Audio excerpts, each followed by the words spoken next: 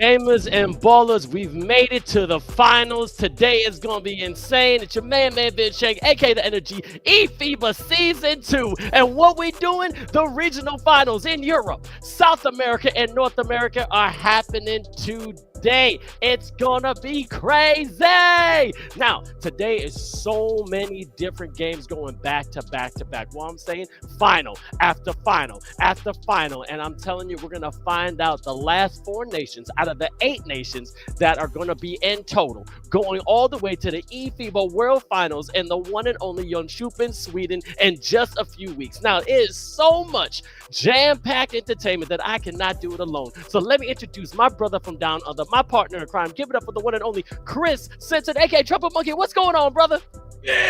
We're here, mate. We finally made it. Game day number 5, and it's only the finals. I've run out of oxygen tanks, man.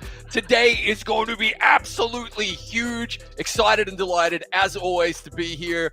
No better man to be on the mic with than you, and the folks at home better hold on, better strap in, because this is about to be huge, mate. Absolutely huge, and I'm here for it. Oh, it's going to be huge. And like I said before, we have the Europe finals, the South America finals, and also the North America finals. Now, 2 finalists from Europe will be punching their ticket to Sweden, will join us in Jönköping. But from the North and South America, only 1 will prevail. Now, to let you guys know, all finals will be a best of 3, okay? Best of 3. We'll see what happens with that. But a lot is at stake, Chris. I mean, what can the viewers plan to see today?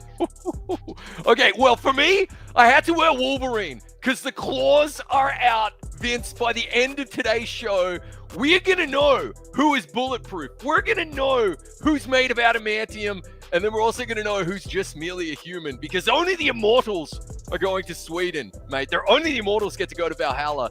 It is going to be absolutely epic. And like I said, as you said, we got those best of 3, which we haven't called together yet in eFiba season number 2, so I'm excited about that. But before that, those single win and in games as well, where the pressure's on.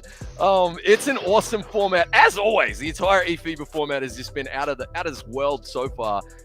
So yeah, looking forward to it.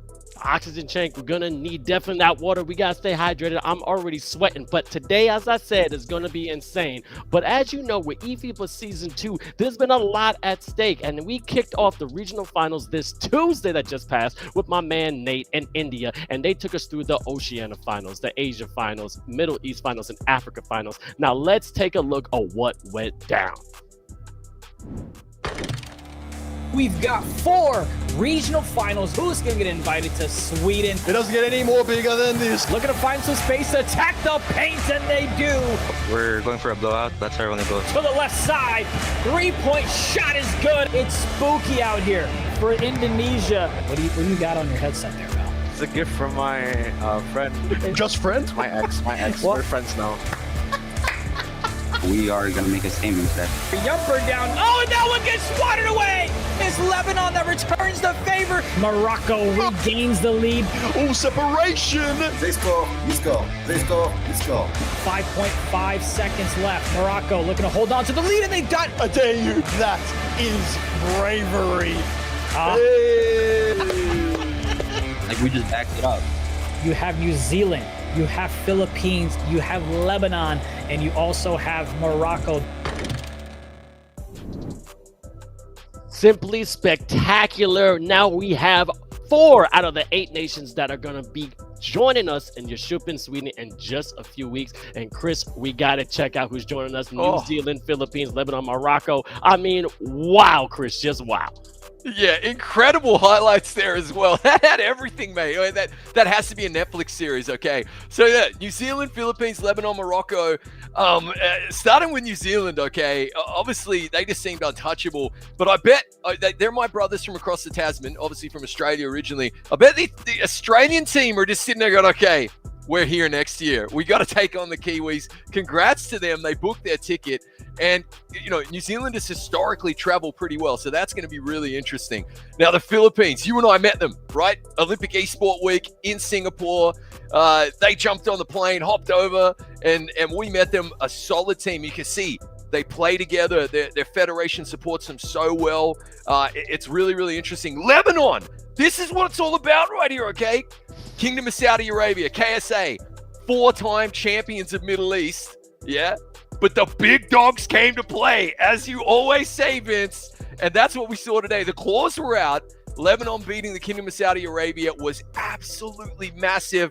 And of course, Morocco holding on there. And we see the Moroccan flag again, which brought back memories from eFiba Season 1, which we love to see. Those are 4 truly awesome finalists that booked their tickets right there. I can't wait to meet them again. And then for the first time, a few of them, it's going to be great, mate.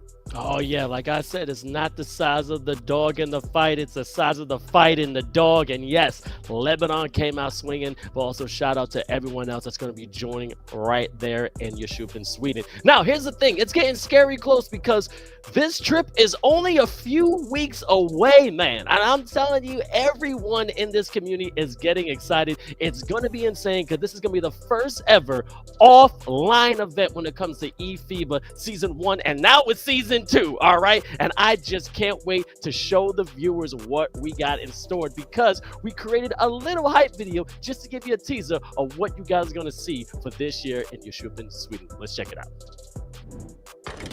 Once again, my gamers and ballers, Welcome to the eFiba Season 2.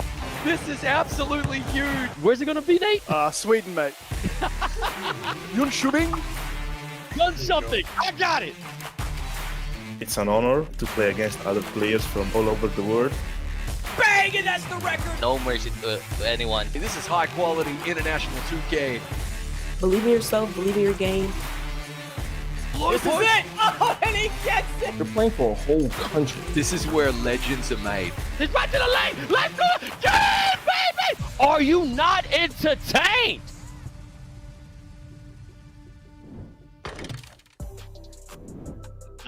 Chris, my brother, we have many hours today and it's going to be insane, but we're going to see some of the best, and not just the best, but the world's best 2K gameplay ever. I mean, 2 days ago, we had 4 regional finals, meaning that we had final 3 regions for the finals today, which means Europe finals, South America finals, and North America finals in that order. Now, let's go through them one by one. We're going to start with the Europe finals, okay? And in just a few minutes, we're going to take a look at the bracket, and as you see, it's already up. And real quick, everything is going to be based on a system. The play-ins are based on one game, so one and done. And then we're going to have some delayed starts. Semifinals, finals, best out of 3. The winners of the semifinal and finals are qualified for the eFiba World Finals in Yeshuf. That means 2 teams from Europe are going, and then in the final, it will be determined who is the European champion. But Chris, break it down because these teams have been balling.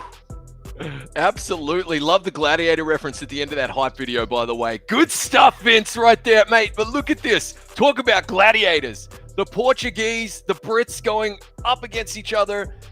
Game number 1, this is going to be absolutely huge. And, you know, look, Portugal, very classy team.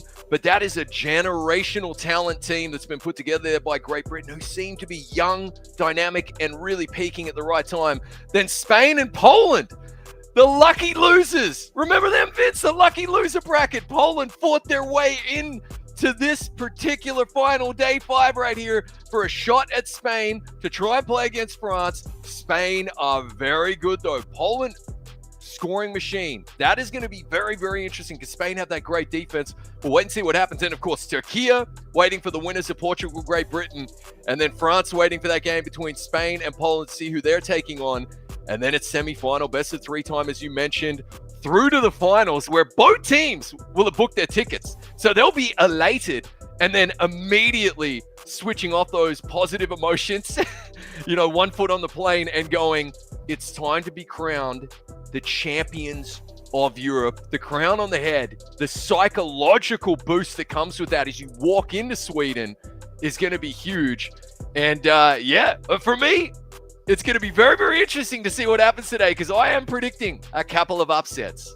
Oh, there may be a couple of upsets, but we can't just stay on there because after we crown the European champion, we move all the way to South America, and this is going to be a doozy because you already know about these teams. Now, let's just see how it's going to play out because Argentina versus Brazil, we already know about this rivalry. It's basically before the dawn of time. This is going to be played again as best of 3, and then the winner of the South America amazing finals will be crowned champion and then punch their ticket to the world finals in 𝐓𝐶 Sweden. But Chris, we know these teams, and what can you expect today? Yeah, look, as you said, age-old rivalry right here. They just seem to trade championships in South America. It's going to be phenomenal. I love the format here, especially. 3 games here. It would not shock me, surprise me at all if we went to a 3rd game and then we saw a triple overtime in that 3rd game. They know each other so well. We had the pleasure, the unique opportunity of meeting the Brazilian team at Olympic Esport Week there in Singapore earlier in the year in June. And you get the measure of a man, as they say, when you do meet them face to face. And that they were my favorites going through the week before the competition. They were very, very calm. They know each other well. Good teammates. It's out, all right, as we say in the rugby as well. They definitely know how to bring their A game. It's going to be phenomenal, though. And yes, Highlander style. There can be only one. So I can't wait to see who it is. But yeah, Argentina will have something up their sleeve. They just know each other so well. They scrim all the time. It's going to be massive, mate. I can't wait. The battle is almost underway, but lastly, we got to go a little bit north to North America because we'll have the North America finals. Now, let's grind this out real quick because Puerto Rico versus Dominican Republic in a best of 1. That's going to be the semifinals. And then USA is waiting in the finals as they secured their #1 spot from the North American qualifiers. And then the final between USA and the winner of the semifinals will be best of 3. And then we will crown the North American champion. And then they will be going to 𝐓𝐶 Sweden. Now, this is a matchup everyone's talking on Twitch, Chris, but whoa, I don't know what's going to happen.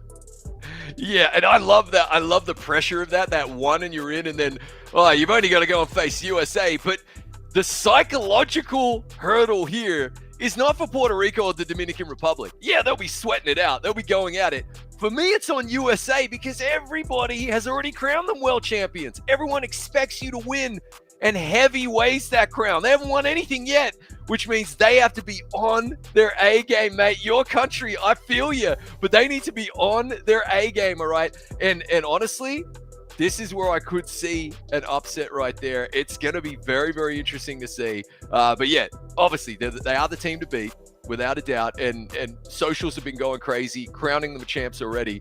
But now they got to go and do it. Easier said than done. Can't wait to see it, though. Pure pandemonium. I love it. All right, but here's the thing. We already know New Zealand, Philippines, then we got Lebanon and Morocco have already punched their ticket. Now there's 4 more slots. Chris, I gotta ask, you're the expert here. Who do you think is going to be joining them? Yeah, okay. So I've already shown my hand, as they say, right? I already tipped the hat there. So Turkey, in my humble opinion, best team in the world until someone shows me otherwise. Okay, it's that simple. It is their title to lose in Europe. Then I'm actually predicting something a little bit wild, and the French won't love me for this, okay? All right, but I'm Australian, so I've got no love for the Brits either. I think Team Great Britain are going to surprise a few people today. That's all I'll say. Yes, Turkey and France are already waiting in the semis for their opponents, so they're the 2 best at the moment. But Great Britain are peaking at the right time. And then, yeah, South America, I think it's going to be Brazil, but the Argentinians they'll have something to say about that. And USA are the favorites, but, do not count out the Dominican Republic right there, mate. They're ballers. They know how to hoop. It's going to be very, very interesting. I think the psychological pressure on USA to win that in a clean sweep as well, it's going to be real. And, mate, pressure's for tires, right? We're going to find out. Oh, the competition is boiling, all right? It's going to be a fantastic stew. It's going to taste delicious, and the victory is going to be that much more satisfying. But we already know that we're going to have a great day, but now we got to get to the real reason why we're here, which is the community, all right? This season, it's all about y'all, everyone on Twitch, everyone on YouTube. The community is coming first, and Chris, this is your bag, so take it away. Yeah, mate, absolutely. And look, guys, when we say that we are putting you, the community, first, we want your inputs. We want your opinions, your questions. We want you folks at home right there, okay? We've got a survey. Please take a couple of minutes to fill it out. We'd love that. Great prizes to be won right there. eFiba hoodies. Vince and I don't even have one of them just yet. We got FIBA basketballs, 2K game codes, ! survey. Win that swag, putting the community first. The format in eFiba Season 2 has been all about you, and we've loved every minute of it. So thanks for being here. Ah, man, we got to give so much credit, but now we got to jump into gameplay because we already have it. It is Spain versus Great Britain. You already know the insanity between these two teams, and man, it's going to be so much more because now the pressure has increased. And let's see how it's going because I don't know who's going to take this. This is going to be fantastic. Yeah, here we go. So obviously coming into it, the Spanish are one of those really top-tier international 2K teams. Phenomenal scoring ability, phenomenal defense as well. Coming up against Poland, who haven't necessarily proven their defensive prowess, however, offensively can shoot the lights out. They really can score a whole bunch of points very, very quickly. We're talking 40 points a quarter when they need to. So this is going to be very, very interesting to see who comes out on this one. And remember, it's one and done. So psychologically, the pressure is there. Spain are tipped as favorites in this one, but try telling Poland that because they came to play, Vince. This is going to be massive, mate. All right, let me correct that real quick. It is Spain versus Poland. That's my bad. I'll take that B. I'll take that B right there. But you see a great dunk by the one and only Mario, and it's going to be Spain in the red and Portugal in the white. And I got to give credit to Portugal. We talked to a lot of coaches and stuff like that, and they said we're not giving them enough credit with a nice little quick slammer jammer, but they are a problem. And like you said, one and done. I don't know who's going to come out on top. Yeah, we'll see. And I love that the way they booked their ticket here was phenomenal to this game. They had that lucky loser bracket, which was just a great addition to the tournament, right? Really fantastic that even though you came in the bottom 14, so to speak, as we see a nice dunk in the lane right there from the Spanish, even though you came in the top 14, you still had a chance. One team had a chance to get out of the bottom 14 and make it to game day number 5 here. So that's awesome. Tommy has been phenomenal with the rock in his hands. They pass the ball well. They move really well. They communicate well. And now they're coming up against probably, look, their biggest test yet as a team. And let's see if they rise to the occasion. You see good defensive crash of the boards right there from the Spanish and a nice transition down the other end. Trying to get a quick bucket, but kicking it back out. Bernie going to hand it off here. So looking for that three. It's a miss. And the Polish themselves as well trying to get it back down the court as quickly as they can. I got you right there, and I gotta love it. I love it. This is going to be absolutely insane. Now, also, the Polish, as you said, are one of those teams you gotta watch out for, and I'm telling you, they're probably one of those underdogs. But Spain is so experienced. I mean, I just want to know who is going to basically take that leadership role. We already know Mario can do that anytime. I mean, he definitely is. But then coming out of the lucky loser bracket, they got some fire under them, and then Poland can probably come up with the upset. Oh, we got an offensive shot. We got an illegal screen call right there. There you go.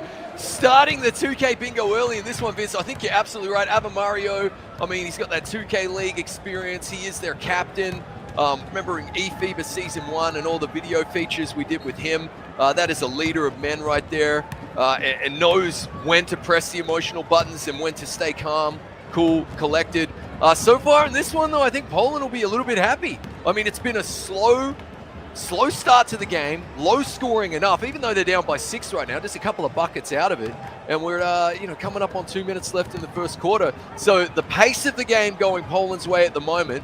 Let's see, can Spain add to this lead and pull away a little bit as they find the open man for the three, and he bangs it home. And that's what the Polish are all about. That's their game, Vince.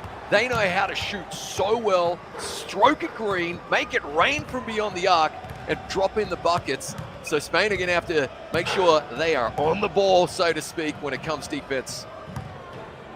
Oh, definitely. And I'm definitely going to look at 𝐓𝐇𝐄 from Poland. I mean, definitely want a dominant big man here. Going to need some massive rebounds, but it's only a 3-point game. As you see, Poland, the one and only Antami. Nice little mid-range midi hitting up, getting a 1-point game with 1:21 left in the first quarter. And now Spain trying to control this transition. You know, one of the top point guards, the one and only 𝐼𝐶𝐄 right there to my man Mario. A nice little Spanish slammer jammer. They're not going anywhere, Chris. They know how to play. Yeah, absolutely, and he's activated there. It's me, Mario, doing really, really well. You can see, the handsy defense. Now, that was a real feature, wasn't it, of games days 3 and 4. A lot of steals, man. A lot of the best teams in the world getting handsy on defense, trying to pick that pocket. And Spain trying it on here with the Polish, but the Polish not falling for it as we see a very pedestrian dunk right there, very civilized. You know, I think he had his pinky out as he threw that down. Here we go. Only a 1-point game, mate. And as I say, the pace of the game favoring Poland at the moment, because what Spain will be looking for is shots just like that and to just pull away with a lead whenever they can. Yeah, absolutely. And I'm trying to do research. I just want to know, have these teams played against each other this season? And I'm looking at it. I don't think this may be the first time they're seeing each other when it comes to just regular play, because I don't think they saw each other in pool play. I'll be corrected. I'm going to go to our, people in the back. But that means Spain has no idea what they got in store for them. But again, Poland coming out ranked number 13, because remember, it was the top 12 that was in their own little tournament. But then the lucky loser basket was that one and done. It was battle for survival. And I'm telling you, this team from Poland powered through it. Power shooting, power staring, and right now missing that. But great hustle, just like that beautiful dive, but could not control the ball. That's what you need if you're going to take out the strong Spanish team.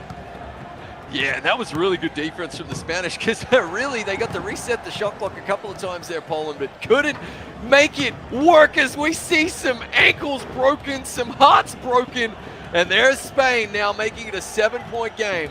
The Polish know they can't have too many empty trips, literally too many empty possessions against a team of this caliber. So now they have to try and work their magic. As we see a great block defensively there.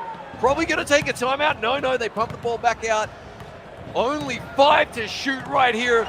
Look into the corner, but the Spanish defense doubling down on the big man. And a quick transition bucket at the other end. A miss. And we're coming right back. Oh, it's going to Poland with 9 lives right here so far in this one, Vince. Oh, yeah, and they're still balling out. You see great offensive pressure in the sense of moving the ball around, making Spain change their defense. As you see, the rotation is actually really, really critical for the Spanish team. And I'm going to say on game day 3, when it came to the Europe, they actually did play a good job. A nice little score right there. And what's up, they actually could not come out with the win, and I got to admit, Spain is a problem. So at the end of the day, look, Spain is going to be the house, but nice little slip right to the basket. 7-point lead. If they keep doing that, they may punch their ticket to go to that beautiful semifinal. Yeah, and it's the second time that we've just seen Mario cut to the hoop there on that kind of pick and roll. And it's so difficult. You've got to guard for just about everything when you're taking away threes with the defender draped all away. But he's still in it here, Poland, as we see an off-balance fadeaway 3. He was open, Vincent. That one was from the car park, mate. Oh, yeah, definitely from the car park, but you got to be careful. They can knock down that 3. I just see elite money has been money this entire tournament. A nice little behind the back, trying to get separation. Step back right there. Could not convert the 3-point, but beautiful offensive rebound. And one more time from 3. Can't stroke it green. And now here's a transition for Spain. Yeah, great shot selection there, actually. Just couldn't quite get it to go down. But you can see that's how Poland are a problem. They can get open. They do work the open shot. Just have to execute and knock those in. Still in with a chance. 𝐂𝐶 is activated. Oh, that's... Woo! Wow, I was expecting that one to drop in. So Poland are just kind of hanging around in this one at the moment, Vince. Both teams struggling just to find the form on those shots. And as soon as they do, look out, though, because I think we're going to see some fireworks. Again, I like that shot selection. They're just not quite knocking it down. And that is a nice foul right there. Just shuts down an easy bucket for Spain.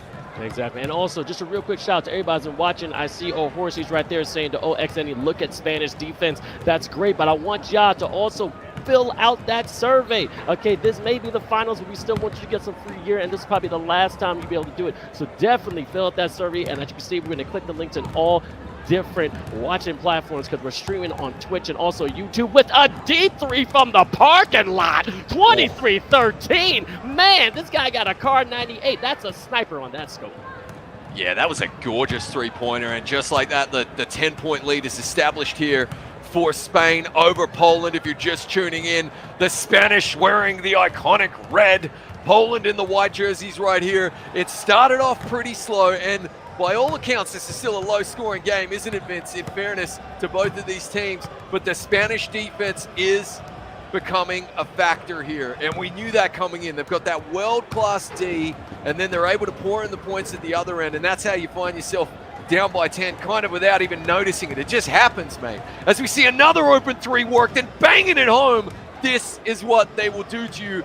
And those 1%ers start to add up if you're Poland. You can't have too many empty trips here. Final 90 seconds in the first half. They'll want to try and have, the final say here in the next 3 possessions if they can, Poland. The defense here from Spain is just so good, Vince. They're rotating so well. It really is a marvel to behold.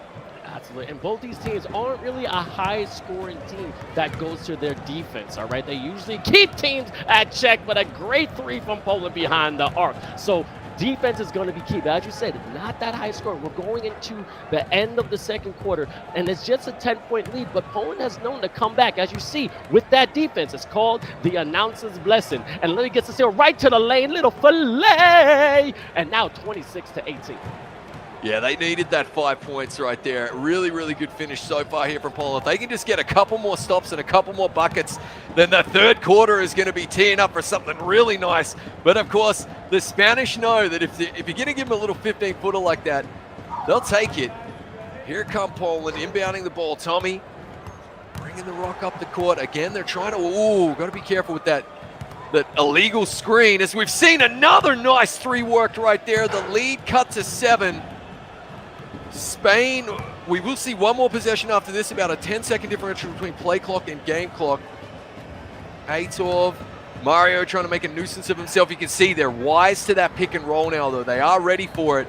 Much better defense by the Polish, but the Spanish are just that good, Vince, that they'll make you pay from just about anywhere on the court. Yeah, they can pay. And the winner of this will meet in France in the semifinals. And then we have another play-in game, which is Portugal versus Great Britain. And they're going to meet Turkey. And then we're going to find out who's going to go to the finals for Europe. Now, let's let you guys also, if you want to get any more information about eFiba Season 2, also go to eFiba.basketball. All that information is there, okay? From every game that's been played, from all the teams that's been there, and also shout out to our coach as well. Again, go to eFiba.basketball to get some information. And as you see right here, 31-21, we got the leaders on the board. 𝐼𝐻𝐿 with 11 points, but then the one and only I'm Tommy leading the pack, and he's been averaging almost over 20 points per game for Poland. So, I mean, you got to stop him. If you can't stop him, then you're going to have a problem.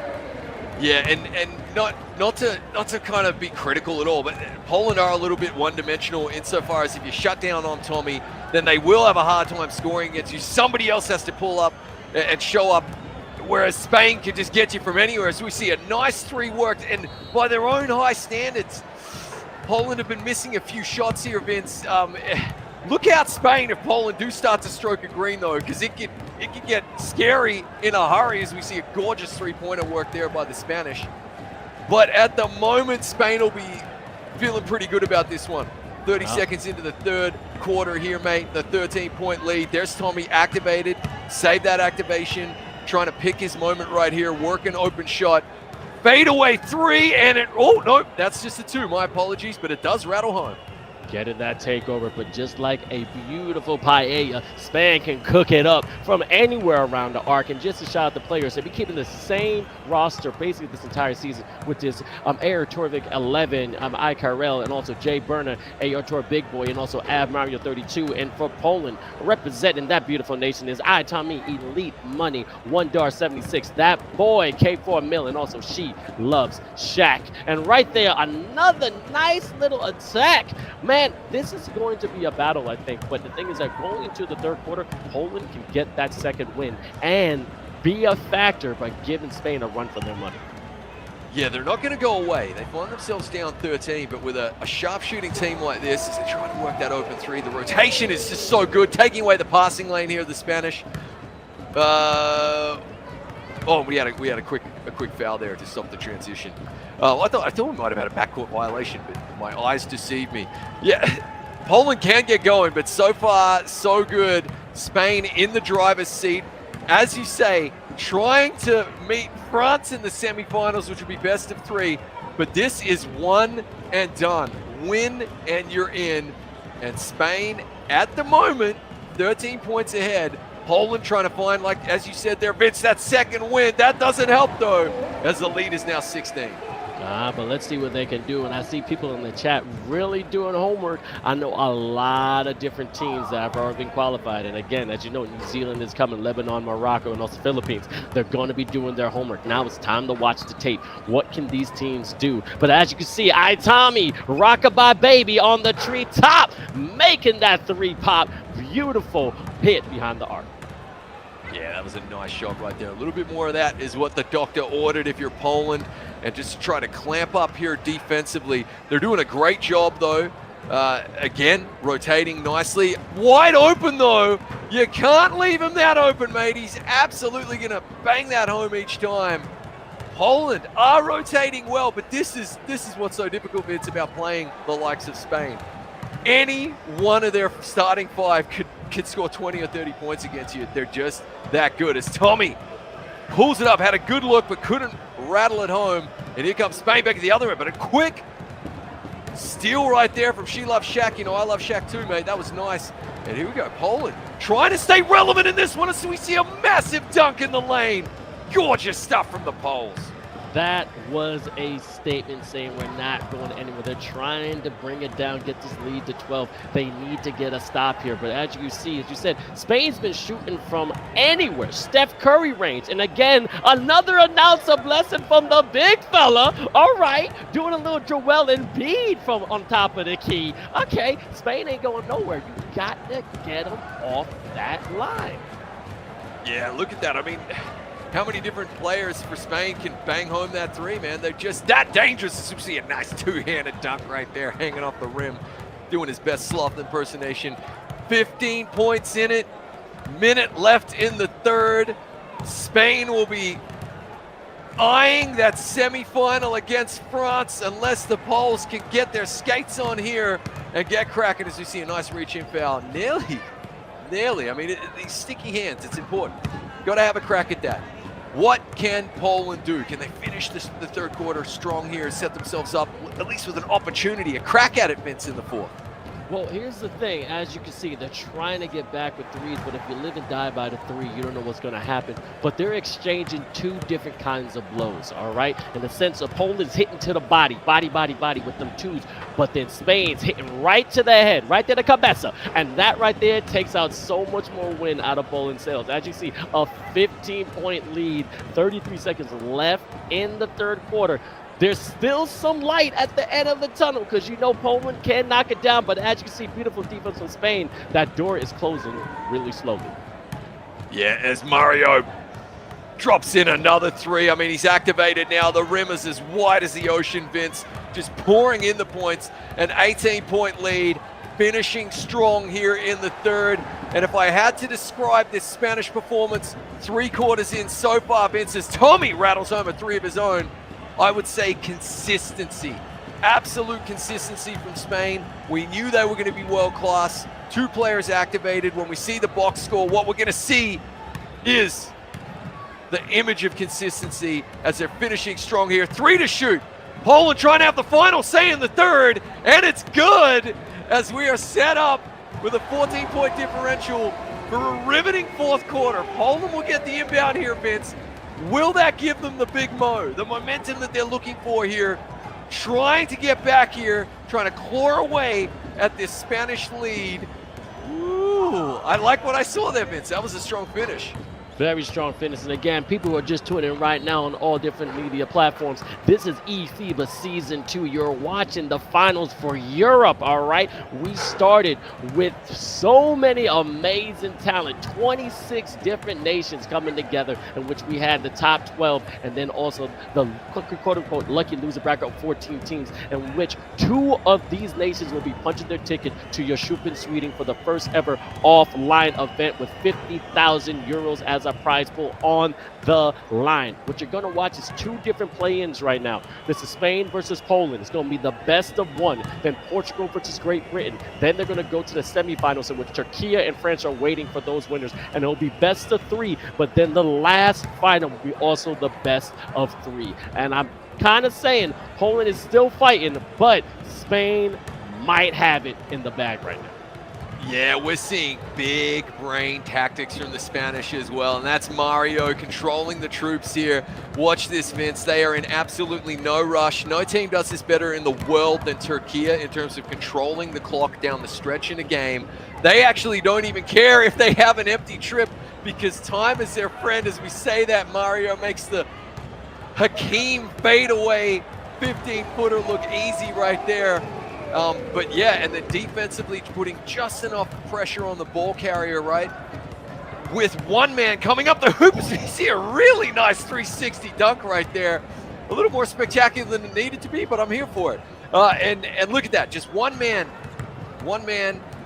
on the ball right there for Poland as well, trying to get that steal. Spain slowing the Poles down offensively, taking their time, working the open shots, and they know that they are just 3 minutes and 12 seconds away from a date and a dance with France, mate. So they are going to do everything they can to get this win. As we see Tommy activated just at the right time when his team needs him the most. But look at that sticky D, man. That's hard to get away from, Vince. Definitely, and I didn't even know that animation was there. A standing 2-foot tornado 360 dunk on somebody's head? That's just disrespectful, but still. 15 points. Hey, you know what? Everyone's talking about in the chat, or Horsey saying it, and also XNE. Hey, they still have a chance. Okay, they gotta lock in. All right, they gotta get a couple of different plays.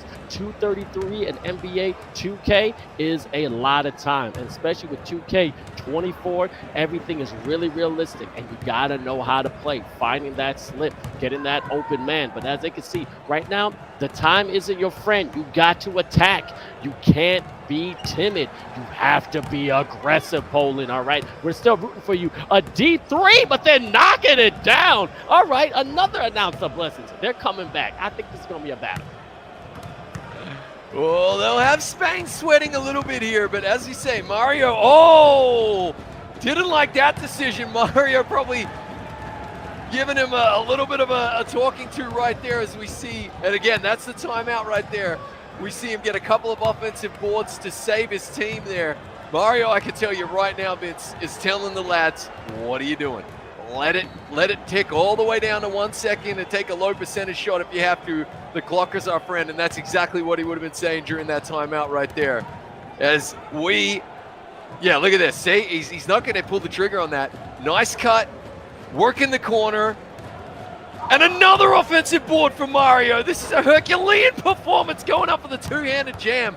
3 offensive boards in the row and effectively took, what, 45 seconds off the clock there, which is 45 seconds that the Polish just don't have, Vince. Yep, Kokkinen back trying to bring down the rim like Shaq, but unable to do so. But shout out to Mario. He is the captain right to the left, as you can see, definitely trying to rally his troops. But the interesting thing is that this man has a double-double right now, all right, with points and rebounds. And the interviews we had with him, he actually said in one interview, we got to step it up. But he also took responsibility. He says, hey, we're all not playing well. And a great 3 right there from Spain. We're all not playing well. Do we really want it? We have to show something, and we got to step up if we're going to punch our ticket to 𝐓𝐇𝐄 Sweden. Absolutely, mate. 1 minute left in this one. Wide open 3, and he missed it. Oh, he'll be wanting that one back, mate. That might have been the difference right there. You kind of needed to drop that in to put the pressure on the Spanish, who will now be able to milk the clock for all it's worth. And more than likely book their seat alongside France in the semi-final. This is one and done, win and you're in right here. the play-in game between Poland and Spain ticking down, ticking away. 1 to shoot. They don't even mind if they get the shot clock violation, but of course he drops it in because the Spanish know sometimes the bull wins, Vince. Oh, green bean, baby. But you know what? I got to give it to Poland. I mean, what they did was absolutely incredible, okay? Think about what they were doing. They came from the lucky loser bracket. They battled all the way through. Being the top of that tournament is already so much pressure. And then coming here, showing what they can do against Spain.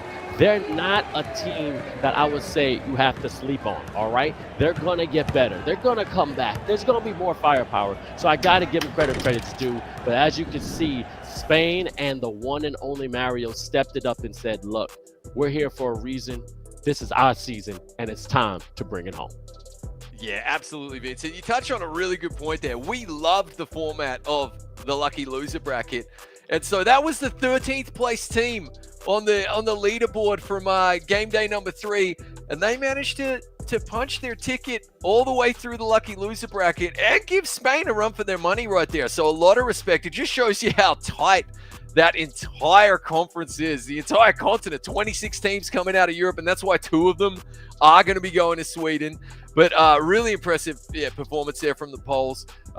They would have been happy with the first quarter, but the model of consistency right there from the Spanish, from start to finish, good leadership, a really solid performance from them. Now, I got a question for you because you know this.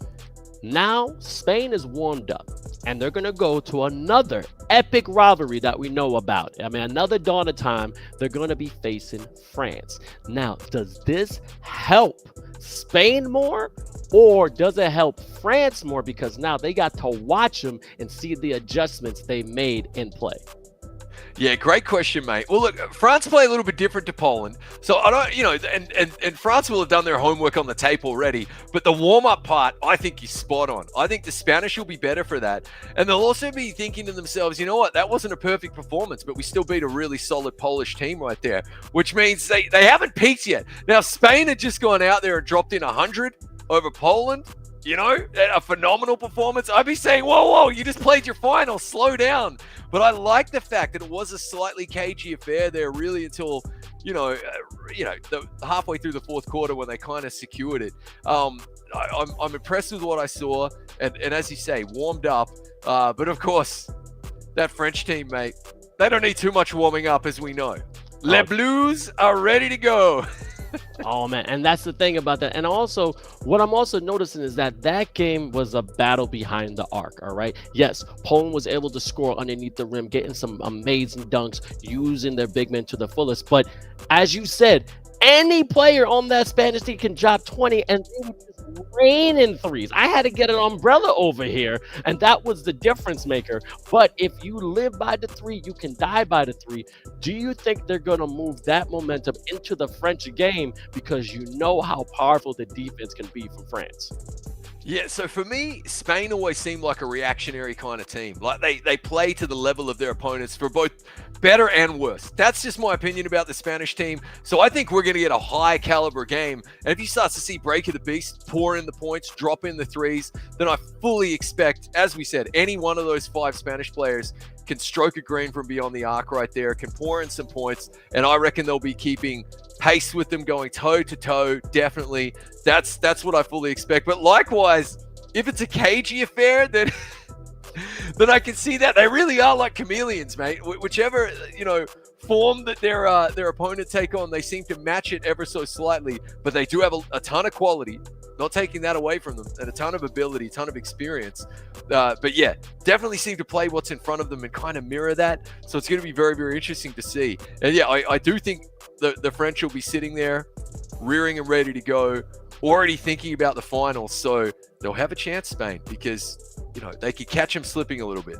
All right, and like you said, it can only be one. Any player is great, but we have a player from Spain right now. We got to bring in our old buddy. It's the captain and the one and only Mario. I'm just going to go right into it. We've talked a lot in the past couple of weeks, but this game, I have to admit, y'all stepped it up. What secret juice did you give to your teammates, or what did you say that allowed you to come out so beautifully beating Poland? I mean, it's what I said the previous game day, that the sense of urgency, because if we lose, we out, so we can't speculate. We have to go out and give our 100% and live with the result, but always give our 100% no matter what's the opponent. Yep, and you had a double-double that game, and you were just stroking it green behind the arc. Was that a change in your offense, that you shoot more threes, or you were just feeling it that game? I mean, I always play with a popper, but the last week I was shooting bad. I just train more, and I'm shooting better, and I'm feeling better with my shoot right now. It happens, but shooters shoot always. Love it.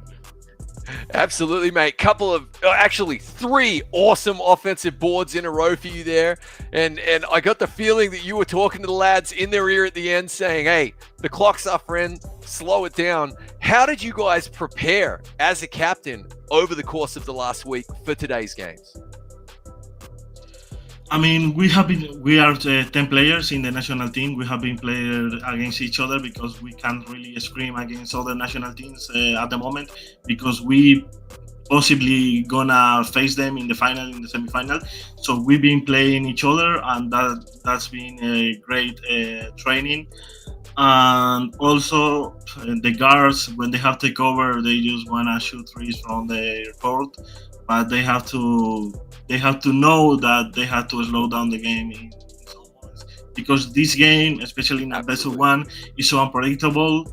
You shoot 2 bad threes, two fast breaks, and they are in the game again. So we have to be careful with the tempo of the game, and as long as we are managing the tempo of the game, we're good. And manage the tempo is key. And as you said, this was the best of 1. Now you're going to the semifinals. You're playing against your arch rival France, a best of 3. I mean, we all know sparks are going to fly, but is there an extra sense of urgency and maybe some extra fire underneath your belly? Because this now could lead you all the way to shooting. So how do you feel about that? I mean, obviously, we remain with the same objective, that is make it to Sweden. So we have the same sense of urgency as we had versus Poland. But to be honest, since September, I have been seeing and hearing that Turkey and France are already qualified to Sweden. But we have to play. We will see. We will see. They have the pressure. We come in as the underdog, so we will see. I like it. Like you said, there is pressure, and I'm just so happy that y'all know that in the sense of this, people are talking about you, and now it's time for you to prove them wrong. So you got a little bit of a break, and I just want to know what is going through your head in the sense of preparation facing the team of France once again. So I don't want to say much in case they in the spring. That's good. Maybe, but we have prepared well. We know the keys. We know where to attack, where to be stronger defending. Like, they won 1 game against us in regular season. We won another game, but it's gonna be different. Like, playoffs is different here in the NBA, in the ASB. Playoffs are always different, so we have to come with a lot of preparation, with a lot of pride, and give our 100%. As long as we give in our 100% every time, I'm happy. Mm-hmm. And speaking of dogs, underdogs has me thinking of your mascots, mate. Are they in the room? Can we see them? Or are they chilling out with your mums? I mean, What's yeah. going on? One is in the room. Let me. Oh, Let's go! Oh, Come we're on. getting the dogs. I'm a dog person. I know, Chris, do you own dogs? Do you own a dog? Yes. Oh, man. Here we go. The cameo we've been It's waiting Robin. for. Hey! You have Robin. Pero. Oh, my. We're going to get it. Fantastic. Oh, Oh, man. you gotta love that. You gotta love that. We gotta Unreal. know, Mario. What's that beautiful doggy's name? What's the pedal's name? El nombre. Robin. Because my older dog is called my older dog is called Ivor, so Ivor backwards is Robin, so that's why. I love the puppy. Awesome. I love the puppy. Well, thank you so much for your time. I know you got to prep for this amazing match. Again, we're rooting for you. Hope to see you at the top and hope to see you in your trip in Sweden. See you later, man. Thank you so much.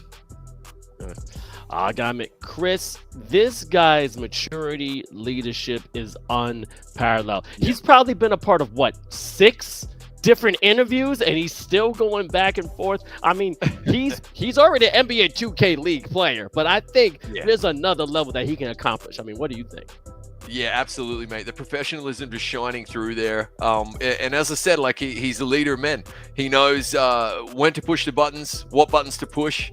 And I think that's spot on. And I kind of like what he said there, you know, like, yeah, we're underdogs. People are already crowning Turkey and France champions. I do believe Turkey are the best team in the world, and I'll stand by that. I'm going down with the ship on that one. But that number 2 spot, I was expecting some upsets today, because as we've seen with the likes of Lebanon, you know, knocking off Kingdom of Saudi Arabia and becoming the champs of the Middle East there, these finals days will always have a couple of surprises up their sleeves. And so Spain will be thinking, why not us? They are top class team. Anyone on their team could score 20, 30 points and step up. Their defense is phenomenal, and they have a great leader. And when you get all those components together, yeah, you've got yourself a global powerhouse, and that's what we're looking at right there. So it is going to be interesting. They do need to peak at exactly the right time. And as I said, kind of before the interview, they're kind of like, I think they're like a reactionary kind of mirroring team. They seem to play, I should say, to their kind of opponent's level and tempo. If they can take the step to start to dictate the tempo to the French, then that will be truly interesting, and we'll have ourselves a game on the line there. However, best of 3. I also love that dynamic as well, which means we're going to have some back and forth and ability for teams to adjust in between games. Absolutely. And again, to everybody in the chat, the next game is going to be Portugal for Great Britain. But before we go there, we have another player that we got to interview. This man has been famous from his poster, the one and only Philippe. He's home here from Poland. He didn't get to play today because he was a 6th man, but we got him coming up right now. And I have to ask a question about, brother, y'all battled through everything. I mean, literally Dante's Inferno, you know, going through the regular season, going to the lucky loser bracket. I understand you have the loss, but how do you feel about your team making it all the way to the finals? We are really happy with the results overall of the eFiba, how we've played. We've accomplished way more than we expected. Like at the start, we didn't even consider ourselves to be there for like the top 6, and as far as it goes, we were really proud of how we showed up on the field today. Like, we are going with the mentality of being an underdog, and we were like considering the way to go to Sweden and go through it all, because we've had like very difficult opponents for us. Like Spain and France are in the top 3 for Europe as of the representation. So there was always a possibility, but yeah, they have had the higher odds, and they've stepped up on the field and played better than us. But I want to give credit to my teammates, because they've shown their heart and played as good as they possibly could. And yeah, we are really happy with the results, but it's also at the same time sad that we didn't manage to go into the semis. I mean, but at the end of the day, like you said, even y'all were saying, yo, we're here. We made it here. And which was, I'm so proud about that. And also, you played powerhouse teams. Now, how does this fuel all of you and give you that drive that you can compete on this level? So you think you're going to be expanding when it comes to esports in Poland to show that you deserve to come back for season 3? I think that it shows that we can be comparable to those federations. Like our national team hasn't had like as many success as we've had like this year in the previous years, and we've never stepped up to the big stage to show our country on the highest level. And if there is always a possibility in Season 3, we will try to come back there and show that we may be able to come through the finals in some other country this time. So it also drives us to like show ourselves on the in comparison to players from the 2K League. Like we've played friends who have like 𝐅𝐻𝐋𝐋𝐿 and Breaker, who are possibly the draft pick this year. Like we played Mario today, who was in 2K League, so it is like the highest possible level that you can play in Europe. So we are very proud that we can show our federation represent our country in this eFiba and hopefully in the upcoming ones. And mate, we were sitting here watching the end of that first quarter, and honestly, we were thinking, okay, the pace of the game was favoring you. You're only kind of 4 points out of touch right there.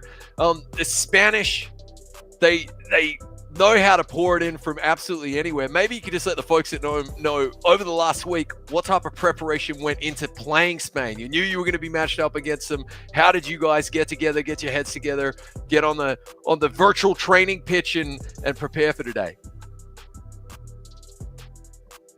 We honestly have had prepared a video, also sort of like a scouting report for them, and how were they playing, what were they doing, what kind of plays were they setting, and we were adjusting our defense towards it.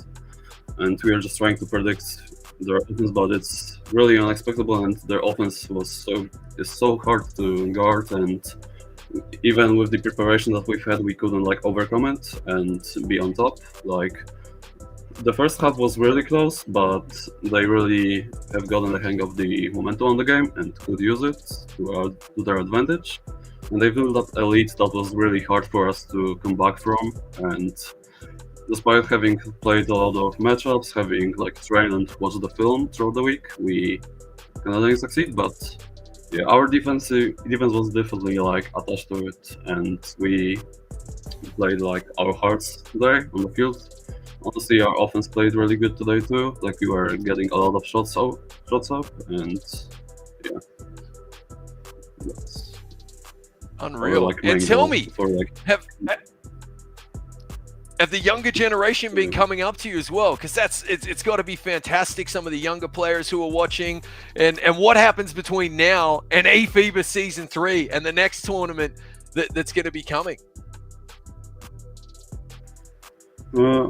I think that we are gonna be playing a lot more together to get like kind of bigger chemistry and bigger playing time with each other to like make ourselves on the give ourselves possibility to get back there to the final stages. And I think that if we keep playing more with each other, and we will be with each other, and we will have some more like game potential and game like and game time with each other will be even better.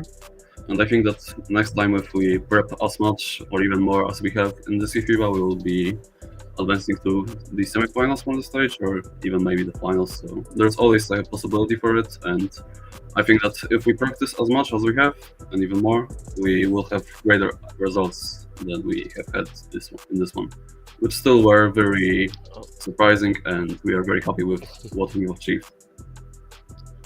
Be proud of yourself. Y'all the young bucks in the game. But I have to say, when y'all played Breaker the Beast, I don't know if you're saying, hey, I think that's beastie, because I have to ask. This Jack Sparrow, literally right behind you, is this your favorite movie? Are you Captain Jack Sparrow secretly? Please tell me the story behind that portrait. Honestly, it was one of the like favorite movies back when in my childhood. We were watching it with my family all the times because it was airing on TV like every year, like 3 to 5 times. So we kind of bought the puzzle with it, and we saw it up with my brother, and it's been hanging there for like the past at least 15 years. So it has a long story in my house. All right, mate. Well, listen, if we get into costumes when we're jumping into this lake, I want you to know one of us is going to be wearing a Captain Jack Sparrow, okay? And maybe we can even have a chat with Disney to try and get you the rights, because that needs to be the Polish national team mascot as far as I'm concerned. Insane. Yeah, we might get an equal to the cosplay him this time, so. Well, mate, thank you so much again. really, really impressed. You should be proud of your nation, proud of your country. Y'all definitely made some noise. If we do have a season 3, I am not doubting y'all will come out and show the world more what you can do. Same way, have a good one, be proud, and hope you guys get a couple of shots of rum, because the rum is not gone in Poland. So I'll talk to you later, brother. Thank you so much. All right, that's one of the amazing players, Flippy, from Poland. And what I'm going to talk about him is this. He didn't even play. He was the 6th man off the bench, but you see the pride. You see the patriotism. You see the love for the game and the support he has for his country. And Chris, what really got me was even he said, we didn't know we were going to make it this far. Like, how do you even respond to that when you're like, I didn't think we're going to be here, but we're here? Well, mate, it's the theater of dreams, right? This is what eFiba Season 2 was all about. And with the cash prize as well, and an in-real-life finals in Sweden for the first time ever, where we're going to gather the best teams from around the globe, both hemispheres. I mean, it was a time for inspiration and inspirational performances. I loved the due diligence that they put into this particular matchup, the tale of the tape, studying the film, scrimmaging against one another. And you gotta know that on their own streams and their own socials, the next batch of Polish 2K players, those young kids who are on the sticks, had to have been watching that going, that could be us. And probably going, I'm better than him, you know? And that is where the fresh talent comes from, and that's what this tournament's all about. It's about inspiration, inspiring that next group. I love that he said as well the team was going to come together, that nucleus. And as we heard from Mario in the Spanish captain interview before, they have 10 players on the squad, and they scrim against each other. And that should be the blueprint. That should be the goal of absolutely every single national squad, and maybe even more. So big population in Poland. Big gaming population as well. Love their basketball. And yeah, that is a performance to hang their hat on. I love that they were a lucky loser bracket winners, Vince. You and I both really love the format in eFiba Season 2. The fact that even if you were in the bottom 14 teams, you had one chance to fight your way through to take on a Spain. They did it. They took their shot. They fell short, but they can definitely hold their heads high and proud.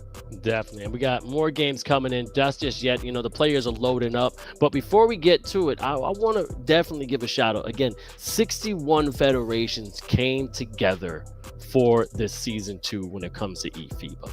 We already got 4 nations already punching their ticket in Yusuf in Sweden, which is New Zealand, Philippines, Lebanon, and Morocco. We have a chance to get 4 more. And with Europe having the ability to get 2 slots is crazy.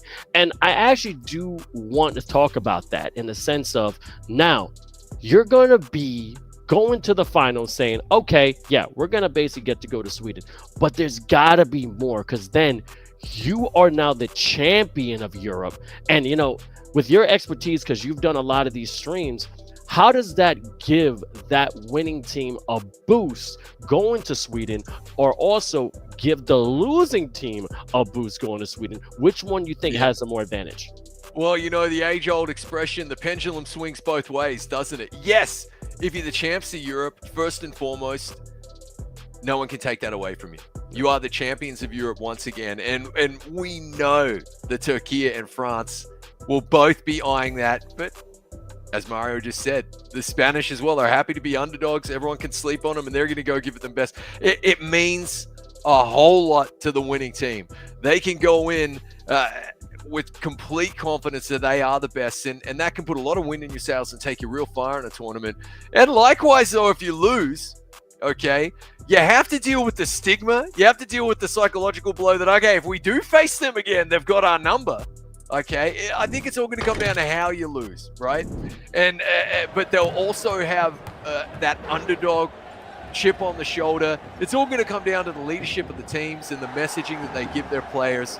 But make no mistake, they want to be top dogs. Every one of these teams want to say we're champs of Europe, because that in itself is an absolutely amazing accolade, an amazing achievement, and then just have as much momentum as they can, carrying them forward over the next 2 weeks to Sweden, where fireworks will be going off, mate. As here we see Portugal and Great Britain kicking it off, Vince. This one's going to be epic. All right, right now, as you've been waiting for, everyone in the chat, the game is playing. Now, Portugal is in the red, Great Britain is in the white. We already know Portugal is a problem, having scores all around, but the veteran squad from the UK, Great Britain, is no one to be messed with. Right there, a nice little quick slam, a jam out underneath the rim. 3-2. We're already starting at a slow pace, but this is going to be a long one, Chris, for sure. And also, let's let you know, this is a one-time win. This is a one-game play-in, all right?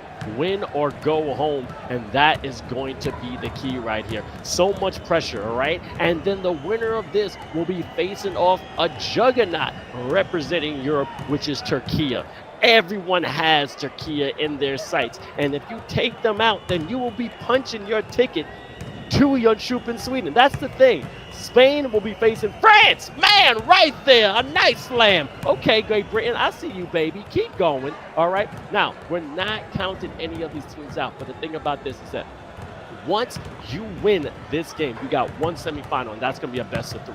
You win that best of 3, and then you'll be punching your ticket to Jönköping, Sweden, because it is the top 2 squads that are going to be representing Europe, all right? So the Europe Finals is definitely going to be a spectacular event, because when you're facing face-to-face, because it is an offline event in Sweden, a nice little reverse jam. Yeah, baby, I see ya, big man. This right here is going to be a game. But Big Yeesh, I see ya, definitely going to go back and forth. Now, as you already know, PT Creative, coming off from the point guard from Portugal, is someone that you do not want to mess with. But Henry Jones has been a dominant force right there. Number 59 on Portugal in the red. As you say, crossing up. Let's see, No Brain Salazar giving right to the corner. And then, bam! Here we go. Going to the left, getting a nice offensive board. PT Creative trying to get the man survey the land, but the big fella, nice mid-range, gave it up. No Brain, giving up to the top of the key. This is a no man's land. Step back, couldn't stroke it green. Great rebound by the big fella right there representing UK. Now let's see what's going to happen here. So far, so good. Great Britain will be pretty happy with this start, I think, Vince. You know, a low-scoring, cagey affair once again. But Great Britain up 8-3 as we see a solid dunk in the paint. And this will be Portugal taking the time out and saying, whoa, whoa, whoa, guys, let's switch on here, okay? It's only 5 points. It's early days. We appreciate that. However, you don't want to give a really dynamic, talented young team like Great Britain too much of a breather, too much breathing room at all whatsoever, as Portugal work their open shot but miss it, Vince. And here come Great Britain back down the other and trying to build on this lead. Definitely. Oh, a nice little two-handed jam by UK, baby. Nice 7-point lead, and let's get a minute and 50 left in the first quarter. And man, Chris, I don't know. Portugal's being a little shook right now, but we know they can ball. They got to find some redemption to come back into this first quarter. Well, what they're doing is they're facing off against a Great Britain team that is in full stride. We spoke about this earlier on pre-production and then as well when we went live, that this is a Team GB that is really hitting their form at exactly the right time in the tournament. You don't want to peak too soon. A la Greece, a la Italy. Phenomenal performances, but couldn't quite maintain that level of intensity all the way through. Well, it feels like Great Britain kind of started a little slow, actually. Still figuring each other out. That can happen a lot when you have fantastic, I guess, individual stars on a team. It takes them a while to warm up and actually play as a team. But here they come, and now they are peaking at exactly the right time as they have a 10-point lead over Portugal early in this one, Vince. And alarm bells have to be going off if you are Portugal, because in what is so far a low-scoring and cagey affair, 10 points is a little bit of a mountain.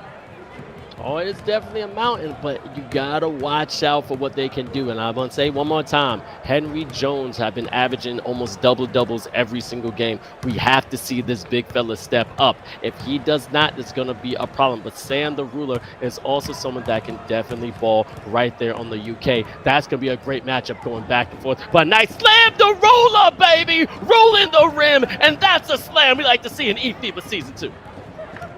Absolutely gorgeous dunk right there. And we are having fun in this one, Vince. Still that 10-point lead. Solid offensive board right there, and a foul just to slow things down. But already in the bonus, if I'm not mistaken. So here we go. Great Britain. Big man, shoot free throw. Big man, miss free throw. Able to knock this one in, and he's 0 for 2. Oh, doing his best impersonation of Shaq as we see a dunk at the other end. Portugal chipping away at this lead with a really nice quick transition bucket, about 1.5 seconds from rebound to point right there. You love to see it. The lead is still 8, but GB Una will be milking this clock all the way down, about 4 seconds in between clock and shot clock, to take the final shot and have the final say in this one, as we see 2 players activated. A good look from the corner, and it's good. Team Great Britain with an 11-point lead here. 5.3 left in the first quarter, Vince. And so far, so good. They'll be feeling very good about this performance. They should feel good, and let you guys know, when it comes to Great Britain and Portugal, they're 0-2 in the sense of Great Britain has taken them out twice when it came to the regular play during the season. So Portugal's definitely trying to get some revenge against them, but Great Britain is definitely showing that poise, saying, nah, we're going undefeated against y'all. We're the top dog. We want to head to the semifinals. Now, historically speaking, this is probably one of the more talented squads, Team GB, right? But not a lot of experience playing together. But that's where Hazard the Chinna's leadership has been just phenomenal at this tournament. We see a nice step back three-pointer right there, well taken by Portugal, and he's really galvanized this team into a unit who are listening to one another, communicating. Obviously, they have coaching staff as well, and as we said, just finding momentum at exactly the right time when they can be most dangerous, trying to win, get in, and then have a crack at Turkey, which is going to be very, very interesting, and try and book their ticket, if they can, to Sweden. So far, a pretty good effort from Great Britain. Portugal, we know, can pour in the points, Vince, so this 8-point lead is not insurmountable by any stretch of the imagination. But a low-scoring affair, which will be favoring Great Britain, as we see him work a nice open 3, but he missed it. And just a couple of shots that you would typically expect the Portuguese to be dropping in, just not quite going their way, rimming out right there. And so Great Britain get a bit of a reprieve here, as we see a good drive up and under. The ball will not drop, but the little man's going to go to this paint right here to have a couple of free throws. Let's make these free throws down. Now, V. Gunnar, definitely one of the top guards when it comes to UK, and a lot of fans. And people talk right now, has the IQ. But I also want to mention that the last time these teams faced up was day 4. It was a close game. Great Britain only won by 6 points. So there is a possibility that Portugal can come out on top. You know, I am not biased. I'm rooting for any team that's showing skills. But right here, Jinxie, another great point guard, trying to find the nice man underneath the rim. A disrespectful slammer jammer. Woo! Cocked it back and say, welcome to my house. Lock, stock, and 2 smoking barrels, mate. That was Guy Ritchie all over again. You love to see it as the Portuguese work an open 3. It doesn't quite rattle home. Kick it back out on the offensive board. They had a couple of bites at the cookie, but don't get even a crumb right there. Team Great Britain doing just enough defensively to hold onto this 9-point lead and try to add to it here. Good cut to the bucket, a nice rejection. Good defense from Portugal at the other end. Beautiful, beautiful. And also shout out to everybody who's been watching it and stroking the green. Portugal getting the green B. R.I.P. Hayes. I know I'm bald guy. Bald guy is back, but the one and only trumpet monkey is here as well. My brother Chris Simpson. And please, if you want to get some more information about this fantastic season, go to eFiba.basketball right now. Find out another 3 going on. But again, eFiba.basketball to find out all the teams that have been playing, if your federation was there, and also follow us on all different social media content when it comes to eFiba Official. That's eFiba Official. And when it comes to Instagram and TikTok, it's eFiba_official. We want you to be a part of this community and let us keep pushing to one of the greatest seasons we ever had, and we just want to get better. But as you see, 24-15. Nice little lay, but a foul, and Great Britain is pulling away slowly. Yeah, this 9-point lead, they'll be feeling pretty good about this.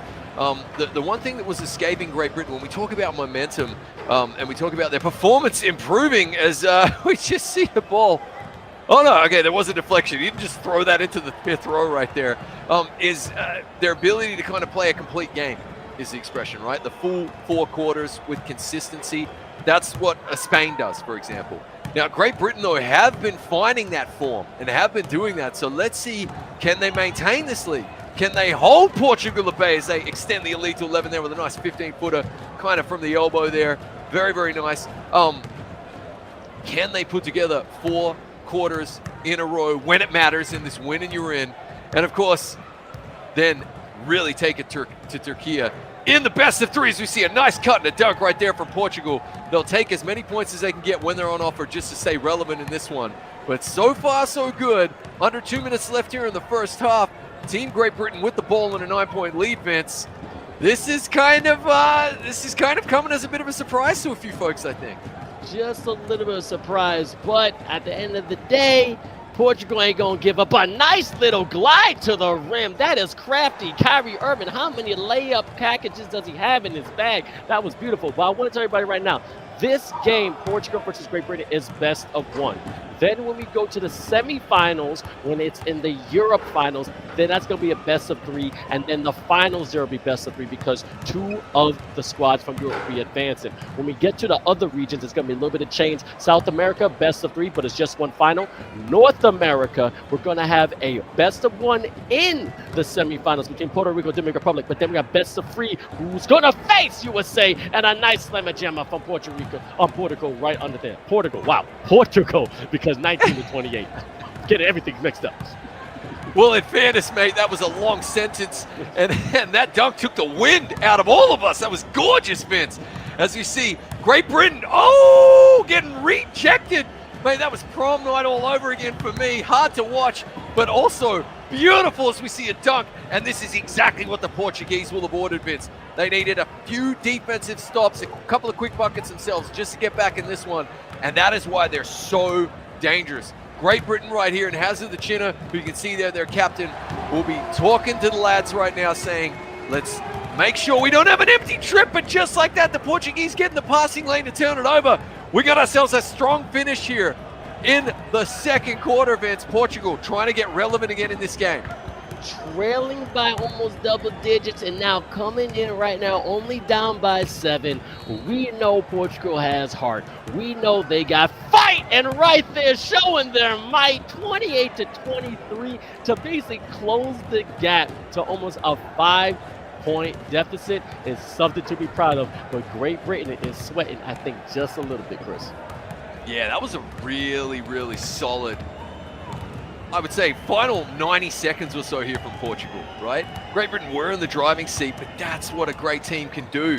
They can just find their form real quick as we see a good bucket right there and a strong finish. That was 3 seconds from inbound to layup against a really good Portuguese defense. And no one wants to, everyone wants the last word here in the first half, Vince. Look at this. Even Portugal working down the court really quickly so they can get an inbound play and probably a 3-pointer off here, which would be huge if they can knock this in, because that'll make it a 4-point game. What do they have? 1.4 on the clock. It's got to be catch, got to be shoot. It is. It rims out, but a very solid finish there for Portugal. They've made themselves relevant in this one. They did outscore Great Britain there in the second quarter, and now the second half will kick off. The Portuguese, if I'm not mistaken, get the inbound here, and they'll be looking to draw first blood in the second half, Vince.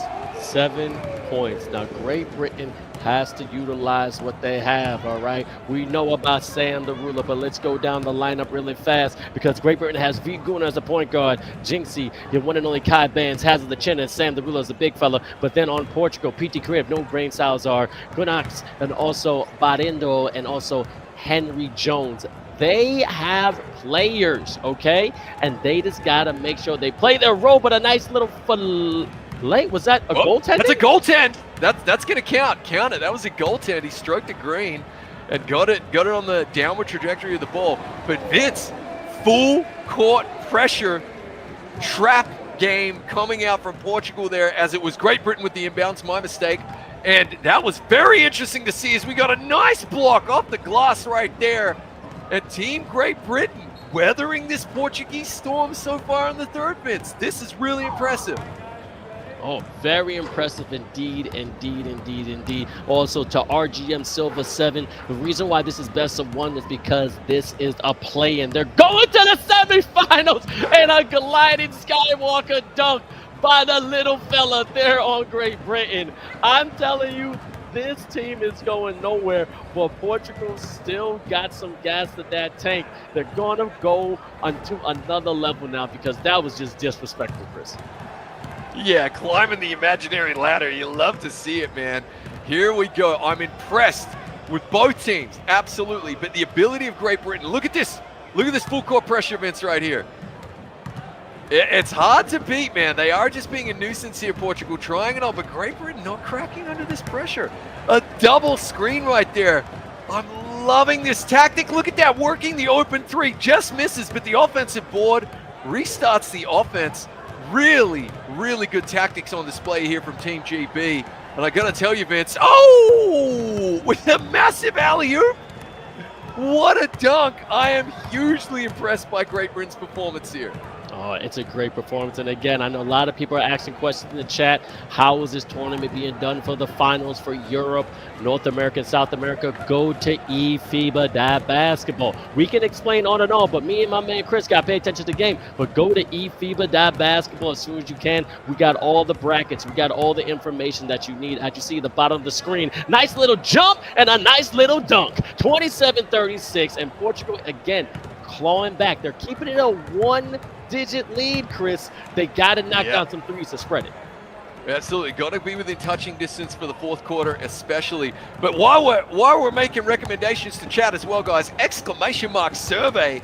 Win yourself some swag, guys. Vince and I don't even have those hoodies yet. Fill in the survey. You can get yourself a hoodie, a ball, a 2K game code. As we see a gorgeous 3 at the other end from Great Britain, reestablishing that 12-point differential.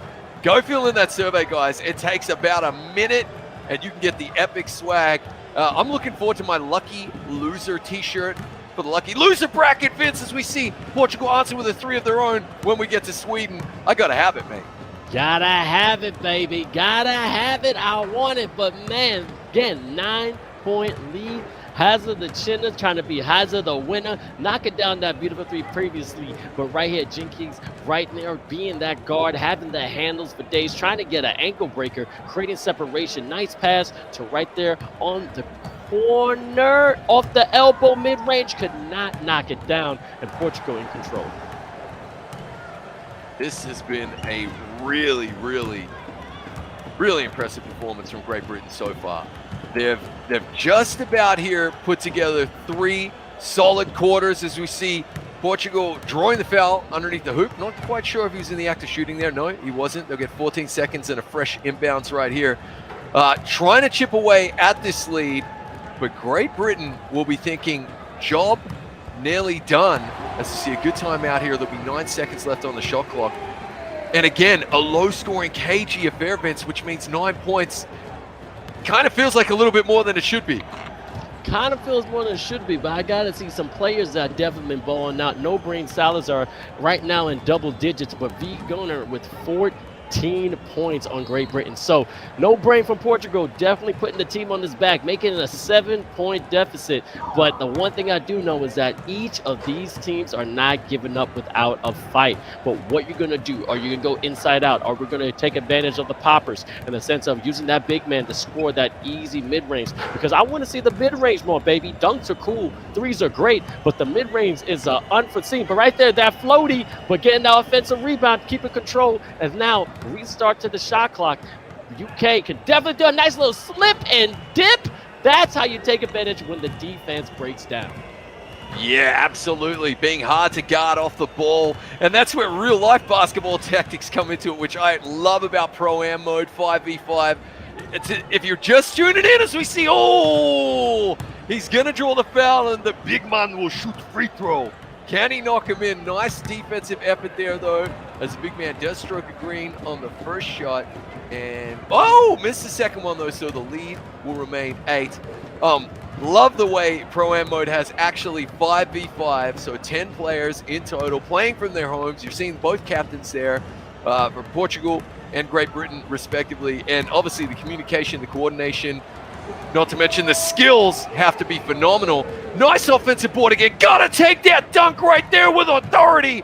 And that is a statement right there, Vince, as they extend the lead back to 10. Ah, yeah, and I love the pride of it. And also, shout out to British UK esports. They had this fantastic promotion when it came to Great Britain. I just watched it on YouTube. It was absolutely amazing. It was on Instagram, actually, and it was fantastic, this team. But also, Thiago, representing Portugal. Again, we had an interview with him saying, look, you guys ain't talking about us. We could definitely ball, and they're proving that here because they have not given up. And a great three-pointer, three-ball corner pocket going into the end of the third quarter, Chris.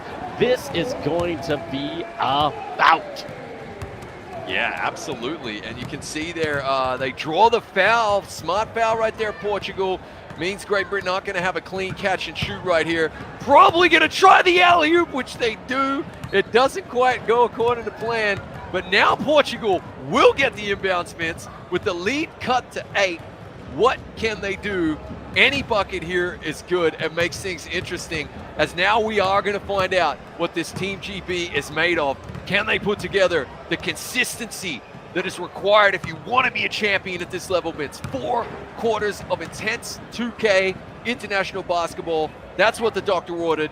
Let's see if they're going to take the prescription. Absolutely, and now shout out to my man Chris Martinez. We used to do this great stream on the FIBA page, and the thing is that, do you have the stones? All right, you got those big stones. Let's see if you got them. All right, because I do know that Portugal is still clawing back, 35-43.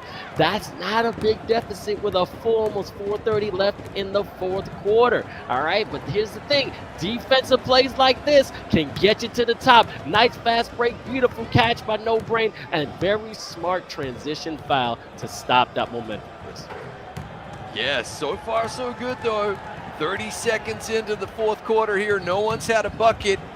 Just kind of going backwards and forwards. Oh, left him open there on the wing. Didn't want to stroke it though. Wasn't feeling it. Good cut. Good bucket. The lead is 6.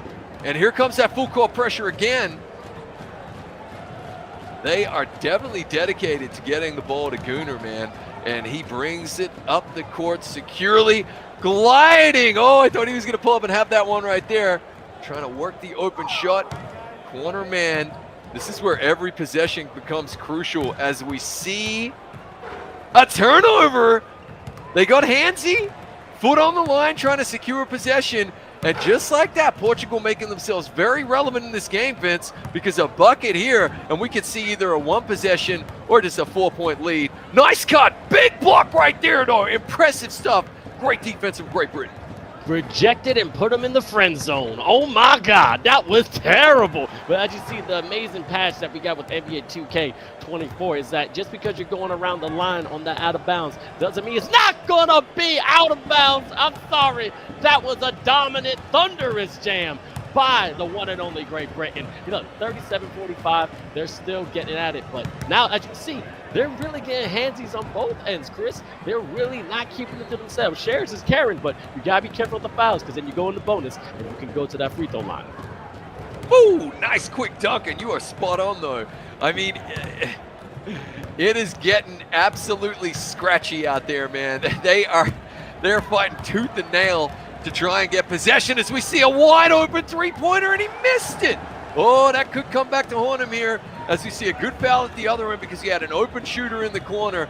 Better to give up that foul right there than give up the three-pointer and make this a 1-possession game. Now Great Britain will have to clamp down. So I'm liking the big brain activity we're seeing from both teams actually, but Great Britain in particular as they try to defend this delicate, this fragile lead right here, Vince. Very fragile, all right? One thing, mama may be crystal, daddy may be glass, but they're trying to see through it because all I know is if they take one wrong step, Portugal can come out on top. 2:39 left in the quarter, and somebody is saying, hey, what's that sound? Look, this is eFiba Season 2, baby. We're making it realistic. We're in a real situation. There's fans. There's dribbling. There's a squeak of your sneakers. We want you to be here, and we have 2 amazing commentators. Come on, my man Trumpet Monkey and your one and only Vince Chang. We got this, baby. But, yo, I just want to see who's going to have their flight to your trip in Sweden because this is a one and done, best of one, and then they're going to the semifinals facing Turkey, and that's going to be crazy with another 3-ball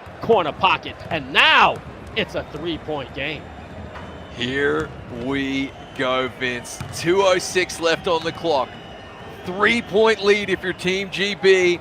You're pumping the brakes here. You're getting the lads on the same page. Everyone up the same hymn sheet right here. The full court pressure is there. You got to be chillaxed. You got to have ice cold water in the veins. Play your game, but no empty trips for either team now. And a date with Turkey is on the line as they work the open three and another miss. And down the stretch here, Great Britain's shooting has let them down as we see another corner three. Tied ball game, Vince. Everything to play for, and the Portuguese just woke up in the fourth quarter. 45-45. Sam the Ruler almost get a double-double, but I'm telling you, this Portuguese team ain't going nowhere. I just know one word in Portuguese was obrigado, which I know just means like hello or something like that. But they're saying hello definitely to Great Britain, but a great offensive board. And the big fella, as soon as I mentioned this man's name, Sam the Ruler comes back, and now this has a double-double. That's what I like to see. Yeah, that was a nice dunk, an important offensive rebound. It doesn't matter where the points come from now, Vince. You just can't have those empty trips. They knew that. And down the other end, Portugal taking care of business with a nice high percentage shot as well. Or should I say a dunk? Very nice stuff. It's a cagey affair, a low-scoring affair. We've seen a lot of skills as we get a great turnover right here for Portugal. And just like that, the momentum seems to be back within. Phenomenal stuff. Phenomenal indeed. We got people in the chat saying it's Sam versus Salazar. Big Sam is definitely going in. Jinxie may be a little bit nervous, but you know he's ready for this pressure. But right here, Portugal finally has the lead since the first quarter, 49-47. Can they hold it with 45 seconds left? Absolutely phenomenal time to retake the lead in under a minute here. And Great Britain, Vince, on the verge of going home unless they can find a bucket here, pulling up the three. It's missed again. Huge offensive board. Got to take a timeout, draws a foul instead. This is massive. Not for the faint of heart. We hope you're enjoying it as much as we are. There are definitely going to be two possessions here. Great Britain trying to work a shot. Good cut to the rim. Turnover. Portugal's defense showing out. There is no shot clock. They have to foul Great Britain. And now their defense has to show up. These are some big free throws, Vince. This may be one of the best games we've seen when it comes to eFiba Season 2. Knocking down that first free throw is key, but now missing the second one, we know Great Britain can knock down the three ball, and this three ball corner pocket couldn't get it. Oh man, is that game right there, Chris? Oh, he's got to be the saddest man on the planet right now. They got the look they wanted, Vince. They had to foul immediately again. It is not over, folks, but it is going to take something magical. They're going to have to channel their inner Harry Potter Team Great Britain here. Platform 9.5. Dial me up a flying car. Anything. They need 5 points in a hurry, mate. And what a fantastic performance from Portugal to snap victory from the jaws of defeat. Unless Great Britain can get a bucket here in a hurry and then quickly get the ball back, it is going to be game. 3 points. 8.7 left. Got to get the steal. Are they going It's a vice. It's a penis flytrap. It's not coming out of there, Vince. They can't get it out. And free throws at the other end. That is probably going to be all that she wrote. Phenomenal Portuguese performance. Legendary, in fact. One for the ages, mate. Take nothing away from Great Britain. They were in the driver's seat for most of the game, but they have to play the full 4 quarters, Vince. Wingardia Winiosa. That's what I'm talking about, baby. Here's the thing.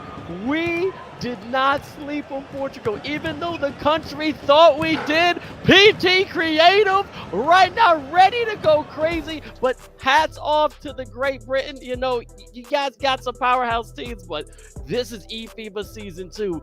You don't know what to expect, and that game, as you said, is where legends are born, and they just made history, Chris. And chat knows it too, Vince. Chat knows they just witnessed something special right there. I want to take nothing away from Team Great Britain. I think that is a powerhouse in the making.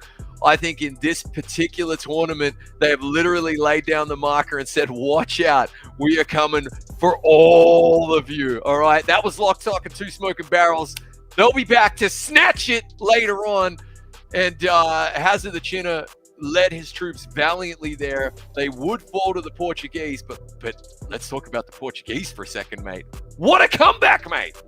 What a comeback indeed, but something just hit me in mid-sentence when you were talking about it. Great Britain, first team to upset Turkey. All right, we all saw it, we witnessed it. Now, if Portugal upsets Turkey, I think there's going to be a 4-element cataclysm event. Fire, ice, wind, and earth. Can you imagine it? Now I'm excited for this semifinal because we don't know what's going to happen, baby. Yep, Captain Planet may be making an appearance, mate. You forgot about love, though. Look, yeah, absolutely phenomenal. And now we have, like you said, fireworks, man. We're going to have Portugal and Turkey on one side of the bracket, best of 3. And on the other side, we've only got France and Spain, best of 3. This is going to be absolutely huge. But that game right there, wow. The Portuguese defense, it just came alive down the stretch there. And they really won that game with about 3 minutes left to go. They switched it on. They got their turnovers. They took their buckets. And Great Britain, they'll be kicking themselves because they had their chances. They did. But honestly, shouldn't be too hard on themselves because it was a phenomenal performance and a phenomenal tournament for them. They are here to stay well and truly. The Portuguese clutched it in the end, mate. That was impressive. Definitely. And the thing is about this is that Portugal has fight and they're like lions. But here's the old saying. The only bad thing about putting your foot on a lion's neck is that you can never take it off. And what I think, Great Britain took it off. They thought, hey, you know what?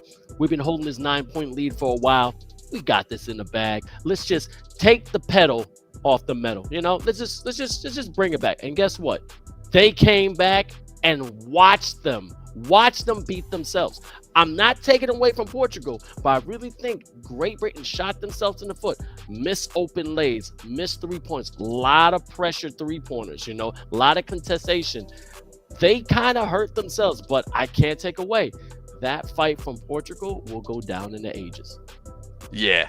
That was a phenomenal performance right there, and like a teachable moment. I bet it's something 𝐷𝐿.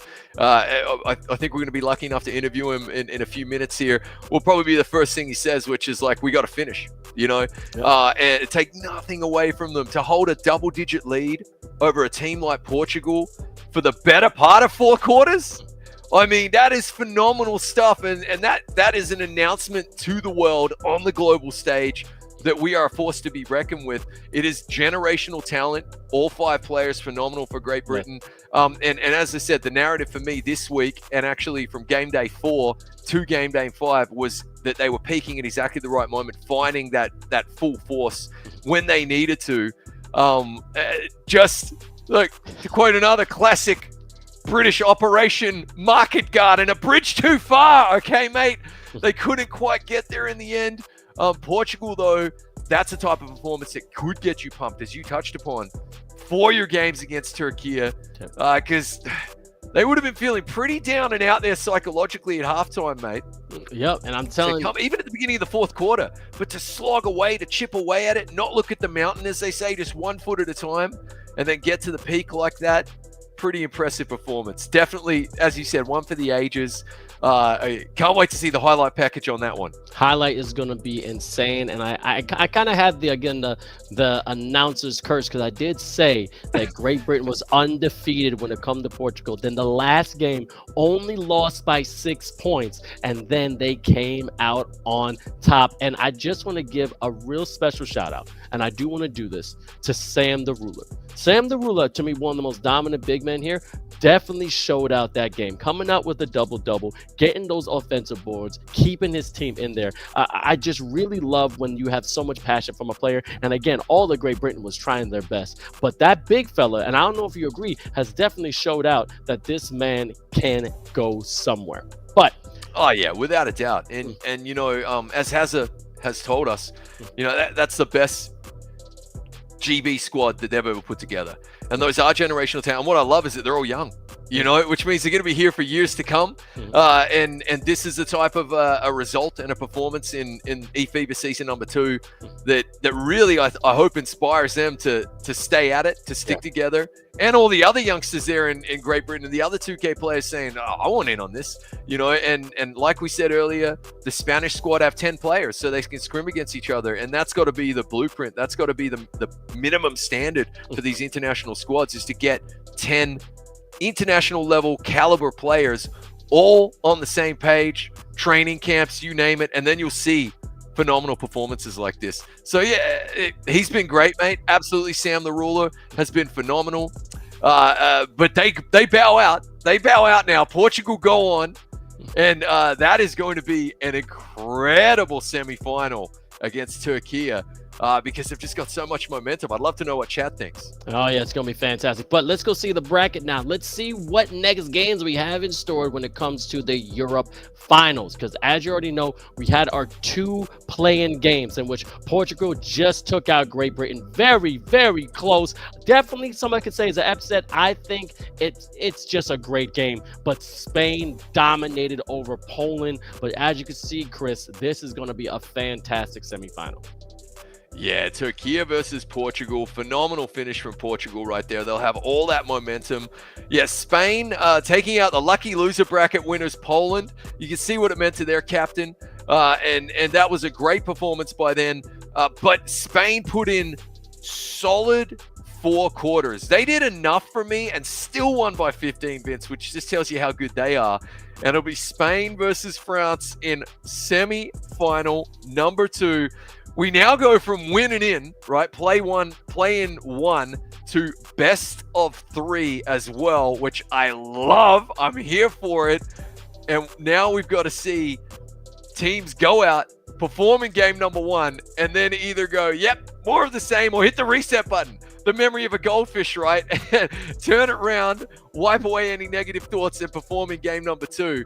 It's going to be phenomenal. I can't wait to see what happens. And keep up this bracket, because the one thing I'm looking at the chat, they're saying, oh, man, what's going on? Hey, Portugal versus crazy, but the one thing is that none of this is planned. We don't know what's going on, but I do know I gotta ask this man some questions. We have the captain from Portugal coming in right now. I want to say this dude is one of the most craftiest point guards. Oh no, we don't. We got Henry Jones. Is this Henry Jones right here? Oh my God, I recognize you. Hey, I know my players. All right, big fella, this is what I gotta ask you. Everyone was looking at you sideways saying, hey, Portugal is left and right. Even some of y'all, people said, we're not giving you credit. How does it feel now? You are 3 games away to possibly going to your shoot in Sweden. Man, it feels great. We had a couple issues before the game. We had to play with one backup guy, but the team did great. We had to do a couple changes in our defense, and it worked, and we deserve to be in the top 4. Definitely. And look, I looked at Sam the Ruler, but then you as a big fella from down low, that was a battle of the giants. My question is this: when it comes to all the centers and also power forwards in eFiba Season 2, was that one of your most hardest matchups that you had to deal with this season? Oh yeah, for sure. Sam's a GOAT, man. I really love to play against him, but we have really good centers in Europe, and I hope people can see it. And mate, what was the communication like? What was the message amongst the players entering the 4th quarter? You're down. It wasn't quite double digits, but you're still down pretty big. What were you saying to each other to get each other pumped up? I was just talking to the guys and saying we need to keep fighting, man. We know we can come back for the win, and we just tried our asses off, man, and we did it. So yeah, I'm very happy. And where does that rank for you guys as a unit and personally in terms of victories all time? Because the comeback was on. It was fantastic to watch against a team in Great Britain. I think that we're the narrative for me has been peaking at exactly the right moment. So you got a full force Great Britain team, but an amazing comeback. Where does it rank for you personally? I mean, there's of course up there. This Great Britain team is really good, we lost to them twice in this eFiba, but just was the day to win. We have to win it, and we won. So I'm really happy, but we have to win against Turkey now. All right. Look, Henry Jones, big fella dominate down low. I wish I could talk to you more, but you have a powerhouse Turkey coming up next. I want you guys to get ready. Congratulations on the win. Y'all definitely deserve to go to the semifinals. Hope to see you at the top and maybe see you in your shoot in Sweden. Have a good one, brother. Yes, sir, man. Thank you. Right there. I recognize that man. I've talked to him many times, but guess what? We have more people because now we're going to go to a very familiar, studio because we got the one and only French squad here. We got 3 powerhouses here. We got Lucas, we got Coach Max, and we got Exortek too as well. Is he as well?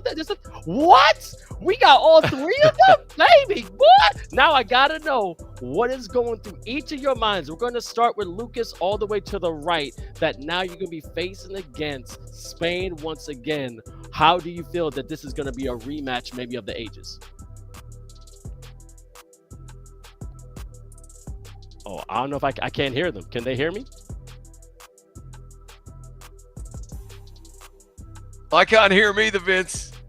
But I'm loving that, mate. I want to be on that couch. Let's go. That right there is that is basically a Hall of Fame of what France is going to be like once or if they do make it to the top, because we never know. Spain, as you said before, has a fire in their belly. They haven't quit, and now they have some momentum going into that game. But my curiosity is this: with Mario now stepping up as a leader, do you think France is going to focus all their power on him or still play their game? Because I think he's the key factor if Spain comes out on top. Yeah, what is absolutely clear is that the French defense is going to have to adapt, because one thing Spain will do is they'll score from anywhere. And any one of that starting 5 is capable of pouring in 20, maybe 30 points, repeating myself from earlier. And I really, truly, I know it because I've witnessed it for 3 years now across, 4, 5 different iterations of the tournament. That's what they can do, which means the French defense is going to have to adapt. We know they can score. We've got Breaker the Beast, the remote dropper. He is diehard. He is Catzilla. When he comes on the television, you just have to watch him. He's must-watch TV. They can score the points, but defensively, they're going to have to stop Spain as well, who you just mentioned are finding full form right now, because that was like a solid win against Poland. Not the best performance either, which means that they can only get better. And Mario just seems so locked in. The team seems so locked in. It's going to be a fascinating battle. Now, also, we got to do a little bit of history, man. eFiba Season 1, we know about that Euro Finals, okay? It was between France and Turkey. Correct me if I'm wrong. Now, it's a possibility we get a repeat. However, if Portugal does come out top and it's a whole new change, this can change the dynamic in Europe forever. And my question to you is this: is it more important, and this is weird, this is going to be weird, for a team to beat Turkey and not go to, and probably go to Schuppen, right? Or is it more important to be champion? All right, so think about that. Yeah, absolutely. Look, we touched on this earlier, right? Both finalists are going to make their way through here in the bracket to Sweden. But I think you and I both agree that to be champions of Europe and to have that crown means so much to these guys. It really does. And it's just going to give them an extra boost as they head to Sweden to take on the rest of the world and teams that they're not used to playing. In fact, out of them, only Turkey have the international experience from the FIBA, I should say the Olympic Esport Week in Singapore, where they played against Brazil and the Philippines. That was massive. But I really think every one of these teams wants to be champ of Europe first and foremost, and then go to Sweden and take care of business. Absolutely. Well, 61 federations in total. 8 of them will be able to go to Europe in Sweden. 26 was in Europe, and now we're down to the final 4. You're watching France versus Spain. Spain in the white, Breaker the Beast in France in the dark blue. And you know, that's Beastie right there, trying to break it down mid-range game. Couldn't bring the pain, but then we're getting a great rebound outside the key. Warnock's knocking it down. This is gonna be a match. Ooh, already starting off nice and tight as you like right here. Just a 1-point game. Really impressive stuff. Good start from both teams. They know each other well. As someone pointed out in chat, this is a rematch. Same semi-finalists as eFiba season number 1, Vince. So the lads know what is up for grabs. They know how they're going to play. They know who they're going to play. But of course, they've had an entire offseason to get better. So we're about to see two of the best in the world do it here. Best in the world indeed, and I want to see the predictions in the chat. All right, and this is best of 3, y'all. This is best of 3. You win 2 in a row, you go. But if you win 1 and 1, you got a final bout. And also, please fill out our survey. That is our survey when it comes to eFiba Season 2. You can win some amazing gear when it comes to a hoodie, NBA 2K codes, even the eFiba basketball. Fill out that survey. Let's get going. I want to do it right beginning of the game because a nice little mid-range and little bit of taunting. All right. France got some swag, Chris. Let's see how the end's going to turn out. Well, that's breaking the beast for you, isn't it, mate? There he is in his, I don't even know what to call those, electric blue sneakers out there. Looking good as we see a good shot worked right there on the big captain rebound from Mario there down low to give his team another shot at this one right here. France, we know they can score. The question was going to be, can they defend against this powerhouse of a team in Spain who can just score from nearly anywhere, it seems. So far, so good. That last-ditch effort to just get a hand up on that shot, this is the difference. Games are won and lost on such plays, especially if you go effort for the full 4 quarters, Vince. I'm loving what I'm seeing from both teams so far, but especially that French defense. Absolutely, you're right. And let's let you know, on day 2, France came out on top 47-32 against Spain, but then we went to day 4 and they lost 53-62. So right now 1-1 for this season. This may be the tiebreaker, but then if they win, just let you know, whoever wins this best of 3 punches their ticket to Jönköping, Sweden, and have a chance for the first ever offline event for €50,000 prize pool. And I love, we probably don't talk about that enough. I love the money prize pool. 50,000 euro, Vince, for these teams that have been battling it out. So you see the French drop in another 3, and they have a nice 6-point lead here early on. Really love to see the players getting financially rewarded. I think that's a classy move and a quick, easy bucket for the Spanish at the other end there. Nice cut and dunk right there. I love that. I think it's going to make for some true dynamism face-to-face amongst the players in Sweden.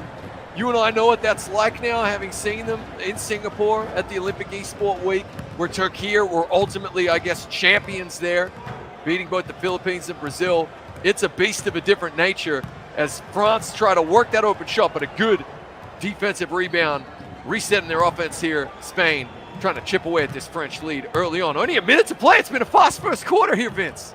Very fast and trying to get that transition. As you can see, getting to the corner.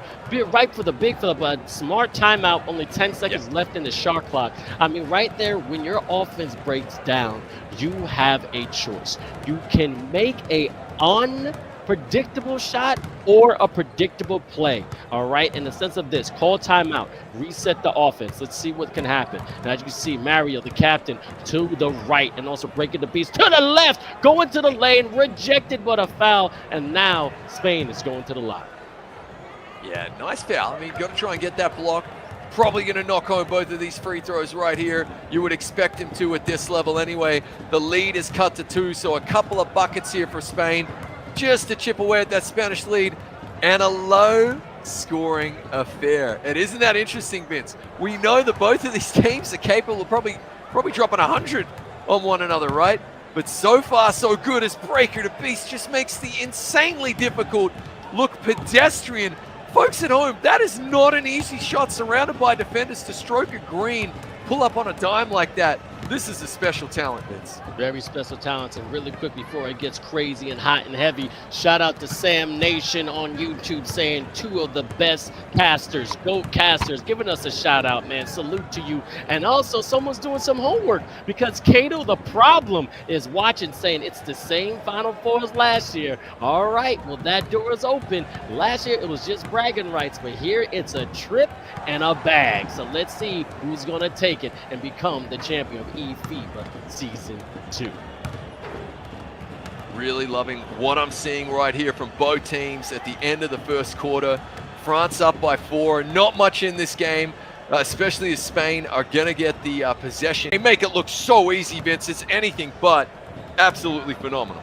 Big boy stopping in his Air Force Ones, knocking it down from behind the arc, but breaking a beast, still trying to survey the land as the point guard, trying to use that pick, but doing a nice little mid-range, but then a jump pass right there to X Mamba out, another power big fella, which I give credit to the big fellas of this season. They're all trying their best, being a key weapon in their respectable nation and making sure the picks are being set, rebounds are being grabbed, and gobbling up any kind of assist they can by giving it out to the guards outside the key. But 𝐿𝐻𝐋𝐋𝐿, another amazing talent to the French team. We don't talk about him enough, and he knocking down on 2 free throws, puts him up by 3.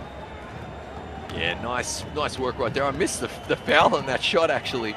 Thought that was just a hollow possession, but they come away again with their 3-point lead. And yeah, I mean, was that a 3-point attempt? Are we about to see free throws here, Vince? I am slightly confused because we're not in the bonus, right? No, I don't think they're in the bonus, but I think. Oh, that was a foul on a 3. Yeah. Wow, just like that, Spain tied up. What a gift of a possession, and it's 13 apiece here. 4:12 to play in the second quarter. And just as we expected, a tight game, Vince. Definitely. And also, shout out to all our co-streamers when it comes to eFiba Season 2. Go to eFiba.basketball if you're going to watch this on another stream. But you don't want to go nowhere. You're going to stay right here. Breaking a beast, trying to get right to the rim, but reverse could not get it. But see eFiba.basketball. Get all the information you need about eFiba Season 2 and all the 6-1 nations that came together to make this so special and have their chance to become the world champion at the eFiba Season 2 offline event in your trip in Sweden. I see France definitely keep on fighting, breaking the beats, couldn't make the 3, and now Spain going in transition. Yeah, hustling back, a little bit of a frustration foul right there by his own incredible, impeccable high standards. Breaker to Beast will be disappointed that he missed that shot, but here we go, Vince. They stay relevant, don't they now? And this is what Spain will do to you. They take the lead for the first time in this game, and when we joined, if you recall, they were down by 6 points early on, so this has been a nice fight back from them. A very cagey, low-scoring affair, Vince. Very impressed with both teams so far, but in particular with the ability of Spain to just fight their way back in this one. And Breaker to Beast will just be saying, all right, it's time to come alive here. It's my time. Find Warnos in the corner for the 3, and we got ourselves a 1-point lead, Vince. My favorite kind of lead, because anything can happen. Anything can happen, but you know what? I got a shout out to Spain. Spain, I think, if we're going to give awards, has the most close games when it comes to eFiba Season 2. Keeping things real spicy and dicey. A nice little slammer jammer underneath the rim by the big fella Mario. So they know how to fight. They know how to scrap. And don't count them out because they got some revenge in their blood against France. They absolutely do. And we are just trading heavyweight blows here. That's a great shot there from the French. Pushes the lead out to 2. And Spain will get the ball back, try to either tie it up or get a 3-point of their own and take that 1-point lead again. I'm absolutely loving this, Vince. Halfway through the second quarter of game number 1 in this best-of-3 series, semifinal number 1 between France and Espanyol. The 2 semifinal will be overlapping ever so slightly by about 15 minutes, guys. So we'll be able to go from the action of one game directly to the action of another. Really good defense to stop that dunk there. Mario probably frustrated right there with the French trying to add to their small lead. Oh, and this right here is like a Creed match. They're going bout for bout. jab for jab, haymaker for haymaker. It's going back and forth like a seesaw, and that's what I love to see. Don't give up. But again, this is only the first game of best of 3. Don't use all your energy, baby. You're gonna have to save some for game 2. But as you see, Mr. VK11 trying to do his thing at the guard spot, but 𝐅𝐿 from the parking lot blowing nothing but air. But was that a foul or just out of bounds? Oh, out of bounds. 24-second violation, it looks like. Oh, wow. There you go. Great defense from the French. As they're going to inbound the ball, just some full court pressure right here. Break it a beast. Nice and calm. Won't spill the pill right there. Oh, works his open 3 right there. And that is why he is a world-class talent. That's what those NBA 2K League scouts are looking out for. The talk across the town is that he is going to get a look in there, Vince. And with plays like that, it's really easy to see why. Nice defensive board at the other end as well for the French as they work another open 3. And just like that, they gouge the Spanish for an 8-point lead.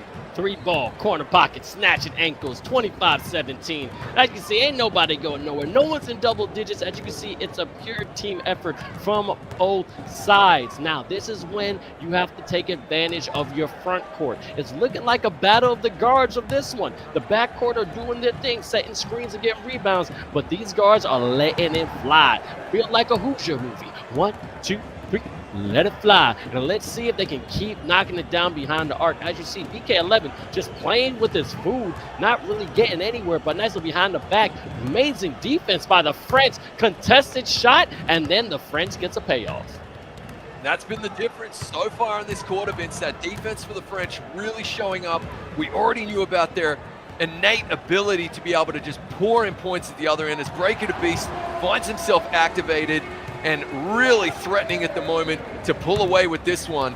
Defense and offense combining for a superb performance here in the second quarter. It is game number 1, best of 3, semi-final number 1 between France and Spain. Breaker the Beast pouring it in, an 11-point lead.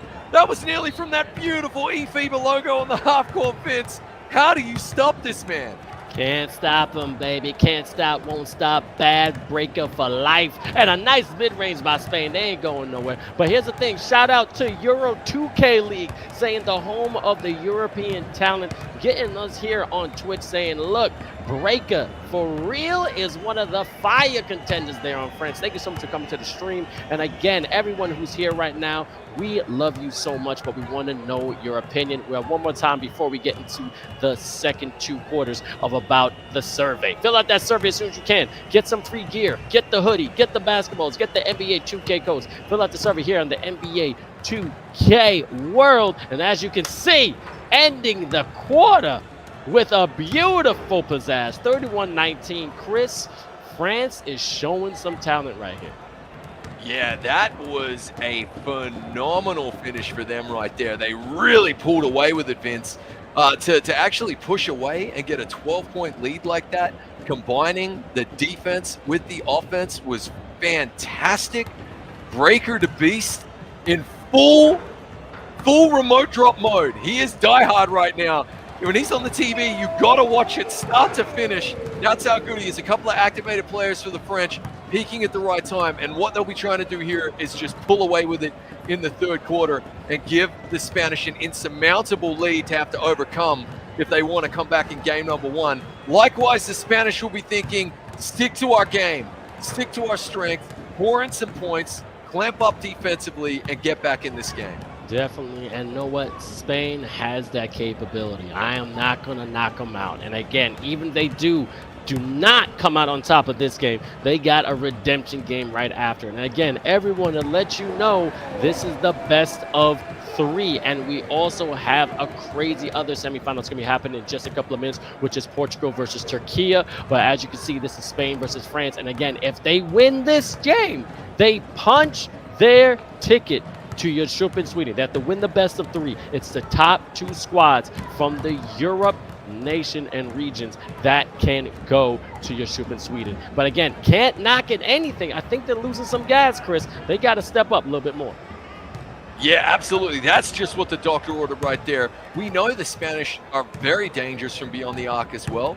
every single one of their players can stroke a queen. We heard Ava Maria saying, hey, Mario, I've been practicing my threes as well. And that's what they want right there. Some quick transition buckets, a beautiful finger roll just to chip away at this lead. And the French will now be just trying to retake control of this quarter as it's getting away from them. A solid opening minute and a half here for Spain in quarter number 3. Everything to play for. They're trying to make it a game, trying to get within touching distance in the fourth quarter and really take it to the French from there. Trying to create a safety net. Again, when you get that first win, you can breathe a little bit easy because then you can definitely redeem yourself if you don't get that second game. But oh my God! Straight into the friend zone, rejection beyond compare. That's like when I slid into Rihanna's DMs. I didn't get nothing back, but just pure despair. Oh, that was beautiful. Well, mate, you got to be in it to win it. At least you got into Rihanna's DMs as we see a pickpocket at the other end from the French. Going to give it back to Breaker to Beast. Their defense has really impressed me with this one because, of course, you can pack a defense, take it with you anywhere. A defense travels, and we already know about their offense, mate. They've got the skills to pay the bills there. So really impressed so far with France because Spain are getting a sniff, mate. That was kind of an important possession there. France putting on the clamps and saying, nuh-uh, we're going to score here. We're going to extend this lead. As we say that, the Spanish themselves forced a shot clock violation, and that's what I love about these heavyweight bouts, mate. Phenomenal defense. Right there, Adonis versus Drago. Victor just bam, bam, bam, bam. I'm telling you, this is going to be a game you do not want to get away from, all right? Shout out to everybody. A nice little left-hander finish at the rim. 26-31. Spain is creeping back. I'm having deja vu. Because this would happen with Portugal and Great Britain, Chris. We don't know what's going to happen after this if Spain keeps fighting like this. Yeah, as chat remind us there, very, very valid point. Breaker to Beast by his own high standard will be disappointed he missed that one, but they find the open man in the corner. This French team were so deadly from just about anywhere. They extend the lead back to 8, but I do like the fight we're seeing from the Spanish here. They're not panicking. They're keeping the comms open, and they are just working away, playing their game. A lot of time left in this one. Super Nintendo Sega Genesis as we see a gorgeous dunk right there from Mario.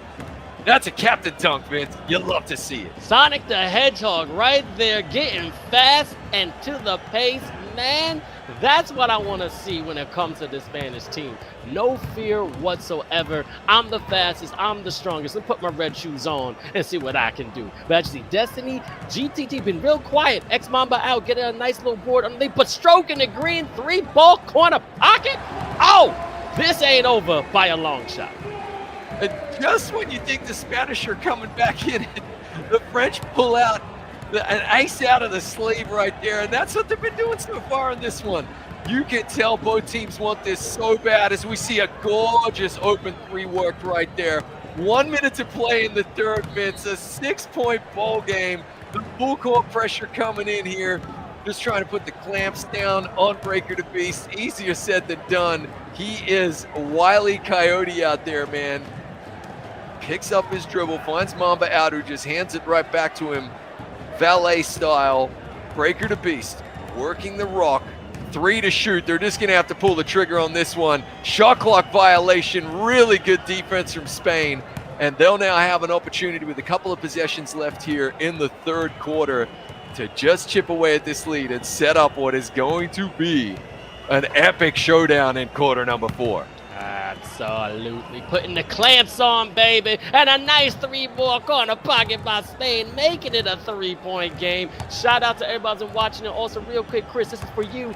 Yay, no 2K saying we have some amazing commentary. We got to give the credit because the one thing is that we're about the community. And thank you so much for joining us. But do not turn away because I have to say this right now. We have 2 semifinals happening at the same time. We will be going back and forth, but also go to eFiba.basketball. Get eFiba.basketball to find out if there's another stream for your respected nation, okay? So you could just watch it there. But we're going to be going back and forth right here. And again, France cannot get that mid-range. And now Spain going to transition. Beautiful stop by France.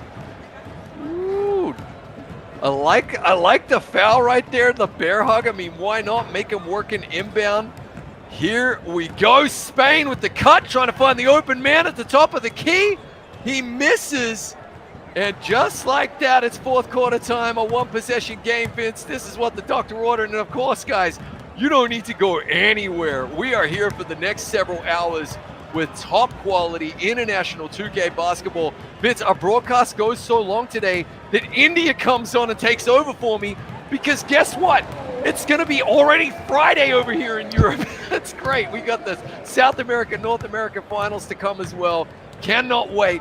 But before that, this is game number one as we get another shot clock violation. The clamps are on. It's a science experiment. Get the Bunsen burner out.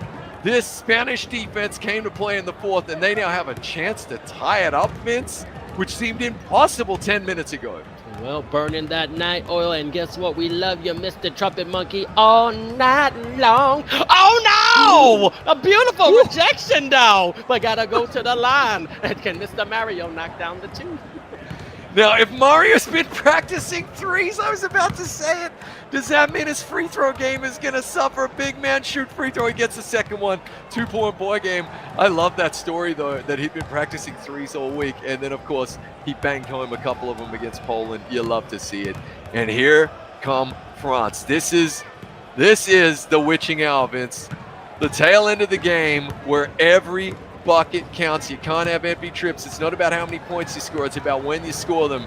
Heroes will don their capes in the fourth quarter in such games as once again we get phenomenal defense from Spain, and a quick timeout as Mamba out gets the offensive board to give his squad another shot to extend the lead here.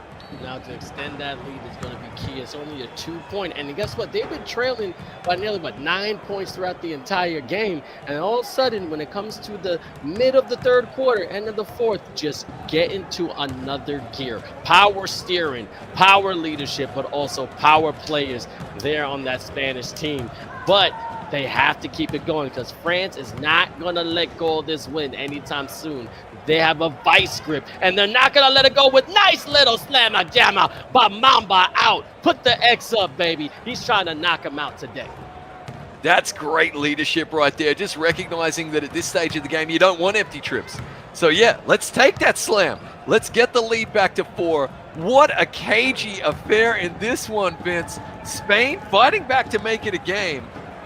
And now, of course, France trying to hold on to this very fragile lead. Good inbound defense right there, nearly stolen. Perot working it back to A12. And, wasn't quite ready to shoot there, Mario. And a reach-in foul. Kind of let Spain off the hook right there, but I guess you got to take your shot, right? Try to get those sticky hands in there, pick that pocket. Here comes the inbound. They're going to have a fresh 14 seconds. Good cut. Kicks it back out. Pulling up, 15-footer. It rims out, and the French get the board. Goodness gracious me. This could be a big possession right here, Vince. Definitely got a big possession. And shout out to the French team, Breaker the Beats, 𝐿𝐹, Warnox, Destiny, GTD, and also X Mamba out right there behind the arc, stroking it green. He ain't going nowhere, baby. And also Spain, Aitor Victor 11, 𝐼𝐿𝐹, Jay Burner, Ayator Big Boy, and also A Mario 32. They got their powerhouse squad. They got their starting 5. But let's see if they can punch their ticket for the first game of this 3-game bout. Round robin, baby. Let's see who's going to win this. Great ball worked right there as he misses the open 3. Oh, he'll want that one back, Vince. They really needed that bucket there, the Spanish. They patiently worked the open shot. The French defense cracked open for just a split second, but he could not stroke it green. And now Breaker the Beast will just be pulling it up, eating up some clock, because they know the clock is their friend, but a good defensive board right there and another smart foul at the other end. From Blue Shoes, Breaker the Beast. Inbound to come here. 2 minutes, 19 seconds to play in game number 1, Vince. Are France going to have just enough fuel in the tank to get away with a win here? Or will the Spanish make a fight back? It's a 5-point game. It is best of 3, guys. This is only game number 1 in semifinal number 1 in Europe. However, whoever does win the best of 3 is not only booking their ticket to Sweden, but a shot to become the champos of Europe. Breaker the Beast with another 3. He is peaking at precisely the right moment, Vince. Absolutely, and that's what leaders do, okay? The old saying is this: you may have the will to take the shot, but you gotta have the skill to make the shot, and he has that skill. Well, right now, I got one player that France needs to watch out for, and that's 𝐂𝐇𝐄 This man hit 6 for 10 threes back on day one and has been shooting threes at least above 40% throughout each game. They're going to have to channel through him if they're going to come back from this lead, because about 2 more threes here, you're right into it. And man, oh man, they can have a great comeback. And the clock is their friend. They won't want an empty trip, but at the same time, milking it down for a high possession shot like that. This man makes the impossible seem just mundane, just going for a stroll in the park as I hit a 50-footer three-pointer, Vince. Breaker to be showing why he is in consideration for Breaker hashtag draft right there. And this is now becoming an insurmountable lead for the Spanish as we have 1:03 left to play. They've got to stop pouring in the points quickly, or else it is going to be Daft Punk playing at our house, Vince, when the Spanish thought they were running with the Bulls. All right, but as you know, this man Breaker doing some Dame logo shooting right there. He ain't scared. But great defense by Spain, picking the pocket and trying to get some extra dessert, stroking down that three. I just called it right there. You knock some behind the arc, 𝐷K11, it's a problem, but any player on this Spanish team can do that. Ad Mario, we said practice it every single day, but 48-42, 40 seconds left. We don't know what Spain is going to do here because they got to put some pressure on this defense. Oh, someone's definitely missing their assignment. There's got to be one person open because there's a double team, but the rotation is insane. Smart foul, I think, to stop the clock. A jump ball, Vince. This is huge. What great defense from the Spanish, and the French win the tip. Oh, have we ever seen such a clutch and important jump ball? They have to pull the trigger because there is no shot clock reset, but the rebound comes in. That might be enough in this one, Vince. It has been a valiant fight back here from the French as they draw the foul from the Spanish as they draw the foul on the Frenchman right there. Really, really impressive stuff down the stretch. However, the French are going to hold on in game number one. 7 points is the difference. Another turnover. That is going to be all she wrote. And just like Bastille Day, the French will be celebrating here, Vince. One game in the books. They'll be thinking one more and they're done. Take nothing away from a phenomenal fight back there from the Spanish as we, as promised, immediately jump into more action right here into the deep end to Turkey and Portugal, Vince. And we have a 9-point lead here in the second quarter already for Turkey. And look at Tanzu leaning forward, game mode initiated already. You love to see it. I haven't seen that pretty mug in a while, but I see PT Creative also to the right, very focused. Just want to shout out Warnock's beautiful pump fake on that last play when it comes to France, drawing that amazing foul to make sure you seal the deal. But anyway, as we talked about before, Portugal has been here before. They can trail all they want, but they have the grit and fight to come back, all right? Comeback kid, might call them John Mulaney, because these kids don't play when it comes to underneath that rim right there. There's a great slammer jammer from the big fella, 22-13. Absolutely loving this and loving the format of eFiba season number 2, Vince. It's been a lot of fun to commentate on because there really haven't been too many dull moments where you have to look at our ugly mugs as we get a nice rejection right there. Speaking for myself, of course, you're the most handsome man in the universe, but it's just non-stop 2K action, which I love. And it's semi-final time. Yes, please, give me more. I'm coming back for seconds as we see good defense right here from Turkey, and they will get the inbound. Portugal, we saw them come back superbly against Great Britain. Can they do that again right here? It is best of 3 this time. Not just simply win and you're in, but Turkey, they are the team to beat in Europe, are they not, Vince? Yeah, and I have to say this little fact. This is the second time they're going to be facing against each other. Beautiful play by Portugal coming down the lane, because on day 4, Portugal played against Turkey 53-56. Turkey won by only 3 points after that devastating blow against Great Britain. So, this is a matchup, y'all. This is not going to be no upset.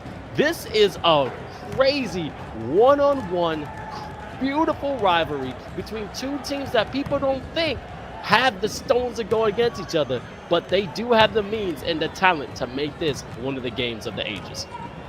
And we've seen a foul beyond the arc. Honestly, Vince, I don't think we saw that for the entirety of the tournament, and we've seen 2 tonight. You love to see it. Turkey extending that 10-point lead once again here. Minute 37 to play in the second quarter. Portugal can never be counted out. As you said, they are legitimate title contenders. It just feels as though, Vince, it is so rare to catch Turkey on an off day. One of the teams who's already gone home tonight, Great Britain, did get an upset win over them, which was really, really phenomenal. So we see a nice cut and dunk right there from the Portuguese. I like the way they worked that ball. But Turkey just bring their A game, it seems, each and every single time, which means you got to be on yours if you want to get the upset. And they'll be thinking, so far so good, as they find the open corner 3. You just can't even give them a bit of space to breathe, or they're going to punish you.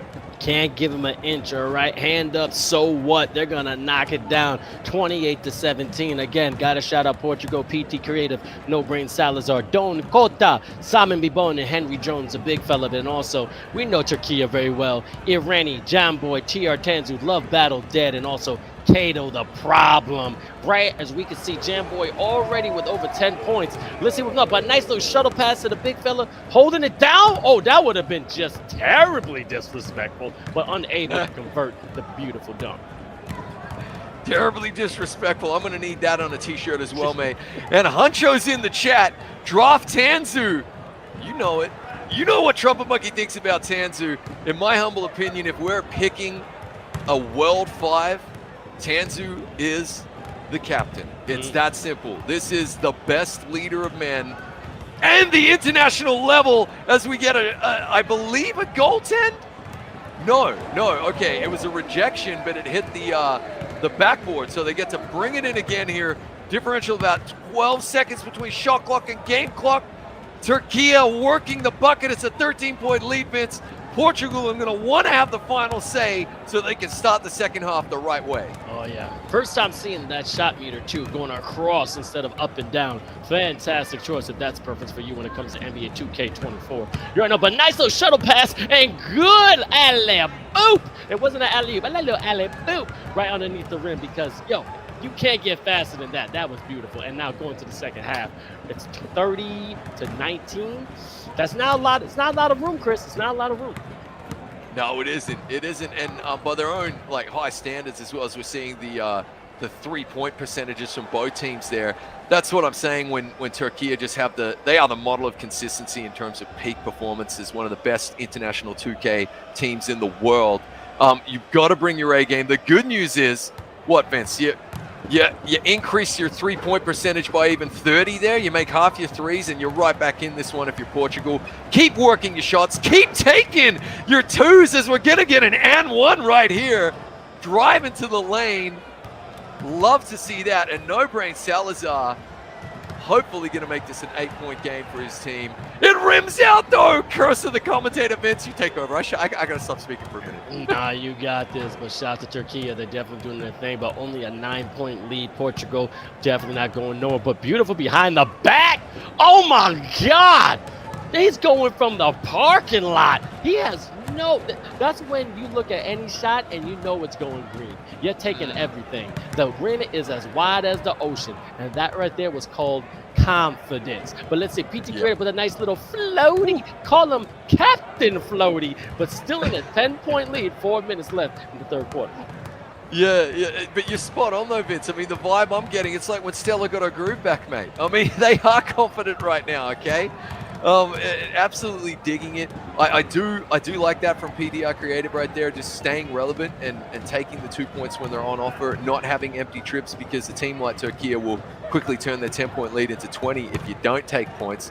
And good defensive board here and good quick transition at the other end. But yeah, Turkey are playing with complete freedom and confidence. We wondered who would have the advantage coming into these semi-final games. The teams that were already warmed up, who played a best of one, won and got in, and a bit of wind in their sails, or the teams that were sitting there waiting. And so far, it has to be said, I mean, France got the dub, and Turkey look confident, as we see a nice three-pointer from Portugal. But it's been really, truly fascinating, that sports psychology side of it, which I know you and I have had many a breakfast discussion over, is really showing out today, and I'm loving it.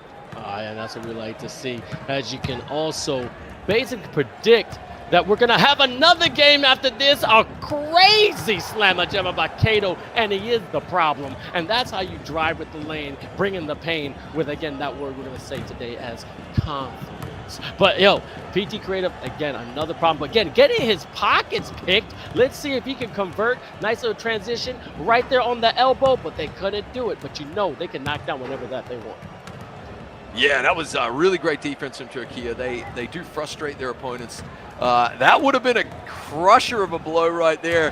Had that three gone in by his own high standards he ran. I'd be a bit disappointed that he missed that one. But what I love is that they really are goldfish.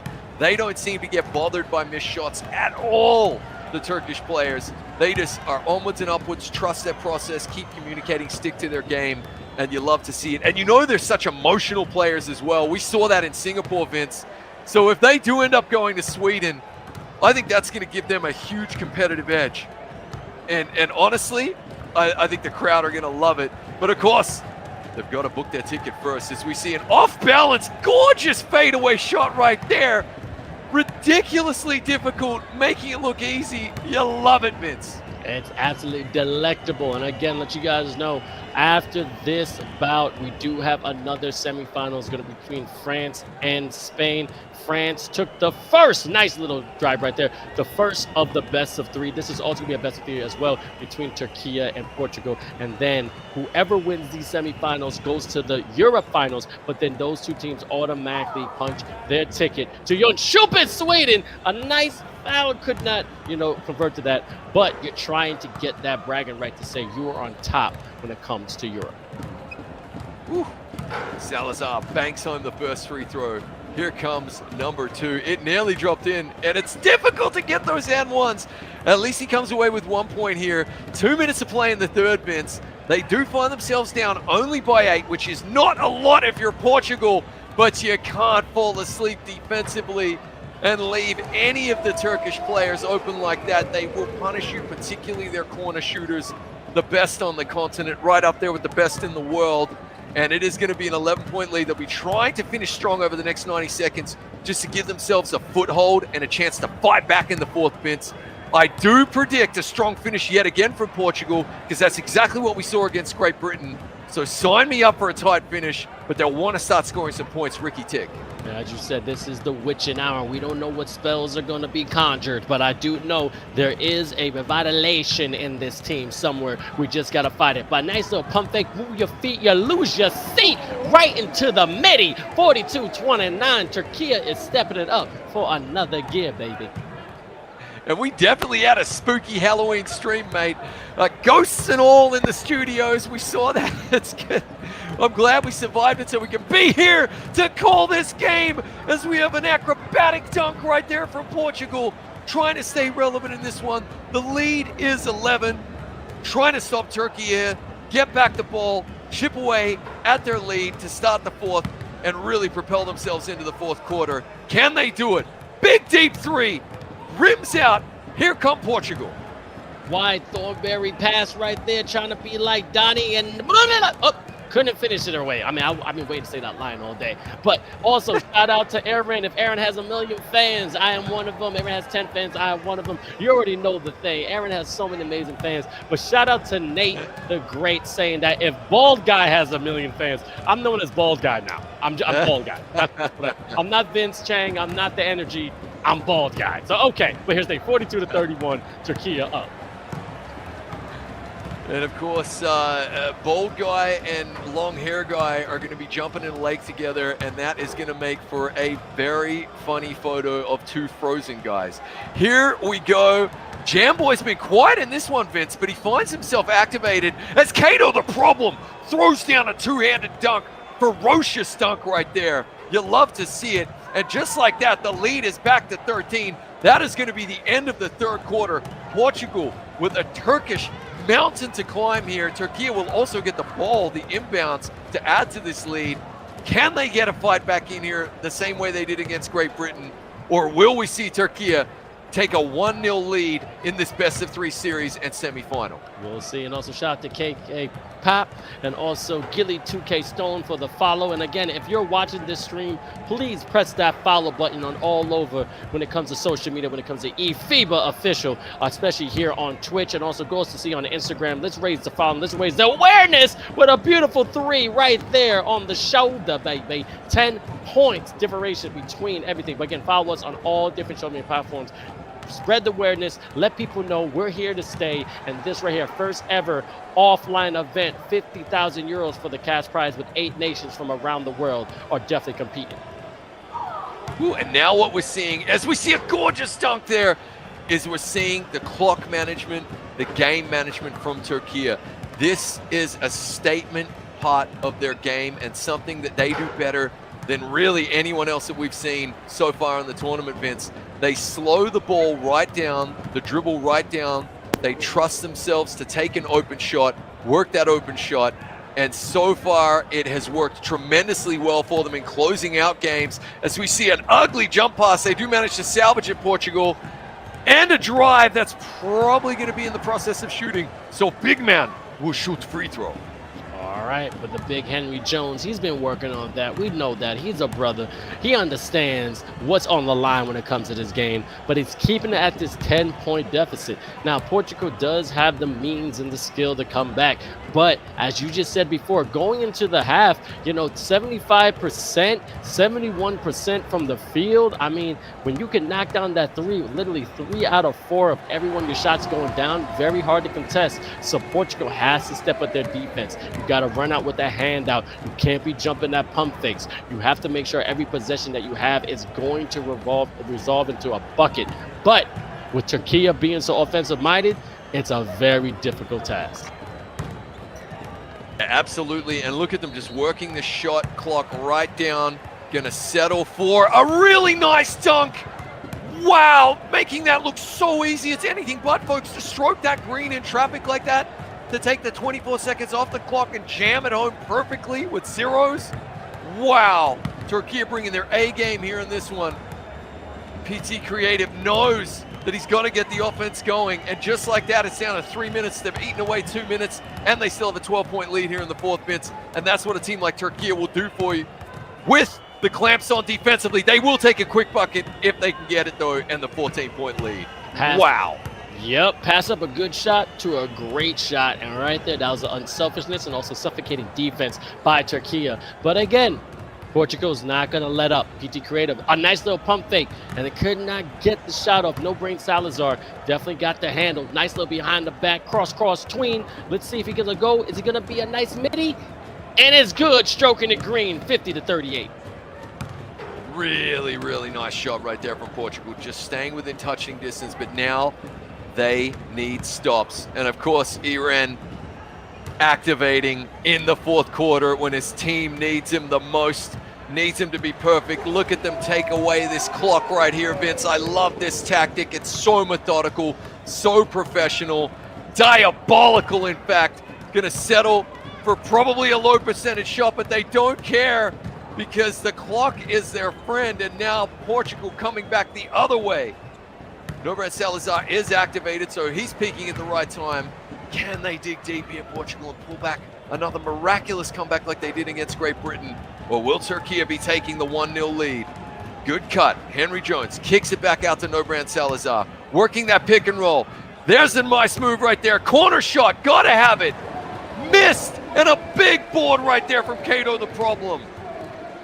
Beautiful, beautiful basketball IQ. Let's see what they're gonna do. But as you said, the shot clock and the game clock both are your friends. You want to get it down all the way to the last 2 seconds of the shot clock now and just basically just cruise, because you still got definitely 1, maybe 2 games left just to get to the finals, and then it's gonna be a crazy bout whoever comes out on top when it comes to France and Spain. But Portugal and Turkey definitely creating this rivalry. Nice little slip pass to the low key, can't convert, and also big to the big fella. A low percentage shot, great defense from Portugal.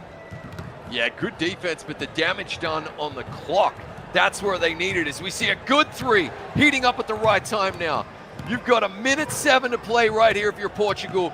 You got to try get sticky, pick a pocket or 2 here, get a steal. It's going to be so hard against an opponent as good as Turkey. Eren knows it full well. Again, methodical with the clock management, working the open shot. Jamboy from 45 degrees, where we know him to be lethal, Vince.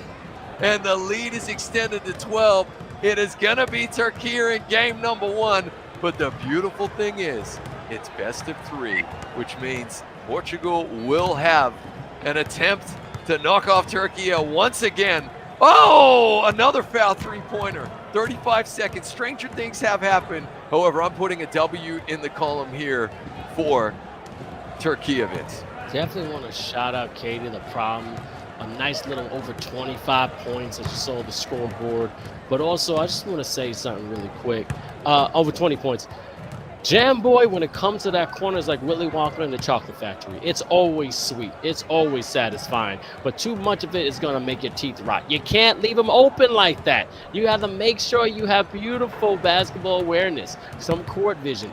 Where is he? Because once he steps in that shot, there's a 90% chance it's going down. But as you said before, we still got another game. 27.7 left in the 4th quarter. It's safe to say that Turkey is coming out on top in this first game of this 3 round-robin event. Yeah, and Kato, the problem, striking a green on both free throws as well. A really, really all-round solid performance here from Turkey. Just world-class stuff. Portugal definitely gave it their best, and you can see the moment wasn't too big for them. They brought their A game as well. It's just so hard to beat an in-form, on-the-ball Turkish team, man. They are that good. They are our current European champions for a reason, and we're seeing it here today in the bonus. 4.3 to play in this one. That is going to be all that she wrote. Turkey take a 1-0 lead in this best-of-3 semifinals. Likewise, France have already knocked off Spain to go 1-0 in their semifinal. It is going to be riveting to see what happens in game number 2. And we don't have to wait too long as we immediately jump over to only 4 seconds left in the first half. And it looks as though the French are up by, it's all tied up now, 25 apiece. And whose ball is this going to be? It's going to be an inbound for the Spanish. Trying to work the final shot of the half. They find the man on the 3, and it's good! A Spanish lead to go into, you would think, go into the second half. Phenomenal stuff in this one already, Vince. Put the trident up, baby. That's Poseidon, and it's pirouette. 28-25. Spain is in the red, and France is in the white. As we already know, France came out on top for the first game when it comes to this best out of 3. So Spain is definitely have to win, because if they do, there's going to be a sudden death match. And I can see it's a whole new kind of personality. The aura is different. I think his energy level's on 5,000 because Spain is coming out with some power. Well, they're trying to force it to a third and decisive match. As we see good defense here from the French, who find themselves in unfamiliar territory. Even though they hit that shot foot on the line, it's only going to be the 2-pointer. Down by 1. Oh, nearly ran out of bounds right there. Did 𝐴TOF, and finding it back to Kyrell, who is solid. Just working that pick and roll game. Mario can't get it to drop, and the French will have a chance to take the lead again. Here we go in this one. Nice cut. Feeds Mamba out. Rims out, though. And a good foul down the other end. Breaker to Beast just slowing it down. Not giving up a quick bucket. Every possession going to be crucial in this one. Third quarter action, game number 2 between Spain and France, and Spain jumping out to a 4-point lead. France won game number 1. So if we get a win here for Espanyol, it's going to go to a third decisive game. Breaker the Beast and Les Blues will be trying to get their game on right here. Chip away at this lead. Mamba handing it off to Breaker the Beast, working that pick and roll game right there. Passes up on the pass. Trying to hit Warnos. Got to pull the trigger now. 24 seconds is up. Shot clock violation as we have an air ball. And there's that Spanish defense, which really clamped down towards the fourth quarter, in particular in game number 1. Showing up again here in the third. Impressive stuff. We get the inbound here. 𝐓𝐇𝐄. Oh! Nearly got the crack court violation right there, so they take a smart timeout. We're going to get the inbound. 18 seconds left on the shot clock. Spain trying to add to this delicate but significant 4-point lead here. I do like how they perform when their backs are against the wall, Vince. It's really impressive stuff. 𝐓𝐇𝐄 working the shot clock. Good cut from Mario. Gotta have this now. Oh, went for the dunk, and a good board here from the French. Unable to convert, but then stopping that transition. Beautiful, smart brain play. But let's see if the French can capitalize on it again. Spain coming out with a whole different kind of aura, putting up this defense, locking them down like Zeus did the Titans, but the big fella says, nah, we're going Mount Olympus on you and giving you a thunder jam. That's what I like to see. They ain't giving up no way, but it's just a 2-point game, and it's getting closer and closer, Chris. Mate, they're running with the Bulls, the French are. Mario's not going to be outdone at the other end. A vicious dunk right there. You love to see it. And just like that, he pulls the plug on Daft Punk playing at my house. I love it, man. Breaker the Beast. Ooh, not even worried about losing the rock right there. Just standing. Cool guys don't look at explosions, right? Trying to work an open shot. Good look. Doesn't go down, though. And a chance here for Spain to extend this lead. As we get a reach-in foul, 2:14 to play in the third, they'll get the inbound. All right, let's see if they can capitalize again. 33-29, the clock is their friend. But let's see, it's VK11, what she's going to do. Definitely using that screen. Mario is trying to be that big fella, but very hesitant pass. I don't know if it was they called timeout immediately during that pass. I thought he had a nice open lane. He could have took the big man one-on-one. But nope, they're going to get it from the corner and see if they can convert here. Well, here we go. 10 on the clock. Mario hands it off. 5 to shoot. They settle for the 3, and it drops in. A 7-point lead here for Spain. And France find themselves, Vince, in unfamiliar territory as this Spanish juggernaut has well and truly awoken right here. And they need some points, Ricky Tick, because Spain, I'm just getting the feeling here, Vince, full of momentum, are trying to pull away with this one. I'm telling you, this is the difference here, but who's going to put the team on their back and be like Atlas? We have to find a hero somewhere here on France because Spain ain't backing down and could not convert behind the arc. 36-29 with only a minute 24 left in the third quarter. The man got thigh sweat on the other guy. Someone save that man. That was nasty. Oh my goodness. Spain is making a statement, baby. Oh yeah. Spain are playing skins right now on France are shirts, and it is not pleasant. They are definitely getting all that sweat, Vince. They have to have some buckets right now. Breaker to Beast pulling up for that 3. It rims out, and just like that, look at the Spanish now with all the momentum. You can nearly feel it in the body language of their avatars out there, can't you? Pulling up for that 3, banging it home, extending the lead to 12. This is a huge Spanish comeback performance in game number 2. You're trying to force a third and final game.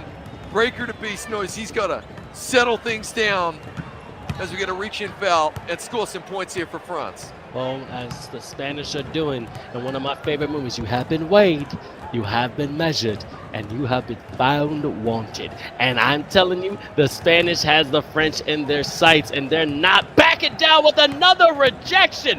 The defense have went to another level, and then another turnover, and then a monstrous jam by the big fella. 41-31. I cannot get my hands off this game because these rejections are going back and forth.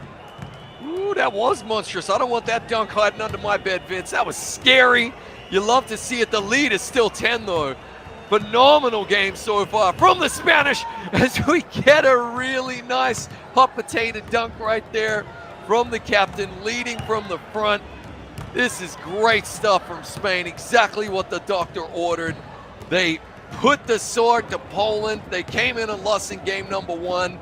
Didn't necessarily look confident at all, but in this game, full force French is breaking to pieces, trying to work the final shot for the French here. It will miss, and it will be a 12-point Spanish lead going into the 4th. Quick inbound, no messing about here. Right here, this is when men become men. All right, I ain't gonna say boys because all these are men right here, but let's see if you got the stones. Let's see if Breaker the Beast can knock it down, but he can't. But amazing monsters offensive board, but a foul underneath the rim. All right, we're gonna go to the inbound. We'll see if the French can capitalize on this mini momentum they have, because as I can see, Spain definitely has been putting the handcuffs on. This is straight 5-0. They're trying to put these cats in jail, and they're throwing away the key. But Breaker the Beast doesn't give up so easily. A nice little fade in 3, but couldn't convert. And now Spain, the ball is in your court. Spain trying to add to this already impressive lead. They do it as 14. And you get the feeling that if France have a couple more empty trips, then that is going to be all she wrote, and we'll be going to a game number 3. They'll want to be avoiding that. Mumber out with a nice dunk, though, saying, we're not done yet. Here we come. And they're going to go with some full court pressure just to make it difficult on the Spanish, who have looked very impressive here in game number 2, Vince. It's been a day and night performance. I'm loving it. Impressive is an understatement. Right now, they're transforming to Super Saiyan 2. They're trying to get to that different power level, and I'm highly impressed. A nice little mid-range. He got the range, and he's bringing the pain. That's what I want to see from a team that, quote-unquote, some people may have counted them out. They may be down, but they're still going to fight all the way to the last whistle, and that's what this Spanish team is doing. But France, nope, did their thing for first game. That means if they lose this, we have one more, and from that game, they'll see who's going to be flying to Jönköping, Sweden for the first ever World Finals when it comes to eFiba Season 2. Great defensive stop right there for Spain. They get the block, they give up the offensive board, but right there to stop the French team from getting an easy 2 points.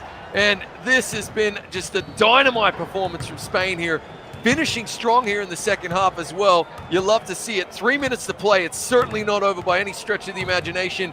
As they find another open three-pointer, though, they are falling asleep defensively, France, and a 17-point lead over France. 17-point lead over France, Vince. Those words have not passed these lips, maybe ever. This is significant. Absolutely exquisite international 2K playing here, baby, with another midday 52-33. I mean, that's what you got to take advantage of. Those are gimmies. Gimme, gimme, gimme. I don't know that song. But look, all I know is that they're taking any freebie they can. Breaking the Beats, got to do something, but there's not much you can do with 2 minutes left in the 4th quarter. It's safe to say I think they need to calm their jets, and here comes the boom. Y'all don't really want it now from France. You know what? They ain't going nowhere. Let's see what happens the last couple 2 minutes. Here we go. It's going to come down to this final 2 minutes. We are either about to see something truly legendary that will go down in the history books of eFiba as one of the greatest comebacks ever, or we're going to see the Spanish force game number 3 in this best of 3. And I got to tell you, I have not seen a performance this dominant against the French. A 20-point lead, Vince, maybe ever. They are absolutely shell-shocked here, man. We thought we were going to get trench warfare, mate. What we are seeing instead is shock and awe, Vince. This is huge. I wish the chat can see me because I'm licking my fingers because this is delicious. I love to see this because all I know is that this final game is going to be havoc, all right? Breaker the Beast to the left, as you see, already wiping his head. But as you can right on the right side, Mario, focus, but calm as a cucumber. And let's just see what's going to happen because we already know we're going to game 3. Yeah, game number 3 is going to be huge. Kong versus Godzilla could take a back seat because we're going to have France versus Spain in a third and deciding match. The winner will be going to Sweden. First of all, they'll be having an opportunity to become the champions of Europe, but guarantee their flights to Sweden as the Spanish are high-flying right now. They are running with the bulls, Vince. This has been a dominant, historic performance. Breaker the Beast and the French know they've got to hit the reset button right now. It is over in game number 2. Game number 3, everything to play for. Huge win for Spain. What does chat think about this? Because 22 points is an embarrassment. Oh my God, this is crazy. All I know I have to say is this. This is what hard work gets you. This is what dedication gets you. Because as you can see, a beautiful 3 from Spain. They are never, ever going to give up. I give credit where credit's due, baby. Shout out to you, Spain. But this last game is going to be fantastic. We got the inbounds violation right there. It is over. The Spanish have got a 25-point buffer right here. Mamba out, probably just going to bring the ball up the court. Let it go tick-tock. 2-second differential between game clock and shot clock. Wow, Vince, this has been an historical performance for Spain right here. They showed absolutely no mercy. Cobra Kai Espanol.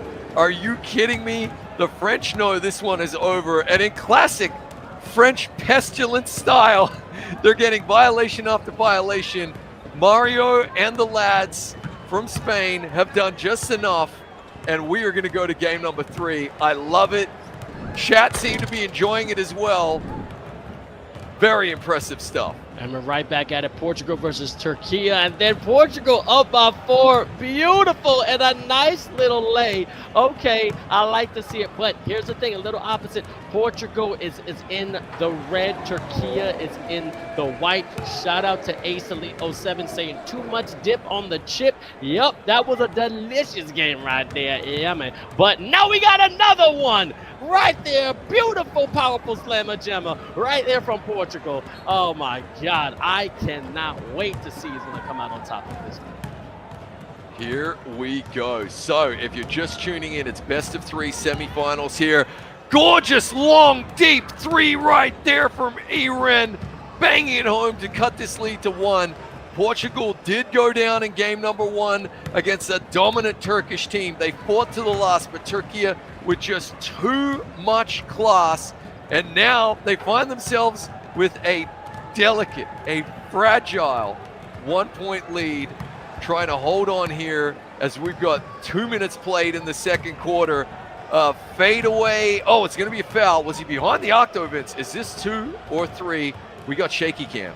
A little shaky cam again, 2-point game. And also everyone who's in watching, thank you so much for the participation. And I got to do it again. There is a survey, and if you don't know what it is, basically it's a real quick test that basically we want to see how y'all want us to do. Okay, we're about the community in the sense of you can also get some beautiful prizes as a hoodie, or you get some eFiba basketballs. We can also, get some NBA 2K codes, which is absolutely, again, fill out the survey as soon as you can, put it right there with the mid-range, and I can see Turkey is going nowhere. I mean, they got a lot of different powerhouse players when it comes to Turkey team. Jambo is definitely dope, but as here on Portugal, as you see in the red and green, PT Creative, one of the top point guards you've ever seen. No brain cells are getting fouled on top of the key. Great to slow down the transition. As you see to the left and right, we have the captains. To the left, that is Tanzu, big fella there in Turkey, and to the right, PT Creative point guard representing Portugal. Now, Turkey, if you've been watching, has been dubbed basically one of the best teams that's coming out of Europe, you know, being part of eFiba Season 1 and also being the dominant force. We went to Singapore for the Olympic Esports Week, in which they took on Brazil and also Philippines. But everyone's been trying to get their crown, all right? But heavy the head that wears the crown, because now they're getting a little bit of pressure. Great Britain was the only team to take them out, and Portugal came very close. So this is not quote-unquote going to be an upset. They are pretty much evenly matched. So we'll see what happens. All right, Rainy right now controlling the tempo. Nice little cross. Beautiful screen by 𝐂𝐄 the Problem. Could have been a moving screen. We don't know about that. And seeing right here, top of the key, as you see, different positions. Hunkering down in the corner. Nice little lay right to the game right there. 20-19. All right, it ain't going nowhere. It's time to say hello, Portugal, because Turkey is that team. And as you already know, I ran with all the amazing support he gets from all his fans. But PT Creative, again, I keep saying, he's one of the top point guards to definitely do it. Trying to make sure he's keeping all the possessions. Beautiful pass from the big fella, Henry Jones. Thought about it. One pass on two people. Great defense from Turkey. As you see, great slip to the basket and another two-hander. Big jam from the fella. That's why I want to see more and more, because that rim is definitely coming down and they're trying to open up that door so they will get on the first ever flight to Sweden. And yes, if you're watching here, these teams we have a chance to go to Jönköping, Sweden with a 50,000 euro prize pool, making some money. And now dipping and slipping and couldn't convert. Oh, great defense from Turkey. Yeah, fantastic defense. And yeah, we probably don't talk about the prize pool enough, do we, Vince? Because we know how much it means to these players from a national pride perspective to be representing their countries, and the fan bases are massive. You know, we've had, I think, 2 million people tune into a game between Spain and Great Britain a few years back. It's phenomenal stuff. But that prize, that monetary prize is fantastic and so well deserved as well. And for me, just the icing on the cake of what is going to be a world first and phenomenal in real life World Championship tournament here at eFiba Season 2. I can't wait, mate. And of course, if you're just tuning in, don't forget that Vince and I are going to be jumping in a frozen lake. You got to keep reminding. I don't know how that works, by the way. They cut a hole in it, I guess. I never agreed to it, though. This is what makes me laugh. Everyone says I'm going to do it, and a nice little stroke in the green from the corner, 25-19. I don't know. But anyway, real quick, you know, this is best of 3. Turkey did take the first game. If they win this, they automatically advance to the Europe Finals, but also punch their ticket to go to Sweden. And that right there was beautiful. STM saved that man underneath the basket, because that was just brutally nasty. As you can see, player of the half, and we're going to go to the next 2 quarters. And it's been definitely about only a 4-point game, what I want to say. So yeah. I have to admit, this is getting real dicey, Chris, real dicey. Yeah, it's pretty tight, isn't it? And wouldn't you say, even by Portugal's own kind of high standards there, with only 20% from beyond the arc and only down 4. And when we joined in, when we jumped over, of course, after Spain's shocking defeat there, huge defeat, I should say, of France, we joined to watch Turkey down and Portugal up, and Portugal kind of be sitting there going, maybe we should still have the lead, and actually it should be a bit bigger than it was. But that's what Turkey do, isn't it? They just hang around in games and then slowly but surely find a way to punish you like that, just like that. You know, basically with a man who's nearly off to the side, sitting on the bench, the defense forgets about him, he steps up and clutches a 3-pointer. And just like that, Turkey find themselves up by 7. That's why they're the current champs of Europe, and of course, the team to beat in this one, Vince. You are absolutely right, and you know what? Their defense is getting tighter than a pickle jar, because all I know is that they're really trying to stop PT Creative from being that playmaker. Great ball movement, but could not convert. And again, the announcer's blessing. You see it, and you gotta believe it. Because now, as you said, Turkey is finding an opening and definitely trying to make sure they punch that ticket to represent their country in Sweden, 30-21. And I just love how Eren just drove in there, took a nice little well, kind of like a power hook finger roll right there. I don't even know what to call that. I just love it though. They'll just hurt you in so many different ways. A decent foul there from 𝐂𝐄, the problem underneath. Forces the inbounds. Solid stuff here from Turkey. They really are like the Royal Mail, mate. They just continue to get there as we see a gorgeous dunk there from Salazar. Gliding to the hoop, hanging off the rim there. The lead is only 7. It's just with the quality of gameplay from Turkey and their ability to just pass it off to Jamboy and do that to you whenever they want, seemingly. Their control of the game is just unrivaled at this level. It's really hard to beat, even though Portugal are giving it their all, Vince. They're definitely up, but when you have a shooter like Jamboy who has more range than Usopp the God, I know my One Piece fans are out there, it's very hard to keep him constrained. But as you said, Portugal does have that little tenacity. As you say, getting real nitty-gritty when it comes to the defense on the Turkey side. Portugal has to take care of the ball. Now you see this lead spreading to a double digit, 23-33. Now it's just holding it now. Portugal still has a chance. Got to be smart with the ball. Use your screens. Take advantage of those open shots, but you got to make them if you get them. Absolutely. And when you get a look at this level, if you want to stay in the game and you want to be relevant, you got to hit it like you said, Vince.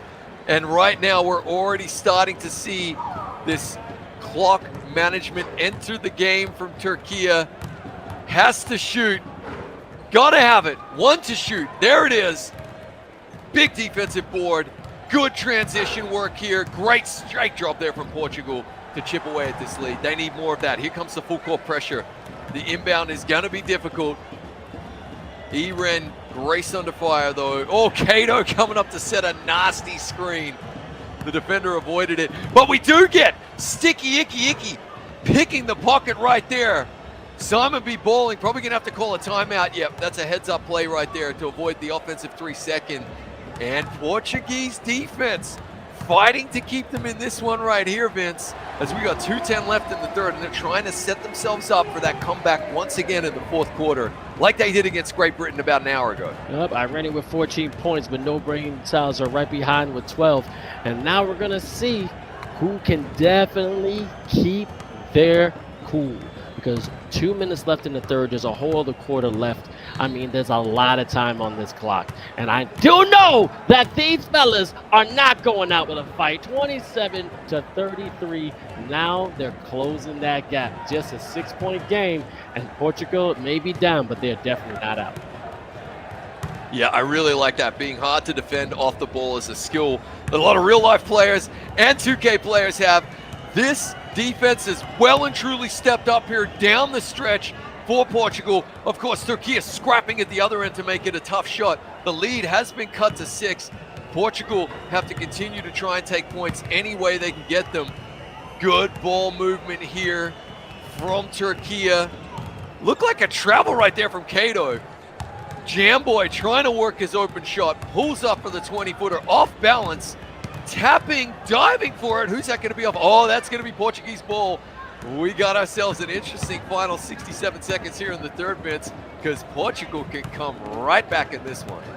And we're going to need some Rima magic, all right? Who can get that long range going on Portugal, okay? Just a couple of threes, and you're right back in this game. PT Creator being very patient and giving the big fella his food, and he's just finishing his breakfast underneath the rim.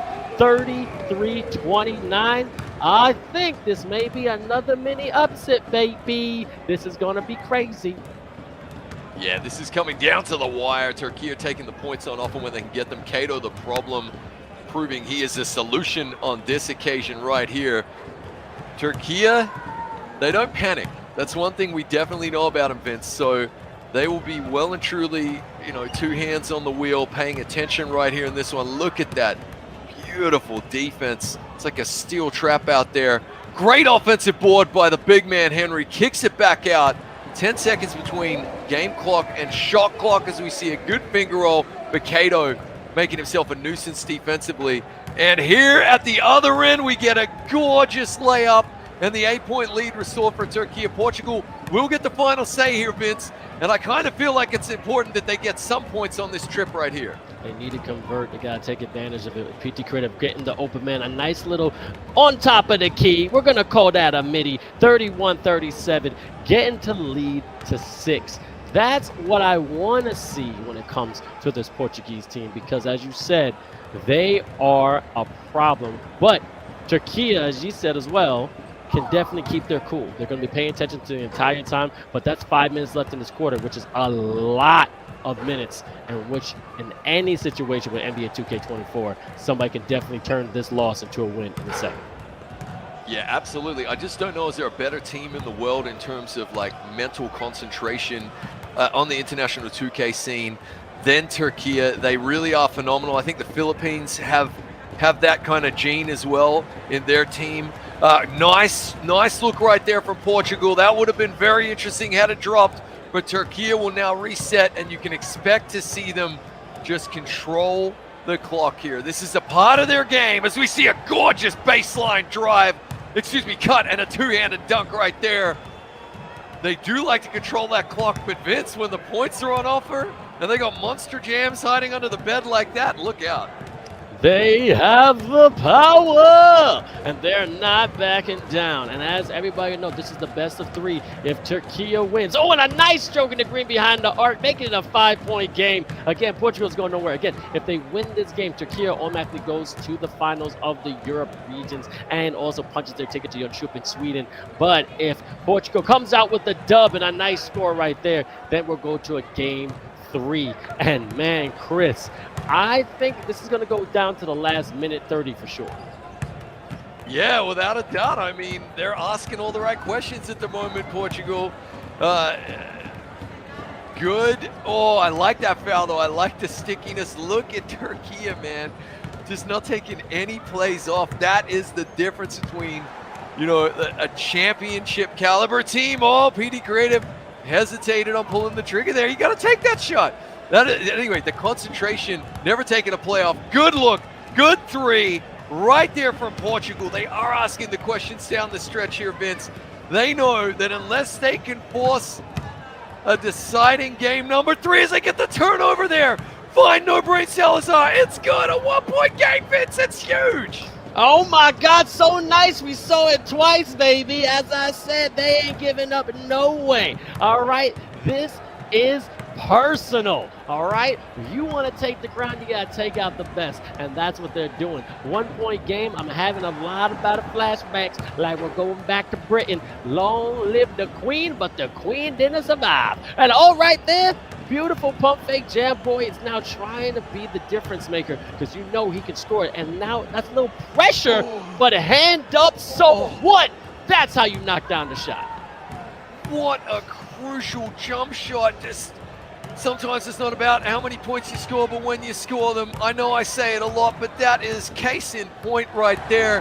Here comes PT Creative, activated at exactly the right time, Vince. Here with 2:11 to play in the 4th quarter. Turkey defending this 3-point lead with everything they have. They get the big steal. That could be massive. And who else but Tanzu? Unbelievable work there from the Turkish captain. Jamboy activated as well at exactly the right time. They will milk this clock. They will find their shot. They will take that high percentage look to the corner. Gotta have it. 4 to shoot. Off balance. It goes up. But a big defensive rebound from Portugal, going for a transition bucket of their own in the corner. It's in, and we got a tie ball game, Vince. It's going down to the wire. 3-ball corner pocket. 1, 2, 3. 1, 2, 3. That's amazing finish. That's all I want to see it. All right, let's see what's going to happen, because all I got to say is Portugal is a problem. Portugal is a problem. But with the confidence and the beautiful swag, knocking it down. Irene, you got 1 million fans, and 1 million of them are watching you right now. 46-43. That was a clutch three-pointer right there, just falling asleep defensively for a split second. That's all it takes. Any crack in the armor, and Turkey will take advantage of it as we see activated player defending activated player trying to break the ankles. The defense is too good. The stick skills from both players phenomenal as we get the steal from Jamboy. He's more than just a pretty face, more than just a three-point assassin. He's picking pockets out here, Vince. That is a complete player, and Turkey now have an opportunity to extend the lead and ice out this game. Not so fast, Portugal will be thinking.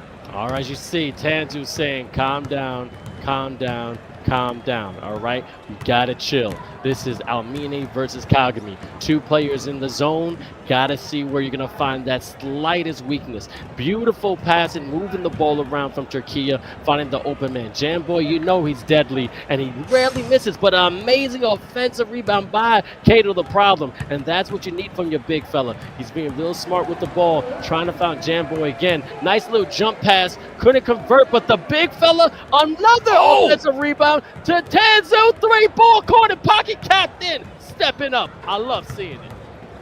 What a sequence of play right there, Vince. The Turkish players calm, collected, milking the clock, offensive rebounds, finding Tanzu, captain fantastic for the three-pointer and the 6-point lead. And now Portugal have to take those quick points when they're on offer, have to go full court press, have to foul. Turkey may have just done enough to book their seat to Sweden here, Vince. 16 seconds. If they get the win, they are going to the finals. They are going to Sweden. 9.1 to play. Smart timeout to avoid the 3-second violation right here. We could be witnessing history, Vince. Turkey about to punch their ticket, mate. It's huge. We've been talking about it, but you know what? No way to go than a beautiful battles we can see. Two top squads showing what they got, leaving everything on the line. I mean, you got to give credit where credit's due. And as you see, Tanzu already celebrating. 6.4 seconds, 4-point game. Oh, there's a turnover, and I think that's it, baby. And they have just done what everyone was quote-unquote expecting. They have punched their ticket to the Euro Finals, and also they're going to be on Air Sweden, going to join us in your shooting. Congratulations, Turkey. There we go, Vince, as we immediately go from semi-final action to semi-final action, and we pull over to France versus Spain. If you're just tuning in, it's a best of 3 on the other side of the bracket. France won game number 1, then Spain came out and spanked Les Blues.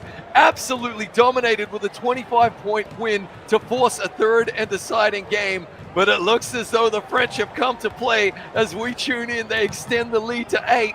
But let's take nothing away from a fantastic Portuguese fight back and performance in the other semi-final, Vince. And of course, not overlook the fact that Turkey are definitely going to Sweden and will now once again participate in the final to become champions of Europe. Shout out to all the teams that participated when it came to this amazing season. But man, oh man, we can say the top teams are definitely battling it out. And when it came to Europe, we had Albania, Austria, Belgium, Croatia, Cyprus, Estonia, Finland, France, Germany, Great Britain, Greece, Israel, Italy, Lithuania, Luxembourg, Montenegro, Poland, Portugal, Serbia, Slovakia, Spain, Sweden, Switzerland, the Netherlands, Turkey, and Ukraine.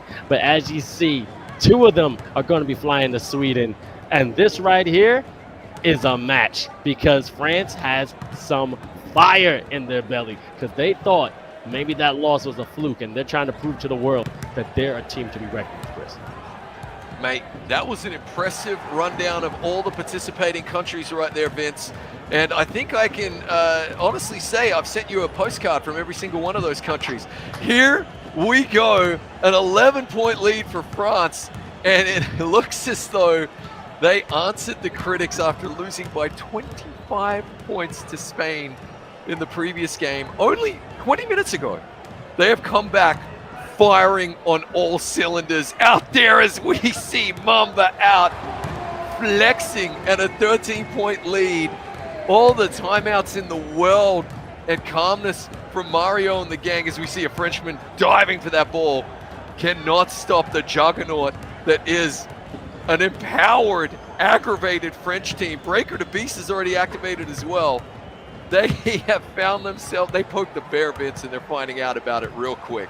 Nice dunk from Mario underneath. That's what it is. When you poke the bear, you be willing to one. By the way, the bear is the most terrifying creature in the world, okay? It'll run faster than you. It'll swim longer than you. It doesn't quit until it gets what it wants. And it can climb a tree faster than a monkey. But as you can see right there, beautiful off the backboard. The bank is open, 42-29. France is showing the dominance for this one. Someone remind me to send Vince a picture of a koala bear, at least to calm him down, because they're not that scary, but I feel you, mate. And yes, the bear has been poked proverbially and literally right here as the French find themselves with a now 11-point lead. A nice dunk right there. Spain with a mountain to climb as we've got 1:43 to play in the third quarter, Vince. That's the critical thing here as well. If the Spanish want to come back in this way, mate, they are just running out of runway to take off as we see another nice shot. And the Spanish just running out of time, mate. It's tick-tock. They need points, and they need them now. I see over the rainbow. Did you see that rainbow cross-court pass to a beautiful mid-range? I didn't think that was going to get to the player, but Mario not able to knock down the three. This right here is just comedy. It's entertainment, and I'm definitely let you know, you have to be entertained from this because these two countries have been going at it since day one. And now they're trying to settle the score in this match here. 1:04 left in the third. This is not over. There's plenty more game to play, and Spain does have the ability to come back. So watch them step it up in the last couple of minutes of the fourth. And there's a great question from chat right there. MVP Fogel asks in Twitch chat on the eFiba channel, who are our top 5 power rankings? Well, I think you've got your answer for number one when it comes to Europe in particular, Vince. I think we can all agree now, Turkey punching their ticket. France have to be, it's got to be between Spain and France, 2 and 3. So there's 3 of your top 5 anyway. Outside of that, yeah, give me some Portugal and some Great Britain.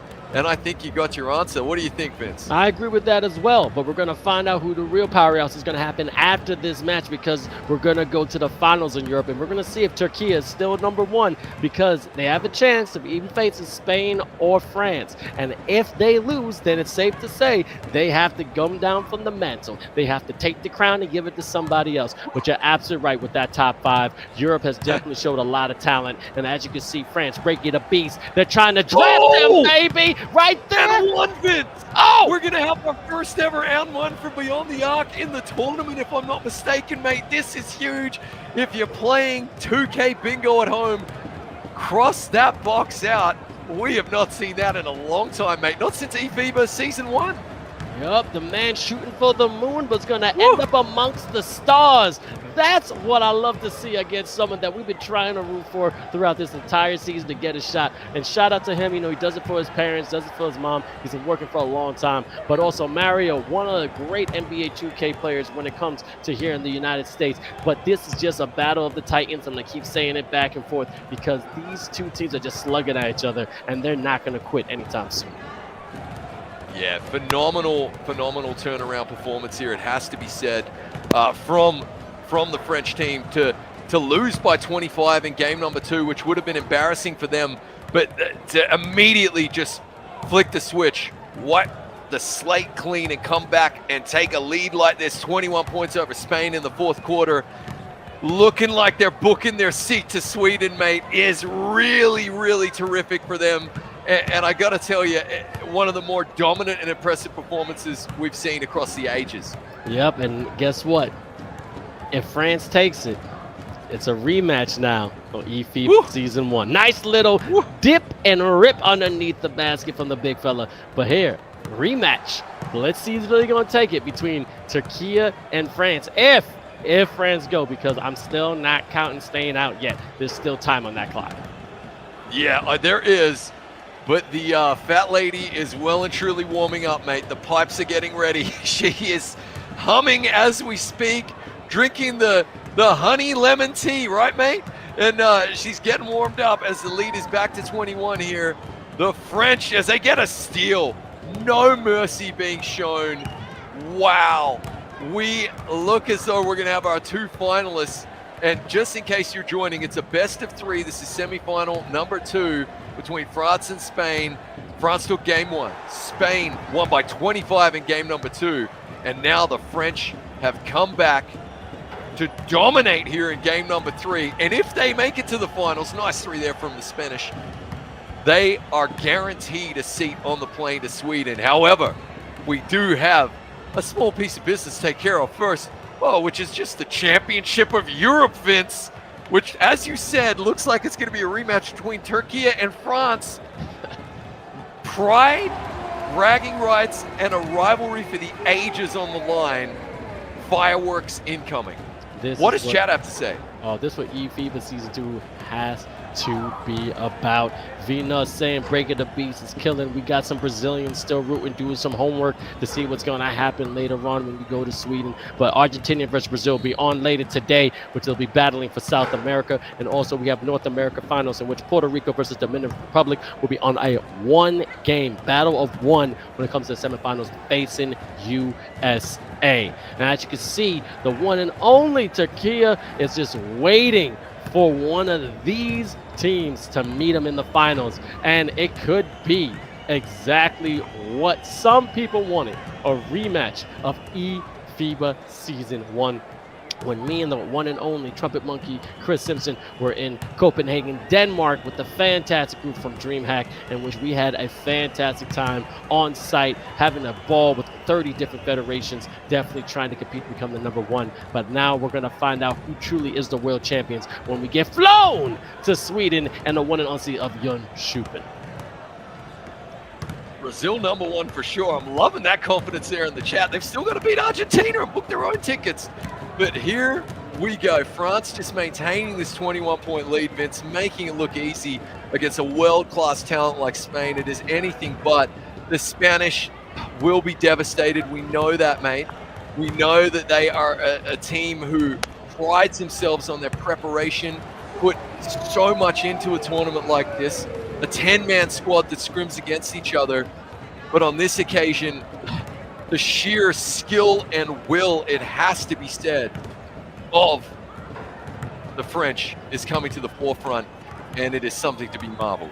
Yep, same top 4 Season 1, which is insane. And real quick, some people are saying, hey, what does it matter? It matters a lot. You know why? Because if you're a competitor, you want to beat the best. You want to find out who is truly the champion of your region. So that's what matters. And I'm telling you, there's a lot of knit and grit and rivalry between those two teams when it comes from France and Turkey.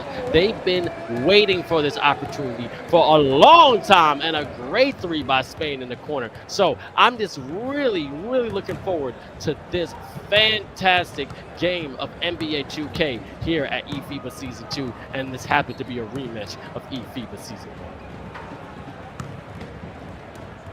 1. And honestly, we couldn't have asked for much more, right, Vince? I mean, we got our game #3 between these 2 old rivals.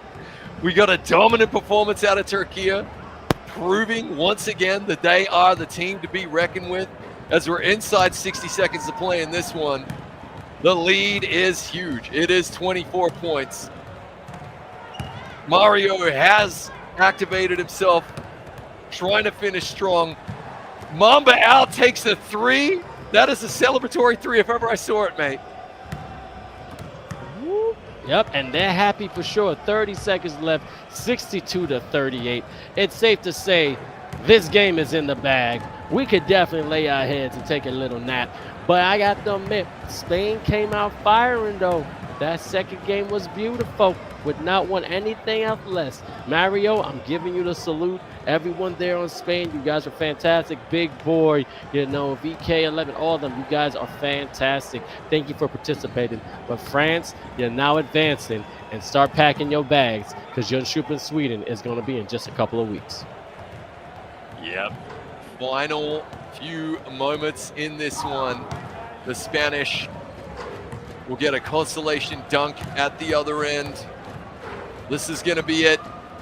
No shot clock. Controllers down. No!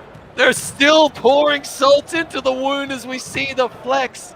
and it is a 26-point lead right now. So they might have been listening when we spoke about that devastating 25-point lead. Mind you, the Spanish chipping away. No love lost between these two, Vince. There it is. Parity restored. 25 points. No! The Spanish not done with a 3 of their own. Well, I think they're having fun, which is the most important thing. As we see a long-range shot goes in, and it will in fact be the exact same scoreline, 25-point differential. So the French get their own back in this one. And that is nice. You can see what it means to this man right here. I just see Itachi right there in the back with Naruto. I'm giving you the appreciation jutsu. And then Breaking the Beast and his team are now going to punch their ticket to Jönköping, Sweden, in which we'll have the first ever offline event when it comes to eFiba Season 2, in which there's a 50,000 euro prize pool. Chris, was that what you expected when it comes to these teams? Yes. Ruthlessness, absolutely. Scoreline, though, I don't think either of us predicted that one. I was kind of feeling as though we might actually see an overtime at some point here. Very, very impressive. The Portuguese, the other team to exit alongside Spain here in the semifinals, both of them deserving of all our gratitude for a fantastic performance. They'll be heartbroken. Those are some heavy hearts right there. However, let's take nothing away from the French, who would have felt embarrassed after game number 2 and came back and won by 25 and just said, no. Hold my baguette. Here we go. And they just looked unstoppable right now. And both France and Turkey punching their tickets to Sweden. This is going to be huge. Oh, yeah, and it is huge. And everyone wants to know, why are 2 teams from Europe going? Because they had the most out of the 61 nations when it comes to the 7 regions, okay? Europe had 26, Africa had 14, North America had 6, South Asia had 5, South America had 4, Oceania just had 2, and Middle East had 4. And we need to make it equal because it's going to be a 8 round robin event in the sense of 8 teams are going to be fighting to become the world champions of eFiba Season 2. And we still got more games to play today, but I want to concentrate on the powerhouse team right now, Turkey.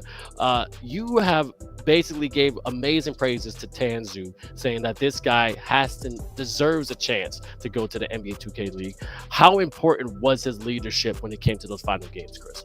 Yeah, well, what was critical was Portugal were asking all the right questions down the stretch there. And who steps up to nail a massive 3-pointer to give them the 6-point lead under a minute to play? Tanzu, Captain Fantastic. And then who is hustling underneath the boards to just extend that leg block?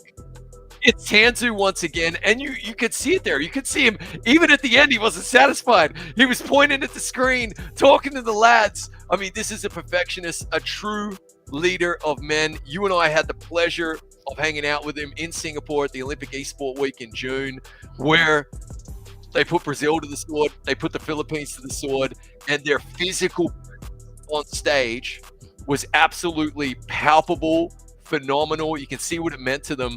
This is a massive unit led by a very charismatic man in Tanzu. And now, asking you to see, because right now we have the captain, the one and only, the big fella, Tanzu. Look, I just want to know, baby, how does it feel that you are now going to Sweden and have a chance of winning 50,000 euros? Well, this series was interesting, so I'm not satisfied to be honest. We have really important final right now, and also we have a really important offline tournament that we will be in. Like, it will be crazy, man. I just cannot wait for it. But for me, job is not done. We have so much things to do, so much things to work on. We gotta improve even more to be most successful with. So I'm not satisfied, man. It's just starting, I guess. Man, beautiful. Again, NBA 2K24, Kobe Bryant on the cover. You got that Mamba mentality. The job ain't over. But I want to give credit to Portugal. How impressed were you from their gameplay? Because I gotta admit, they gave you a run for your money. What do you have to say about that fantastic nation? I mean, I respect them all, to be honest. We had some beef in the beginning of the season, unfortunately, but especially PT Creative and the other guys, I respect them all. They just had a really good run end of the game and the second game, and also in the Britain game, they just came back from probably like nowhere. So I respect them, but still, this game is all about winning and losing. So we just keep on winning, but it's not over yet. We have a finals right now, so we gotta focus up and play against France. And I don't want to distract you, mate, but I've got a serious question, and then you know me, I've got a goofy question. Okay, serious question first, yeah. The clock management that we're seeing, particularly third, fourth quarter, where you guys are putting the ball in the hands of Eren or Jamboy, trusting them to take it all the way down to 3, 2, 1, take their shot. Where did you come up with that tactic? When did you come up with it? Okay, and can we expect more of it? Because I love it. I mean, they have ice in their veins, I guess. So we let them do their own. But eventually, that was like a game plan for us. If we end up being on the opposing side even more, they will be let down on the offensive side. So we just said like keep the pace down on ourselves, so we have the momentum with it. So yeah, man, it was like a little bit of plan in-game plan, but it was effective until maybe the fourth quarter, I guess. Unreal. Yeah, well, hey, I mean, they gave you a run for your money, but in fairness, you came out on top. All right, goofy question time. You're on the plane from Istanbul to Sweden. What movie are you watching to get you pumped on the flight for the big tournament in person? I got to know, what are we watching here? Are we talking Forrest Gump, Waterboy?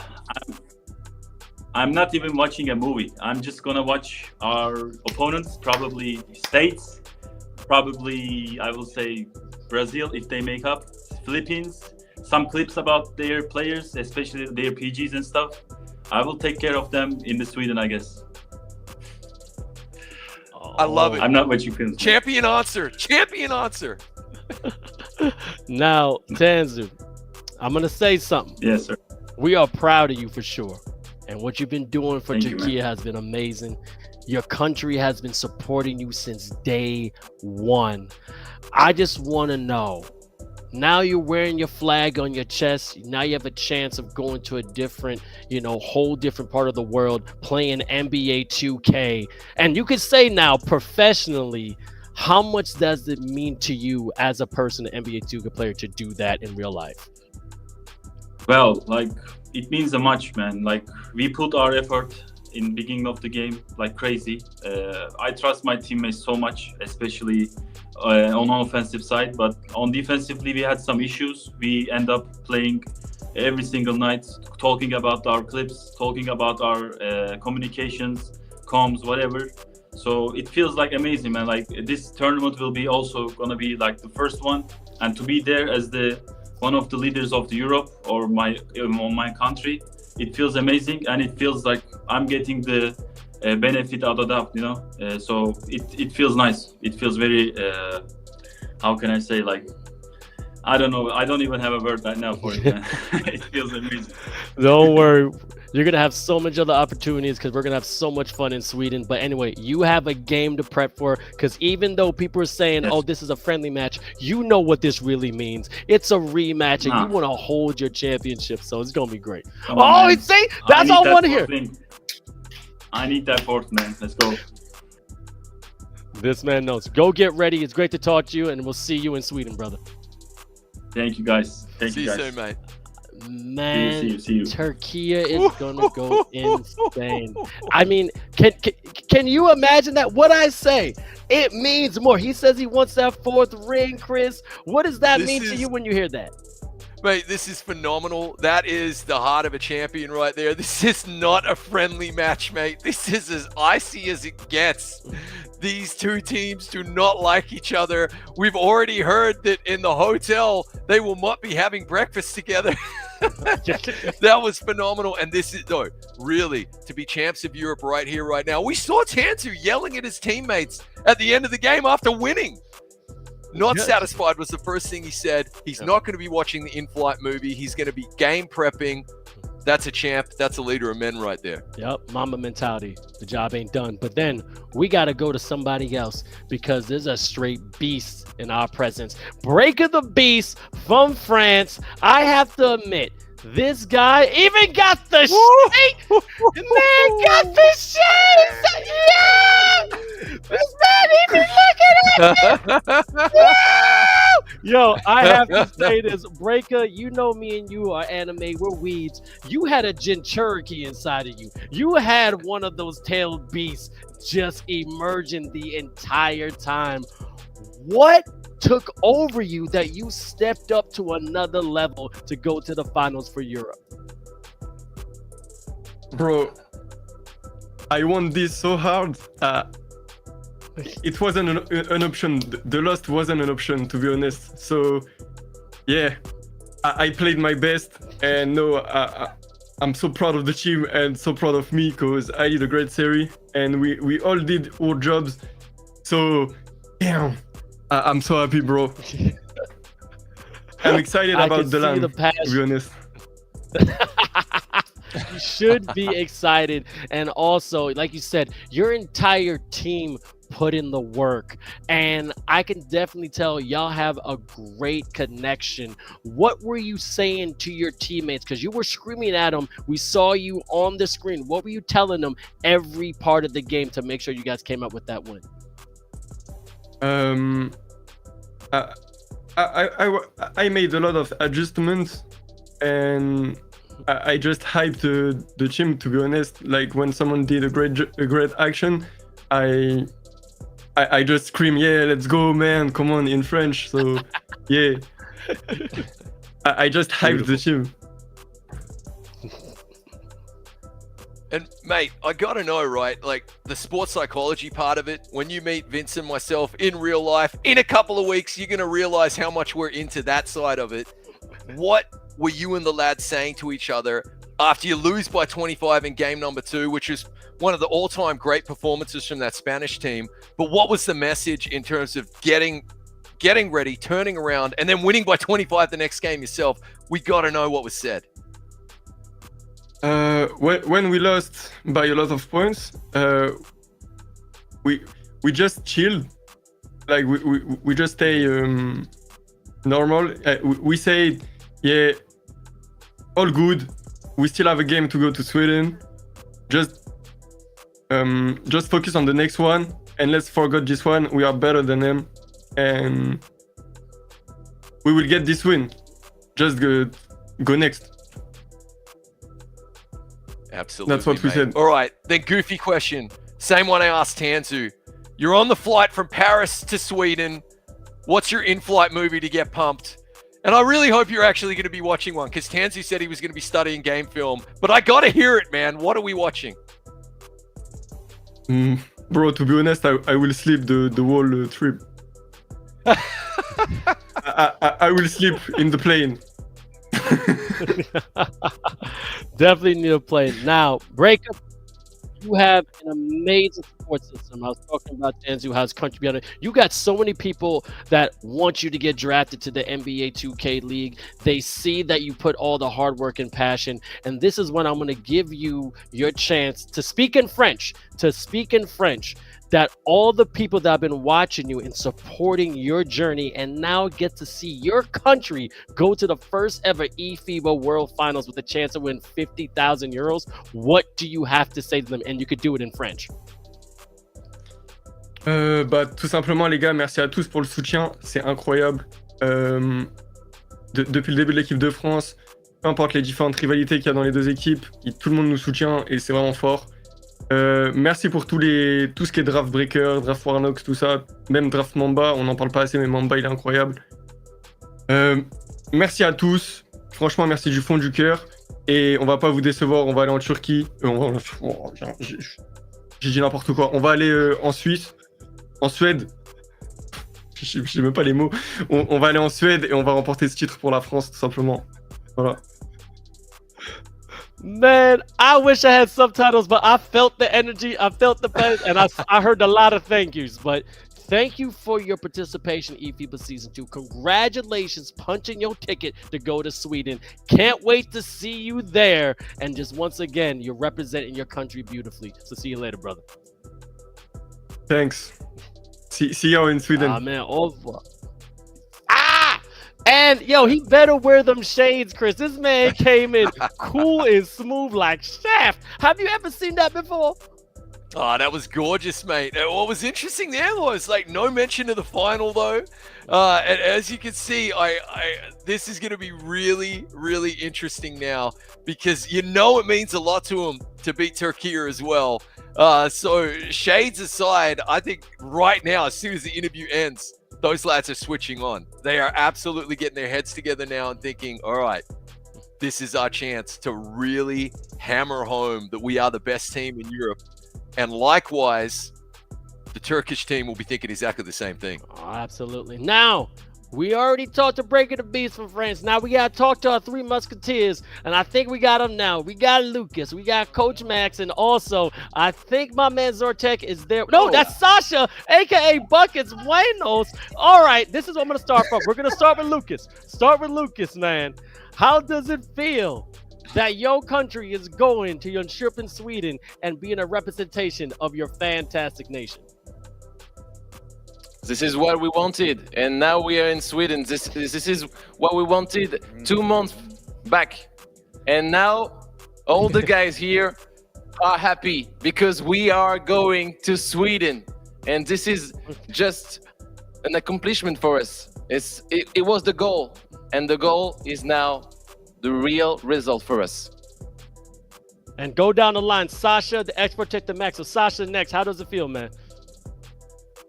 Man, it's just like we said it before. The main goal was Sweden. Then we know we are going to Sweden. So yeah, it's a contract that we have completed for now.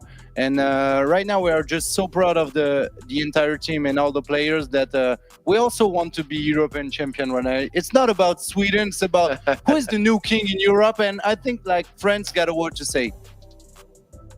Oh my God, and expert tech, again, former player, you know, ex-coach. Now you see this team going, wearing that flag. Do you wish you had the sticks, or right now you're good with the team that you see?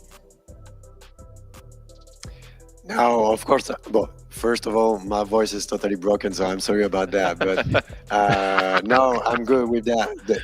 The thing is, the most important that we won tonight. I hope that we are going to win the finals, and we're going to Sweden to fight against the best team in the world. So that's just what I want. All right, and Coach Max, I mean, you're the one behind. You're literally the puppeteer, man, the puppet master. Tell me and walk me through those final moments when you saw that France is now punching their ticket to represent France in Sweden. It was just a lot of happiness, and I was just very proud of the guys, especially because after game 2 and this big loss, it was hard to refocus and to be in a mental state to be ready to fight for this game 3. And I'm really proud of the evolution of the guys and how they managed to be ready and to be focused and just to play one of the best games we've played this year together. So yeah, I'm just really proud of the team. And so, lads, I gotta know, yeah, what is it gonna mean to win over Turkey if you can get it done now? Because I gotta tell you, Breaker felt like he had one foot on the plane right there. How important is this gonna be? Anyone with a mic, let me know, because you saw Tanzu. He's not finished. He's not satisfied. Yelling at his teammates, lay it on us. We gotta hear what's gonna happen right here. Well, I think it's time for France to take the throne of Europe, and just to send a message to the 2K League. We are 2K League ready. We are waiting to coming to the US and to show our talent to the entire world, and we got lots of players on every position that can dominate. And so right now it's just being dominant in Europe and being dominant in the world as the next step, the Worlds, and then the 2K League for French players. Love to hear it. Love to hear it. And no, and also I gotta say this though, as you said, the world's ready for France to be part of the 2K League. Going to Coach Max right now. Now you've seen the talent all over the world. Now everyone literally has been praising Breaker the Beast, but we know we have a whole bunch of other amazing players on your team. We talk about Zinc and we talk about Warnox and stuff. Now with this pressure of going to an offline event with this cash money on the line, is there any change in training strategy for the next 2 weeks, or are you just going to do the same thing and say if it ain't broke, don't fix it? One step at a time. First, we will just wait to see how against which team are we gonna play, and then we will just prepare as every week, because we trust in our way of working.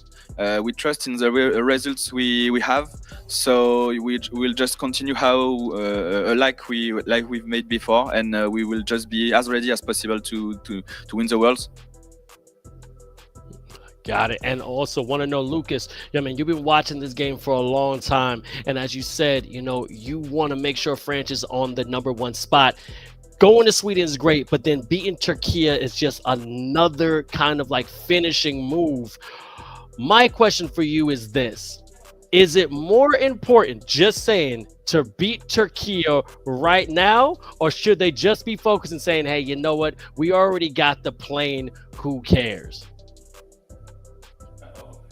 We're just competitors, so we just have some appetite, you know. We we are hungry and we want to beat Turkey because, you know, guys, this place where we are right now, it was the place when Turkey beat us 1 year ago in January, you know. So now is the place to make our revenge. It's time for France to beat our, I don't know, the best. Our bully. Yes, Our bully. our bully team.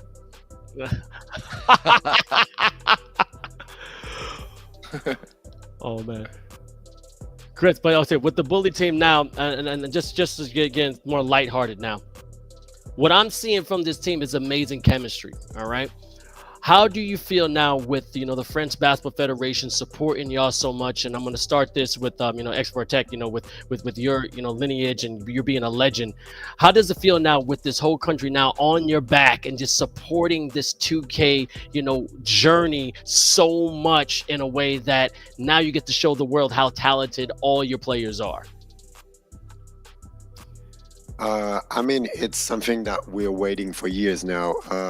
We worked so hard to improve the esports scene on NBA 2K for years. We create some championships.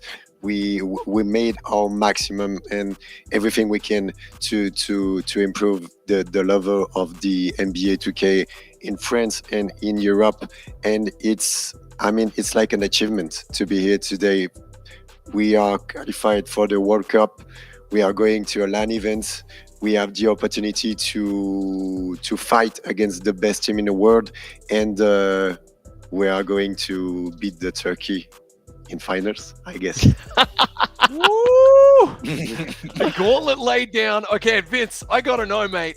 Out of these 4 fine young Frenchmen sitting on those couches there, who is gonna be joining us jumping in the Swedish frozen lake for charity? By the way, there's now a charitable element to it. Yeah, okay. All 4? Not just 𝐷𝐿𝐹. I think it's just the Max, what are you gonna say? It's gonna be me. It's gonna be me. Sorry, guys, but yeah, it's just for now. It shows that I will be there, but yeah, I hope we will have some big stuff with us, but cost money, so we'll do our best to be ready with the guys and to have a real good stuff to prepare them as much as possible. Okay, and I don't know if you heard this already yet, but kind of going on the socials there, if you're familiar with the French rugby and the New Zealand rugby rivalry, I am told that the Kiwis will be performing a haka before their games. Are you ready psychologically to face down a haka in 2K? Bro, it's so dope. It's so dope. I can't wait to see this live. Just a lot of respect to them, and I can't wait to see this. That's going to be absolutely awesome. There we go. I want to see it. Fantastic. All right, goofy questions over. Sorry, guys. You know I got to have my fun. Max, 𝐿𝐷, Sasha, Lucas, you guys are so important and influential when it comes to the French Basketball Federation, also with the esports world. We can only just thank you. Hopefully I get to see all of you in Sweden. Not sure if you guys are going to be there, but I want to thank you for all what you're doing when it comes over there in France. I know the Olympics are just around the corner. With me and Sasha, we talk about it. But again, I know you're going to be watching the 𝐂𝐄𝐄 game like a hawk, and I'm pretty sure we're going to see you in just a couple of minutes. But thank you again, and I'll see you guys soon, all right? Thank you, See guys. you guys. Bye. Johnny.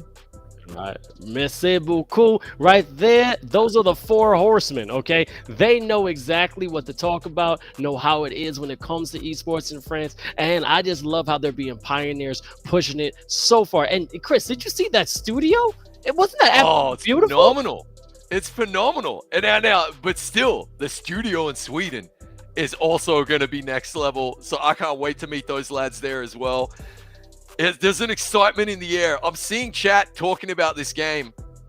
You need to understand the history between these two teams. Yes, both teams going to Sweden, and both sets of players will be fighting those feelings of elation, but really, really focusing on this finals that are about to take place right now, because 𝐻𝐿 wants 4. He wants that 4th ring. They want to win it again.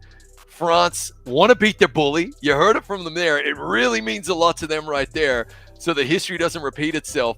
And then you and I have been speaking pre-production, off air, and then during the stream. You know, how helpful is that going to be to know that you're the champ of Europe going in? And by the looks of it, it's going to be massive. So we've got fireworks coming up in a best-of-3 final, mate. This is going to be something that's special.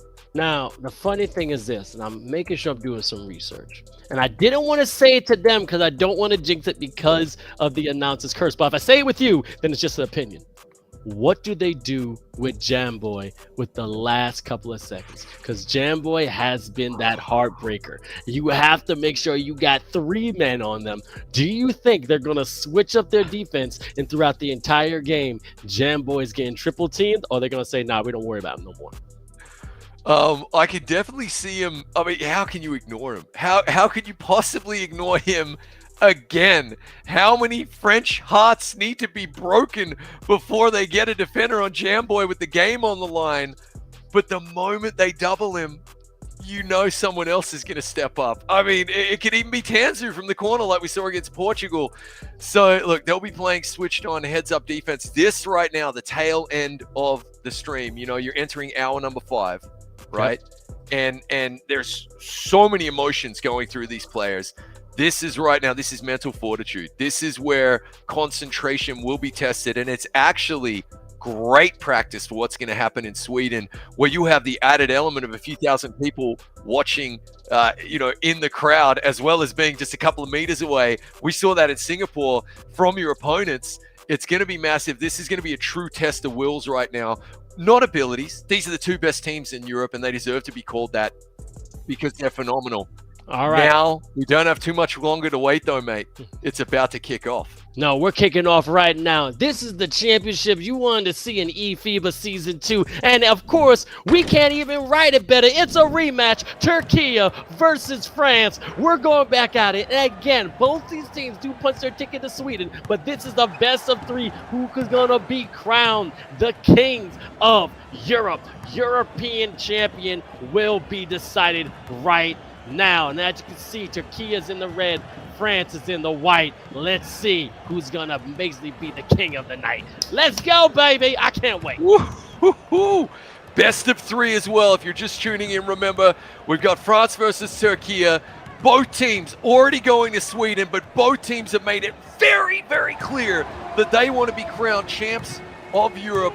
Of course, 𝐻𝐿 has said he wants that 4th ring, that member mentality. He's going to be absolutely having the guys rearing and ready to go. Likewise, the French trying to beat the bully, as they put it, and really set themselves up psychologically for a massive boost ahead of the World Championship in Sweden. So far, a cagey affair. We got 50 seconds in and no points, Vince.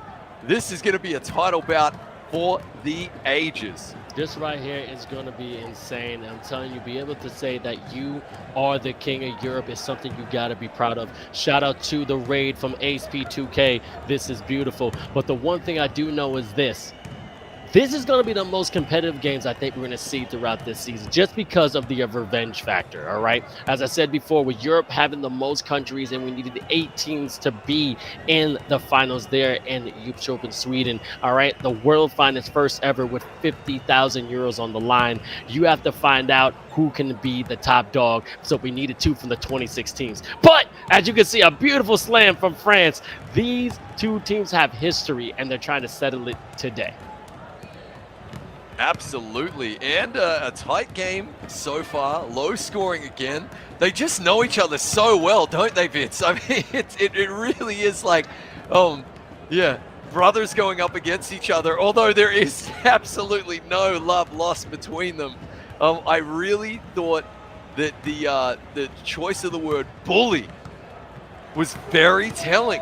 I mean, I get the feeling, and you know, I mean this with no disrespect whatsoever, based on just pure performances, as we see a gorgeous 3 there from Breaker to Beast, just based on historical performances and the emotional damage that's been done, that this Turkish team live rent-free in the minds of the French team, and until they get the win, you know, they're not going to be all that they can be. So that's what's at stake here as Turkey drain a 3 of their own and take this 1-point lead right here. So I'm loving this. I love that this is a best of 3 again as we see a gorgeous dunk by Mamba out in the paint right there. I love that this is happening ahead of Sweden, and there will be no impact on seeding. I saw that comment in chat. This is literally to crown the champions of Europe, which means a hell of a lot to both sets of players. Boom! Big dunk and one right there. 𝐂𝐄 the solution. 𝐂𝐄 the solution. I'm loving that new nickname. Also, shout out to our man from the Philippines, Dillo2K, saying, hey man, they think Turkey is going to take it 2-1. But this right here, there's a lot at stake, all right? In the sense of once you can see what you are capable of, because you got a lot of eyes watching. Right now, I'm just saying, NBA 2K League, I think they're watching. I just think they're watching. They're trying to see who can they probably pick and maybe bring over to them. Again, that's no definite. This is my speculation. But when you have this kind of competition and you have these 2 powerhouse teams going up, you have to make sure you have basically on your A game. Because I've always had that saying, you don't know who's really watching because you can have an opportunity from a game like this. So I would play the best you can because there could be more on the line than you think. Oh, absolutely, Vince. And those 2K League scouts, great 3-pointer right there. Great full court pressure here from France as well, smothering defense. I mean, they're going to be paying attention to the mental aspect, the mental fortitude. What happens when every single game you play in the 2K League is like playing in a final, day in, day out? That's what they want to see, that you've got the mantle for that. And so that's why these games are massive. Plus, they want to be champs of Europe. Boom! Big dunk right there underneath Tanzu. Two-handed. And the lead is just one. Spot on analysis as always, Vince. And you and I just get to sit here and have a great time calling the game. We hope you're enjoying it in chat as well. And everything to play for here, as there will be one champion of Europe. And then both teams will be headed to Sweden. Jamboy wide open, missed the 3. What is going on there, Vince? Man, it happens sometimes. Sometimes it doesn't fall, but right there, another mystery. And as you said, if everyone's having a good time, please fill out something called a survey. We still got a lot of prizes to give out. Hoodies, NBA 2K codes, and also an eFiba basketball. Fill out the survey right now, going to be in the chat, and let us know how we're doing, what you want different. If we do have a season 3, what you want to change. We want your opinion. It's about the community. Again, fill out the survey that's going to be in the chat just right now. And as you can see, it is an amazing game so far. 11-12, just 31 seconds left in the first, and these teams are going at it. I love the representation of the nation because they're not going to stop. Yeah, and look, Eren already activated. We're seeing a couple of bricks both ends of the court right here. So a cagey affair so far, Vince. Uncharacteristic misses, but a lot of dunks in this one. As we see Mamba out, throw it down with authority right there. Gorgeous dunk. And of course, 𝐂𝐄 the problem activated. Eren activated, trying to work that pick and roll. Boom! Dunk down low yet again. It's just been an exchange of big man dunks early on in this one. Absolutely. Oh, nice little revenge on the other side. Now it's just basically a futuristic kind of game. Everyone's the Jetsons just flying around. And I love seeing a 3-point game. Now, France up by 3. And also, don't forget, we still have 2 other regions left for today. North and South America to see who's going to punch their ticket to go to your trip in Sweden as well. So don't go anywhere. But we still got 3 games right here in the Europe Finals. Fantastic rebound and putback by ex-Mamba, and France dominating this first game. Oh, man. That was a putback, a little bit of nastiness on it right there. Still activated here. 𝐂𝐄 and 𝐅𝐿 banging home that 3. So dangerous, that quick little 1-2 on the wing right there. Really hard to defend. I mean, the French defense has been solid as a rock, but that's hard to stop. Here we come, Breaker to Beast, back the other end there. He's got those icy boots on. Ooh, nice little dunk down low. This might be the highest number of dunks we've seen in a game between these two, like potentially ever. So really interesting that they're both kind of switching up their tactic a little bit here, Vince. And again, they know each other so well. So it's to be expected somewhat that they have to adjust. Yep, it's like a 90s all-star game. When all-star games was about taking the best players and being the best, it's not just about, I don't know, who's going to look pretty, who's going to put something fancy. Nah, I'm showing that the East is better than the West, or the West is better than the East. But break it up, Beast, as you can see with the nice little ice creams, crossing to the left, trying to survey the land, pulling up, nope, no pump fake. Hey, psych me out. Ex-Mamba out doing the handoff. Again, beautiful screen, but then a foul and stopping the transition. Right, seeing here coming after the inbounds play, 𝐅𝐿𝐋𝐋𝐿 trying to find the point guard. Again, we had a great interview breaking the beast. I gotta get the translation, but he said some amazing dimes. I heard a lot of merci beaucoup, was beautiful. All right, mid-range going to the corner. Zinc going right to the top of the key, but couldn't get it. Great offensive rebound. Now turn her over to Kia. Yeah, it was a wholesome interview right there. So yeah, great dunk, climbing the ladder there, Tanzu. Gorgeous stuff. We got a tie ball game. There's just nothing between these two teams, Vince. This is the championship of Europe on the line here, guys. They are playing for the four-peat. If you are Tanzu and Turkey and France trying to defeat the team that has had their number time and time again, the bully, they call them, and doing their absolute best in this one as we come down to 2.5 minutes left here in the second. Another miss from Jamboy. He's a little bit out of sync in this game so far, but a foul will slow things down at the other end. Tied up game. This is getting me excited. I'm so excited. One of my favorite movies, Atlantis. Anyway, here's the thing right now. Let's see. Breaker the Beast is going to see. It's going to show off a little bit. I like the change in the wear, but I see right now it's basically a 2-man game. Could not get up a good offensive rebound by the big fella. And one, baby. Count it and get to the line. Finish your breakfast, sir. And Vince, just in case you're interested, bully in French is pronounced intimidateur. There we go. I love that. So Turkey are the intimidateurs, and they are finding out all about it again in this one, France, as we're tied up at 22 apiece. Turkey might need that on a t-shirt as well. If they get off the plane wearing intimidateur printed across their front, then hold on to your chair, Vince. That would be absolutely massive. Yeah, it would be massive. And real quick, a little history, because in eFiba Season 1, Turkey and France did go at it as the champions. And what happened was Turkey did come out on top 2-1. First game was 54-64. France took it. Turkey then took it 61-50. But then the last game, and we all know about that deadly Jamboy 3, 57-54. So Turkey came out on top in style. Let's see if it's going to be the same thing here, because as you can see, it's a very nice game. And now just tying up with a beautiful lay from the beautiful red team. So far, so good. As promised, as advertised in this one, Vince. 24 apiece. Skills on display. Breaker to Beast rattles that one out. Does not get the user-friendly roll. 𝐅𝐿 bringing the rock back up the court. Hands it off to 𝐂𝐄. Gives it back to 𝐅𝐿. Working that 1-2 punch. 𝐅𝐿 open for the three. Turkey 27, France 24. Nice, nice, nice. Let's see who's going to be the hero. And Dello_2K saying, once again, it's the shooting guards of both teams that will be the deciding factor. I mean, you're kind of right. And a nice 3-ball corner pocket. I mean, this right here is a heavyweight bout. Just haymaker after haymaker. Nobody's leveling up. I'm telling you, this is going to be a competitive game. They know they're going to Sweden, but they know right now this is about being a competitor. This is about proving I am the best. And if anyone's a true 2K player, anyone's a true baller, or about sports, you know that trumps all, showing you're the best. And that's not Mamba mentality.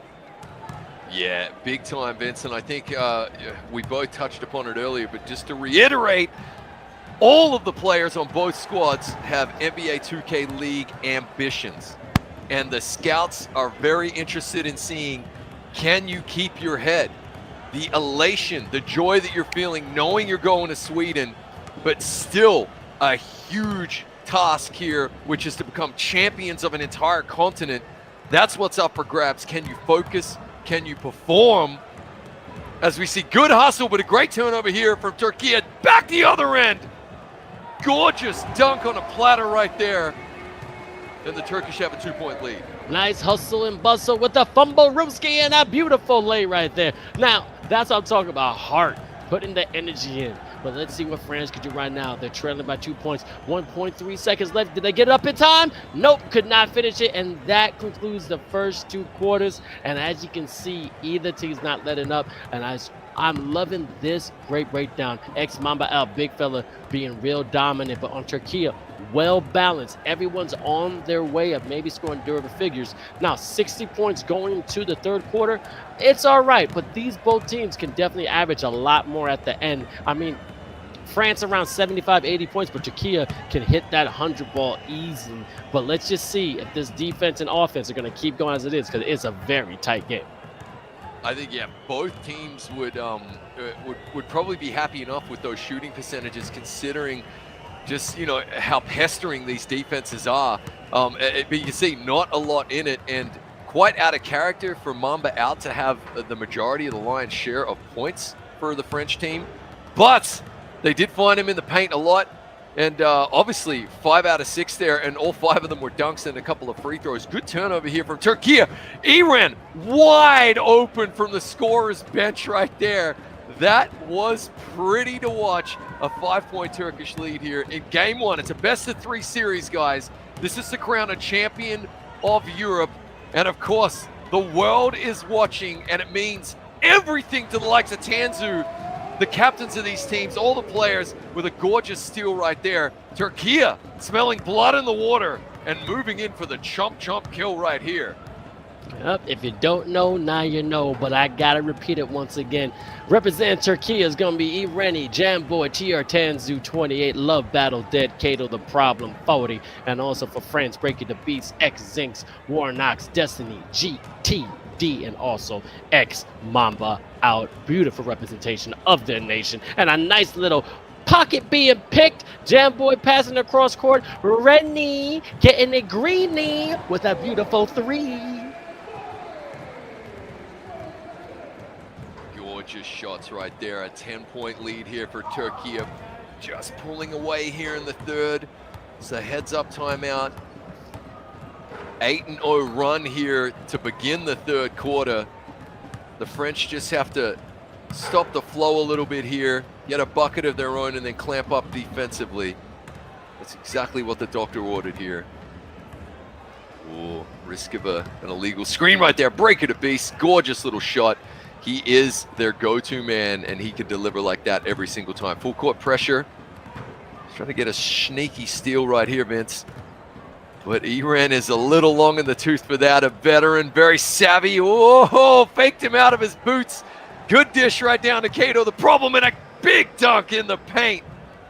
Right on that Frenchman, and they'll be loving that. Extending the lead right now to 10. And also, if you are just tuning in, this is eFiba Season 2. 61 nations from all over the world were competing to go to Jönköping, Sweden. Yes, for a 50,000 euro prize pool. Also, if you like us, we want to see that follow button or maybe that subscribe button. It's up to you in a beautiful 3 by France. Again, follow eFiba Official on all social media accounts when it comes to TikTok, Instagram, X, or you know it as Twitter, and of course here on Twitch. Press that follow button as soon as you can. Let's grow this. Let's make this the biggest season ever, and let's keep breaking records like they did with the World Cup. And that's what FIBA's about, putting all nations together and competing at every sport possible. And right now with esports, we're making it bigger, better, and definitely in a good way, badder, because that's what we're doing. We got some bad men right here on this court competing to be champion of Europe.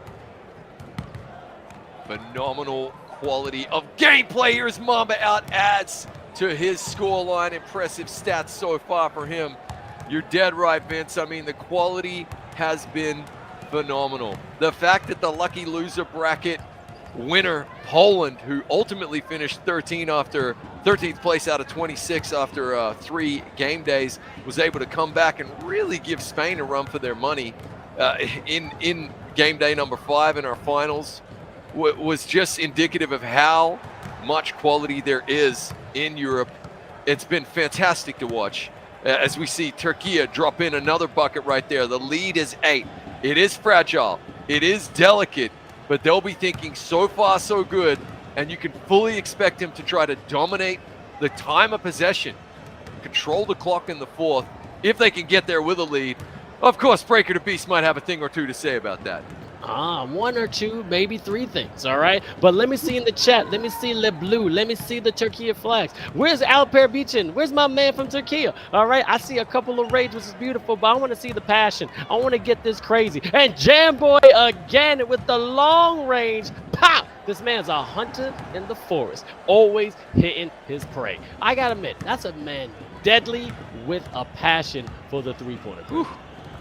Yeah, absolutely, mate. I mean, Poison Ivy, he is phenomenal. And to put it into perspective, Vince, they're up by 9 right now, and he's missed 2 wide open threes, which is to say that's a big part of their game plan, working those shots.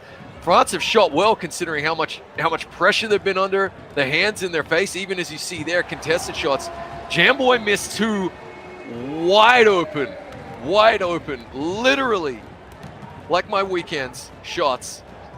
As we see another nice bucket right there to push the 12-point lead. It's impressive stuff from Turkey here in this one. They look like they're in cruise control, Vince. They're in cruise control, but right now, Breaker the Beast is not giving up. None of them are giving up when it comes to this beautiful French team. But you see Rennie with 1 million followers trying to get some ankles. Jamboy again, now they're double teaming. This is basically beautiful practice. Getting prep what's going to happen there in Sweden. But Rennie could not convert, and then the one only big fella getting the rebound. What's up, X-Mamba? What can you do when you come to the assist? But then a turnover here. Turkey trying to catch up, and Kato the problem, glided to the rim. A beautiful slam. A Gemma from the big fella. Oh man, there was no stopping that dunk right there. Holy tamale. He hit like an asteroid the paint right there. Great dunk, a 14-point lead in this one. Under 10 seconds to play. We're into the bonus, so France are going to get a couple of easy points right here from Breaker the Beast. But man, do they need some stops, and quick in this one, Vince, because Turkey are in the driver's seat.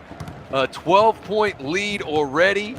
2 players activated, including their 2 best shooters, Jamboy and Ren, in a big dunk underneath again for Kato the problem. It is going to be a really, really difficult 4th quarter here for the French, as they don't even start with the ball, Vince, down 14, and an activated E-Ren with the rock. Again, as I said, Tanzu wants that 4th ring. Wide open 3-ball corner pocket. Oh, baby. Stop, pop, and drop it. That's how you knock it down. 55-38. And also shout out to Rookie Y2K, Green for Baby, and Latina Gacha for the follows. Appreciate y'all supporting the channel. Les Intimidateurs doing well as Mamba out gets another dunk. 16 points on the day for him, mate. And 7 of them have come in the form of dunks. 7 of those buckets right there. Impressive stuff, Vince. Full court pressure here from the French. Nearly forcing the 8-second violation there to get over the half-court line. And a smart timeout here from Turkey. 17 seconds left on the old shoddy clocky here, as we're going to see a long inbounds there. They had to get that over halfway. And here we go. So, 𝐂𝐄 the problem and 𝐸REM both activated here, Vince. Breaker to Beast activated for France just at the right time as well. The deficit is a really large 15-point lead here, as we see a great rebound offensively out to 𝐸REM. Kicks it over to Jamboy. They are going to control this clock and really try to just choke out this game. Off balance three, Vince. Misses. They nearly got the offensive board. Here come the French at the other end, as we're going to see flagrant foul right there. They get the free throw and the inbound here. The lead is 14. The French have a mountain to climb right here. Kate Bush running up that hill, Vince. Oh, run, run, run. But here's the thing. Someone saying eSmoke saying 𝐸𝐿 got 6 steals already. The man has some sticky fingers. And right there, French knocking down that corner three. 11 points. Well, I actually want to see this. If you talk about that mountain to climb, 11 points is very possible with 3:30 left in NBA 2K. So I don't think they're out just yet, Chris. Yeah, absolutely. I mean, at this level, with this caliber of player, you're dead right, Vince. I mean, we could see 12 points in about 12 seconds there. But with this clock management that we're witnessing from the Turkish team, great quick transition bucket there. Warnos throwing it down at the other end, a 9-point game right now. It is going to be difficult. They need turnovers, and they need them fast, because Turkey are just going to wind this clock down. The full court pressure is great. Look at him taking away the easy pass lane over halfway right there. Had to get that pass off and did. 𝐸𝐿 in the corner. Good French defense, making him work for it. Jamboy trying to work his open shot, pulling up 20-footer, stroking it home, and an 11-point lead for Turkey. 2.5 to play in the fourth quarter. Up, and they're definitely rocking out. 57-46. Let's see what the one and only 𝐿𝐋𝐋𝐿 can do. Oh, gets a little bit of a turnover. And you know, like I said, they're still battling out, and this is the best of 3. So there's going to be another game right after this to see who will be crowned the champion of Europe. European champions is on your way. And also, everyone that's been watching, shout out to all our co-streamers when it comes to Turkey, France, and all other countries. Go to eFiba.basketball if you're going to find out who they are. And also, you can become a co-streamer too. There's going to be a lot more games, and when we're in Sweden, we'll see what happens. We got to stream them. So again, go to eFiba.basketball and sign up to be a co-streamer, and then you can represent your country just as all of us. Ooh, working the ball around. Under 2 minutes now. 𝐂𝐄 looked like he was going to take a flamboyant fadeaway shot right there. 5 to shoot. Jamboy again from 20 feet. Misses. 𝐂𝐄 finding a fantastic rebound. They kick the ball back out. Just milking the clock for all it's worth here, Vince. They know the clock is their friend. 3 to shoot. Gotta have it. Infraction, probably an offensive 3-second violation right there. Will be a turnover. It is what it is. 96 seconds to play in this one. The mission nearly complete in game number 1 for Turkey, Vince. And honestly, it doesn't even look like they're broken a sweat, as Mamba out gets another dunk. His points in the paint, literally 18 points, 16 of them in the paint.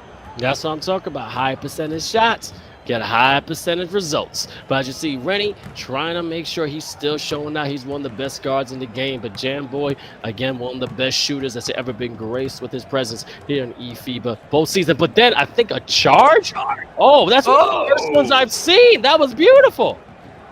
Yeah, really great defensive effort right there from the French. 69 seconds to play in this one, and they need buckets, and they need them fast, Vince. It is not outside of the realm of possibility. 3 possessions at least left in this game, and when you got Breaker to Beast, who can pull the trigger but miss the 3 right there, it becomes difficult but not impossible right here. But you know Turkey are going to control the clock. This is their tactic. I love the honesty from 𝐸𝐿 that it was a tactic they went to in game and have now adopted for the remainder of the tournament, and it's worked brilliantly as we get a gorgeous, sneaky 2-handed dunk on the baseline right there, and that is crippling if you're the French. They do get a quick bucket at the other end, but now this 9 points is an absolute Everest-sized mountain to climb, Vince. Well, we'll see. I mean, right now, you talk about time management again and again when it comes to Turkey team, and they understand it. And again, that's that basketball IQ. They know how to play together. They know how to basically use the game to your advantage, because at the end of the game, this is still basketball, the game we love. You know how many times people have been practicing to perfect every little nuances when it says understanding the right position. Oh, beautiful. Spin around mid-range. Understanding how many timeouts. It's all game of chess. It ain't checkers. And right here, this man on this team, which it is the one and only Tanzu being the captain, is playing the game of checkers and trying to become champion of Europe. Ooh, a nice three to finish things out there. But that is going to be a wrap, Vince. Game number 1 going to Turkey. And the thing I found most impressive was, again, they didn't seem to break a sweat. They just seemed switched on. What do we hear from Tanzu interview-wise? I'm not satisfied. I want more. He wants that 4th ring, whereas we saw a really elated, emotional French team. The coaches were talking the right thing, but you could see what it meant to Breaker the Beast to punch his ticket to Sweden. But now they've got to try and come back in game number 2.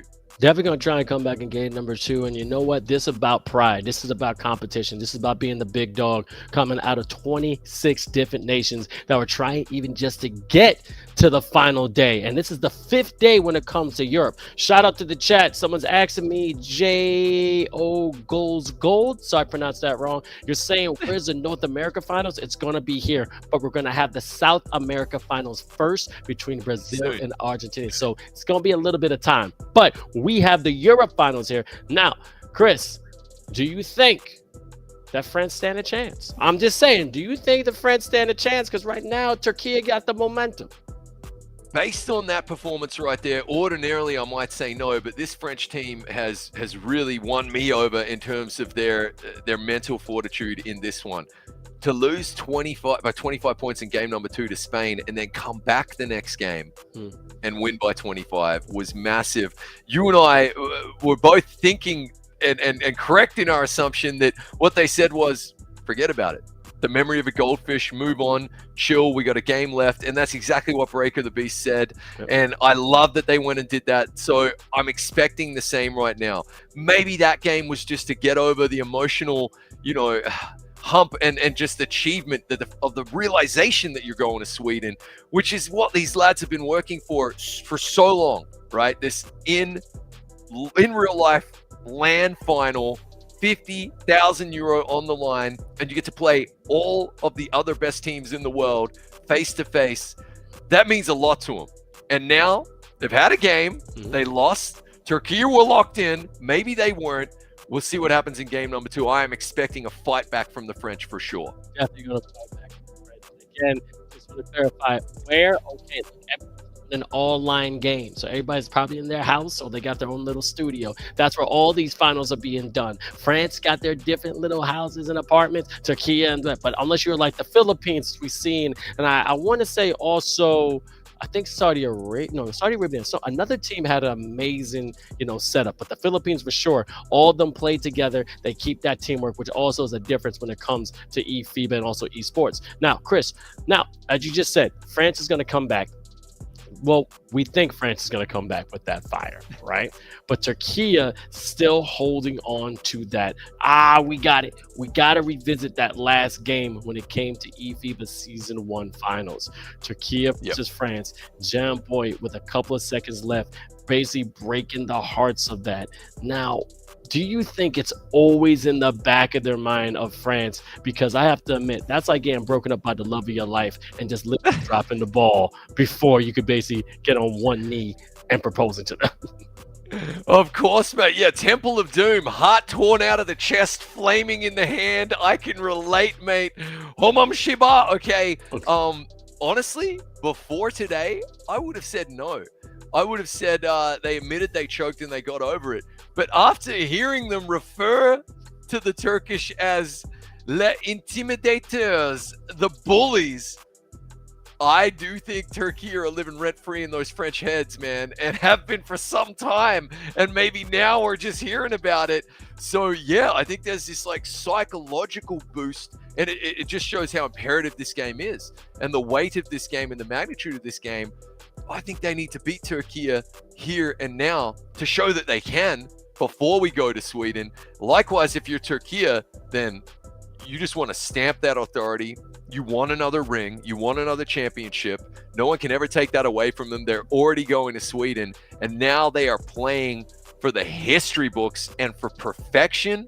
That Brady mentality, Tom Brady as well, you know, and Kobe. This is what it takes, man. Michael Jordan. These, I see a lot of them in Tanzu, and the way he's got this team playing right now. So, man, France can do it. We absolutely know that, and probably should. But good luck trying to wrestle that crown away from Turkey, mate. This is going to be absolutely huge. I can't pick it, mate. I don't know about you. Couldn't write it better myself. But let's see the path in which these teams had to go through. Again, 26 teams came out of Europe, and only the final, as you can see, 8 had a chance. And I mean, 6 had a chance. Right here, you see Portugal, Great Britain, France, Spain, Poland. I mean, the one thing I loved about it is that any one of these teams could have made it. And I got to give credit's due. Portugal, I was rooting for. I'm not going to lie, Chris. Portugal, I was rooting for. Was there any other teams here that you really were highly impressed, or it was just basically same song, different day? Well, yeah, I thought Great Britain were actually going to do it, and that Portuguese comeback was phenomenal. As we're already tipping off in game number 2 here, and of course, when Spain came back to defeat France in game number 2 of their best-of-3 semi-final and won by 25, I think everybody was in shock. All the viewers, you and I, wow, to drop 25 over France was pretty insane. But then, of course, France came back and won by 25 the next game themselves. But we do not have to wait too long, mate, because here they come. And yeah, Tanzu locked in as ever. This is going to be absolutely massive. Good hand up in the passing lane there. Good French defense. Warnos struggling to stay in bounds, does so.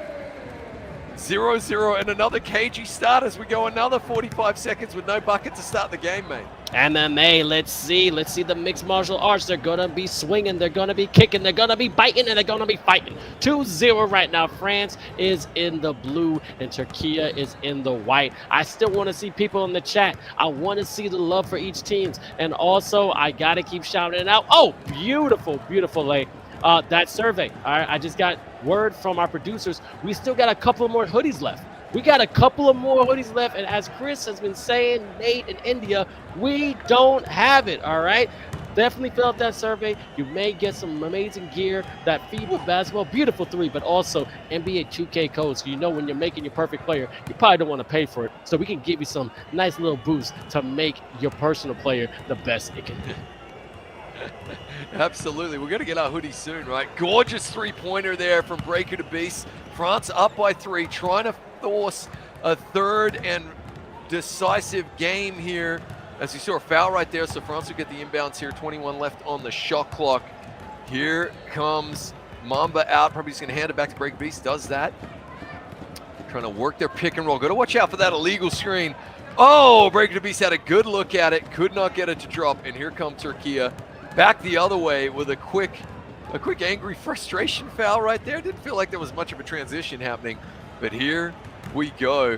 Going to be interesting to see if we go to a third and final game, Vince, or will Turkey get it done in 2 right here, which again, every single result carries with it its own emotional baggage. Yep. And it's going to be really interesting to see. Yep. So young, so angry, damn that rap music. But I'm telling you, these kids know how to ball out. 5-4, France up by 1. Shout out to Big Shaq saying France is going to cook. We'll see. They're already down 1. It's a best of 3. And beautiful hand in the passing lane. But then it's a 3-ball corner pocket. No, Jam Boy taking a hesitation. Nice little shuttle pass right there to the short corner. But then Kato the problem on top of the key. Giving it to the guard, trying to make sure somebody with handles can survey the land. And a beautiful defense by France being suffocating. No oxygen can be bred there, but Jam Boy once again from 3 and knocking it down, baby. That's how you stroke it green. And eSmoke 24K in the chat, mate. Turkey want all the smoke right now. So do France, though. There's only so much to go around as Mamba out gets a nice dunk down low. he had probably I would say a personal point high when it came to that game number 1 here against Turkey. Lots of points in the paint, and we're knotted up at 7 apiece. There's just nothing between these two teams. Good defensive rebound, great transition defense though from Turkey. They're hustling back as well as soon as that shot leaves the hand, making sure they're not giving up any fast break buckets right here. Breaker to Beast trying to work that, and that is going to be out of bounds off who though? The Zebras say it's Turkish ball. Really good D on that pick and roll right there, Vince. You can see these teams just know each other and their tactics so well that honestly it's like trying to solve a Rubik's Cube and make a three-pointer at the same time. Hey man, they're a family. They're a band of brothers, all right? They know exactly what someone's going to do. They probably got some freaky twin thing too. They know where spot their player is going to be in. But I just want to touch on it right now before it gets crazy. And a beautiful 3 from France right there on the beautiful shoulder. Now, let's just say Turkey takes it. France now has to be on that plane going, we couldn't be the European champions. So I don't know, and I'm going to keep repeating it. It may help them in the long run because then they're going to want to see Turkey as soon as possible in Sweden to take them out. But I have to admit, Turkey going out with a beautiful boast on their shoulders. I hope they get too overconfident because if they win this, everyone's going to be at their heads for sure. Yeah, I mean, they're going to find out real quick. I think they already know, though, that the wind blows hardest at the top of the mountain, right, mate? I mean, it is lonely at the top. Heavy weighs the crown as we see great Turkish defense forcing a turnover here. But that's where Tanzu is the difference. That's where that leadership is the difference, where Captain Courageous comes into it, and he will just have the lads ready. And they're ready for it mentally, as we see fantastic ball movement here. Looking for that open shot. They find Tanzu on the outside, and he banks home, foot on the line, 2-pointer. But look at that ball movement right there. After seeing them in real life there, in person, meeting them in Singapore at the Olympic Esport Week, I just don't think any moment is too big for this Turkish team. Will they eventually meet a global opponent that is potentially more skilled than them? USA. Maybe. We got to wait and see. But no moment is going to be too big for them. And I think that immediately makes them favorites for the entire tournament in my eyes. As we get to the end of the first quarter, and it is Turkey by 2 over France in game number 2 here of the European finals. Turkey took game number 1. If they win here, they are the champs of Europe yet again. Both teams are going to Sweden already. But a lot to play for right here, and that's what we're discussing. Absolutely. Love to know what chat thinks on the topic, Vince. Well, chat, what do you guys think about this amazing matchup between Turkey and France? And also, I mean, we talk about USA, but also Brazil. They're still a dope team. They have Nick Cottrell as a coach. You know, they definitely probably improved since we saw them in Singapore. They're definitely a dominant force in South America. Don't sleep on them. But Puerto Rico and Dominican Republic also got some fantastic NBA 2K League players that has a lot of talent that can make sure that those teams may have a chance to have a shot to be on that plane to Sweden. So don't sleep on anybody else, but USA, yes, are definitely on top of that mountain with Turkey. It would be an amazing matchup, but at the same time, the way we've been watching this tournament, it is anyone's game. You just got to have a night and put everything on the floor and have no regrets. Yeah, exactly. Leave it all out there. You know, nobody questions the effort, that's for sure. As we see a good look, but a miss. A great offensive board right there. France get the ball back, just trying to chip away at this small Turkish lead. Oh, nearly got the pickpocket right there. 3 to shoot. Breaker to Beast wants it, gets it. 1-point Turkish lead. Really fantastic possession for France right there. Absolutely. And also going to the chat, e𝐋𝐋𝐿, I hope I'm saying it right, saying great series. Both teams deserve to go to Sweden. And that's what I love about the beautiful sportsmanship and also respect amongst the world. If you're a player when it comes to any sport, you got to recognize talent. You can have rivalries, you know, there's a respect, all right? Yeah, you can hate somebody. You can. But you got to respect the game. A lot of people hated Kobe Bryant, rest in peace to Black Mamba, but you respected his work ethic. And a beautiful 3 from the beautiful shoulder right there on the 16-17 lead going to Turkey. But at the end of the day, I'm loving the community coming together every single day, Chris. Yeah, absolutely. I mean, eSmoke saying, I want to see my guys as defending champs. They deserve it. Love both teams. We do too. We love the fact we get to call these games, man, and such high-octane performances. It's awesome. It's the easiest job in the world when the teams are this good, man. But yeah, and you just know how much it means to both sets of players as well. Yep. You're right. Both going to Sweden, and no one can take that away from them, no matter who wins and loses here tonight. 𝐸ren banging home a 3, but I gotta tell you, it was just the moment I saw Tanzu yelling at the lads, even after they won, after sweeping Portugal. I turned to you, Vince, and I was like, mate, he's on one. These guys are locked in. He doesn't give a crap that they're going to Sweden yet. He wants to win the whole thing here in Europe and then go to Sweden. Yep, that's what he wants. He wants that 4th ring, trying to be like Golden State. I see you, baby. But anyway, right, you can see 20-18, Turkey up by 2, 2:19 left in the second quarter. The one and only 𝐸ren, everyone's looking at you, baby. Let's see if your million fans going to give you some support. Beautiful 3, stroking it green, baby. That should have been on the canvas. That was Michelangelo at his finest. Oh man, that was gorgeous, as you said, mate. Hang it up in the Louvre. Whoops, wrong team. But anyway, gorgeous shot right there, and the lead is 5 now. Oh, sloppy pass, jump passes always make me nervous. I don't know about you, Vince, especially coaching. But here comes 𝐸ren again with the 3. Nobody got a hand up, and he's just dropped in 3 in a row. And this is a French timeout to say, oh, sacre bleu, we need to stop the bleeding here. Get our heads together. Under 2 to play in the first half here, Vince. Turkey looking to sweep the French. But this guy right here with the rock in hand, break it a beast. I call him the remote drop. He to me is the original Die Hard. When he comes on the television, I gotta watch him. He's that entertaining.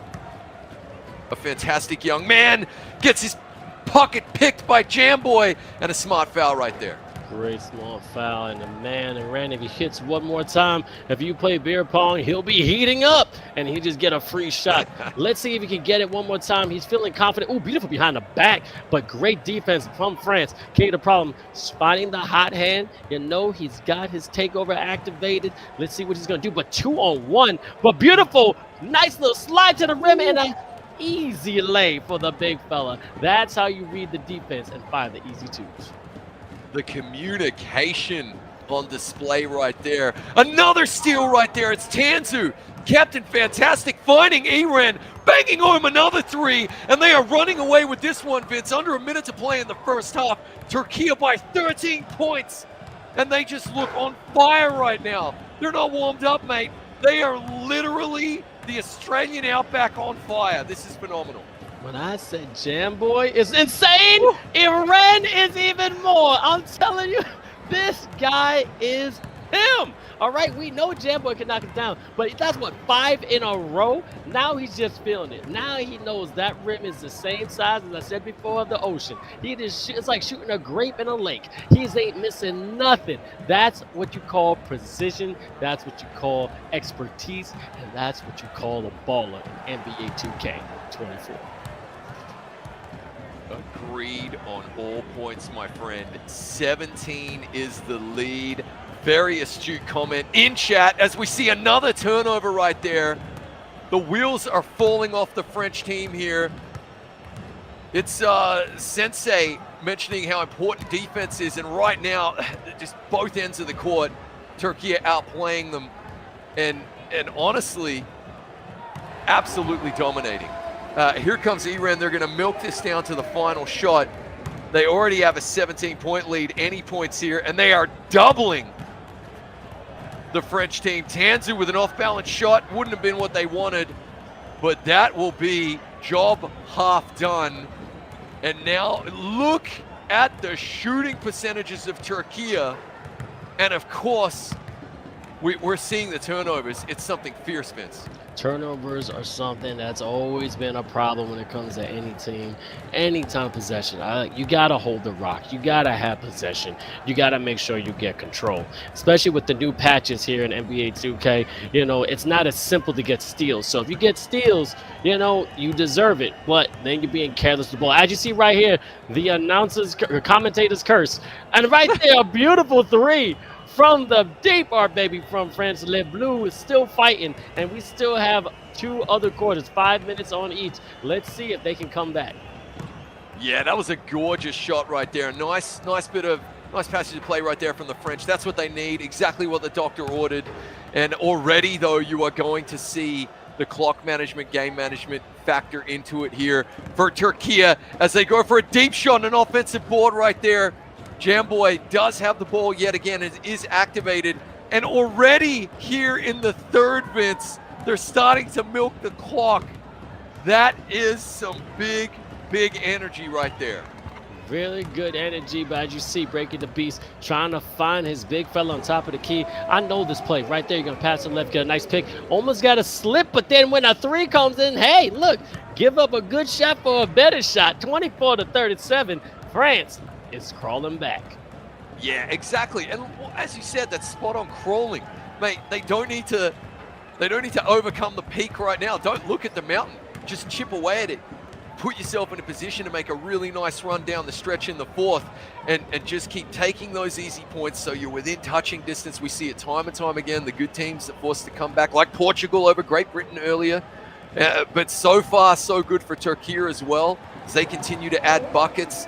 This is just an unstoppable force meeting an immovable object. And today, so far, the unstoppable force, Turkey, is winning.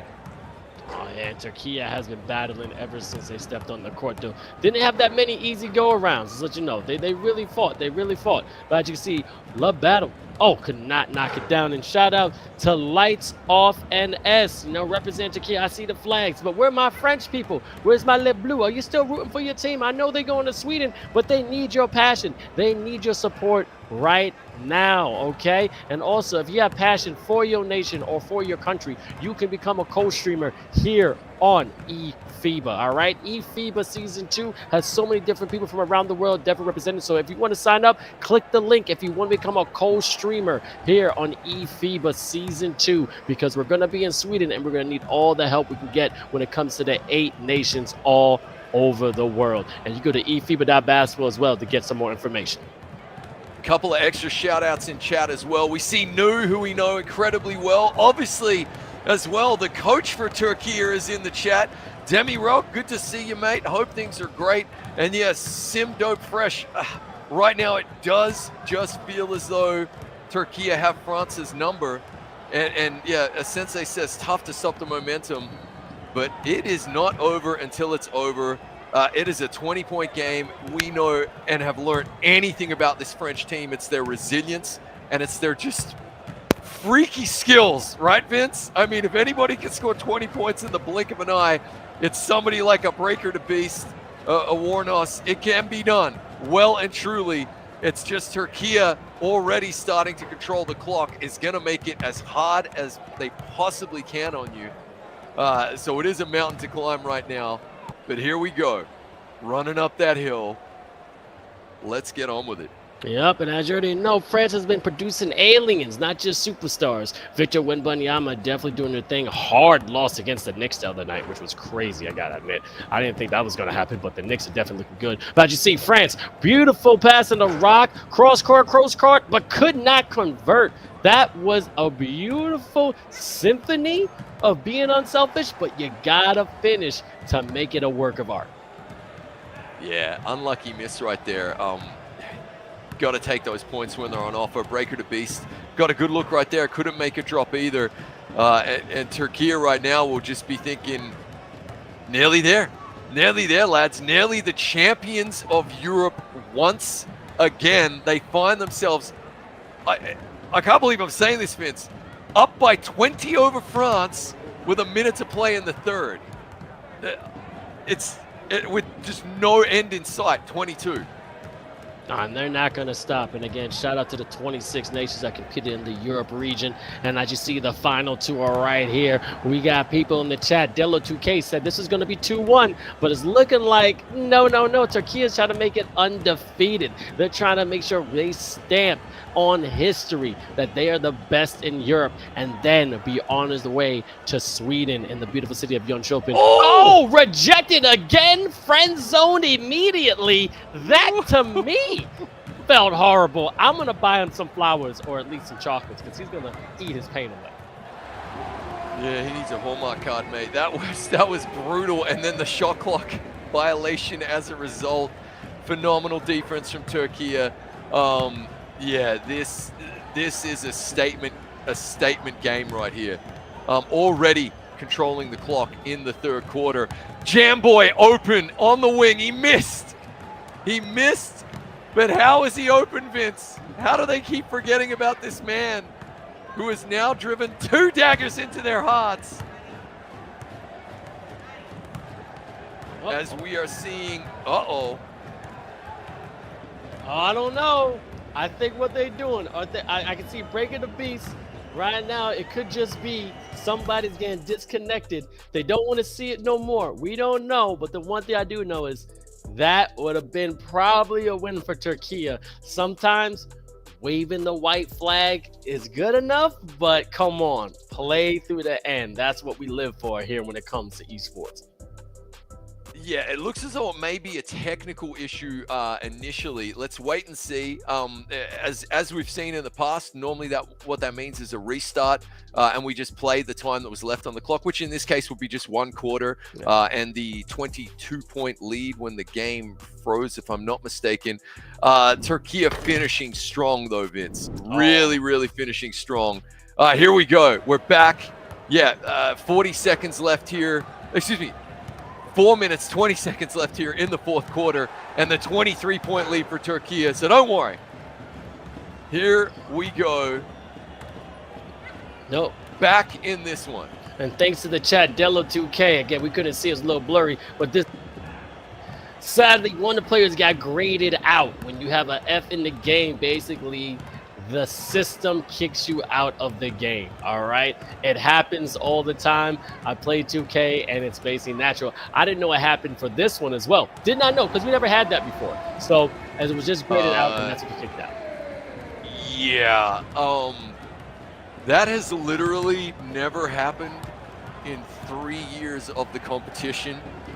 So it's I am speechless. I must admit, I was looking at my notes at the time and looked up just to see that we were on the screen.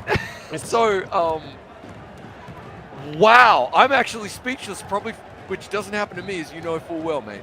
But this happens, all right? And if you guys know you're gamers, things like this happen all the time. You know how talented Breaker the Beast is. Don't get it twisted. You know he's one of the top guards in the game. People have an off night, and this is just an off game. But as you see, France is still fighting, but now just throwing up and chucking up because, you know what? Things are happening. So let's just see what's happening, because I've never seen a shot like that either. Wow. So, yes. Look. Adversity can be a good thing. Turkey take nothing away from them. We saw how switched on Tanzu was, not happy with just booking the seat to Sweden. And he said that in the interview. We're not satisfied. We're not done yet. He held up the 4 fingers. He wants the 4th ring. He wants to be champion of Europe. And nobody in the world can convince us otherwise that he's literally a man on a single mission right now. Has the whole team in harmony right now with a 25-point lead over the French. 2.5 minutes to play in the fourth. It is going to be a clean sweep. They are going to be the champs of Europe, Vince. And France will have to go back to the drawing board, because this wasn't pretty, mate. We were talking a lot pre-prod, off air, wondering, what does it mean if you lose? You're going to Sweden if you're in the final no matter what. What does it mean if you lose? Is it going to be a chip on the shoulder? Not when you lose like this, mate. This is devastating. Well, I'm going to say this is also ammunition. All right, this happened. This is the game. We have winners. Beautiful 3. We have losers. But I mean, you got to sometimes hit bottom to climb to the top. And sometimes my old saying is that the top of one mountain is the bottom of another. So you gotta go up, and this right here can be the fuel to the fire, you know, because at the end of the day, we still need to find out who was gonna be crowned champion in the Europe region. We had to find out. And now we can say Turkey is having that target on their back. Now the world is going at them. They're like the Lannisters. All right, they want the land. They may always pay their debts, but everybody wants the coin. And man, oh man, they got a lot of coin right now, and maybe get real coin when they get to Sweden, Yeshupin, with the chance of that 50,000 euro prize pool. Yeah, wait, I feel you, man. You're right. They are the Lannisters, but it's like the Lannisters who also have a dragon. So this is absolutely phenomenal, man. Because I want to point out, rightly so, you and I have been of the opinion, as have many of the viewers in the community, that Breaker the Beast belongs in the NBA 2K League. Well, who on the biggest stage, under the brightest lights, just gave him a graded out performance? None other than Tanzu, locking him up. Who, likewise, many have suggested, and I agree with as well, should be considered for the draft 100%. So this, for me, on literally the largest stage yet, is even further evidence that they both belong there. But the Tanzu deserves that respect. Needs to be spoken about in exactly the same sentence. Absolutely, he does. You know, we already know about his leadership skills. We also know his skill just on the court as well. And as you just said beautifully, it's been proven left and right. But when we get into the offline events, then you're going to see a whole different battle. And you know what? We've seen him do it once, and he definitely came out on top. So let's see if he can do it again when there's another bag on the line, and see if he still can keep that ice in his veins and keep his team going up, becoming one of the best teams in the world when it comes to NBA 2K. Phenomenal performance here. It is going to be great, Vince. Only a couple of weeks, mate. You got your passport ready? Bags packed. Cannot wait. Looking forward to putting on my lucky loser hoodie. This is going to be something truly spectacular. What a finish here for Turkey. They will once again be crowned champions of Europe. Their fans in chat are absolutely loving it. Let's take nothing away from what has been a sublime tournament and performance for the French as well. And I love how their community and their nation and the players are coming together behind them. Sweden is going to be phenomenal. I do agree with you that psychologically they can take these L's here, turn them around and use them for their betterment. But credit given where it is due, Turkey are once again the giants of Europe. And that man right there, Tanzu, Captain Fantastic, does it again. Turkey, you're champions of Europe. As you can see right now, Tanzu Captain shown right there, got the 4 rings, baby. He's saying, look, I have to prove I'm number 1. And I have to admit, now you can't take it away from him. You can't. You can't. He has now dubbed himself one of the GOATs in NBA 2K, and especially has become a legend in eFiba when it comes to Season 1 and Season 2. Woo! Chris, I mean, look at him. He's going crazy. Woo! He's running out of hands. He is pumped. He is feeling it. Now he finally affords himself a moment to smile and enjoy it and take it on. I like the moment he was still yelling at the lads after booking the seat to Sweden, after sweeping Portugal. You and I looked at each other and we were like, whoa, whoa, whoa, whoa. This is a man possessed. They want the smoke. They took it to the French. They sweep them. And that man, Tanzu, probably had tonight his 4 best performances of the entire tournament, individually as well as collectively. What a time to peak. Phenomenal stuff. Phenomenal stuff. And I'm telling you, this man is a man possessed. And you know what? I got to give him credit. He proved that he's one of the top people in the world. I want to get him on the mic right now because at the end of the day, we got to talk to the man behind the plan of Turkey. But the thing about it is that what I love about him is that he is a competitor. And once we get him, I'm going to have a couple questions for him. But that's what I love about true dogs in the game. True dogs. They care about being the best. I remember there was a quote saying, a man who doesn't care about money or power is the most dangerous man in the world, in the sense of he just cares about being the best. He doesn't care if he's winning. He knows that if he is on top, all that will come naturally. And that's what he was trying to do. He didn't care about, oh yeah, we're champions of that. Oh yeah, we care about making the money. No, I care about beating everybody. And you know what? It just comes with it because I'm number one. And I gotta admit, I gotta respect a man who has that kind of drive. It was phenomenal. And we spoke about that dog mentality when the lights are brightest, who's going to show up. We saw Lebanon finally take the crown away from the Kingdom of Saudi Arabia in the Middle East, book their ticket to Sweden.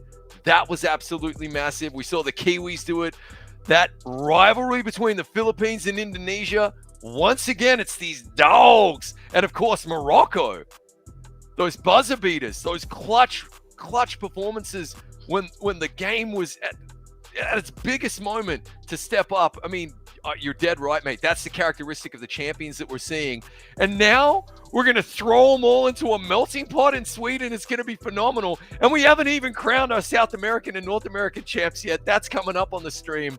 It's going to be huge, mate. I can't wait. And yeah, plenty of oxygen takes needed in Sweden, I'm thinking. And again, everyone, just let you know, 61 nations came together.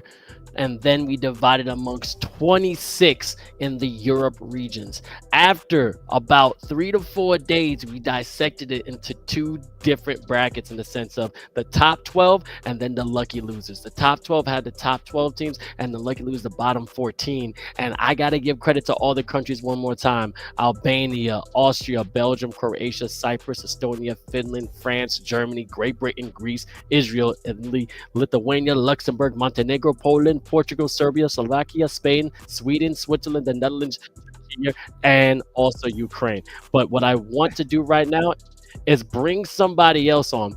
This dude, as you called him, not a problem, a solution. Get up, my man. Kato the problem is going to be joining us. Kadir, man, that is an insane win. Congratulations. Y'all now are the European champions.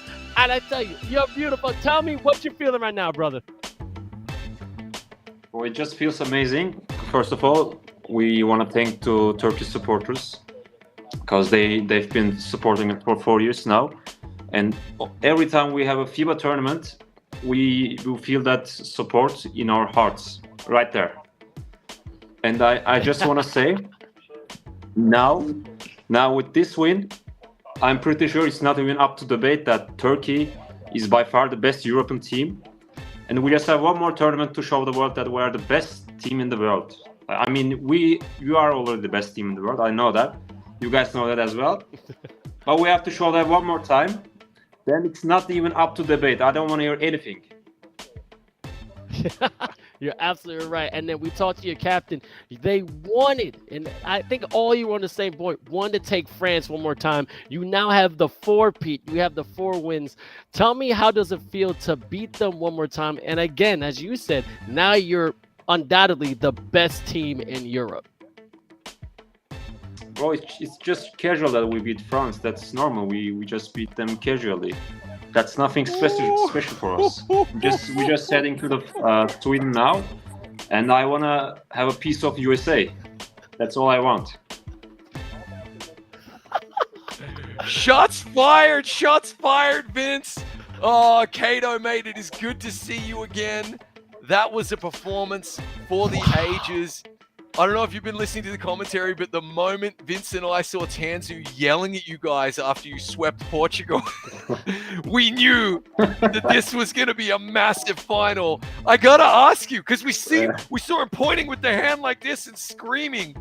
What was he saying to you guys? What did he tell you between Portugal and tip-off with France to get you motivated for this game? Bro, I think he was just screaming. I don't even remember now. He was just screaming. We were all screaming.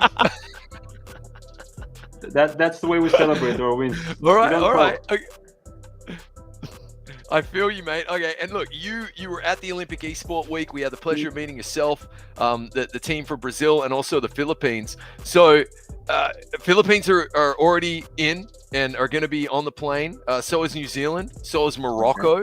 Okay, and then of course we've got Brazil, Argentina still playing, Puerto Rico, Dominican Republic, USA. Out of those remaining teams, though, who would you? This is more of a silly question. Who are you most looking forward to maybe meeting in real life? Because, you know, we all hang out in the hotel. We all have a bit of fun. Who do you want to meet out of those teams? Playing against or meeting?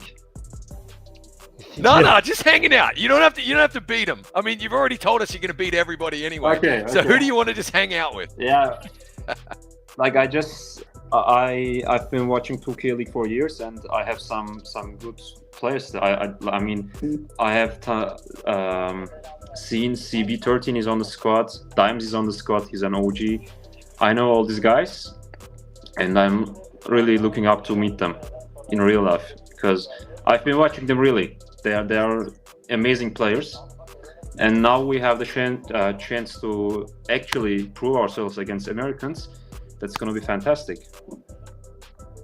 All right, and mate, Vince, I got to ask my silly question. If there's one man who's going to give me a straight, honest answer, Kato, mate, which in-flight film are you watching on the flight from Istanbul to Sweden? Because I know you're going to give me a funny one. You have to. I know you, mate. So come on. Damn, films. I'm not really watching films. That's a hard question.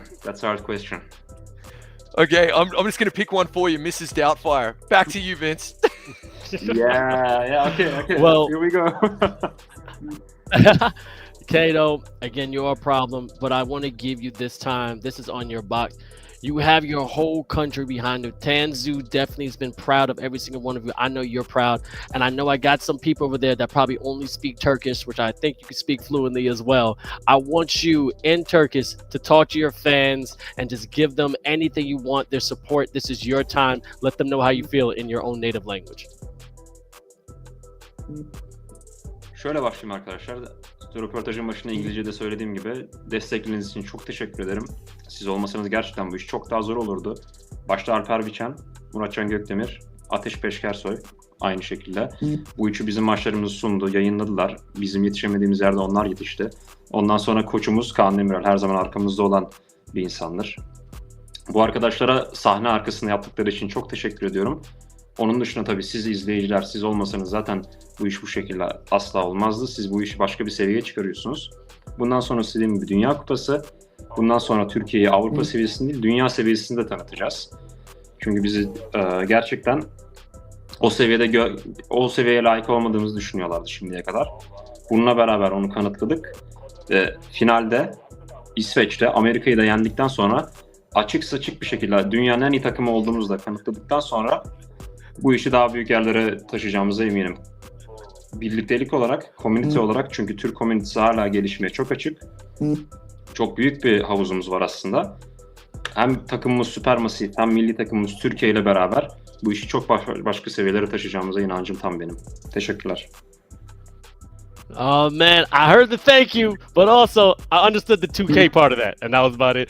You know, that's gonna be beautiful. I know you're pouring your heart out there. Thank you so much for being a part of this. It's gonna be amazing. One, to see you again. Two, to see you in Sweden represent Turkey, and again, once more, seeing your team climbing their way to the top. Thank you again for participating, and we'll see you in a couple of weeks, brother. Thank you, guys. See you. See you soon, bro. All right. As you see, Kato, the problem, you got to give, respect to your national, team and your nation. These federations are coming together, and, some people, the English barrier is there. We got to give respect to that for sure. Right, Chris? Oh, big time. You can see what it means to him right there. And yeah, I think we just saw the evolution of a team during the course of this tournament. Time and time again, tested. Time and time again, questions asked of them by the best opponents that they could possibly be going up against in France, and they answered the call. And you can see now we have our answer. You can see the confidence that they're exuding right now, and rightly so, because that was a thorough routing of arguably their biggest rival. So yeah, they'll have a target on their back, but I genuinely get the sense that they don't care. They don't care about that target. They want it all, mate. They want all the smoke, as the kids say. So bring it on. They're pumped. They're ready for Sweden. Chat's already saying USA versus Turkey. Oh, we have an epic suggestion for an in-flight movie, Space Jam, the original. Fantastic stuff. But mate, you can see what it meant to him, right? And I think they are going to be the team to beat when it gets to Sweden in a couple of weeks. But to take nothing away from a superb tournament for France, who are also going to Sweden. So they came second here today, but they're going to Sweden, and we'll be back to the drawing board. I think they're definitely the team to watch as well. It's going to be impressive. It's going to be impressive. Now, everyone, we got to look at the bracket. Let's see how everything turned out today, because this was the Europe Finals. And as you can see, we have our champion. And Chris, it was a beautiful path getting where we are right now. Yeah, right. I mean, Great Britain at the top of the show, I picked as a potential dark horse to come through here today. And they were playing a great game against Portugal, who then had a comeback for the ages. And so much momentum going into the game against Turkey. I should say the series against Turkey, but were swept ultimately. So then it was Turkey waiting for them in the final. Likewise, Spain put Poland to the sword, as we say. The Polish team showing off their kind of fantastic offense, but not quite enough defensively to stop Spain, who then went on to play France. And France made that first game against Spain look easy, but then went down by 25 points in game number 2, only to come back and win by 25 in game number 3. A dejected Mario. We didn't speak with him, but we know he's going to be hurting. We'll be reaching out after the stream in DMs. But that meant it was Turkey and France once again, mate. And as we saw, the sweep was achieved. Tanzu was not satisfied after the Portuguese win and the sweep there. He was still yelling at the lads, and they wanted to make a statement. And Vince, my word, didn't they? A 23-point win, and really just shut down that powerhouse that is France entirely. But as we said, a lot of momentum for Turkey, but potentially some good ammunition for that French team behind the scenes as well for the next 2 weeks, getting prepared for Sweden. Absolutely. Now, we had 4 nations locked in. They're added with 2 more from Europe. So let's see, the 6 nations now have been officially qualified to go to Europe in Sweden for the World Finals. New Zealand, Philippines, Lebanon, Morocco, and join them Turkey and France. Just out of these 6, though, Chris, who you think is taking it? Well, yeah, Turkey. I mean, lock them in. We already saw them beat the Philippines in Singapore in June at the Olympic Esport Week. I think that France on any given day can beat anyone in the world, right? And today Turkey were just locked in, and France will learn from that. Okay, Lebanon cannot be ignored. Okay, after being in the Kingdom of Saudi Arabia, Kingdom of Saudi Arabia won 4 tournaments in a row to be crowned champs of the Middle East, and Lebanon come out and finally get victory. Yeah, Philippines are phenomenal. New Zealand, pretty impressive as well. Going to see how they stack up against these opponents. Doing the haka as well. Can't wait for that. And then, of course, Morocco, champions of Africa, as we've already seen. We know they play pretty passionately, but they probably got pushed a little harder by Algeria than they would have liked, you know? So they've got a little bit of prep work to do as well. Turkey are the team to beat, mate, and we're going to find out who joins them very shortly. Everyone's predicting that it's probably going to be USA and Brazil, but put me down for an upset for sure, because I think North America is going to get saucy. Yep. Now, everyone who's watching, thank you so much. We love your viewership and we love your participation. This was the Europe Finals, and as you see, 6 nations have already punched their ticket. We're going to see them in Sweden across the seas, because I'm in USA and this man right there is in Latvia. But then we got 2 more slots. Is it going to be Argentina, Brazil, or is it going to be Puerto Rico, Dominican Republic, or USA? We won't know until y'all tune in. We'll be back in just a few, so keep this Twitch stream flowing. We're going to have the countdown, but this has been a fantastic day. Again, thank you and congratulations to all the nations who participated out of the 26 in the Europe region. And hey, you have anything to say, Chris, before they see you in Sweden? Yep. Signing off from across the pond here, Vince. I pass you the torch, mate. I'll see you in Sweden. This has been a true privilege and an honor. Thank you to chat. Thank you to all the participants. There can be only one. It is Turkey for now. I'll see you in the lake, mate. It's going to be awesome. Gotcha. International 2K at its finest. This is eFiba Season 2. Europe Finals done. We'll see you for South America, North America in just a bit. Later.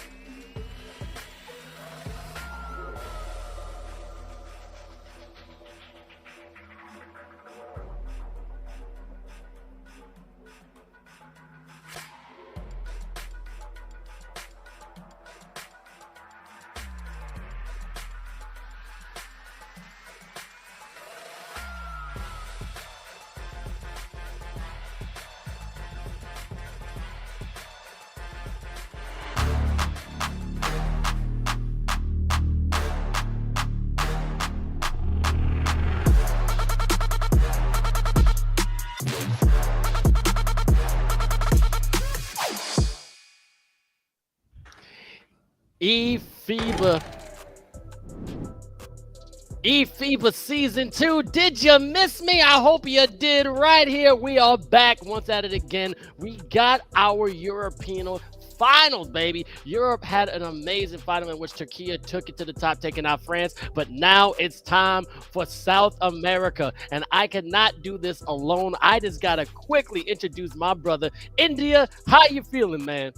I'm feeling great. I mean, you and I got to start things off on day number 2, and now we get to finish things off all the way here. So I'm excited. Got a great slate of games. Shout out to Turkey for what they did. It'll be fun to watch them in Sweden. But now we got to figure out who the final 2 nations are going to be.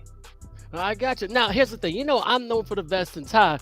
You didn't want to be a vest and tie with me again, baby? Look, listen. You know, we just came back from the gym. We had to hurry up. Nico was like, go. And I was like, okay. So we just have to hop on. I tell you what, maybe for North America, though, instead of taking a nap, I might suit it and boot it. We'll see. I don't know, man. You got to look good. But like everyone knows, we're going to South America. We will have North America later, but we had 4 teams that started in South America, which is Argentina, Brazil, Uruguay, and Venezuela. But now it's time for the finals. After 2 days of competing, now we have Brazil versus Argentina. And let's see who qualified right here. And I'm telling you, it is a battle. These 2 teams definitely have rivalry as up, but also we got to talk about how people already punched their tickets to go to Sweden, and the people that have already won are right here as well. New Zealand, Philippines, Lebanon, Morocco, Turkey, and France, and it may be Argentina or Brazil. But out of what you see, India, what can you take from this? I mean, the underdogs, Lebanon, right? Who expected them to go ahead and come back after they did not ever get they never beat Saudi Arabia in the group play, but then they came back and beat them twice in that best of 3 in a game 3 after dropping game 1. That was the biggest surprise, the biggest upset, I guess you can say so far. Spain, so close to making it, but they can't get over the hump. And you've got Turkey and France and all the trash talk that Turkey has been doing about taking on USA, this, that, and the other. Now they get a chance to, if the U.S. can go to pull things off. And same thing with Argentina, right? They haven't really beaten Brazil. They've come close, but they always go ahead and choke at the end. Let's see if they can get the job done here with a big emphasis on what here's tonight. All right, but again, 8 nations in total will be going to your ship in Sweden for that 50,000 euro prize pool. 6 teams already got their tickets booked, hotels already ready, and I'm telling you, they're salivating at the mouth trying to find out who they're going to face when it comes to that world final, when it comes to eFiba Season 2. But as I said, we're concentrated now on South America for this particular stream. So let's see who's playing for South America today. And you already said it beautifully. It's going to be Argentina versus Brazil. And I mean, do you think Argentina has a chance, or no, not at all? He keeps saying they choked. Yeah, I mean, especially if we were playing hockey, I think they absolutely nailed it, right? Because they show up for the first 3, but they kind of mess up on the last one. So we'll see if they've kind of tweaked things out and, you know, figured out how to not be like LeBron in his early stages and kind of learn how to finish through the whole game. It'll be interesting. I'm definitely not counting them out. The big story for me is you've got the head coach of Brazil, Nick, who has traveled from the United States to Brazil to coach his team in the finals. And look, baby, if you're going to make that trip, you better come out with a dub and then go to Sweden directly. Because if you made that whole trip and you take an L, it's a long flight back to the U.S. I mean, he's definitely a legend when it comes to NBA 2K, Nick Cottrell, but also given my man Kalu Bassam was able to make the federation and the nation of Brazil come together to try to find outside talent to make them better as well. Which I gotta ask you, you're a professional commentator. You've been part of the NBA 2K League when it comes to USA. How important it is to have a motivation and also experienced coach when you're playing NBA 2K? It's great because you don't know what you don't know. And that's where having a head coach like Nick kind of can provide you insights on, hey, in these rotations, these are the things that we need to do. Kind of gives you an upper leg. But that's the beautiful thing about it. There's more to 2K than just knocking down shots and trying to get rebounds, right? It's those little things that you can go ahead and do. It's about boxing out. Even if you have no chance to get the rebound, you want to avoid someone else from getting the rebound so your teammate can, which can lead to a pass down the court and get the easy 2. So it's those little things that really a coach can go ahead and, you know, install in an offense and a defense. And we'll see if all that pays off for Brazil. Oh, exactly. And know what? That's what's going to be the key thing if Brazil has a chance of going to Yusuf in Sweden. But we're going to get some interviews because we got to talk about some players. We got the one and only Giuliano 𝐓𝐇𝐄 𝐂𝐇𝐄 from Argentina with me right now. And I have to admit, you look good, love the hair. How excited are you for you to be playing with the shot, flying to Sweden, and a possibility of winning 50,000 euros? Yeah, thank you. We are very excited, all the team. We know this is a great game, big game, so we are prepared to do it well. Vince and I were talking early on about how you guys have competed, but it's that fourth quarter that kind of gives you trouble and you guys end up giving up the lead and you can't kind of quite get back in it. What changes have you implemented to make sure you can play strong through all 4 quarters? Yeah, we know that the fourth quarter is the hardest for us. But we practice to do it better, so you'll see it tonight. Ooh, I can't wait to see it. And the one thing I do know is that your team gets better and better and better. Now, I want to know, what is the esports community like in Argentina? Because we all know about Messi and everything like that. Great. But what's it like when it comes to NBA 2K? Like NBA 2K, we have Suriname. Like, he's the greatest here in South America for me, and it's not a big community like in United States NBA 2K, but we have very great players like also South America, Argentinian players, Brazilian players. We are getting our name,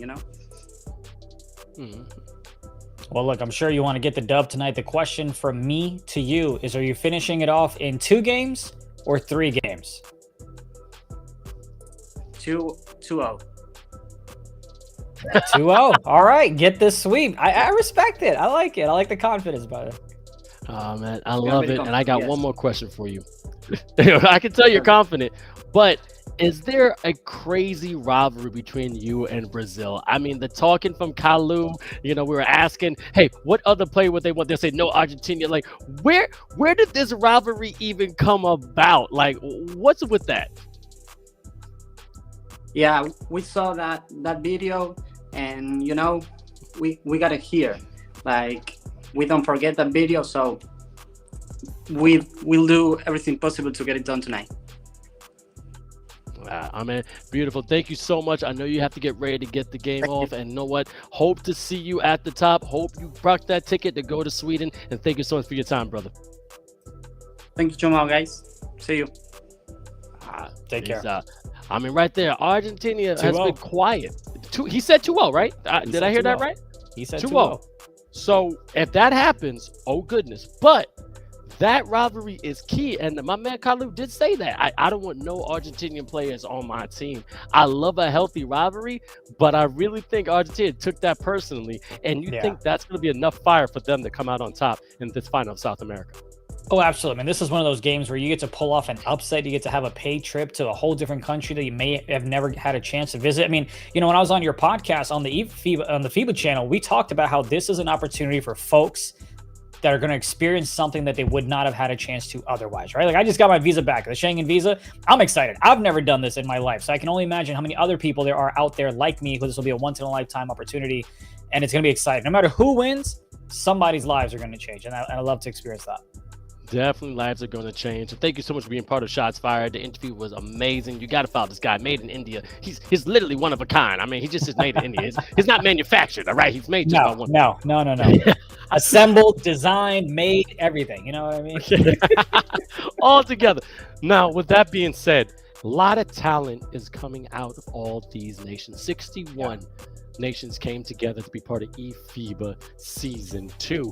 Are there any players that you were particularly watching on any team that you think can compete in the NBA 2K League? And if you have any in the South America, that would help as well. Oh, man, I think it's a little tough because you haven't really gotten a chance to compare apples to apples. And that's the beautiful part about this tournament, about this eFiba World Cup, is that when we get the 8 nations, whoever they might be, you get a chance to finally go out and back up everything you've been saying. So yeah, you've got, your Aahrons of the world, your Breakers of the world, and all the other players. GOAT was solid for me to watch for Saudi Arabia as well. But now I'm not sure if they can go and compete against the best of the best. I believe there's a big skill gap, right, when you go from JV to varsity. But we'll see, though. We'll see if I'm proven wrong when we get to Sweden and how the competition stacks up, whether it's a U.S. who makes it, Puerto Rico, or Dominican Republic. Who knows? But regardless, it'll be fun to watch. Yep, and we already know Turkey has a target on their back. I mean, they won earlier today. South America just has 2 squads going to go at it, and then with North America, Puerto Rico, Dominican Republic, and USA.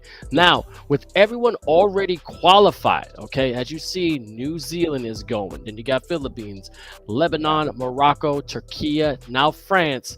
Let's just say Brazil goes through, and I'm going to do the twofer.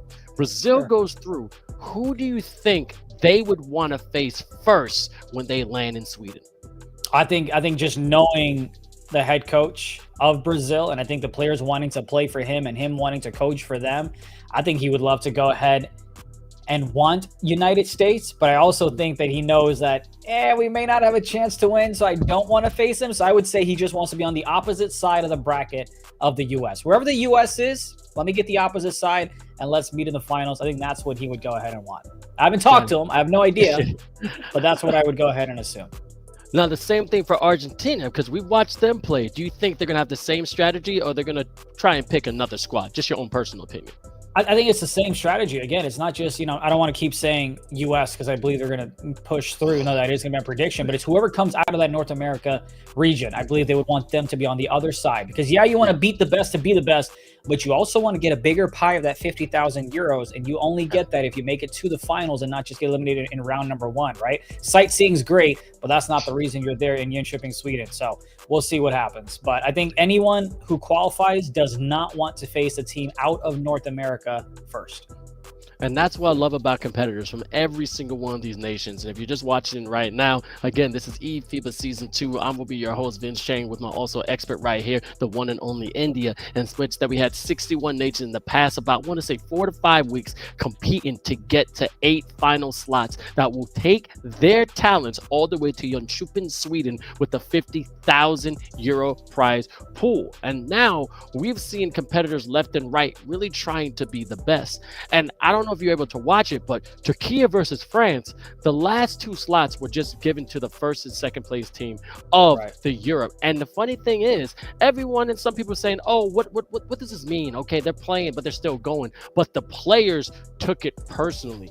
With your talents and your expertise, is that a true dog that I don't care about if I'm already winning? I have to prove I'm the best? Or on the opposite, it's like, nah, we already had the trip. Who cares? This doesn't matter.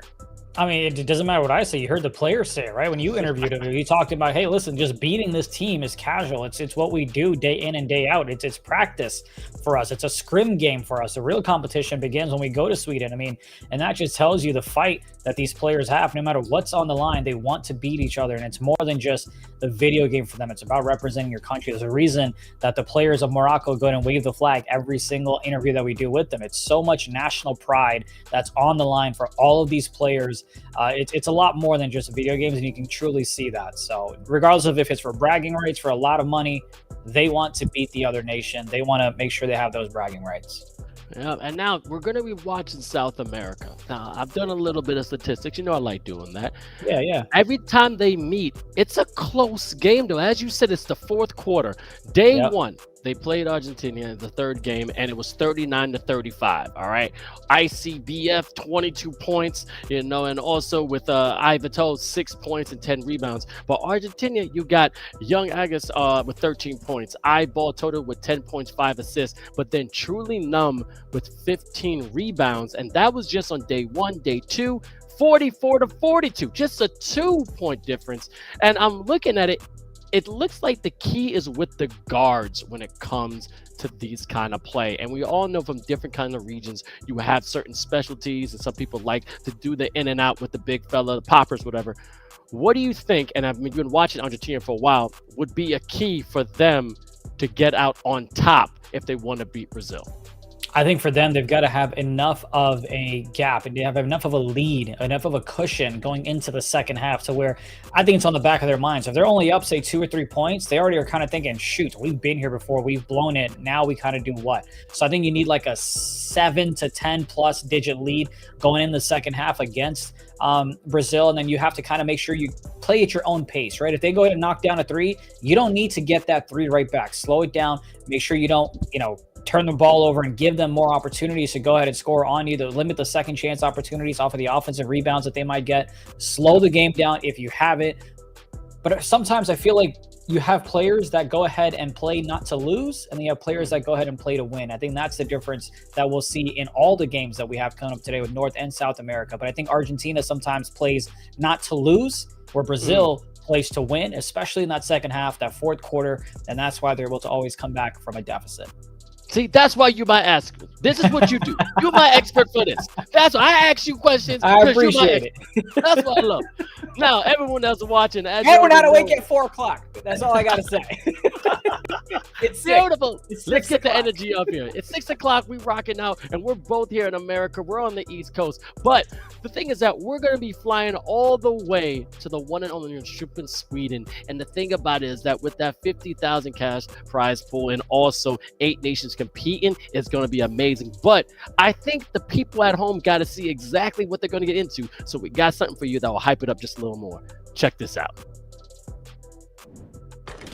Once again, my gamers and ballers, welcome to the eFiba Season 2. This is absolutely huge. Where's it going to be, Nate? Sweden, mate. Jönköping? Jönköping. I got it. It's an honor to play against other players from all over the world. Bang, and that's the record. No mercy to anyone. This is high quality international 2K. Believe in yourself, believe in your game. This is it. Oh, and he gets it. You're playing for a whole country. This is where legends are made. It's right to the lane. Let's do it. Yeah, baby. Are you not entertained?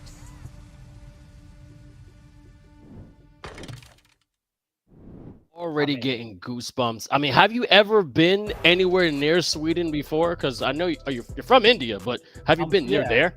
No, not at all, dude. I'm telling you, man, it's just an exciting time for me to kind of hang out with you and the rest of the crew and kind of be in Sweden, watch this amazing tournament and, get some sightseeing and whatever else there might be. So if I show up late, you know why. But no, it's going to be an exciting time. The trash talking is what I'm looking most forward to, because look, I've watched these games with $1 million on the line with, high intensity trash talking in English. Now I'm gonna hear trash talking in a whole different set of languages that I ain't even got no idea what you're saying. The other team doesn't either. And that's what's fascinating. That's why you gotta love diversity for many different reasons, but also for the trash talking. But that's why I love FIBA. I mean, when you're on the court and someone's speaking Greek and someone's speaking Portuguese, someone's speaking Turkish, they could be calling a play right in front of you and you have no idea, which is no idea.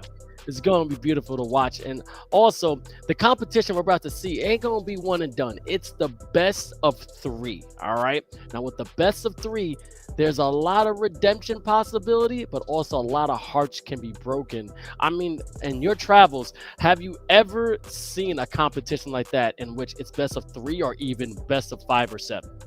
Yeah, I mean, I have, especially when you kind of get into the big money games, quote unquote, right? I know this one doesn't have a monetary to it. Well, it kind of does because you're getting a piece of that 50,000, I assume, if you make it to Sweden. But yeah, we've seen often, and that's what you want. You don't want to just do a best of 1 in the finals. Now, semis, I totally understand because there's still a lot of games left to be played. But in the finals, you want to go ahead and get at least a best of 3 so that the best team goes ahead and moves on. That's what we saw with Lebanon and Saudi Arabia, right? Saudi Arabia won game 1, but they unfortunately couldn't get the job done. They dropped 2 and 3, and now you have Lebanon, the better team on that day in those 3 set of games. They're the ones moving on. So I'm happy. I'm glad that we're doing a best of 3. I think it'll be a good time. And after this, that the best team is the one moving forward.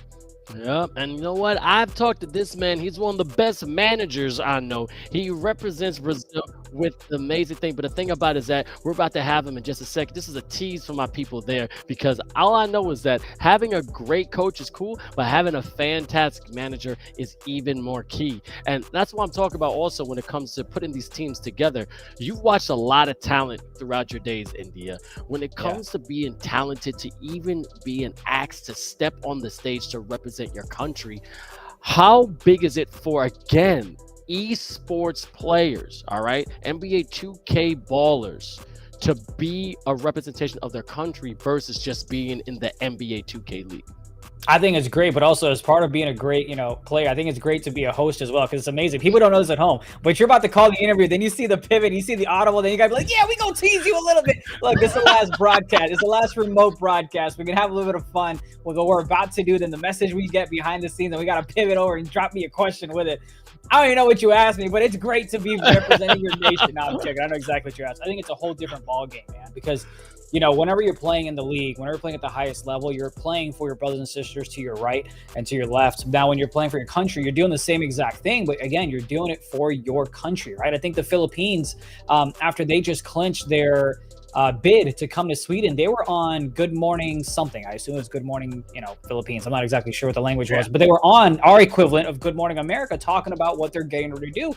And it's the exposure that you get to esports, right? And it's all these other news coverage that you get where it becomes much, much bigger than just the game, just the organization. You get a chance to inspire all the young kids out there as well that, hey, you ain't just got to be a doctor, lawyer, engineer. You can go ahead and play on the sticks and be a part of esports and represent your country as well. So it's a beautiful thing, no question. And that's what I love to hear. And again, that exposure is key. Now, everybody knows the game you're going to watch right now is South America. This is Argentina versus Brazil. I need everyone in the chat to put up your flags. Who are you representing? I know Argentina is there, but Brazil always has a crazy turnout when I see the green, the blue, and of course the yellow. But you got that blue and white and Argentina flag that's going to be insane. Now, as you said, representation is key. You get a chance to have people look at your talents, and to your point, the federations that have been supporting these nations have been fantastic. The French Federation, putting them on the back, Turkey, I've been seeing them traveling, getting that 5 minutes of fame is key for these players, and also most important because their dream is to go to the NBA 2K League. And this is just like FIBA and the NBA. But you always see this little bit back and forth because now we're seeing how much talent is international versus on the homegrown America. And that's what I love hearing about eFIBA Season 2. And with that being said, I just want to give a special shout out. And I know how much you say. Shout out to your country. India tried their best. They tried their best. At the end of the day, hey, they still had a slot, and I hope they're gonna be here next year, man. We're about. Yeah, you know what? Gameplay is about to start. This is gonna be a great time between Argentina and Brazil. No, I'll go ahead and say this: India is part of the world record that was set for eFIBA Season 2. You know what I mean? All right. Yes, but I just want to give credit due because they still participated, baby. That's all I want. I just want to give them credit. No, it's great. It's great. Before you go ahead and finish a marathon, you got to take that first step. So I'm always going to go ahead and rock with my country, no matter what the scoreboard is. So if you're listening, India, send me that jersey, man. I'll rock it in Sweden. No harm, no foul. But here we go, though. We've got Brazil and Argentina. And what's really interesting, Vince, is Nick, head coach of Brazil, has made it to the finals for the NBA 2K League, I believe now 3 times, and this one's going to be the 4th time, but he has not won the finals. So he's made it 3 times this season in the league, but he has not won. So I feel like that's also kind of like the quote-unquote monkey on his back that he wants to get off and finally get the dub here tonight. All right, let's see if they're going to get the dub tonight. As you see, we're starting off. And as you can see, Argentina in the white, Brazil is in the green. And also striking first blood right there is Brazil. It's already 2-0, and I can tell you gotta watch the guards. I was mentioning right there that we have to see the guard play step it up, but the big fella can also be a key. And as I just said right there, a nice slammer jammer underneath the rim for Argentina and tying up at 2-2. Man, I'm excited. Let's see if Argentina can go ahead and get that big lead that we talked about. See if they can go ahead and take care of business early on. Because if they fall behind in the first half, I genuinely don't think they can come back and claw back the deficit in the second. All right, but hey, you're just being honest. But as you can see, the captains to left and right, Guli right there to the right, and also Louis Clamps to the left, representing Brazil, and also represent Argentina on the right. And I can see so many people in the chat. Before the game gets crazy, please please, oh please, fill out our survey. We got a lot of prizes you're going to give out. That's going to be hoodies. That's going to be an eFiba basketball and also NBA 2K codes. So fill out the survey as soon as you can to get some free prizes. Me and my man Indy are going to be here the rest of the night, but we're going to start South America. Already tied up, and it's already a close game, but this is going to be best of 3. And honestly, I don't know who's going to take it because Argentina's been practicing a lot, and they do got some great ballers.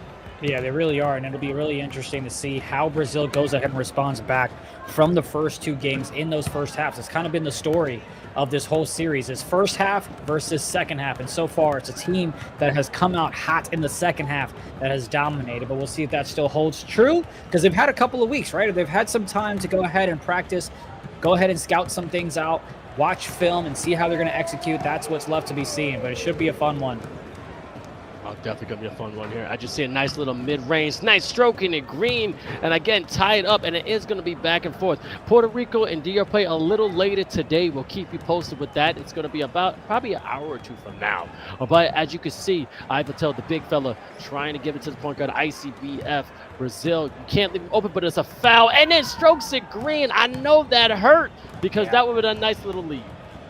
Yeah, you saw the animation come in there. You knew it was about to be a legal screen. I wish he would have shot that a little bit earlier, but I don't know if it made a difference if the ref would have still called it if the ball was in the air, but maybe the basket would have counted. Nonetheless, though, let's keep an eye on that. Let's keep an eye on that 3-point shot that could have been, but never was, in case this ends up being a 1-possession game. Yeah, let's see. Because right now, every point is going to count. We keep mentioning that both these teams, they match up to each other. It's only about a 2 to 4 point, difference in the score box. So they're definitely talented and have equal amount of, skill on each side. But a beautiful steal, getting the cookies, but a nice pass to the big fella. Pump fake, getting the man in the air, but did not finish. Taking their sweet time, calling timeout. Why did they not convert on that transition, India? Yeah, I can go ahead and tell you right now. I'm pretending to be Nick. Like, yo, we gotta fill the lanes properly. You had like 3 people in the paint, and nobody went to the left corner to go ahead and possibly take a wide open shot. So I think that's just bad filling the lanes on the transition. It's bad transition offense. They'll fix it up. It's just the jitters, right? You just kind of get used to things. It's a little bit different having a coach in your ear right next to you as well. But I expect those things to be cleaned up as we continue to progress on here tonight. Yep, and I'm seeing the facility they have. It looks like everyone's there from Brazil at one spot. I see the coach going back and forth. Nick is biting his nails. A little bit of nerves, but of course you got to, because this is a chance for you to go to a completely different country and represent your nation. Also, to everybody that's watching right now, go to eFiba.basketball immediately to get all the updates on what's been happening throughout this entire season. That's eFiba.basketball. And also, you can find out different co-streamers. You can find out as well who won already with the book, stroking the green from behind the arc, and Brazil is now heating up 9-4. But like I said, eFiba.basketball, get full information about Season 2 of eFiba. That was a really nice play. You had Pi from the right corner, flare up, get the ball, then fade right back to the open space on the right-hand side. The Argentina defender just didn't have enough coverage on him. Too small, too far away. Just like that, though, they got the payback where they were a little bit too far out, and they knocked down the shot. This right here is going to be blow for blow. It's going to be punch for punch. But you can't trade baskets when it comes to these two teams. You got to separate the difference eventually and get a comfortable lead. And like you said before, getting a comfortable lead going to the last 2 quarters. I just see the big fella trying to, work it around and control the offense. Louis Clancy, he could shoot, but he's being hesitant. Right now in the corner, let's see if Icy Martin can knock it down, and he does! 11-7. All right, Brazil is showing some life. That's a tough shot there, especially, no shot clock into the defense. Going to go ahead and jump at you. Gets the long 2 on a fadeaway as well. That's a beautiful shot there. Oh, left corner. Oh, they get it to the right.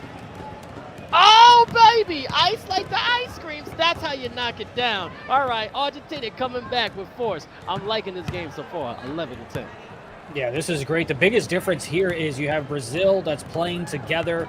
I assume all 5 players along with their coach in that little studio in that room, where you can already see the man on the right, the one who we interviewed, independently playing, right? I'm not sure where the other teammates are. I don't think they're in the same room, the same house. So that's a little different. It's a different atmosphere. It's a different type of communication. It's a different type of vibe and energy that you get in the game as well.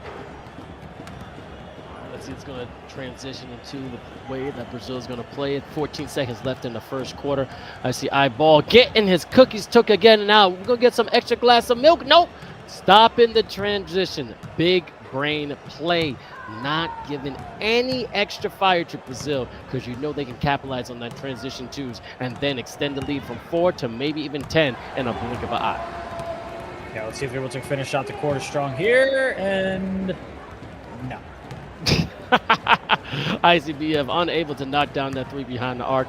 But as you can see, 14 to 10, 5 minutes left. It's already keep going. We still got 2 more quarters after that. Now let's see who's going to take the first of this best of 3. And again, you have to at least win 2 so you can punch your ticket into Jönköping, Sweden. ICBF playing with this food. Open big fella right there. That is a IQ play. That's how you gain the assist. Brazil 16. Yeah, and the reason he was able to go ahead and dot that slip is because you had the center that stepped up because he was afraid of the point guard, Icy, who has play take, or excuse me, has shot take. So he knows he's going to knock down deep shots. So he steps up a little bit, tries to time the steal. He swipes at it, mistimes it, and it's just a wide open dunk because the corner defender couldn't swing there in time. So those are the little things where it's like you don't know if you're the center. Like, hey, am I stepping up to guard it because my lock just got hit with a screen? Like, what exactly am I doing? In that case, there wasn't a screen, but you still have dribble moves that can go ahead and break some ankles. So as a center, you got to decide, am I stepping up or am I going to go ahead and see if my man will rotate and guard the 2? Yeah, but then, like you said, I can have that open slip for an easy lay for the opposite team. But again, that's just trying to be smart, and you know it just broke down.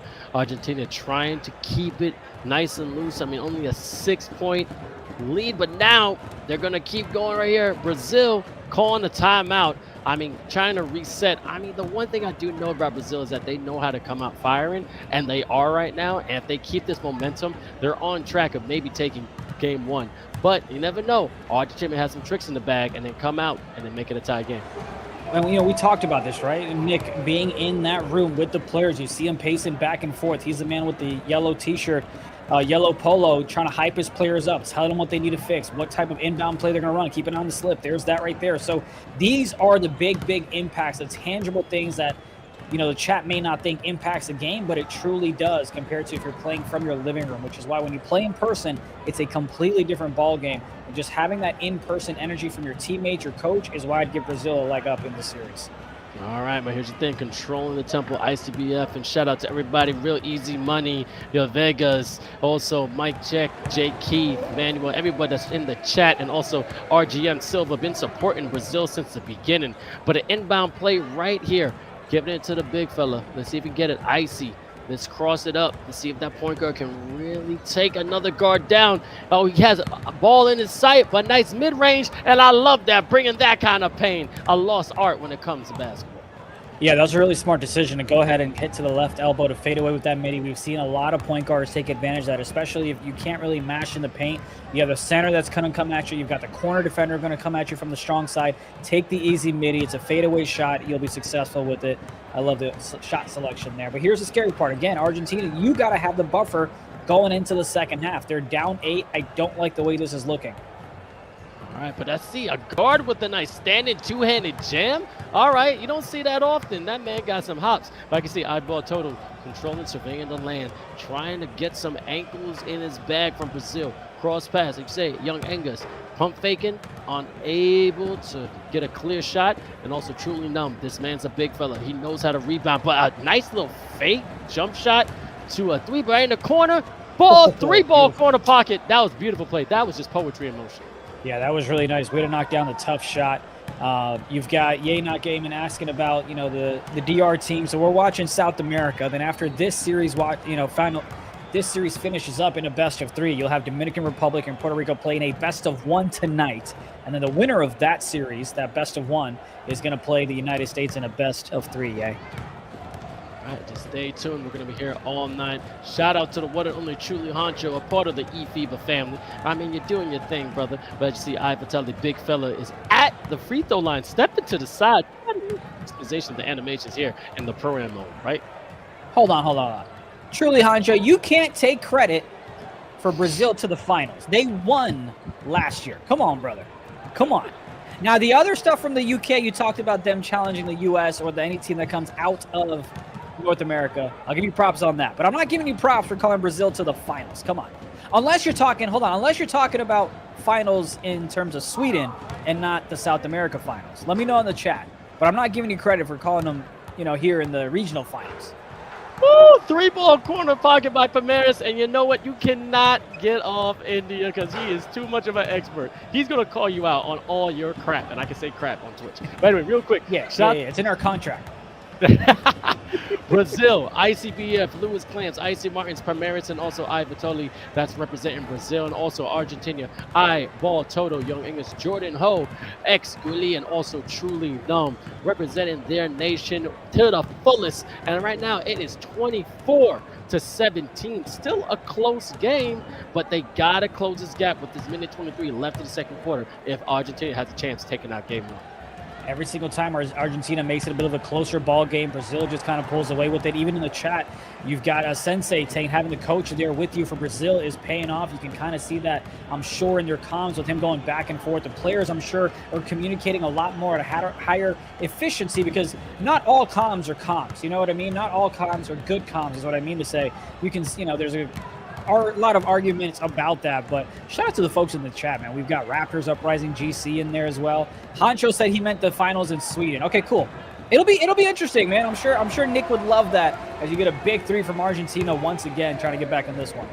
Jordan Ho up for 1 second. Didn't know that man could do that from the 3-point, but he is definitely stepping up, and I love seeing it. Louis Clamps getting his cookies took. No, a foul. Hey, sometimes sharing ain't caring. Keep your hands to yourself. 26-20.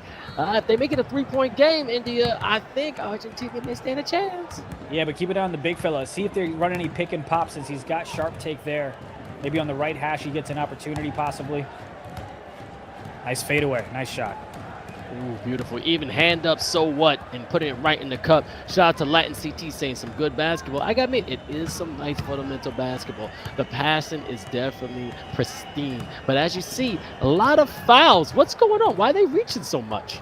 I mean, you're trying to get, those extra cookies, especially with, how 2K gets a little bit in favor of the locks. Yeah, you've had a couple of patches here and there, but ooh, beautiful shot there. I'm telling you, man, Argentina tries to keep coming back, but Brazil always responds back. We've got YL in the chat playing for Lebanon. I know he's excited, gets a chance to meet my brother out in Sweden. That'll be a lot of fun.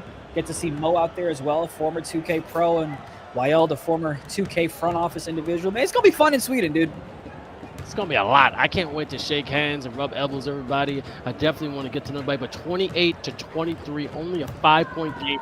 The first game is going by pretty fast, and as you see, Jordan Ho with a little quiet, about 9 points, which is interesting. I mean, he's been quiet with that, but no one in double figures so yet.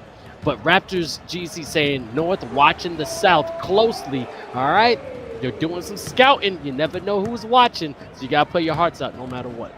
Yeah, those rebounds are kind of hurting Argentina right now at a 2-to-1 ratio, not in their favor. So they got to go ahead and get those possessions because you don't end a possession just because you went ahead and had a bad shot that missed. You got to secure the rebound, go the other way. They're not able to do that right now. But Argentina on the other side, making sure that Tutu goes ahead and struggles from the 3-point line. He's only 2 for 6 coming into the second half. So he's got to go ahead and pick it up as well if Argentina's going to have a shot. Oh, beautiful steal. What a steal. What a read. What a butt. Yeah, but he had that lane open like Moses did the Red Sea. Why did he not take that layup? Well, sometimes you just have what's like a premeditated thought process, right? Like a premeditated move that, hey, I'm going to do this, and I don't care what's happening. I'm going to go ahead and dot the right. You're not really reading and reacting. You just already know what you're going to do, and your buttons are ready to go as well. I see that. Same thing when I play real basketball. Sometimes my brain moves faster than my body or vice versa. And I go, I didn't mean to do that. And then boom, a play happens that I didn't want to. But actually, truly numb. Big fella taking out with eyeball Toto. Point guard. Definitely just playing with this food. Great dribble handles. Seeing the big fella, but great rotation defense. Getting to the spot. Brazil stepping up. That was a beautiful defensive play right there. Yeah, they've done a great job. He had no option but to go ahead and chuck that one up, and he couldn't even get an offensive rebound because he's the one who typically gets them for Argentina. Just a great possession on the defensive side there. All right, Commanders right now passing the rock, being very unselfish, but too much clutter right there on that left side. Someone's definitely open. I mean, that is a deep corner 3 and could not convert. But let's see if Argentina can right there. A nice little fillet, a nice little teardrop, knocking it down and bringing it now to 25-28.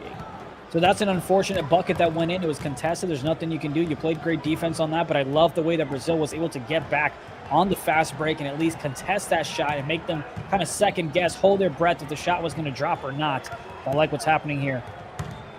All right, a lot of good chemistry happening on both sides, but a nice little short corner. I love that shot. I shot that all the time in college. 30 to 25, and about 3:14 left to the third quarter. Wide open all by himself. That's how you see the open man from down low. Good job, Argentina.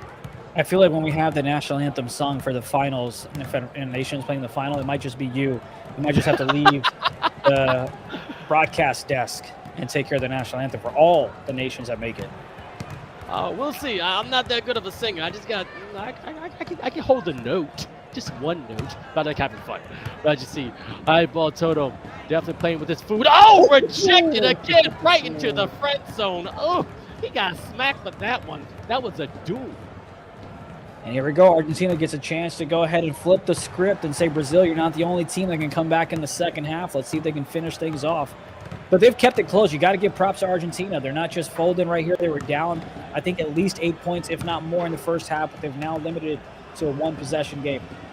And again, 2 points when they played each other when it came to day 2. And then it was only about, what, 3 points? No, 4 points again. So they're always within that margin, below 5 points. 2 possessions. That's what's the key. 2 possessions difference from winning and losing when it comes to Argentina. I mean, I'm unbiased, but I'm pulling for the best team. But I think they have a shot at least to get 1 win so they can feel a little better, but could not knock down that mid-range, which would have been key. It was interesting. Argentina went from a pick and pop, to a pick and roll. Then you had the center go to the right. They went to a 5-out. Then they came back to set the pick and tried to take a fadeaway shot. But great job by Brazil to kind of anticipating these moves. The rotations and the communications were on point, and they made Argentina take a bad shot and get the ball right back on the defensive rebound. There you go. Icy Martin, definitely a problem. But behind the arc, oh, we got a foul. It's a moving screen. No, it's going to be a turnover. So I think that was a moving screen. I couldn't see clearly. I got you. It was a 3 in the key. You just had the defense, you had the offense in there a little bit too long. Oh, baby, a good slammer jam by Argentina, powering it up now, only down by 1. Look, they were down, but they're definitely not out. Just creep back. Brazil's getting a little scared. Yeah, anytime Nick gets a little nervous, you'll see him just fold his arms. So when he comes back on camera, you might see him just have his arms folded. Watch out for that ICBF. Good rotation. Nice one to the big fella. Pump fake, pump fake. Nice little stand and slammer jammer. That's a beautiful one. 34-31. A minute left in the third quarter. And thank everyone who's watching this fantastic game. And it's going down to the wire in the end. Yeah, if you're Argentina, you're not exactly happy with where you are, but you're absolutely within striking distance, so you'll go ahead and take this. Especially if you can close out the quarter strong in a one-possession ball game, you're absolutely going to go ahead and take that. All right, take with that given, but nice little cut to the basket on his head. That right there, thunderous jam, representing the beautiful blue and white. They're going nowhere. South America finals definitely getting heated up. I'm just thinking of all the nations that are going to bring us, gear. That's all I want. Like, I want to come there to Sweden in 1 suitcase, but I want to leave in 2, Oh, another revenge slam from Brazil. Look, I don't know about you. Brazil's one of my favorite colors because I'm Jamaican, so mine is, yellow, green, and black. But if I could get some Brazilian gear, I would love that. But I would love Argentinian gear, too. Whoever's going to give me a jersey, I'll rock it every single day. Watch me. Yeah, look, I'm good with the navy blue and the black. Makes me look a little bit skinny, so, that's how I rock. I'm talking to you, USA. Come on. You would say my man India is basically shouting y'all out, but hopefully we get some t-shirts. But I know we're gonna have some fantastic interviews. All right, ICBF playing with this food once again. Step back, 3, stroking it, green. That's how you knock it down. Dirty, great job there. Use the pick there to get a little bit. I mean, you just saw the pick that was set, then you had a little dozy-do happening with the lock. Didn't know where to go. The animation caught up to him, then he went ahead and knocked down the shot. But here's Argentina, though, responding back with the 3 of their own, the big shot to end the quarter. And here you go. You want it to be within 1 possession. You've got sharp take, and you get a chance to go ahead and tie it up. But that screen has got to hit and give you a little bit of space to knock down the shot. Let's see, Eyeball Toto. Let's see if we can get some space. But beautiful defense from Brazil, congesting it, and also finding his way not to knock it down. That was a real contested mid-range. I don't think he should have shot that, brother. Yeah, I don't think the center there for Argentina did a great job to create enough separation from the lock for the point guard. He tried to go ahead and set the pick, didn't really do a great job, then just went ahead and slipped. But you're slipping into the center that's already down low on the defensive side. He doesn't have to chase you. You just have to kind of back it up like a defensive end, or excuse me, a defensive back in the NFL. Not a lot of movement there from the guards to make anything happen. And here we go. Brazil looking for a little bit of separation with the final 4 minutes in game one. 42-36 is a great game so far. That's crazy foul. Wow. Is that even possible right there? That was tough. It looked like he was looking to fade away, and the defender just jumped on him. Maybe he saved the three. It could have been a smart foul. We'll never really know. But they get a chance, and he still has badge.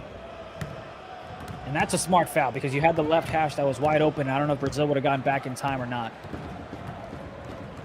That's a big brain play right there. Again, another inbound from the side. You gotta be careful of getting to the bonus when it comes to fouls. I always say shots win games, but free throws win championships.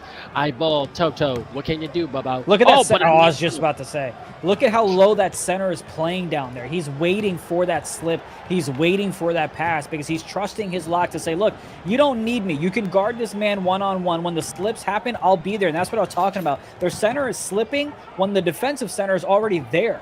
Like you're slipping into him and helping him out playing defense at a much better clip.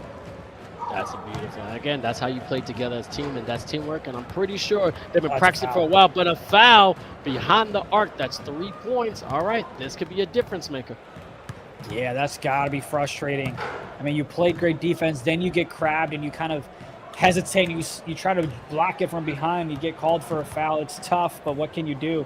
And look, you had Argentina come into the fourth quarter, 1 possession game, down 3, had ball to tie it up, and now you're looking at Brazil, and it's up, 9 with less than 4 to go. So if you're Argentina, plenty of time left, but you got to go and get some buckets here. You don't have to look for a 3, but you got to get some 2s. Maybe call a cut from the right side, have the strong side on the right side corner cover you, and there's the cut right there, but they did a weird one. He came from the right corner to the right elbow. I'm not sure what they were looking for there. I don't know either. Again, Argentina definitely trying to show out, but really quick when they put up the stats, Ifatelli got, that's crazy. 15 points for the big fella there in Brazil, Ifatelli, but then also 11 points for Jordan Hope, but 10 assists from Eyeball. So he's definitely been very unselfish, but you got to step it up. Now it's a 10-point deficit. You got to put some points in play. 10 points.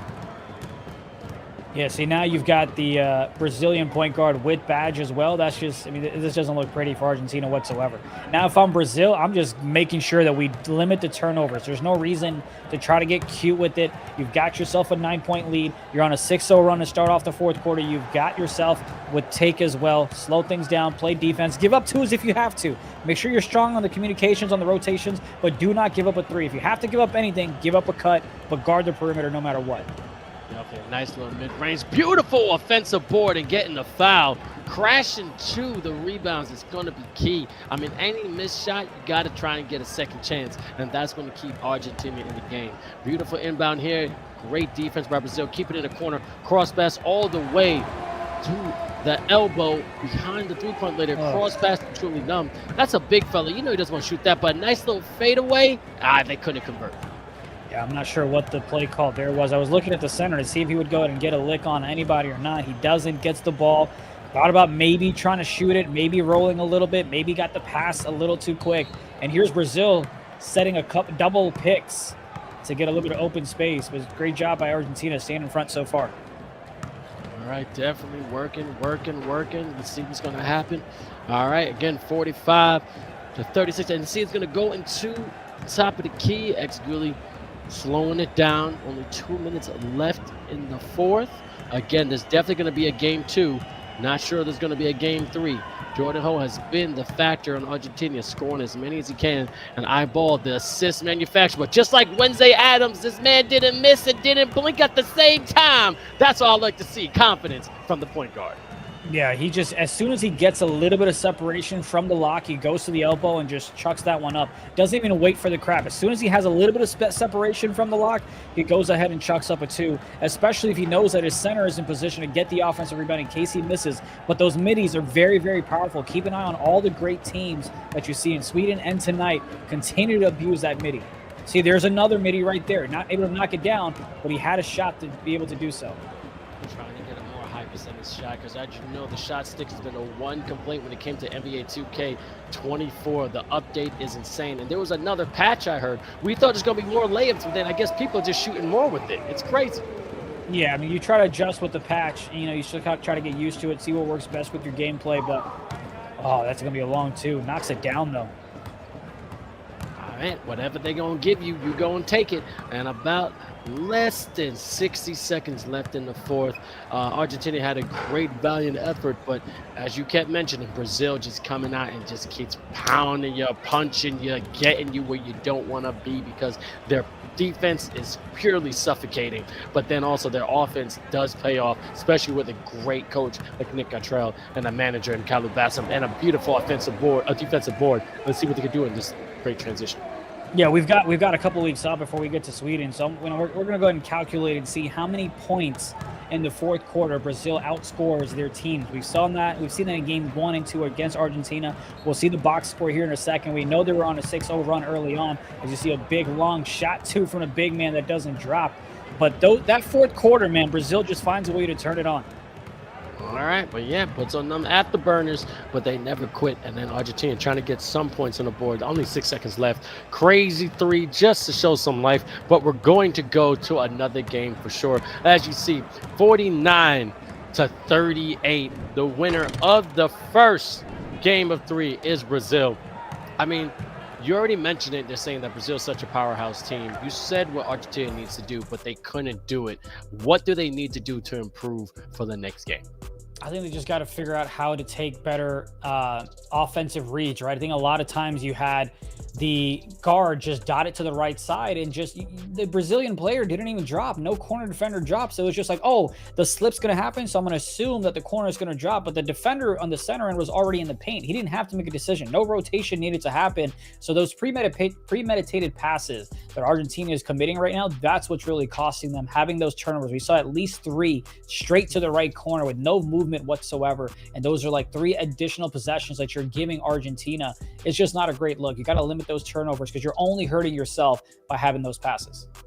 Exactly right. Now, you know there's 4 of us. You got some 4 amazing, dominant, and also Avenger-like commentators. It's me, India, but then we have my man Chris Simpson, Trapper Monkey, but also Nate Patrick. And I'm saying this because we got a little special gift for y'all. Our friend Nate has sent us a little American appetizer. And when I say American, a little South American, so it's a little more seasoning to it. And let's see what he has in store for eFiba Season 2. Let's check it. Looks like it's time to head back down south. We running it back like we in transition. Vamos! Hey, Brazil and Argentina. Once again, it's nice to meet you. Fiercest rivals, best of 3. Yinchupi's the place to be, but will I see you there? Yeah, Kia gonna get me a new bed frame.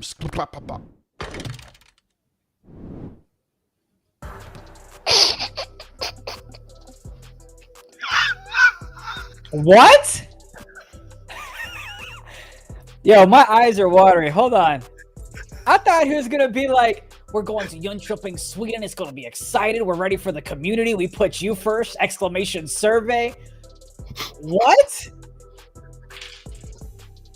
Yo, by the way, run it exclamation back. survey. Yeah, can we play that back, please? Nah, I wasn't ready for that. I'm sorry. Looks like it's time to head back down south. We running it back like we in transition. Vamos! Hey, Brazil and Argentina. Once again, it's nice to meet you. Fiercest rivals, best of 3. Yinchupi's the place to be, but will I see you there? Yeah, Kia gonna get me a new bed frame. What does IKEA have to do with Jönköping, Sweden?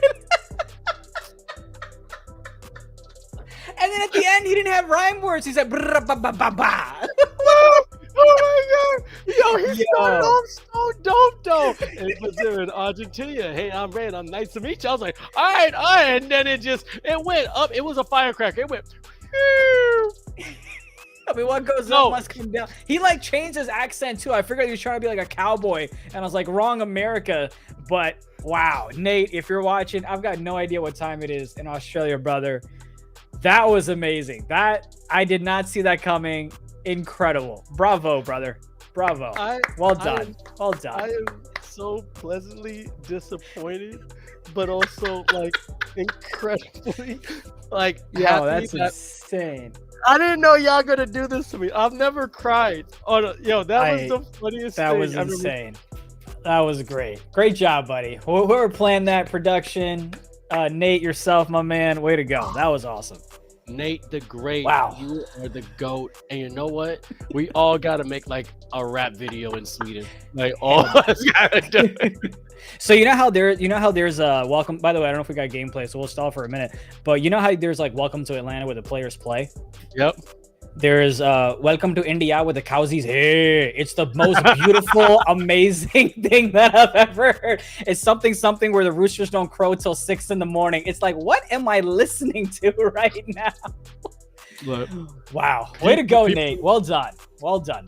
People in the chat are crying just like, this is what we're about. eFiba Season 2. It's not about 61 nations. It's not about 8 nations going to YouTube this week. It's not just about the 50,000 euro cash prize pool. It's about fun. It's about memories. And as my man, Chris, says straight up, this is where legends are made. So anyway, we're going to go to the bracket right now. Let's check it out. That was up to So anyway, as you know, we've been rocking out the first game 38-52, but Brazil came out on top. I mean, we still got one more game. This has been the biggest deficit amongst these two teams this season, India. I mean, what went wrong here, though? You said about turnovers, but I've never seen this kind of beating that Brazil's done to Argentina. It's the fourth quarter. It's the fourth quarter. We've been talking about it time and time again, and it came into play here this time in game number 1 as well. 13-2. That was the score in the fourth quarter, obviously in favor of Brazil, right? It was just an incredible domination, even though Argentina started with the ball, down 3, a chance to go ahead and tie it up with a 3 of their own. They just couldn't do it. They only got 2 points. They only got 2 points after averaging approximately 11.5 the first 3 quarters. I'm telling you, bro, if we were playing hockey, Argentina's going to beat Team USA. But we're not.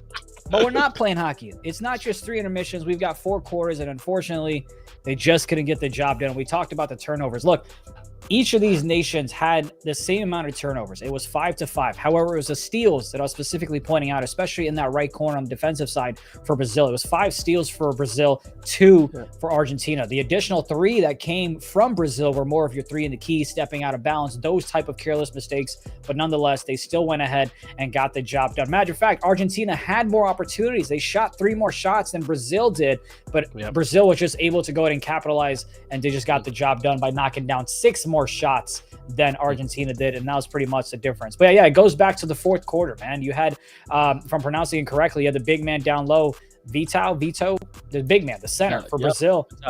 Got himself 17 points. The slip was always there for the guard to just dime it up. You had 𝐓𝐶 with 8 assists. So it's great offensive movement that Brazil's showing out right now. And, you know, we'll see if Argentina can learn from this and get off to a hot start. But it's just straight domination by Brazil in the fourth quarter. All right, right now, really concentrate. You see the coach as you right behind them, Nick Gatrell, and also the entire team has a beautiful set of Brazil. Now, I've always said a joke. I'm a Cowboys fan, and there's an old joke saying, hey, could you ever get change for $1 from a Cowboys fan? They said no, because they only have 3 quarters. And that's what Argentina is about. And like I said, it's 3 quarters. You're absolutely right. But you got to finish. If you start, you have to finish. But understanding this, you just straight up, the big fella, definitely in that pocket, definitely hanging around the rim, not really coming out so much, but we've seen a lot of mid-range shots, which again, I go on and on. I've talked to so many coaches, so many professional, shooters. It's such a lost art in the real world and also with NBA 2K. And you're seeing right now, they're truly taking advantage of it. No, they really are. And I also want to give a shout out to 𝐓𝐶, but the lock in terms of 𝐓𝐶 Martins, he went ahead and not missed a single shot for the nation of Brazil. Knocked down 5 for 5, knocked down the only 3 he took in that game, and he had his impact felt as well. And he always made sure to get back and create those fouls. He had 4 fouls. So he's always making sure to force Argentina to play that half-court offense, which limits the points that they can go ahead and get, and you get more turnovers. Going back to the turnovers, you have eyeball 2-2. All the turnovers from Argentina were by the point guard. And again, you got to keep an eye on those premeditated passes. It happens way too often that you're not even being baited to go ahead and throw that pass. But nonetheless, I wanted to show some love to 𝐓𝐶 Martin. Great job, 11 points, 5 for 5 from the field. Let's see if that type of momentum can be continued into game 2. And I think it is. I mean, right now they're trying to punch their ticket, and this is going to be a long way from home. I mean, when they went to Singapore, it was going from good weather to even hotter weather. But going from Brazil or even Argentina, you're going to be in Sweden, in which we find out there's an ice hotel, which I want to go so bad. Even the bed is made of ice. I didn't say I want to sleep there. I just want to go there just for the sightseeing. But it's all the way north of Sweden, which is also beautiful. And that's what they're trying to do. And also, when it comes to the Federation of Brazil and Argentina, I know they're really proud of what these players are trying to do, which again, put their flag on their back, go to another country, represent it well, and you know they can ball. Now, yeah. With that being said, just saying, you know, that's crazy. How surprised would you be? Now, we already know Turkey and, you know, USA are like the #1 dominants, but yeah, I would love to see this matchup. And correct me if I'm wrong, Brazil or Argentina versus Morocco. How could these South American teams go against a Middle East team that's so powerful like Morocco? I think it'd be incredible. I think it'd be a different style of play. Africa, I know what you meant. Yeah, it'd be a different style of play. Man, who even knows from the Middle East how Lebanon would go ahead and play? But nonetheless, I think it'd be great. I think I'd have to go ahead and give the advantage to Brazil as maybe coming in as the third best team. Number 2 could go ahead and beat Turkey, but realistically, I think it's the team that comes out of North America, then South America. My bias for the Americas, probably, but I think that's the way you see it. And I think they would go ahead and have a little bit of advantage. But as we get tipped off for game number 2, I just want you to know, I don't know what hotel you're staying at, but I got a text that said these are the hotels I'm staying at, and you might not be able to read it, but that Google search says worst rated hotels in Sweden. So what? I don't know. I don't know if we're staying in the same one or not. I don't know. I don't have my hotel yet, but anyway, we're going to game 2, Brazil versus Argentina. We're not talking about this, baby. Let's get on. And now the matchup is interesting. In the yellow is going to be Brazil. In the black, going to be Argentina. And I love those jerseys. I want these jerseys in real life. A nice little behind the R3, but we couldn't get the green bean, forcing it. But nice transition 3 from the blue. Okay, Argentina, you guys had a clue. They're stepping up for this one. Oh my goodness. Okay. All right. This is where, see, I love, by the way, Argentina, if you're listening, I love you. I need the jerseys. You can have the Brazil one. I'll take the Argentinian one. But this was great, right? You went ahead. Obviously, it's still early on in the game, but this is the type of start you want. It starts with here. You get the 3, you get the stop. Let's go ahead and get another 3 and get some momentum going. Get that lead built up into the second quarter so we can continue the motivation, continue the momentum, and force a game number 3. Yep, and also certainly is hitting you up on Twitch saying, text me for the hotel. So I know you got some people. Brother, you think I got the corporate card. I already know where I'm staying, but you think I got the corporate card to just pick where I want to stay?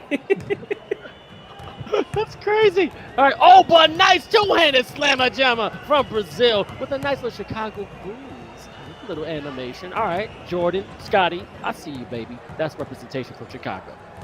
Dexter, you have Dominican Republic and Puerto Rico play after this series is over. So either after this game or after game 3, depending on which Argentinian team we get in the fourth quarter. All right, let's see if they're going to step it up. As you can see, little icy got there. Mr. Jordan Holt with the icy blues. Coming out, point guard versus Lewis Clamps trying to find the lane. That's a mid-range right there. Should have took that. Gave a pass to the big fella and another straight. Yo, man, there's thigh sweat on that defender. That was a close dunk. That was beautiful. Yeah, that was really nice. Calling a wrap, gets a little bit of a slip. Nothing there. There you go. That's what you want. Great job by the center to get some space for the guard. He obviously missed it, but those are the type of hits you want. Those are the type of picks you want from your big man to have your lock going the opposite direction of your guard so you can have a little bit of space. And great steal there by Argentina to get the ball right back. All right, picking the pocket, a little slow in the speed when it comes to that build. I got to know what his levels are because, I mean, this guy was running in slow motion. He looked like the, I don't know, what, $1 Million Man. Just, he got to learn how to speed just a little bit faster. You sounded like Nate at the end of the final seconds of that rap there. IKEA. I can't believe you got, isn't IKEA from Sweden? I thought it was from, I think they're a Sweden company. I thought Germany. Yeah, no, I think it's Sweden because the colors are also the Sweden flag. That's the reason that the yellow and blue of IKEA is because of Sweden as well. All right, well, we'll find out. I mean, see, I knew that. He didn't know that. Come on.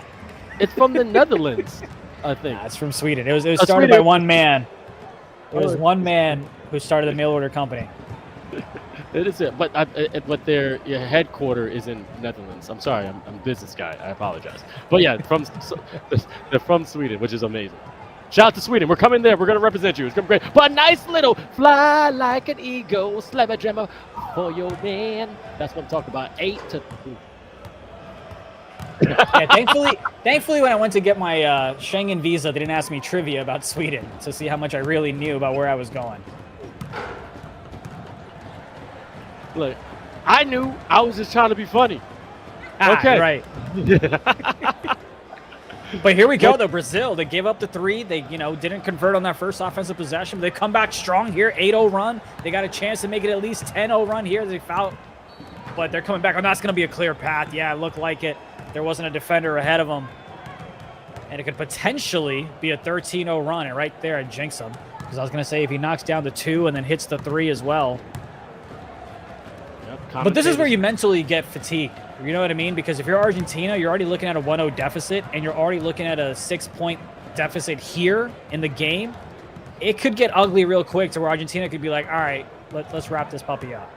Oh, another mid-range right there. I don't think that was a 3, but 11-3. Shout out to 𝐅𝐿𝐋𝐋𝐿. This is the second game. Brazil took the first one cleanly, and now we're going to see if they win this one, they will punch their ticket and be flying all the way to Jönköping, Sweden, and a nice rejection, but a foul underneath the rim. I mean, a little bit of physical defense like we're back in the 90s. You got to love it. I love the little bump. Yeah, show who's a man.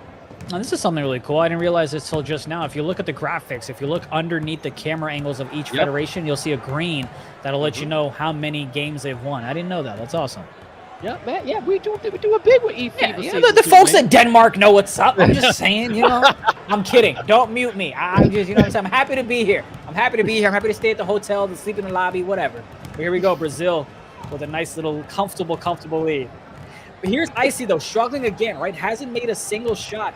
In that game 1, he went 4 for 13, 2 for 5 from the perimeter. He's continuing to struggle, and you got to give credit to Icy Martin from the Brazil nation, keeping him on lock, giving him a tough time, not easily letting him get shots off. All right, as you see, but also could not convert behind the arc. Full court pass right into the short corner. Let's see if Argentina can step it up. 11-4. Deep 3, stroke it in green. Code 98. Put a scope on that. That's how you hit your target. And then Argentina again crawling back little by little. Well done. Beautiful shot. Much needed. 7-11. My favorite store, not just because my family owns a bunch, but great shot there from the right side. All right, here we go. ICBF again, trying to cross, trying to be a boss. Let's see if he got some ankles that he wants to take. A nice little shuttle pass and a left-handed jam using the opposite hand. The man is ambidextrous. He can finish left and right. Doesn't matter. Yeah, that was a nice play design on the other side. Oh, and he stepped out of bounds. Gotta be careful with that. Yeah, so the pass was tipped, and then as soon as the Brazilian player stepped out of bounds, it was in his hand, which is why you got still Argentina ball, even though he was hanging on to it when we saw the call. But that's what ended up happening there. Gotcha. Okay, great defense right now by Jordan, but and to get away from the big man slipping, but yeah, keeping your man in front of you. Louis Clamps trying to find some space. Hand up, so what? That's how you knock down the shot. That's practice right there. He's becoming an expert behind that arc. Yeah, they're continuing to dominate. A much better first quarter from Brazil. Not like, first half so far. Not like they struggled in the game 1, but they're coming out real hot here in game number 2. All right, and as you already know, this is the first ever. Yeah, I know, that's crazy. I'm surprised there's only 5% contested, but he just continues to miss it. Can't find his aim. Can't find it. Again, this is the first time ever when it comes to eFiba Season 2, and we want to make sure you get involved. Community comes first, and another 3-pointer for Brazil. But hey, we want to fill out that survey, please, all right? We want to give away these hoodies. We want to give away the eFiba basketball, and also what you really want is some NBA 2K codes. So anyway, fill out the survey as soon as you can. We're going to put it in the chat and all the Twitch channels, and that's what we're all about. We want to make sure the community gives your 2 cents so we could be better if we keep continuing for the next year. And I just see Argentina behind the arc could not get a great defensive board from Brazil, and let's see if they can do a great transition and come out with another 2-pointer. I need you to look in WhatsApp and see the graphic that they threw in, and I want to know who went through the effort to make that graphic. While you do that, Brazil coming out hot, 21-7. Just continuing to dominate on all sides of the ball here. Again, just giving 𝐅𝐎𝐿_𝐂𝐄 a tough time. He just can't get going. If your guard can't get going, I just don't even know what you can do on the offense. You see what I'm saying, bro? I'm not... So as you see, we're crossing over right here. Bro, we got a sleeping hall. You know how I have the ability to like share my screen and it just automatically goes live without even them doing anything in the background? See, he's in my ear saying, don't do it. I should just do it. I'll get fired, but you know. Anyway, ICBF right now getting it to Lewis Clamps. Definitely trying to do a nice little jab set, keeping his dribble. Oh, behind the back. Oh, great shuttle pass. And that's right there is a 1-2 punch. That's the Kobe and Shaq dynamic that we're looking for. Great finish, 23-9. Man, that was beautiful and sublime. Oh, this is just tough. I'm not even sure what Argentina can do besides what we've already talked about. Great job by Brazil, just making it so claustrophobic on the defensive side for Argentina. No wiggle room, no space to breathe. Look at that. Look at the rotations. I mean, they finally, as soon as I said that, give up a 3 on the right hash. But the swing from the right corner on the left just got a little bit late going to the right hash. But, like, they're swinging, and they're kind of everywhere right now. Did you see that ballerina attempt dunk by Brazil, though? I didn't know you could do a 360 block like that. I had no idea.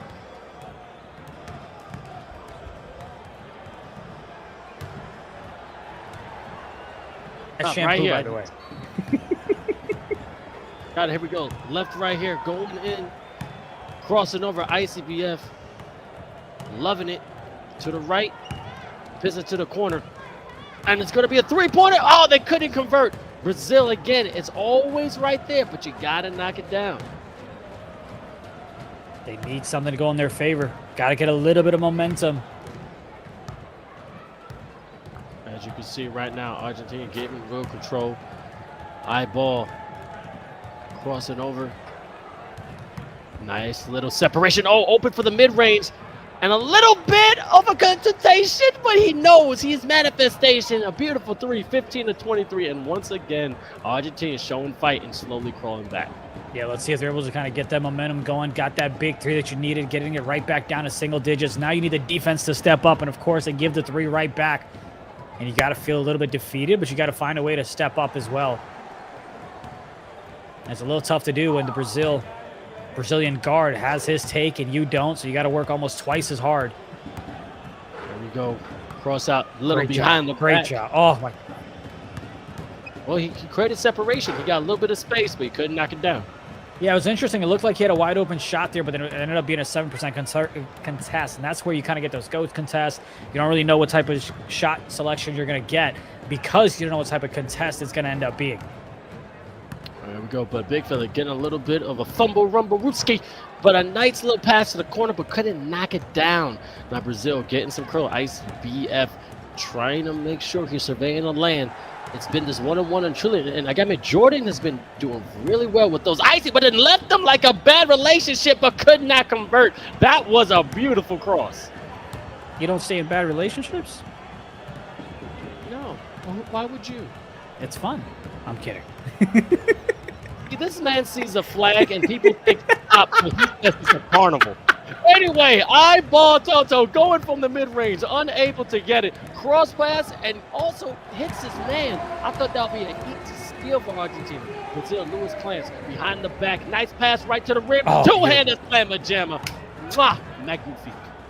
Yeah, you had the corner defender for Argentina get there in time, but just couldn't get the block. But he was right there to provide the contest, but Brazil got the jam anyway. Let's see. Eyeball. They try to get a cut from the right side. Nice reverse jam. There's a nice way to get the points back, but they called the cut from the right. It wasn't there. They got it on the slip. You don't want to give up a shot here. Oh, my goodness. Okay. Woo! What a half for sure. 2 quarters went back 28-17. Now this has been the biggest separation when it comes to these two teams going into the third quarter. As you see, 𝐼𝐿_𝐂𝐄 with a good 10 points right now. Yep. The one thing I know is the big fellas have been a huge factor when it comes to Brazil. And all he has to do is keep eating them boards and staying on that block and getting them easy duds. And they're going to be just fine. And they could be punching their way to Jönköping in Sweden. Eyeball is kind of doing his thing. He's coming back in this one. He was like 0 for 5 at one point. Now he's coming back, getting his shots underneath him. 4 for 5. The last 5 shots he's taken, get himself 11 points. So he's getting his rhythm. Is it going to be a little too late? I'm not quite sure, because every single quarter Brazil has outscored them, except the third quarter in game 1. Brazil has won every single quarter in this finals matchup. Nice little revenge. Argentina, big fella, showing some good strength from Truly Numb. But I want to talk about Eyeball Toto. He has 11 points and only 1 assist. Last game, he had over, 6 or 7 assists. So he's being a little bit more selfish. But again, we do got to get points on the board. But as you see right there in the corner, Brazil coming back at it with Eyeball, the big fella, a chance to get a double-double. But without this entire team working together, they won't be able to get that far. And they're just being an absolute perfect orchestra. Everyone playing their role in symphony. And then they have a chance of going to Sweden. And now that he's got Sharp Take on the Argentinian side, look for him to, there you go, take advantage of it. Great job by the big man to set the pick, give him a little bit of space. But, man, Tutu is just having a little bit of tough time. Can't knock down his shots. He was 3 for 8 coming into the second half, and it's not like he's really improved that here in the third quarter. And, yes, to answer your question, he had 8 dimes in game 1. He had 1 coming into this second half. Yeah, that's you, my stat man. That makes you the expert, India. That's why I trust you, baby. Let's go. Now, as you can see, Brazil's up by 1. This is game 2. And again, eFiba season 2. Let's go, baby. Now they're really giving it to them. All right, 19-36. I mean, woo. Brazil is really being dominant. They want to show the world they belong at the finals and become the world champions of eFiba season 2 for sure. They're dominating on the rebound end as well. Obviously, with all the shots that you're getting missed from Argentina, that kind of skews things in the matter of rebounding for Brazil. But it's almost a 2-to-1 ratio and then some, right? You have the big man, Vital. How do you pronounce this? I don't keep messing up the man's name. Vitao. You can say Vital or Vitali. I say Vitali. I'm going to call this man V.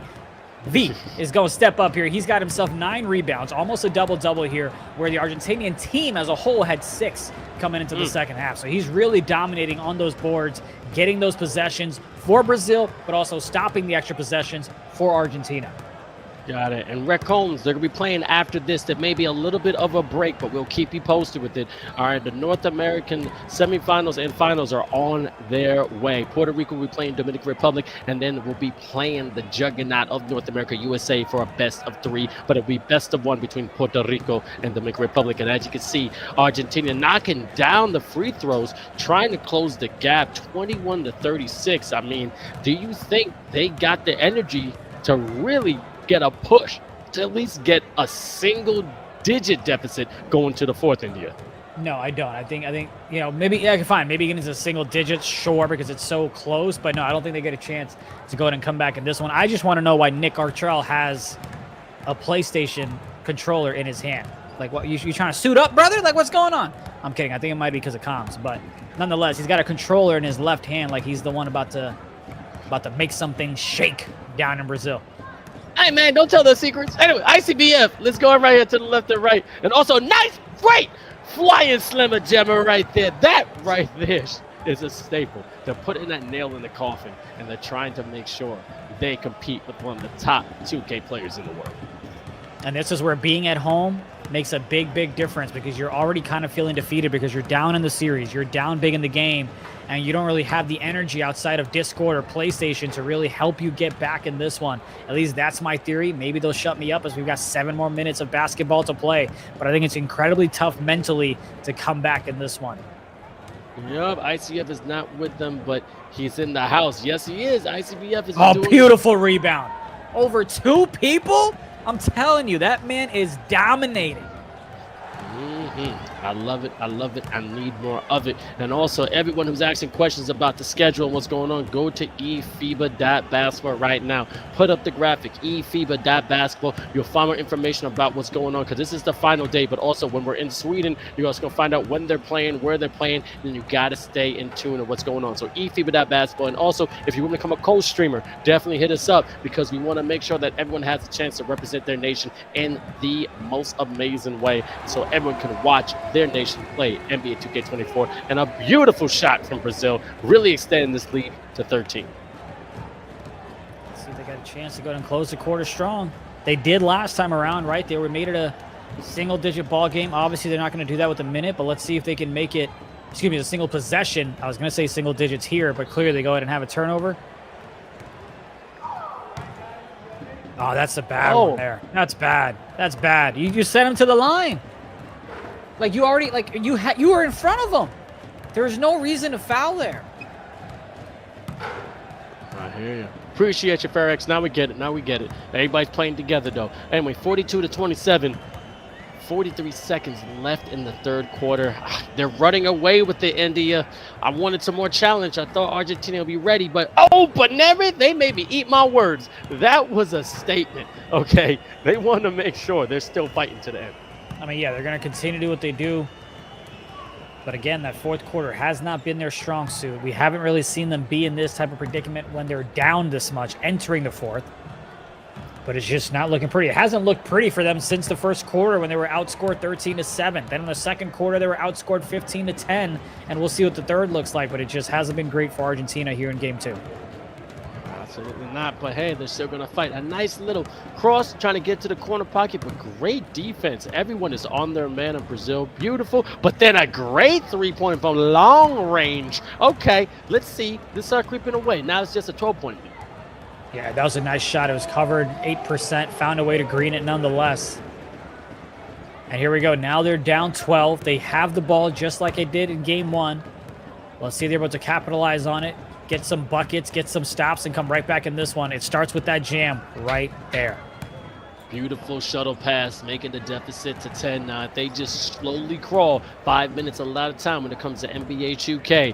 They have the means to do it. You just got to have the players that still got the fight in them, all right? We always say that. It's not the size of the dog in the fight, but the side of the fight in the dog. And you know these South Americans can fight every moment of the day, and they're not giving up anyway. That's a great defensive play by Argentina. Last time they had that, he got crabbed, he jumped for it, he got called for a foul. They get the stop, they get the extra possession on the other side. Unfortunately, just rushed it and couldn't convert on the offensive end. So there goes kind of a waste, if you will, for the defensive stop. And now you got to do it up again, and now you give up a 3. All right, as you can see, they're still playing, baby. All right, 34-47. 4 minutes left in the quarter. Oh, a nice steal. Picking the pocket. Swiper all swiping right down the lane. Oh, that was so ugly than a girl crying with mascara in the middle of summer. Oh, my God. Get that man a tissue. Ugh, that was nasty. Damn. You painted a picture there. I was thinking of everybody I've seen in that manner. It's called color commentated. What I do. It's what I do.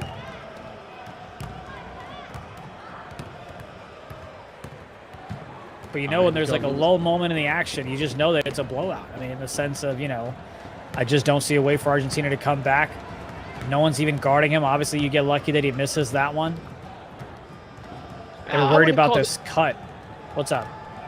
I would say this is just right now being sloppy a little bit. Argentina definitely still battling it out. As you can see, knocking down that great shot. They're going to keep fighting. I mean, 3 minutes left. I think they're going to make it to single digits because, again, I think it's also that commentator's curse. We said they don't got a fourth quarter. And watch them surprise us. And all of a sudden, like, maybe win, but maybe even lose by 2 points. I don't know. Look, I got a feeling so.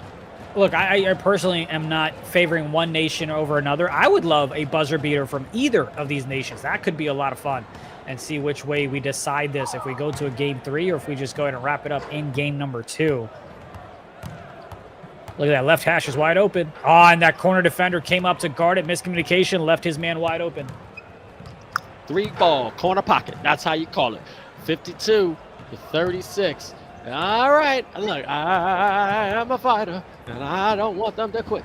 But when I'm saying this, oh, and he hits it. Okay. Big shot. Look. Big shot. Yeah, it's a big shot. That is a big shot. Especially with a contest right there. But, I mean, let's see what they can do on the defensive side, you know? And Brazil kind of smart there. He had the wide open shot there, but it looks like they're trying to go ahead and maybe milk the clock. And right when I say that, wow. Wow.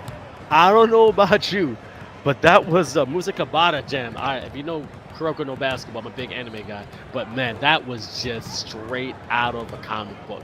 Two-handed slam by a guard on two people, insane.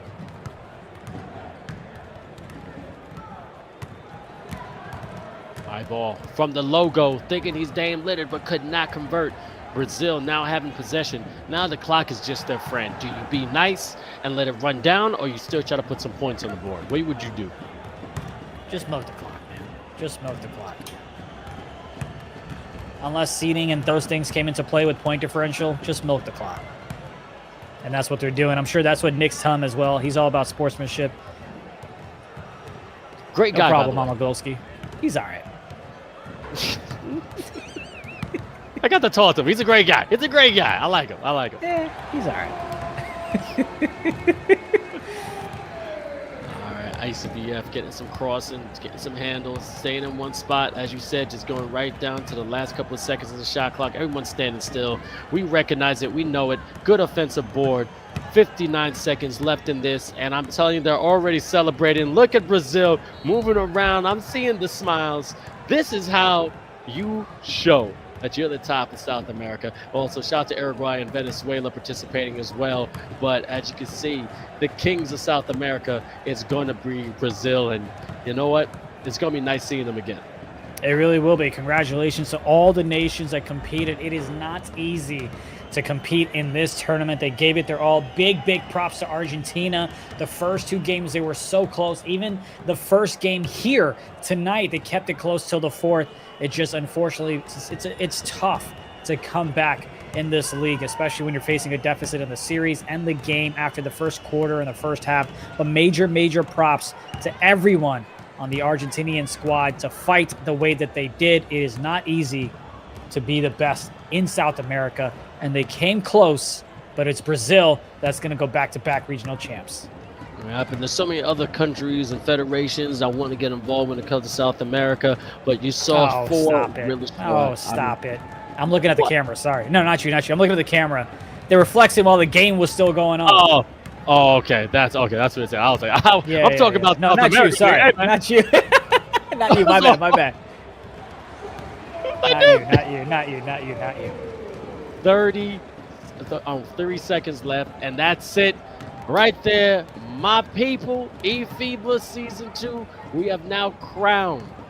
Oh, no, 0.8 seconds left. Not yet. Oh, but it looks like they're on FaceTime. They're on FaceTime with 𝐼𝐍, I believe, blowing kisses at him and things like that. Much deserved. Well done. Well done to Brazil to show up and just continue defending their title. They do it time after time again. They got things done on the defensive end and on the offensive end as well. Got to give them their props. They came, they handled their business, got the 2-0 sweep. Show out, show up, have that commitment, have that discipline, getting a new coach, having a great manager, but got to give respect due. Argentina, you were right there, but for some reason, you dropped the ball on this one. We expected a little bit more, but we know we'll see you again. And I mean, it was simple things though. India, like you said, turnover.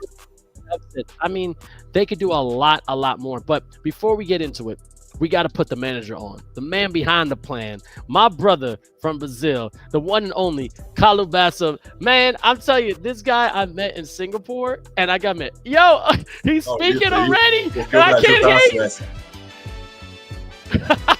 Yeah, congratulations, 𝐂𝐂. What's up, man? What's up, my man? How are you doing? Thanks for having me, guys. Like, we are so excited. It's time, like, to celebrate, you know. It was the goal all the time, getting the tickets to Sweden. So we are pretty happy in here. The guys are together in the gaming house in Brazil.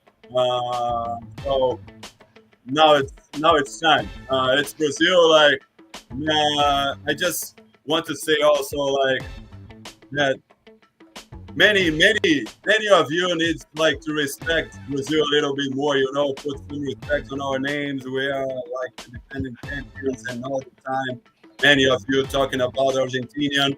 This last game was to show the whole world who are the kings in South America.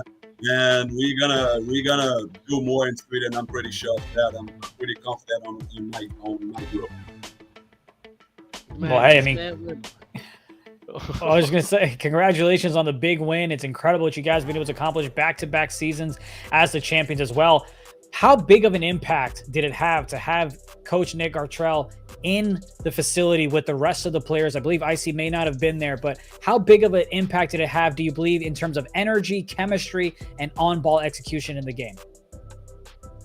That's a really great question. Coach Nick, it's one of the best in the world, as we know. So putting this guy on the ground and let him work like together with the guys in São Paulo, that's for sure a huge impact on our roster. They are building a really good chemistry, like being together for this whole week long. So shout out to Nick for him like trusting in our project, for him being now part of Brazilian family officially, and for his great job. The guy is the GOAT, and a lot of credits to coach and also to the hoster to like understand his philosophy and what he was trying to implement into our game. And for sure, like you all can see, it's a lot of improvement in this 2 months that he's ahead of the team. I mean, I've seen it. I've met you personally. I've seen what you're doing in eFiba Season 1. Even you're putting the Birdman. Hey, put respect on Brazil's name. Now, with that being said, all right, you're going to go against the top in the world. You have no idea who you're going to face, because you know you got Morocco, Lebanon, the Philippines, X, Y, and Z. What is going to be your preparation for the next 2 weeks until you're on that flight to Jönköping, Sweden? I'm pretty sure that Coach Nick will watch a lot of films of every team. We know, like, for sure there are strong teams, but it's the best 8 teams in the world. You know, you need to respect every single team that is traveling to Sweden and face each game as the last one, because it can be like the last game for sure. So, and I'm pretty sure that as our guys land over there and like can have the opportunity to play offline, no lag, no delays. This is very important for us down here in South America. So I'm pretty confident that our guys will like do a great tournament in Sweden. And let's see, man, like nobody knows what's gonna happen, and we are pretty confident in here. Well, look, before we say bye to you, how are you gonna celebrate with the team tonight? What? I couldn't hear you. I'm sorry. How are you going to celebrate the big win tonight with the team? For sure. Keep like, it PG. Many champagne bottles, you know, and a lot of Brazilian sambas, and that's it, man. That's the way that Brazilian celebrates things. A lot of caipirinhas, because I know Coach Nick is now almost addicted to the caipirinhas, and now it's time to celebrate for sure. And in 2 weeks we have more job to do. Job is not yet finished. We're gonna prove a lot in this tournament in Sweden for sure. Yeah, I mean, Vince, look, keep an eye on Nick's Instagram. I'm sure he's gonna have a fun things to post. A lot of fun things to post. And then Kalu, last thing, when we were in Singapore, you came with shorts, t-shirts, and that's it. Now we're going to be in Jönköping, Sweden, which is going to be absolutely freezing. I just got to know, do Brazilians even have sweatpants? Do you have coats? How are you going to be prepared to be in freezing weather? We're gonna ask like for Nike to have mercy on us and send some like materials, cold materials for us, you know. But I heard you guys are gonna swim in the Sweden lake, so I'm looking forward to see that, how it's gonna happen. And I really appreciate you guys for having me. Like, Vince, we know each other like since Singapore. It's a great guy. I hope to meet you all in Sweden and like we could have a great time over there. Gotcha. Congratulations again. Hope to see you at the top, but I already know I'm going to see you in Sweden. You did a great thing. You're making history. Go celebrate with your team, and I'll see you in a couple of weeks, brother. Thank you, guys. You take care. Peace. Oh man, India, that is Kalu Bassam. This man literally is a legend in Brazil. But as you see, he's making history. But we got to go to the bracket, and you're going to break it down for me because as you see, and as we know, Brazil won undecisive. Like it was just a one-sided match. And I mean, break down this for me, brother. 52-38, game one, 61-42. That's the simple box score. If you go and dive into it, Brazil went ahead and won 7 of 8 quarters in this series. They just continued to dominate in that first game, fourth quarter, 13-2. In that fourth quarter, in game number 2, 17-10. So they just continued to pile it on in the second half. In the fourth quarter, Argentina just unfortunately did not have a chance to come back and get this one, to push it to a game 3. Just great dominance. You had Icy that played out of his mind, but I got to go ahead and give it up to Icy Martins, the lock, that played phenomenal in that first game. 11 points, knocked down every single shot that he was asked to knock down. Did a great job on the defensive side, along with the pick and roll. So you got to give it to the big fella for the Argentinians as well. V, he went ahead and stepped up, having himself a double-double in that game 1, in that game 2 as well. Did everything that you could possibly ask from that duo of the pick and roll on the defensive side. Just a great overall ball game from Brazil, and we'll see how they translate that in Sweden. By the way, I don't know about you, but I'm not going to No Lake. Look, I barely confirmed that, but anyway, if it's for charity, I am. But I'm already excited. See, now you're making me look bad. I didn't know that part. You left that part out of it. We'll talk about when we get there, but I do want to show the 7 teams that have officially punched their ticket to go to the first ever eFiba Season World Finals. As you can see, New Zealand, Philippines, Lebanon, Morocco, Turkey, France, and the beautiful Brazil. Now there's one more slot left, India, out of Puerto Rico, Dominican Republic, and of course USA. Do you plan an upset tonight, or it's just going to be all she wrote and USA takes it? It'll be the United States of America that'll continue their undefeated streak. They have already won 10 games. They will go ahead and win 12. They'll get the job done. And would not be surprised if the United States does what the Patriots couldn't do, and they go undefeated throughout all the way to Sweden. You know, I think if you want to see who can have the best chance to take down the United States, I believe it's going to be Dominican Republic in terms of them over Puerto Rico. But again, it's a best of 1. And both of these teams, Puerto Rico and Dominican Republic, have played in the group play, and they're 1-1. Dominican Republic beat Puerto Rico in game 1.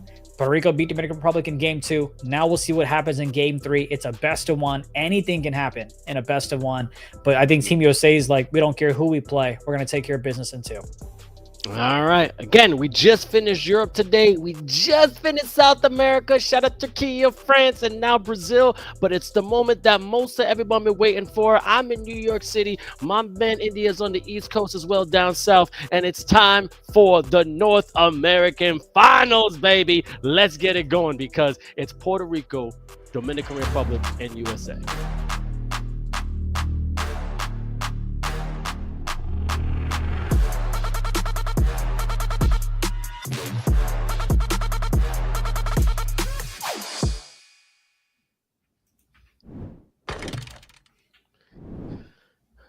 All right, it was so close, but not so far, but we're finally here. North American Finals is underway. I'm your man, Vince 𝐔𝐋𝐿 the Energy, and with the one and only India, and this is going to be fantastic.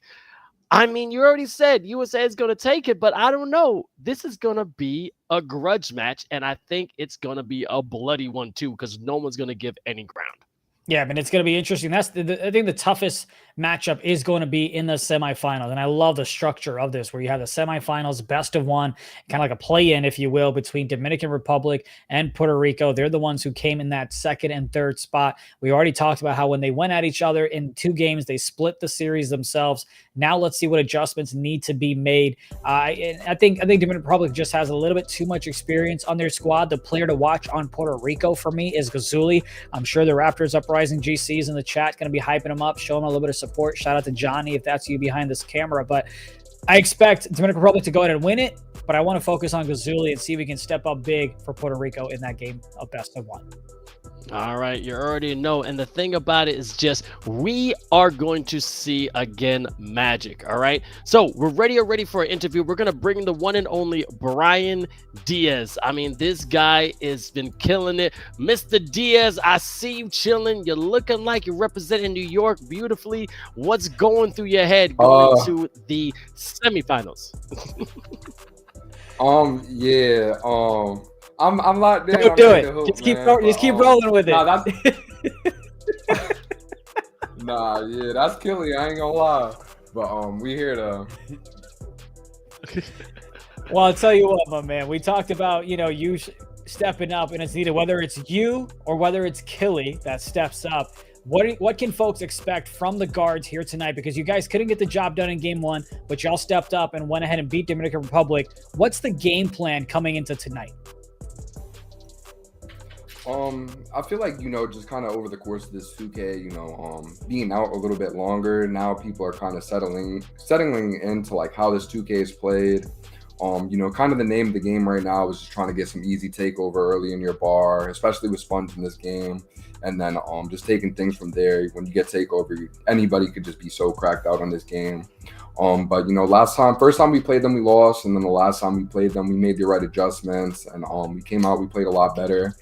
And we won. So I think for us, like the biggest thing is just limiting turnovers, limiting bad shots, and just playing the game the right way, honestly. Getting back in transition, and then on the defensive side of the ball, doing the same thing, forcing those turnovers and forcing those missed shots, just to go for those easy buckets. All right, and my fault, 𝐂𝐄. That's my bad. You could blame me. All right, blame me. I read the card wrong. I feel like Steve Harvey. It was on the card. It was on the card. But man, like I'm a huge Raptors fan. I mean, you're representing the team amazingly. Now, I gotta ask, being part of eFiba Season 2, how does it feel to play against so much competition from all over the world and seeing how different regions can actually represent their own 2K league? It's been a great experience this far, especially just getting to play for the island, play for Puerto Rico, and then getting to come on the Puerto Rican team and just see the game from a different perspective. I'm playing with Killy, who's also another top shooting guard. He's a top shooting guard in the league, 3v3 champion, and he's the point guard on this team. So I'm just learning from him, seeing how he sees the game, and then we have veterans and Follow and Jomar on the team, along with us picking up Jay Bowen. So you're seeing the game from a lot of different perspectives. Playing with different people and then playing against different people from different regions. So it's definitely been fire this far. Well, hey, look, I wish you the best of luck. We've all talked about 𝐂𝐄 range and the UPAs and the leagues of the world, so we'll see what you can do here in eFiba, man. But Vince, it should be a fun one on the offensive side. Definitely. And you're a dominant force. Thank for you representing Puerto Rico. I mean, I'm going to say no more because you got a game to prep for going against Dominican Republic, your cousins from right around the pond, man. But anyway, good luck today. Hope to see you at the top, bro. Yes, sir. I appreciate y'all, man. I appreciate that. Right now, I'm from New York, man. That's that New York swag. But, yo, we got to keep it going because now we get a Dominican Republic representative. I want to make sure I get this right because this dude ain't varsity. He's Jarsity, all right? Jarsity is going to be joining us, and I got to admit, this man looking smooth, bro. Like, kid you not, man. What, like, also, you in a horror movie, but also a Dominican horror movie. This is dope. Now, just let me know, what are you doing to prep to play against Puerto Rico? Because I know you guys got that rivalry. Yeah, the last a month, I could say, I think we were playing almost every Monday through Friday. The guys been putting in the work. We've been watching a lot of film together. We all made little game plans here and there, so I think we're good to beat them. Yeah, I was gonna say, I know he definitely went to the barber to get ready for this ball game. No question about that. See, the chat knows it as well. The chat's trolling you as well. I know that's the love that you have with the community as well, man. But what's the game plan to stop someone like 𝐓𝐇𝐄 or 𝐘𝐂𝐓? You know, both of those guards, I can go ahead and get their own shot. You don't have to really rely on just catch and shoot. They can create their own bucket. What's the game plan on the defensive side for y'all, especially in a best of one? You got to go ahead and take care of business in 4 quarters.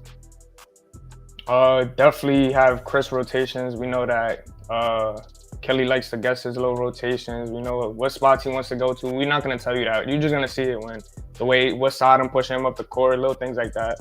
But we just been watching their tendencies. We know 𝐓𝐶 is a bot. When he got the ball, he can't really pass for real. So little things like that. Got you. I'm telling you. I know you guys all got swag over there, but the one thing I do know is that y'all gonna bring it from the jump. And oh my God! So I don't know who's walking in here. It's scared me a little bit. Mama love. Mama love. Right now, you're doing it for the. Hey yo, hola mama madre. Thank you so much. But yo, you got a game to prep for. You guys are gonna be great. But the one thing I do have one thing. I have one thing to ask for you.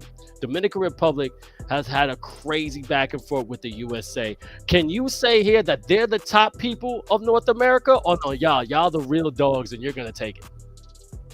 I got the shirt on from when we won last FIBA. They not the top dogs. We here. We going back to back. You know he's confident the way he's got that haircut, the facial hair. He's licking them lips like he's about to go to the club. But one question before you go out there, Jar City, who is the weakest link on Puerto Rico before we let you go? Realistically, I'm gonna go 𝐓𝐶. I'm gonna go 𝐓𝐶. We're gonna take Jomar out the game. We're gonna force their guards to score. Yo, you gotta stop licking them lips, bro. Yo, it's all you, Vince. Nah, homie, I know that swag, but you just creating that fire. Yo, dude, good luck. Hope to see you at the top. You got a chance. But yo, get ready for your game. I'll see you in a little bit, brother. Hey, best of luck. Thank you guys. Thank you guys for having me, man. Yo, one love. Yo, I gotta admit, I was born and raised in Brooklyn, Long Island, and Harlem, and a little bit of the Bronx. Like, I admit, these cats got swag. Like, they ready to ball. Yeah. All right, but let's look at the bracket right now and see exactly what we have in store for the North America Finals. All right, as you can see, Puerto Rico versus Dominican Republic, it's best of one, and then USA is waiting to find out who their opponent is going to be with a best of 3. India, what's going to happen, man? I think you're going to have Dominican Republic that's going to go ahead and step up. I kind of. The chat, when I asked about that question, they're talking about 𝐘𝐂𝐓 over 𝐓𝐶, but I think it's going to be Dominican Republic that go ahead and get the job done in the best of one. I think they go ahead and move on to face USA. I'll give you my prediction again on that later on, but I'm just a little bit afraid that Dominican Republic has too much offensive and defensive power. They just look a lot better, and I think they'll adjust from that Game 2 loss, and they'll get the job done. All right, Nigeria, those 61 nations came together. When it came to North America, there were 6 nations that were representing themselves when it comes to eFiba Season 2. The reason why USA goes straight to the finals because they were ranked number 1 when it came to the tournaments, all right? They ranked number 1 when it came to the North America qualifiers, and that was happening for basically a month and a half. So they got that automatic bid, and that's the reason why they're there. But Dominican Republic and Puerto Rico are definitely opponents that can give a run for their money. As you already saw right there, the man wearing the shirt said, hey, yo, we already won last time. We're going to do this again, and let's see what happens. And the one thing I do know is that I like that kind of spice. I like that kind of grit, and I love the trash talk. You were talking about NBA 2K has a different kind of trash talk. And you know what Americans do in general? I don't think the rest of the world is ready for that kind of opponent to be in front of them. Yeah, and I think we talked about watching the stats of the nations in remote play and seeing how those stats are impacted when you get to Sweden. I think we'll get a nice little comparison when we get there. But for now, I think this series, when you play the better teams in the world in NBA 2K, defense really matters that much more. Jar City, he talked about the rotations, how you're going to keep an eye on the tendencies, whether it's for 𝐘𝐂𝐓, whether it's for 𝐓𝐶 or anybody else. And I think it's going to be defense that's going to be key for Dominican Republic to get those extra stops, to get those extra possessions, and get those fast break opportunities when they get the stops themselves. So defense is a main thing that I want to focus on for both of these teams, which is why I'm going to tip my cap to Dominican Republic to come out ahead in this best of one. All right, and you already know these players very well. I mean, when you go like 𝐿𝐶𝐄 and all things like that. But how key is it gonna be? Is this gonna be a shootout, or this is gonna be battle of the bigs? Because you know they have talent all around. Which one do you think it's gonna be? I already see you shaking your head. Yeah, and I think it'll be a defensive one. I think if we're going to put an over and under on it, I think you're looking at maybe under 90.5 is what I'd say combined for both of these teams. Now we'll see. We'll see if I'm right or wrong. I think it's going to be interesting to see how they come out of the gate in that first quarter, because again, this isn't a best of 3. So you're kind of anxious coming into it. These are pros. They've played for, similar stakes, bigger stakes in the world as well, but it's a best of 1. You want to get to Sweden. You want to get to travel more than anything. So it's those jitters that I want to keep an eye on in the first quarter. How many of those missed opportunities, how many of those predetermined passes do they throw and have those errant mistakes that shoot themselves in the foot is what I want to focus on in the first quarter. But I do believe it'll be a low scoring affair. 90.5, I'm taking the under. I mean, I'm looking at right now. I mean, they already played against each other. Dominican Republic, won on game day 1. All right. It was 52-39 against Puerto Rico. Going to game 2 now, again, Puerto Rico then came out on top 43-52. So right now it's 1-1. So this right here is definitely going to be that tiebreaker. And you've already started the fire saying, who is the weakest link on the opposite team? You just starting stuff. I can't say what I really would say. Listen, I like to play, I like to poke fun at 𝐺𝑠ITY and troll a little bit, but he's also someone who's not afraid to go ahead and speak his mind, right? Which is why I'm okay asking him that question, because he'll let you know that, hey, you're the weakest link, and if your team loses, it's because of you. Now, did I expect him to say Gazuli? I'll be honest, I didn't. I don't think the chat did based on their responses either. But again, it doesn't matter what I say. It doesn't matter what 𝐺𝑠ITY says. What matters is what happens on that court. It's a best of 1. Every possession matters that much more. And then you got to do it again versus Team USA. But before we even get there, you got to go ahead and win this one. So, I mean, I know we're waiting on game day here in about a minute. But let me get your prediction, though. I'm out here making myself clippable. Who you got? Oh, now see, here's the thing. This is what I'm good at being a commentator. Nah. I'll let you slide. I'm kind of like a politician. I'm going to give the most, Mr. America answer. I think both teams have amazing opponents, and I think they have a fantastic talent. The thing about this, if they can make the certain goals and actually score better than the other one, I think that's the one's going to be on top. So what I think right now is representation of the Latinos is basically so strong right here. I'm surprised you didn't just put it. I'm surprised you didn't just say, I think the team that scores the most points is going to be one. Well, I will say this again. Dominican Republic did play against the USA and 64-46. Jay Snags right there with 13 points. I mean, at the end of the day, that's what happened, and maybe they may be the stronger team, but we got to find out who's going to face USA today for the finals and punch the ticket. We are going right now, Dominican Republic versus Puerto Rico, and we are underway. Dominican Republic is in the white, Puerto Rico in the reddish-orange jerseys. Hey, man, look, this is going to be a fight because this is one and done. No mistakes. You have to put everything on the line in here. Yeah, let's see how that first quarter shapes out, especially when you got C's on that squad as well. Jay Snack, someone else who was hanging out with us in the chat, now playing for Dominican Republic as well. And right off the bat, you get Puerto Rico with the steal. They're trying to get ahead here. All right, there we go. Gazuli and 𝐺𝑠ITY. Right now, as you see the captains to the left, it's going to be Puerto Rico, to the right, Dominican Republic. And again, 2-0, already starting off easy. So right now, it's going to be tempo control. You said it. It's only going to be about 90 points between the both of them. So you're saying about 45 points between the equal at the end of the game? Yeah, I think based on the scores that you read back to me, I think it was 95 the second game, 91 the first game. So therefore, you're looking at an average of 93, right? That's where you have the average between these two. I went ahead and said 90.5. I was close enough. But we'll see what it ends up being like. But I do expect a low-scoring affair. And, of course, we've got 4 points already here in the first minute. All right, we got a lot of Spanish-speaking people in the Twitch chat. I wish I could translate it, but right, I'm looking at it like, yo, y'all got a lot of typos, but obviously it's not. Just keep it clean. Just keep it clean. But here's the thing. As you can see, Killy PR killing it from behind the arc. That's how you start it, baby. He's looking for bodies, and it's starting today.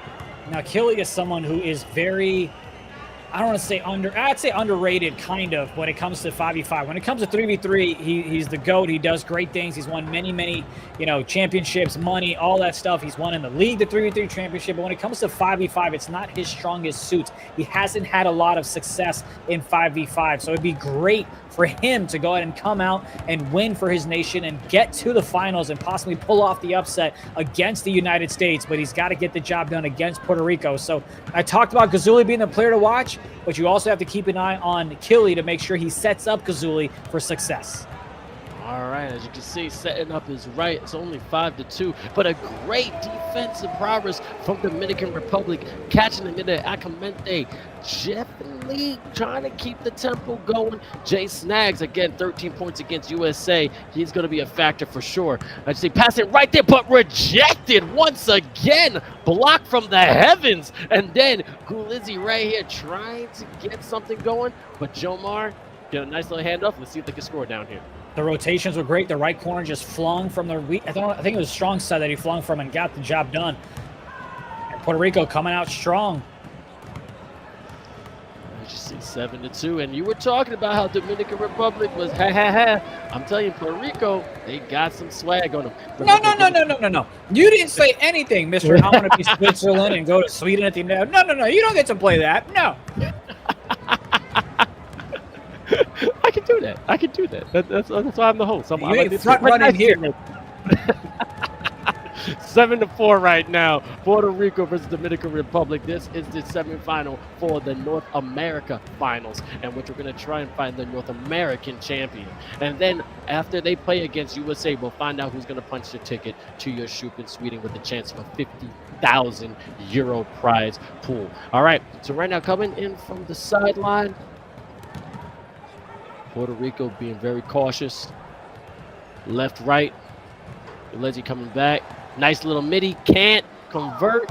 And now a great pass. So let's see if Dominican Republic, but a nice stop in the transition from Puerto Rico.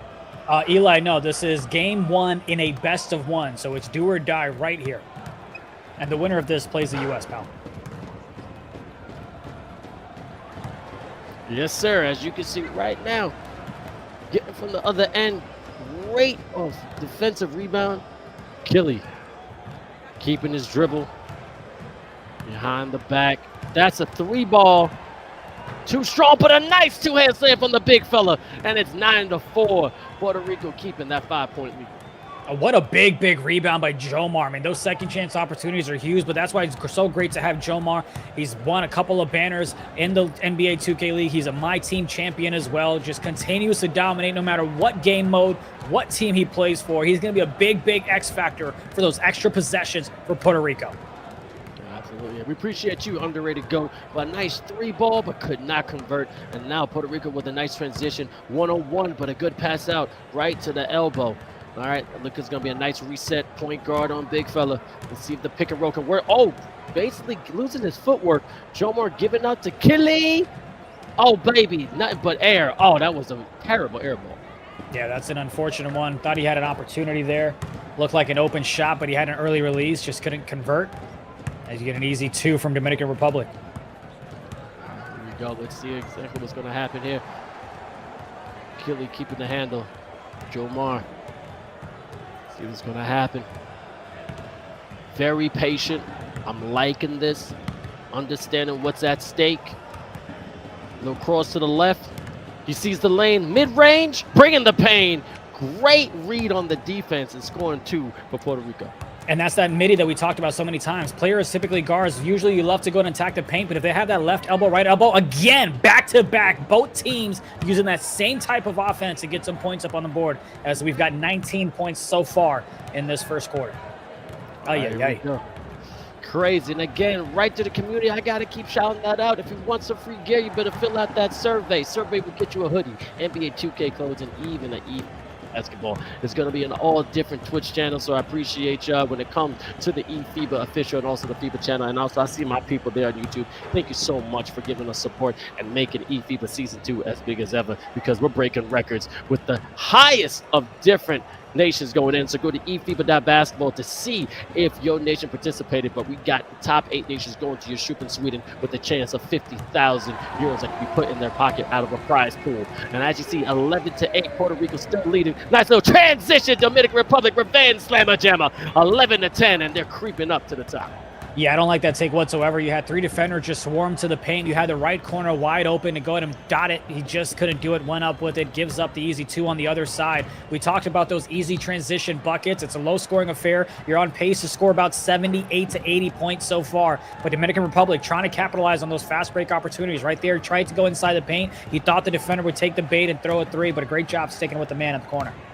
Beautiful Jace next to 𝐿𝐿, baby! Hitting it behind the arc. All right, 13-11 in the first lead from the Dominican Republic since we started this game. And they're showing some more fight, but then beautiful control by Puerto Rico. Let's see how Puerto Rico responds back, being down for the first time in this game, early second quarter. Right there, and a nice slam on his head. Put him to bed, baby. That's right there. It's tying it up, 13-13.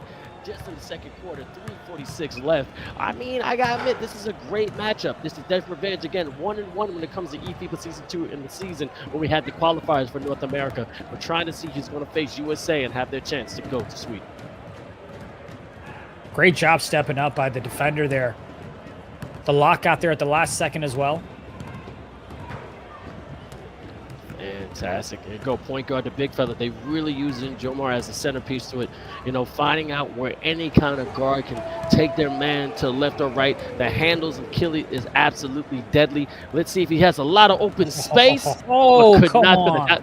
That looked good, though. That looked good. It was, yeah, he should be able to knock those down. I mean, at that point, you just got it. He's wide open, slightly. I think it was slightly late or slightly early. I couldn't see, but you got to knock those down. All right, gotta knock it down, baby, but here we go. Got banned. Let's see what he got. Nice little slow cross, put to the big fella. Very amazing patience. Clemente again from downtown. The man's heating up. That's 2 in a row, 16-15. Let's go, baby. And this is the type of back and forth game you can expect when these two nations play each other. But again, it'll all come down to that one quarter where you get that separation, whether it's the third, whether it's the fourth, or whether it ends up being overtime if we're blessed with it. Excited, but again, one and done. To everybody watching, this is the best of 1, and then the final with USA will be best of 3. Great little hesitation to the short corner, all the way to the elbow, but could not knock it down. Let's see what's going on. 𝐿𝐿, Jomar, nice little pass, show pass, and nice little behind the cradle with the dunk. That's what I'm talking about. 17-16. Keep going, Puerto Rico. They're trying to blitz him every single time he comes up the court. They're trying to blitz him, but so far it hasn't worked as efficiently as they would like. As Jace Nags patiently waiting, calls a wrap, trying to get an off-ball screen for him. Nice little easy 2-point right there for Puerto Rico, 19-16. Definitely that breakdown after the shot and getting right into the transition lane, understanding which lane you got to be in, and sometimes going right down the middle is the best offense, and had a great two-handed slam. But actually got banned coming from the left elbow.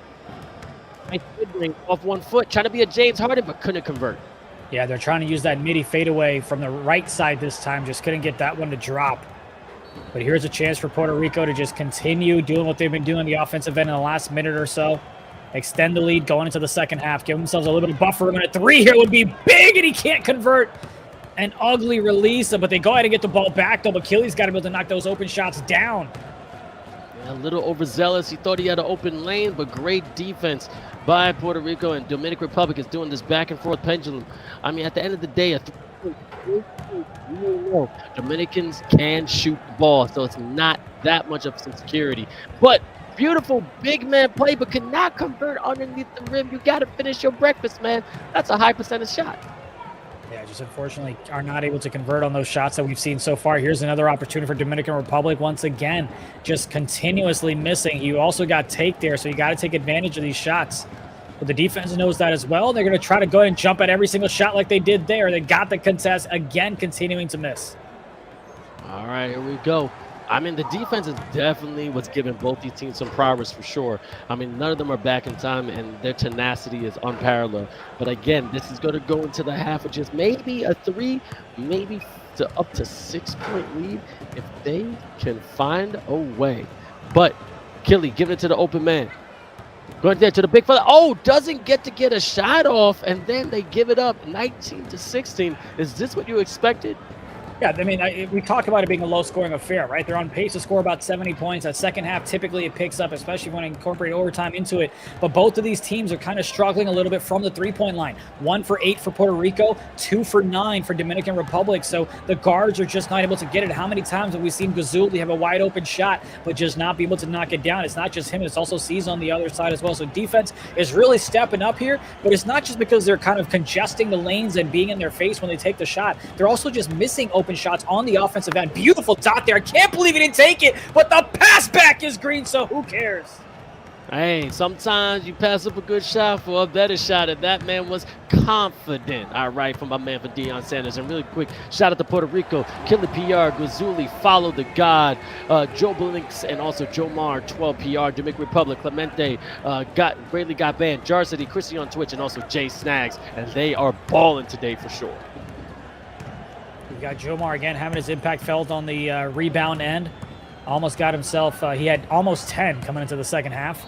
8 points by both of these teams in the second quarter. So we'll see if they're able to get back and get in the double digits. Matter of fact, Dominican Republic has scored 8 points in the first quarter and the second quarter as well. See, that right there, I don't really like. You have a chance to take the open shot, get the open dunk. No reason to be cute, especially when you see a defender coming down the right lane. That's going to be a steal more often than not. If you've got the lane, if you've got the angle, take the 2 or try to pass it out. But I just don't like that pass to the right side. Easy steal.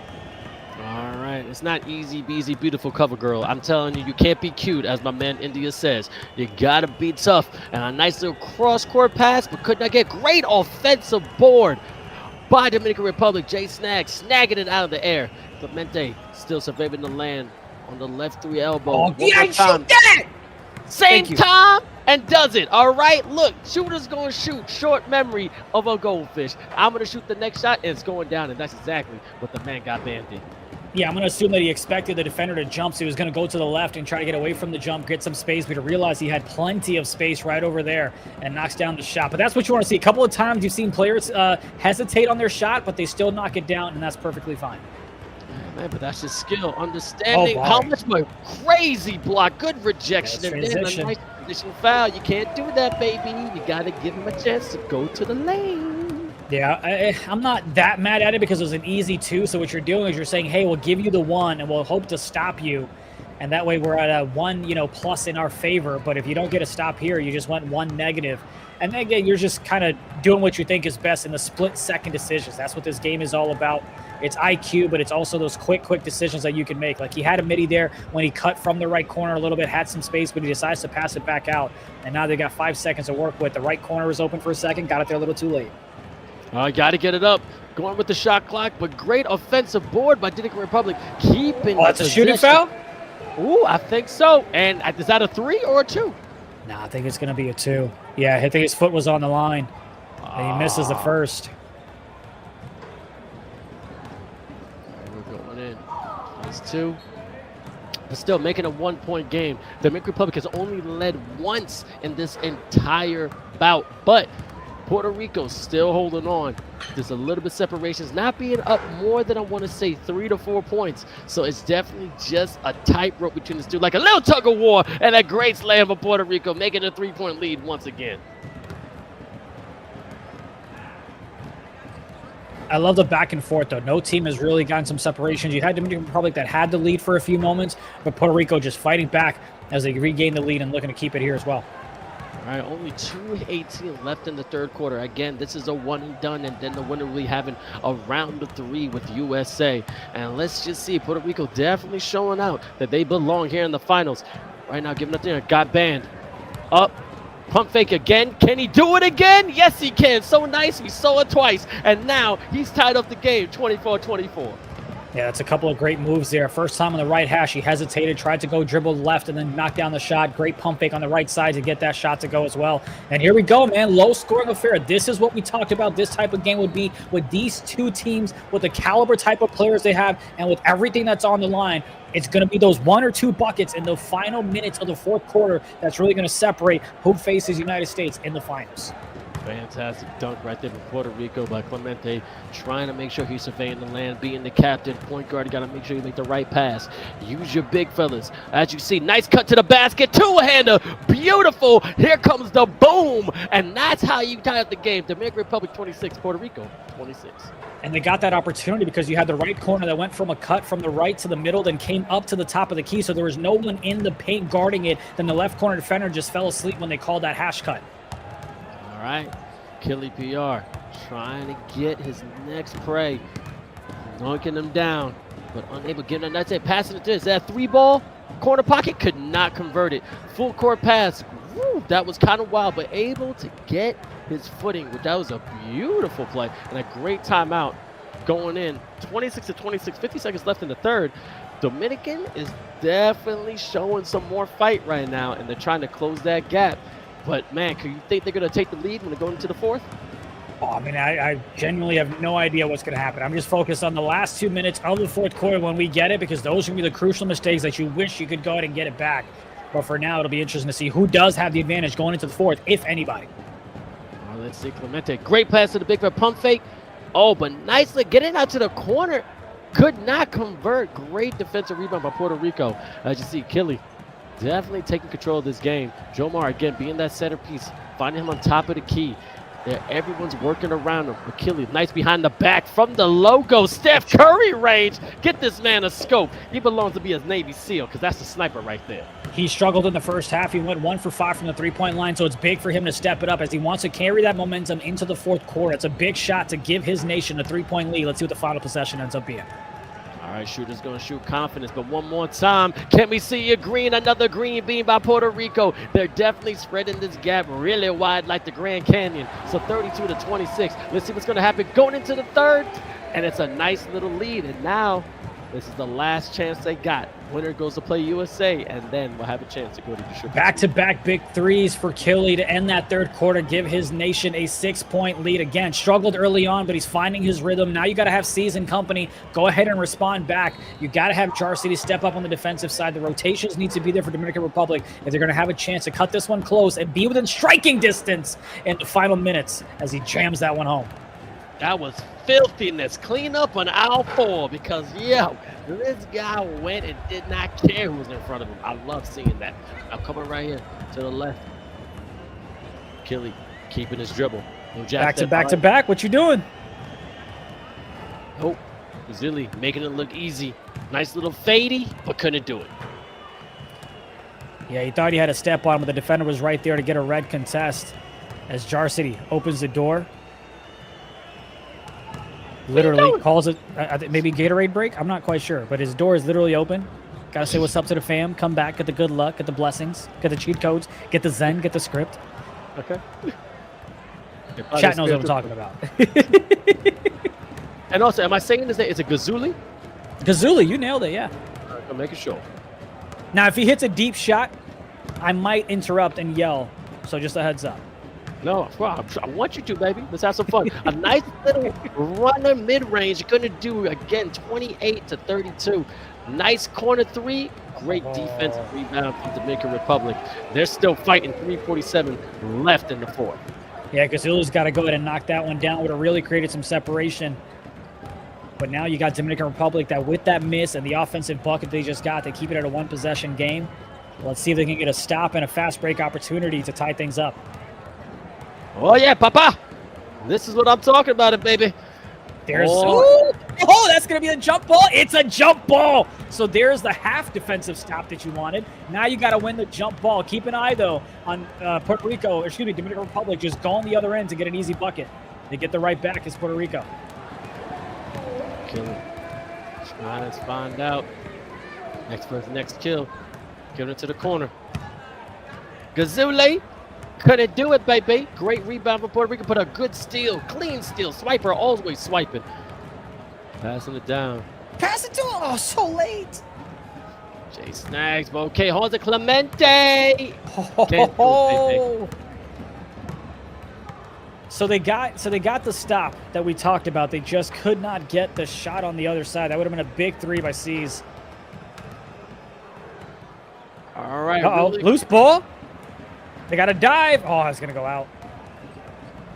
All right, Hermanos right now in the chat. Let me see all the flags. Let me see Puerto Rican flags. Let me see Dominican Republic flags. Let's see the love for your team. It's only a 2-point game. First ever here in eFiba Season 2. The North America Finals with the chance of facing USA. And then a flight to Jönköping, Sweden, in which there is a 50,000 euro cash prize pool. Let's see what happens. Yeah, Killy unfortunately was in no man's land there because he couldn't go up against the defender in the paint. I think he should have maybe taken a midi at the left elbow, but he had nowhere to go. Tried to force a pass to the right corner and had it taken away. Yes, you can now. Clemente.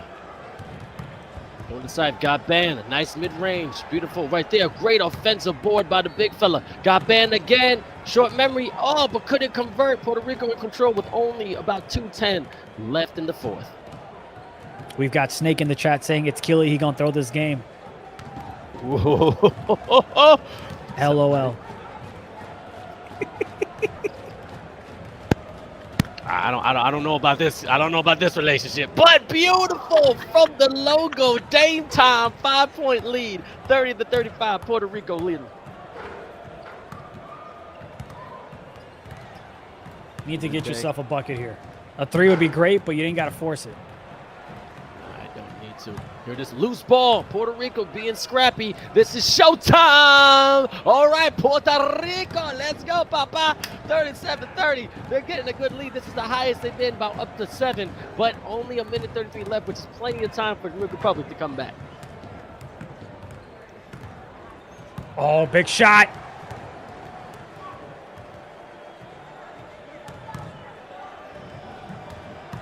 Thought he could have taken that 3, did a pass fake instead. Got banned deep in the waters, but unable to convert.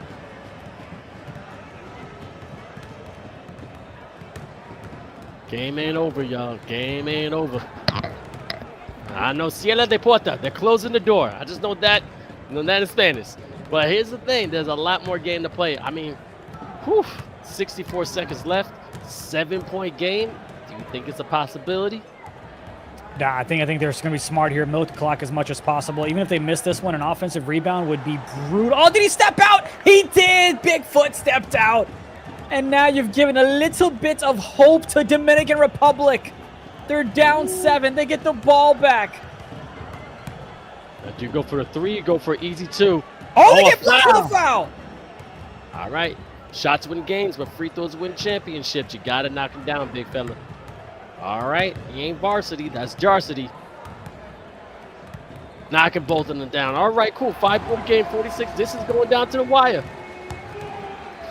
Yeah, great time out here to talk things over. You want to make sure, because you know the defense is going to try to trap you, try to force you to give up a jump ball situation or force a pass. So you got to be smart about, hey, listen, here's how many timeouts we have remaining. They have plenty of them. Let's use them. Let's abuse them. And let's not throw this game here in the final minute. Fuego is getting hot, and let's see if they have it. I mean, still big difference in the shot clock. 16, 14, 36 seconds. So about 20-second difference. So that's a lot of time for 2 plays. 2-possession game for sure. Here it is.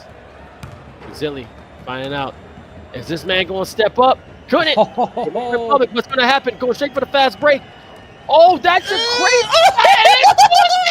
As kicks it down, 37-34, 16 seconds left. Dominican Republic with just a glimmer of light. It is not over, gamers and ballers. It is time for look at Jarsity just all the way up in his mics, talking about the defensive comms that need to go ahead and happen in this one. Can they get the fluky steal right here? They're going to try to trap him and maybe force a jump ball situation. A travel violation would be crazy, and they're going to quickly just go ahead and foul instead. Oh, man, I don't know. Maybe they could have got a jump ball, but it's Jomar. The man's going to be clutch. He's going to knock him down. I'm not doubting that one bit. Big fella. Definitely knocking it down. Doing exactly what he needs to do. 11 seconds left. 39-34. Oh man, 2-possession game, 11 seconds. They're going to take it from half court. This has got to be a quick 2 or a quick 3, but you got to score fast for sure.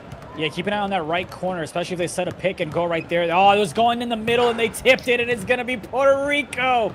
They tried to get the quick 2 from the top of the key, the slip, they got the tip, they got the ball, and they now have a date with the United States in the finals. Date with the United States in the finals. As you can see, Puerto Rico doing the thing, but Dominican Republic has a whole bunch of pride. Shout out to y'all, but man, oh man, that was a game, India. It really was, and it was a defensive one as we anticipated. I got the winner wrong, no question about that. But, you know, 𝐂𝐄 stepped up. We talked about how he was 1 for 5 in the first half. He finished 5 for 9, so he really stepped up big time for the team. Only had 5 points in the first half, ends the night with 17. So really making crucial decisions on the offensive side and stepping up. The moment that I got to go back to is the 2 big back-to-back threes that he hit. One, I believe, was on the right hash, and he came back at the top of the key there to make it a 6-point lead, I think, going into the fourth quarter. So he really stepped up big. And Jomar, 13 rebounds, just dominating on the boards himself, going head-to-head against Jay Snags, but he comes out ahead. And just great defensive basketball. Both teams struggled from the three-point line, but Puerto Rico just found a way to make 3 more buckets, and that's why they won the game. And that was beautiful. Now I want to see everybody in chat. Puerto Rico, let me see them flags. Let me see that representation. Your nation has a chance to go to sweep. And I got it. It's been a battle for sure, but now they're facing against USA. You know this team. You already told me this is a dream team. I mean, you got talent all over. And we always got to talk about the one and only, he's hot and fire, Mr. Johnny Red. Who's taking him out? Because this guy's been soaring throughout the entire season, indeed. And just like we saw this one be a defensive battle, I don't expect it to be a defensive battle on the other side, simply because what I'm anticipating is Team USA to go ahead and run up the score. And then you have Puerto Rico that's looking to go ahead and play from behind and try to go ahead and chuck some shots up, maybe that they shouldn't, maybe some bad shot selections, which will give to the United States those defensive rebounds to go ahead and chuck it up for those fast break opportunities as well. So I think it could be close in the first, quarter or two, but I do fully expect, kind of like the casino, right? When you play blackjack, the house has just a little bit of an edge, but the more you play, you can really go bankrupt. And so that's kind of what I'm expecting in this best of 3 series for the United States. It may be a little close in the beginning time, but I do expect as the game progresses for United States to have a solid margin of victory. Solid margin of victory. So it's safe to say, and I'm saying in my opinion that USA can go 2-0. But the way Puerto Rico played right there, because I mean, we thought Dominican Republic was going to go on top. I had a little bit of rooting. I was rooting a little bit. I ain't going to lie. I mean, look, I got my prediction wrong, right? I'm going to be the first one to go in and say that. But the struggles that I expected were there, right? Puerto Rico still went 5 for 15. So yes, they absolutely won the game, but it was because of their defense and not necessarily because of their offense. When you play the United States, you got to bring your offense and your defense. And that's where I feel like it's going to be a little bit of a lopsided. And look, I understand I'm being a little biased, but I'm just telling you based on stats, based on the 180 points the United States has scored, based on the fact that I think it was CB13 that almost scored 100 points by himself. Johnny Red has been hot. He scored more than one nation when he played in the group play as well. So there's a lot of offensive power on the United States. Does Puerto Rico have a chance? Absolutely. Anyone has a chance in 2K to go ahead and win, but it's got to be offensive output that needs to be there from Puerto Rico, from 𝐂𝐄, from 𝐊𝐿𝐿. 𝐊𝐿𝐿 didn't knock down a single 3 from the 3-point line, right? I mean, you've got to go ahead and get a lot more offensive power from Puerto Rico if you're going to have a chance to pull off the upset.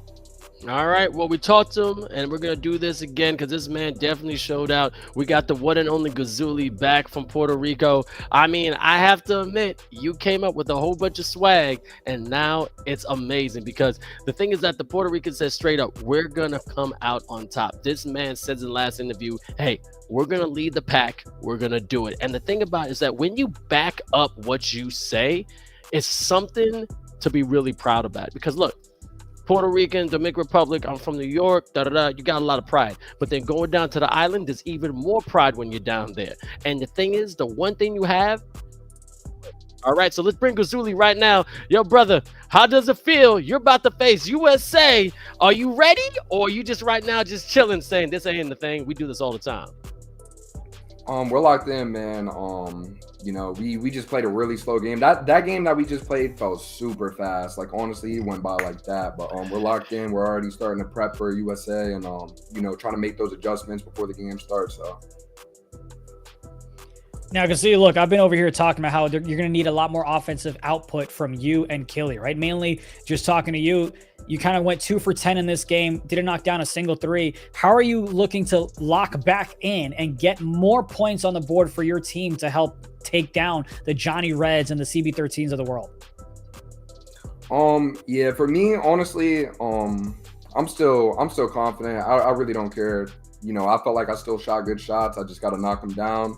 And, you know, when you play the game the right way, things fall into place. Even if I'm taking a good shot, if I don't make it, Jomar's probably going to be in position for a free board, or whatever the case may be. So we just got to come out here. We need to keep on producing that easy offense, knock down shots, and we'll be good. All right, and that was a crazy game. And I admit, it went by like that crazy fast. For More sure. rapid, though. I was like, yo, we're already in the third quarter. I thought they just started, but India said it the best. It was a defensive game. So many monster boards was gobbled up coming up from your team. And again, defensive prowess is going to be a key against USA. Now, with that being said, I don't want you to tell us your game plan, but since USA is a powerhouse when it comes to scoring, do you think there's a possibility you guys may get in a shooting match in which you're just going to go back and forth, or you're going to concentrate on defense, just making sure they don't get their offense going? I think it is definitely going to be a defensive game. I think that's just the name of this 2K, to be honest. I even see with that past game that we just played, it was really a defensive game until 𝐂𝐄 got his takeover later in the game, started turning things up. So we just got to keep them off the break. I think definitely we need to limit Johnny Red. You know, he's one of the best shooting guards in the world, and just make them win in the half court for sure. You know, I gave Jarcy the opportunity of asking who's the weakest link on Puerto Rico. He went ahead and said you. Do you have a response back to him? Honestly, no, I don't. We're just gonna keep playing the game the right way, and it's gonna take us far. Even that game, I shot 2 for 10, but I mean, I like the shots that I took. I felt like they were open shots that I'm gonna knock down in the next game. So I'm not worried about that at all. Yeah, I mean, just real quick, if I can go to follow up, you had great shots because you talked about you went from like the hash to the midi, went from the corner to the midi. How important is it from a guard's perspective? Because we're talking about it as commentators, but from a guard's perspective, how crucial is the midi fadeaway game for guards on the offensive end? Oh, I think that's probably one of the easiest shots in the game, especially, you know, this year people have 98 midi builds, 99 midi builds. You get your green machine going, you get that easy takeover when don't want to step early in the game. So a few of those could literally, you know, change everything, make the power forward come out the paint. For some of those free boards, like I was talking about, now you green and heavies, you know. So that's and then you're just stretching the court out too. It's making the reads easier to make as well. So. And I don't want to hold you, but you got some crazy fans in the chat. I want to give you this time if you want to say something really quick, because they've been rooting you on this entire time. So this is your moment as you're going to the finals, and they want to hear a word for the one and only 𝐿𝐿𝐿𝐿𝐿. Let's hear you, man.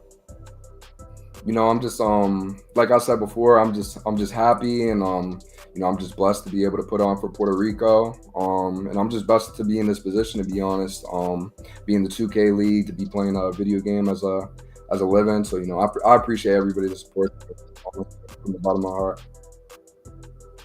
Yes, sir. Anyway, get ready for USA. It's going to be a crazy final. Congratulations, and I hope to see you at the top, man. Yes, sir, man. I know. Bless up right there. This man is just, he's as calm as a cucumber, man. This dude doesn't get phased at all. This guy got swag. He got poise.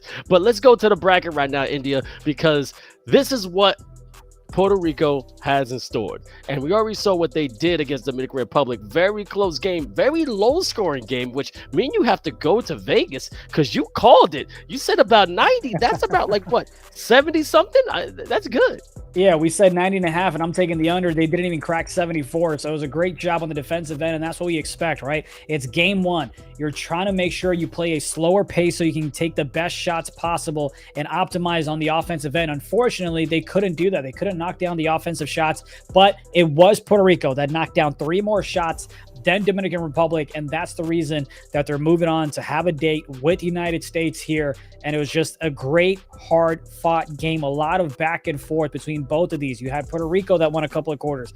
You had Dominican Republic that won a quarter and won that tied. So That's the reason you end up with a score of 39-34. I do not expect that similar defensive game, nor in game 1 or in game 2 when we watch the finals. And it's going to be a fast-paced ball game. And the key is going to be if Puerto Rico can keep up on the offensive side. All right, but also shout out to Dominican Republic. They definitely put all what they had on the court. They basically fought. I mean, it was back and forth. There's only about, I want to say maximum 3, but definitely 2 lead changes throughout the entire match, which again, it's amazing to watch because now the big basketball fan I am, it just shows that they're not giving up. And they didn't give up for a second. They never took their foot off the pedal. But Puerto Rico, as you said, just came out on top, making crucial threes. And also, I want to shout out to Gillespie saying that amazing, fact, the mid-range, 99, 98 middies, getting the green machine, understanding it's one of the easiest shots in the game. Yep. I mean, as a baller yourself, I mean, you think now all guards should be doing that, or that's just a preference? Well, here's the thing. We all have the capabilities to do it, but then to actually do it is a whole different thing. You can know the strategy, but to actually have the skill set and the thumbs and the timing is where you really get that skill gap. So you see a lot of different federations, a lot of different nations that go ahead and try to pull that off, but they just don't successfully time their shots. And that's the reason that we're not talking about them here for the final 8. So we'll see it a lot more in Sweden because we get the best of the best out of the 61 nations. But in this matchup that you're about to watch with the United States and also with Puerto Rico, keep an eye on 𝐂𝐄 𝐓𝐇𝐄, CB13, and Johnny Red. They will look to abuse that midi fadeaway on the left elbow and the right elbow to get their takeover going. Use the sponge perk as well to get takeover for the rest of their teammates. But yeah, that midi game is absolutely going to be crucial when we watch the finals. All right, now we got to talk to the top of North America. We got USA Representative Charles Botswick. CB is in the house and right now looking extremely smooth, representing USA beautifully. I mean, look, you got the #1 spot, just like Ludacris says. You at the #1 spot, but now you got to keep it. What are you saying to your teammates right now so y'all can possibly punch your ticket to Sweden? I mean, for us, really, it's just about doing what we've been doing. I mean, what all of us have done throughout the last 2-3 years of our careers in the 2K League. Just being professional, coming into both these games against PR and just, do what we do, take them out and get ready for Sweden.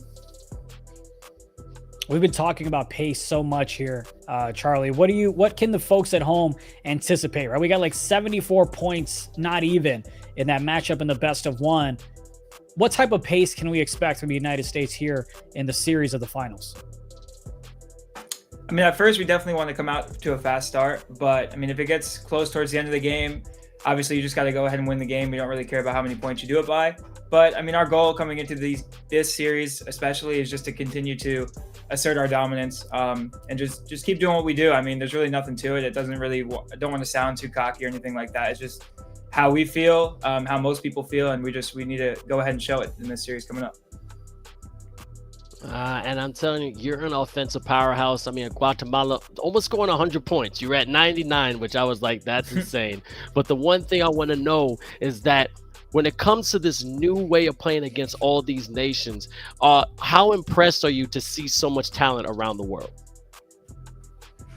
Yeah, I was definitely watching all the regional finals. A lot of these teams are really good. I'm happy they have the platform to show to 2K League GMs, and not even if they're going for the 2K League, just in general to show that they're really good, high-level 2K players. And so I think this event's been great to kind of see the parity throughout the nations. And I mean, we really do want to end up being the team out of North America to go over there and show those teams kind of the barometer and have them have the opportunity to play against us and show, people how they stack up. So it should be fun. I've definitely enjoyed watching all these different regions.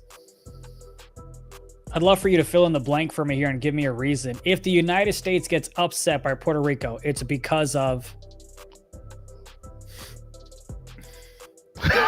I don't even have any words to give you. I don't know. It's because of divine intervention. I don't know. Well, I'm just curious. Do you feel like it's going to be because y'all just couldn't knock down your open shots? Is it because the defensive rotations weren't there? Is it because of, I've made Vince cry twice. I guess but Nate has, and now I get to. All right. I guess Puerto Rico can beat Team USA if we shoot under 20% from 3. I don't know. Something like that. There's your barometer. 30% from 3. Hey, best of luck, brother. Look, hey, fill in the Thank blank. you, It's guys. because of the Lord. Have a good one. Yeah. Appreciate you. Get ready for your game. I Yeah. appreciate you. Later. Thank you. Yeah. Oh man, India, you a fool for that one. I'm He just literally saying. said because of He the said Lord. divine intervention. God? You're putting You God know, in I'm this? just saying. I'm just saying. We have a voice of God every time we work, so maybe I don't know. I gotta stop saying he's making me even fizz out more. I said the Lord, and he's like, nope, you're not doing this, not in my name. But as I said before, it's again, I love seeing the USA respecting these whole different nations, and again, they understand what's at stake, and not only they have a chance to go to Europe in Sweden, but also there's a chance that they could be upset. It could be an upset. Puerto Rico now has been warmed up, and me and Chris were talking about that. Coming into a game warmed up, stretching is a big difference coming in cold. So you never know. Puerto Rico can surprise us this first game. What do you think? That's a great point, and I'm curious how United States, they know that as well, right? You've got Lance on that squad, you've got Moody on that squad. They know this coming in because they've had bye weeks, and they know how unsuccessful those teams have been in the league when you have a bye. So I'm curious if they kind of scrimmed other players or what type of warm-up game they may have gotten. I know CB13 was in the chat for a little bit as well, so I'm curious how they kept their thumbs warm. But again, maybe it's that first half where the United States comes off a little bit slow and they kind of pick things up, right? I don't expect them to be flat the whole game. I do think they're going to have a little bit of a tempo that they're going to push. We've been saying it the whole time. You saw CB13 talk about it as well, as they're looking to push the tempo. But CB13 himself, he's a player who likes to slow it down. He's not your let's get it and keep it going. That's Johnny Red. He likes to just go ahead and chuck up shots. He has the confidence, as he should, because he greens them, all greens, no whites. That's something that he should probably get tatted on him, where CB13 likes to go and play a slower pace. So you have yin and yang on that roster that can go both, ways you want to. And then it's up to Killian Gazuli. How are they going to match up on the offensive side for those two? And then I've even talked about Follow on the defensive side for Puerto Rico. How is he going to have an impact on Johnny Red and say, hey, you know what? The gun and go. We're not going to have Johnny Red beat us. Let's have CB13 beat us, or let's have somebody else beat us, or let's have Dimes be the one to dominate in the boards and on the twos and have them beat us that way. There's so many different things Puerto Rico can throw at them. Let's see what they practice and if the execution is there on the sticks. And that's where I want to get to, because you know them better than I do. Jomar, presence down low, but that boy Dimes, absolutely, yeah, almost been averaging triple doubles. No matter who it is, it could be a low level, a upper level. This man does not quit. I want to see this matchup between the Battle of the Titans, because as much as we're talking about the guards, I think it's going to be between Jomar and that boy Dimes that's going to be the difference on the boards. And when it comes to assists, because I've noticed that too, the big fellas are really quick to dish it out if they have a lay. I mean, correct if I'm wrong, that's what I've been seeing under the season.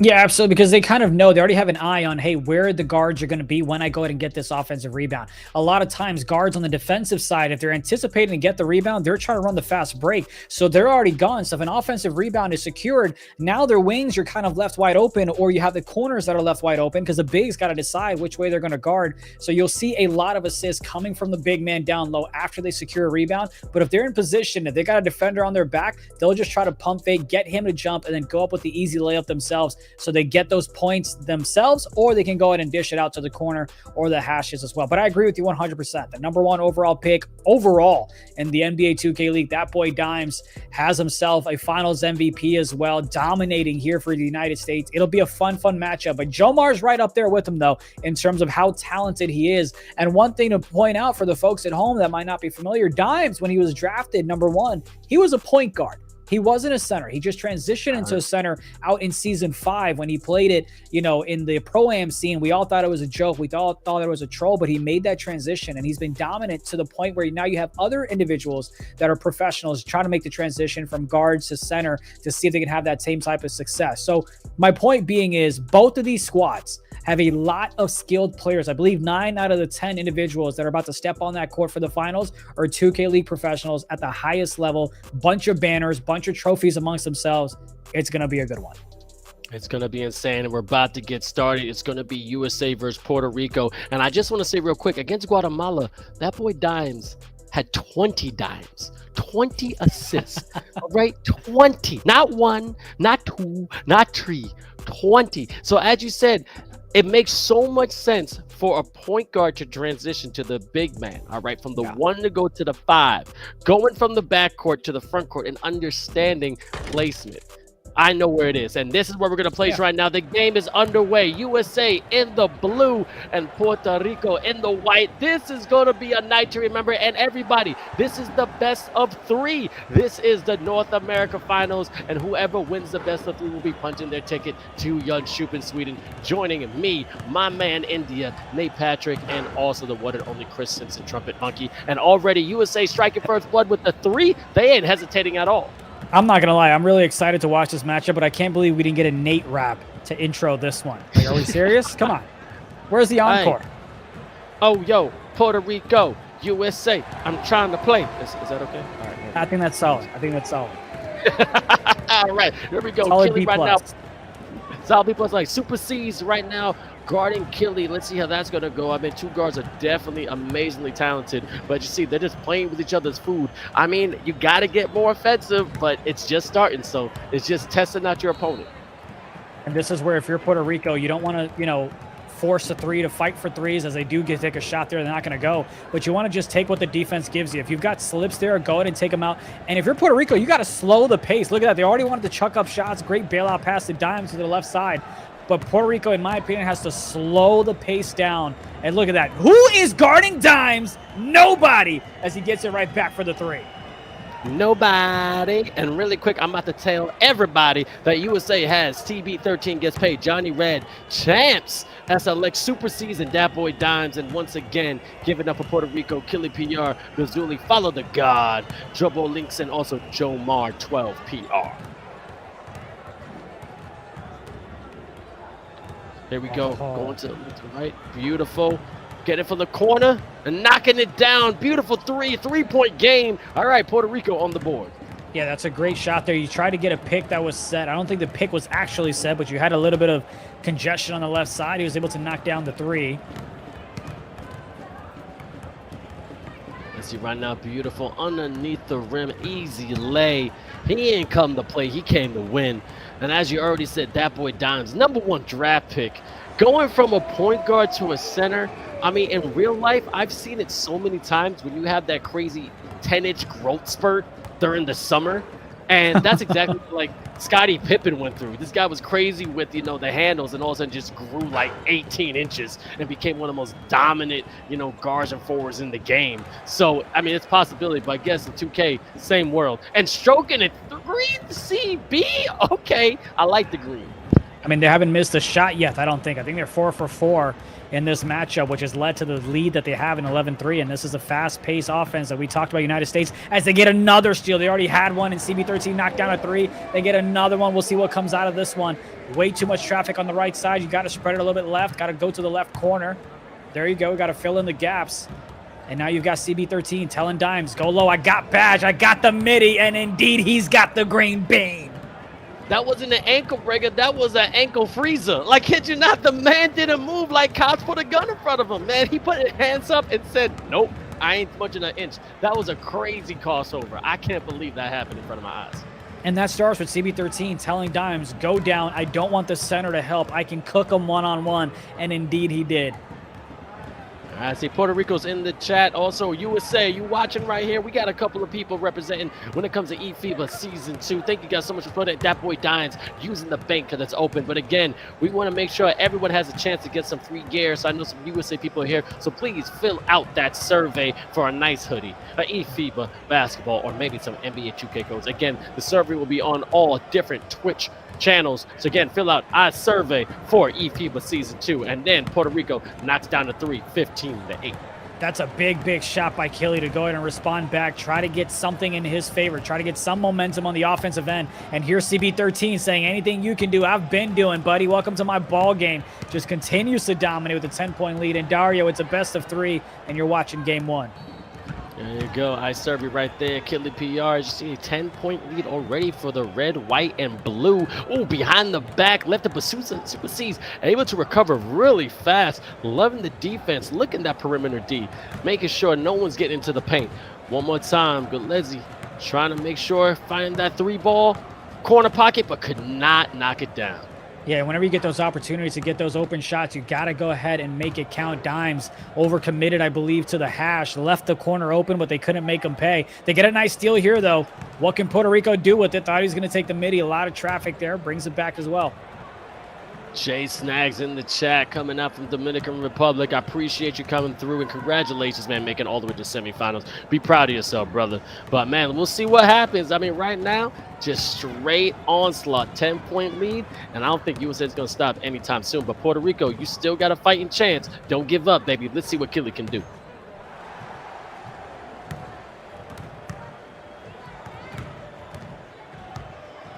Leslie right here to the top. Killy. Point guard surveying the land. Violation. Shot clock violation. Yeah, I mean, to the point where you had one offensive guy just go to the other end because he was hoping for a shot to go up so he can go ahead and get back on the fast break. That's the type of speed that United States plays at, where the defender is like, all right, cool, you take this shot. I'm going to the back. Bump the rebound. I'm making sure we don't give up the easy points. By the way, shout out to Mama Glowski. Congratulations to her son retiring from the league. And also rooting on Dimes and Johnny, teammates of her son's Pro-Am team. Appreciate you showing some love. Always happy to see you in the chat, and that's a great steal. Fantastic. Not going to take advantage. And yes, just one team is coming up from USA. There's only a limited amount of teams participated when it came to the 61 nations. I was a part of eFiba Season 2. As you see right now, Killy in front of 3 defenders, able to keep the handle. Nice little cross, beautiful screen, but couldn't stroke it green. As soon as he saw the lock kind of get sucked into the pick set by the center, he shot that one up. It was an open shot, not wide open, but still had plenty of opportunity to drain it. Solid rotation coming from Puerto Rico here. Dimes, he faked the drop and he comes back out. Takes the midi, can't get it to go though. CB trying to find someone who's free. Johnny Red, you know he's gonna do. Dead shot right there. Don't let that man heat up because he's like an inferno. You're never gonna be able to put him out.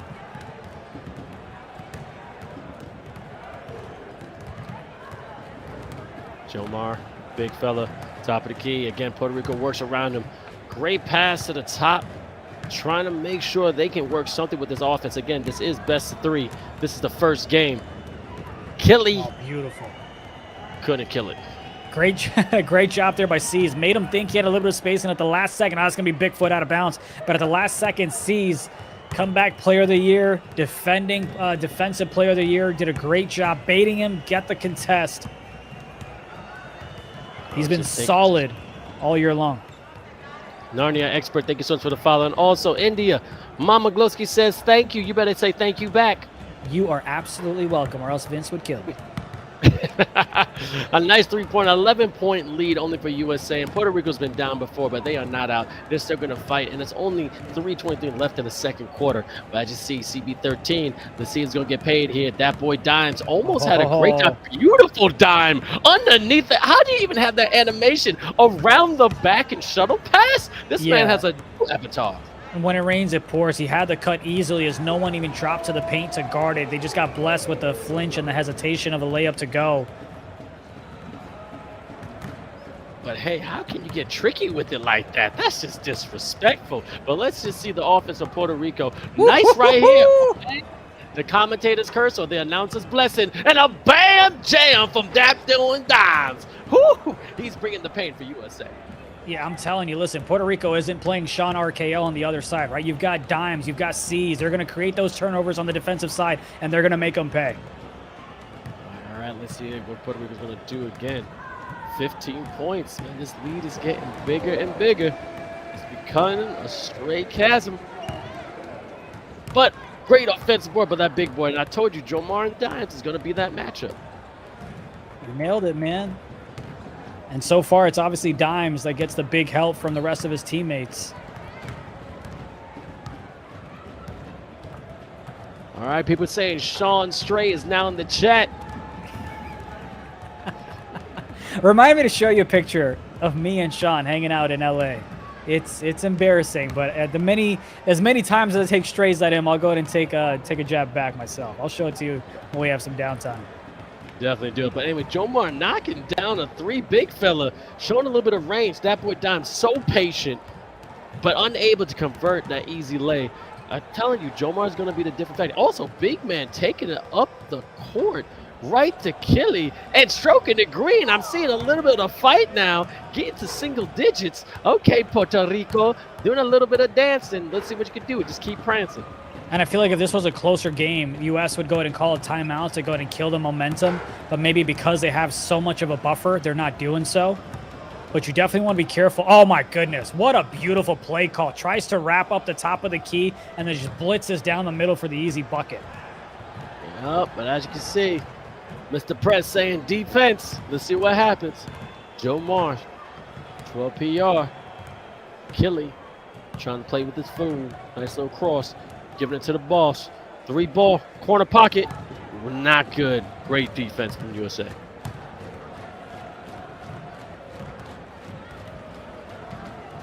That boy Dimes. It just ends up being a little bit scary when you've got Dimes with play take and you've got that man, excuse me, with sharp take, and you've got that man with it as well. How key your takeovers is going to be. I mean, everyone's trying to get activated. I already see 3 activated on USA. Oh, no, just 2. Let's confuse Joe Mars right now. Joe Mars activated. Let's see, 𝐂𝐄 coming out, supersedes. Oh, move your feet, you lose your seat. But great rotation defense from USA. Highly impressive. I mean, they're like a spider. They just go from web to web. No one has room to do anything. Yeah, it's really like a string, right? You kind of just pull on one and it automatically shifts to the other side. Sometimes, though, United States will mess up and they'll leave one man open, but you've got to figure out which that one man is. And right there, great job. Obviously, it's the end of the half, so it doesn't really do you much good, but they get the steal, and that's kind of what you want to do is create those turnovers for your team if you're Puerto Rico. I mean, look at the knockdown, right? Look at the field goal percentage. Look at the discrepancy between them, and that's because United States, they don't take as many threes as Puerto Rico, but when they do, they go ahead and knock them down. Both of these teams have taken 15 shots, but it's the United States that's been able to knock down 5 more than Puerto Rico. They're just effective and efficient on the offensive end. And, of course, you've also have 𝐷6 that's playing great defense. It's the rotations that are on point. 𝐾𝐂𝐿, once again, struggling. I believe he went, what was it, 2 for 6, 2 for 10? Something like that in the I think he went 2 for 10 in that game 1 against Dominican Republic. Here he's struggling as well. 1 for 4. Got to pick it up. Got to help 𝐂𝐄 out on the offensive end if you're going to have a chance to pull off this upset. Absolutely. Now we're just getting into the third quarter, but I got to do a special shout out. Big shout out to KJ, the DJ, subscribing to the FIBA channel. Thank you so much for joining this family. Again, you're watching eFiba Season 2. 61 nations came in. Only 8 will be flying to Jönköping, Sweden with a 50,000 euro prize pool. And yes, it's going to be the first ever offline event in which you're looking at your opponent. And as my man Indian says, it's a different game with the trash talking. There's a different game when your opponent is right next to you, when you're smelling them and finding out exactly what they're made of. That's a big foul call there. Woo. But again, if you guys liking the channel, please follow us on all social media when it comes to Twitch, TikTok, and also X, what's also known as Twitter, Instagram, eFiba official or eFiba_official. But if you're liking the streams, press that subscribe button. We really appreciate it, but we definitely want you to press that follow button. I appreciate every single one of them. Yeah, I'm not trying to get canceled, but Prez, we appreciate you, buddy.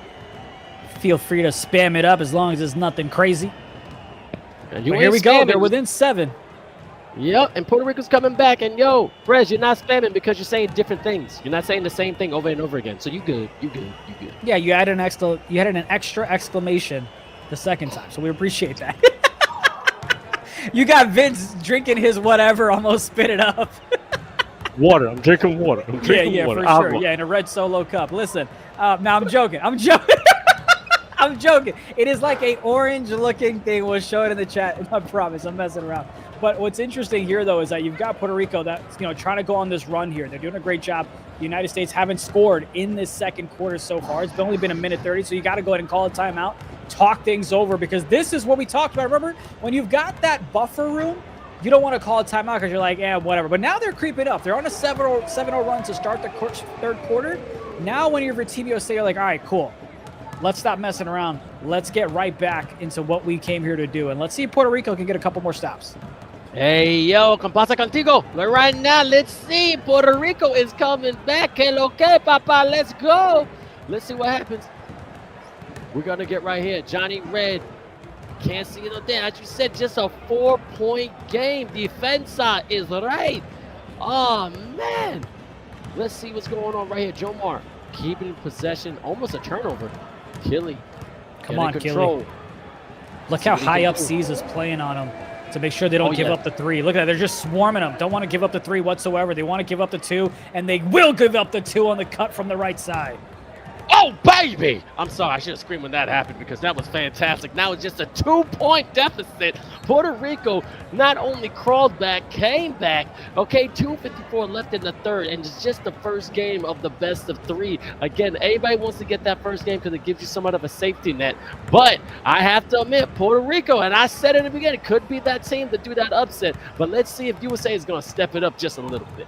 They have not scored a single point. That's going to be a foul call, not a shooting one, I don't believe. But the United States has not scored a single point. And we're 7 seconds away, halfway through the third quarter. Not the offense that you saw in the first couple of quarters here from them. All right, Gillespie said the best. He said straight up, it's going to be a defensive game. We have to limit it. And this is a very low-scoring game for both teams, especially USA. I mean, USA. Oh, my goodness. Yo, can't even score but a foul. Great defense by Puerto Rico. I don't know, and we've got to go back and take a look at the stats. I don't know if the United States has ever had a single scoring quarter, but they did in that second one. Nope, that's not true, because 64 to 46 Dominican Republic, 172 against Guatemala, 60 against Puerto Rico, 89 against the Cayman Islands. And that was So you're saying they haven't, right? This was the first time? Yeah. First time ever.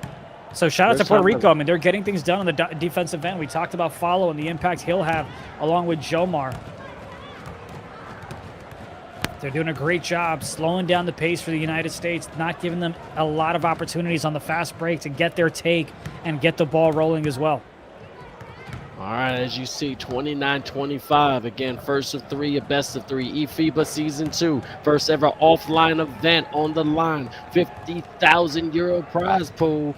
Who's going to be the champion of North America? Dominican Republic versus Puerto Rico. Puerto Rico, as you can see, came out on top facing USA, and everyone's talking about these ladies and gentlemen, because they do have Kraft on the team as well, but not playing tonight. Shout out to her. Shout out to her. Put a crazy two-hander. Just one slammer jammer right there from the 2-footer. 31-25. USA getting a little angry. And we might see back-to-back quarters of United States not getting to double digits. Big props to Puerto Rico for having a great defensive game plan and also executing it here in the last 2 quarters. Just got to get things going on the offensive end, and they do with the big 3. And we're back to a 1-possession game. Man, oh man, Puerto Rico. Let's see what you can do. I'm telling you, Papa. I see what you're doing. It's getting a little scary. You're getting a little spooky with a beautiful defense. Showtime! Puerto Rico down by 1 point. Yo, they ain't going nowhere. This is becoming a fantastic bout. And here's the thing. Initially, my first thought is, hey, you got to call timeout, but there's like a minute left and you only have 2. You want to save them up for the 4th quarter. And that one was almost going the other way. A chance for Puerto Rico to take the lead for the first time in this ball game. They're playing phenomenal on the defensive side, on the juggernaut of an offense of the U.S. All right, definitely finding out who's going to be on top. Let's see.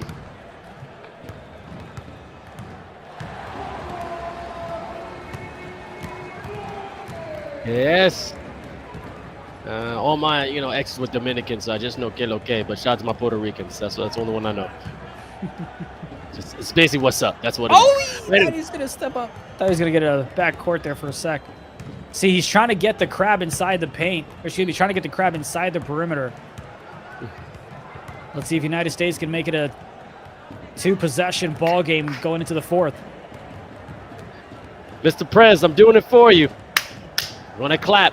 All right, That's definitely. But oh, there we go, baby. 36-30, 6-point game, 3.6 left in the third. We still got a full 5 minutes left.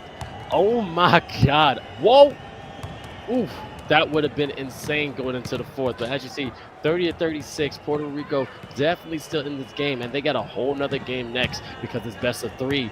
India, did you expect this to be this close? I did not. Back-to-back quarters where you limit the U.S. to 9 points. I mean, just a great job by Follow, Jomar, the whole crew on the defensive side. You don't even have, a lot of opportunities for the U.S. that they're not capitalizing on. Just a great job by them to get the stops, but also turn it up a notch on the offensive end. I mean, you've got 𝐂𝐄 coming into the fourth with 16 points. I go back to 𝐂𝐄. We've been talking about him being the player to watch as that loose ball is going to go out of bounds. He's got to really step it up. He's got to get himself at least in the 60% with about 10 to 15 shots taken. As of right now, he's 3 for 7, only 2 shots taken outside the three-point line. Really need him to get involved here. Yeah, and like I said, you got to follow your shots. As soon as you shoot, crash the boards. But you see, really to 𝐂𝐄. 𝐂𝐄 J. J couldn't hit the J, but great defense by USA. 5-point lead, and that's nothing with 4 minutes left. These are the experienced veterans of the NBA 2K League, and I know all of them are ready to sharpen their spears to stay in this fight because no one's giving up. And bam, nice little transition lay, making it a 3-point game. The guards have struggled for the United States to get those midi shots to go, and it's been typically Dimes in the last few possessions that's been able to get the offensive rebound, get the putback, but he's not able to there. And we'll see if this 3 drops from the left side. It doesn't. Another miss by the U.S. And here we go, a chance for Puerto Rico to tie it up. It hasn't been tied up since we started at 0-0. Facts. 𝐂𝐄 PR right now doing exactly what a point guard does, being the floor general. Nicely behind the back, trying to get some ankles left. But then 𝐂𝐄, bro. Couldn't make it. But a great shot right there. Gave up a good shot for a better shot. 1-point lead once again for USA. But Puerto Rico just nipping at the ankles, being annoying like a gnat at a barbecue. And I'm loving every minute of it. DB Nasty, man, I love this. I love this too. And thank you so much for watching and joining us in eFiba Season 2. Calling the timeout. 1-point game. And this is just the first game. We got more basketball after this, y'all. Man, that corner defender has to know that 𝐂𝐄's Dimes is trapped in the paint. He's not going to be able to go up because he's a defender in his face. He's got to pass it out. You got to have some thumbs and time it for the steal. Let's see if the U.S. can get anything going in 5 seconds left.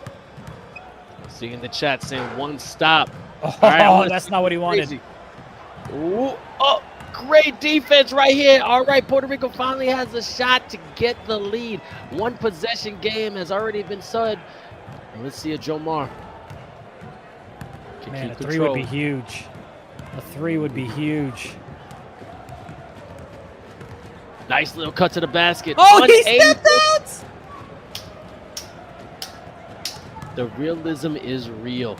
Okay? The realism is real. They've been down 1, I think 3 times so far, but they just haven't been able to pull ahead. There's that midi shot once again. Cannot get it to go. They've really struggled ever since the first quarter to knock down those super, I don't want to say super easy, but the midi shots where you have the 90+ accuracy, or excuse me, attributes in it. If Puerto Rico wins a buzzer beater, I'm running around my apartment and I'm going to get kicked out. Somebody's going to bang on my door because I'm going to go insane.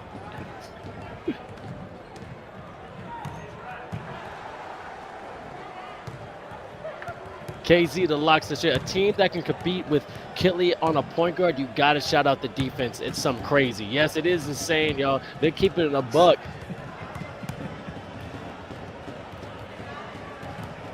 Crazy, amazing offensive rebound by the big fella. But then rejected at the rim. Perfect block. 36-35. What? The defense is insane from Puerto Rico. Defensa. What a denial. Can Puerto Rico take the lead? They've had so many opportunities to do so. Drain a 3. Right corner! Oh, and they miss! Oh, you were calling it! There we go, CB. Giving it up to that boy Dimes. That boy Dimes from the top of the key, but couldn't knock it down. Full court pass, this could be it. Nice little...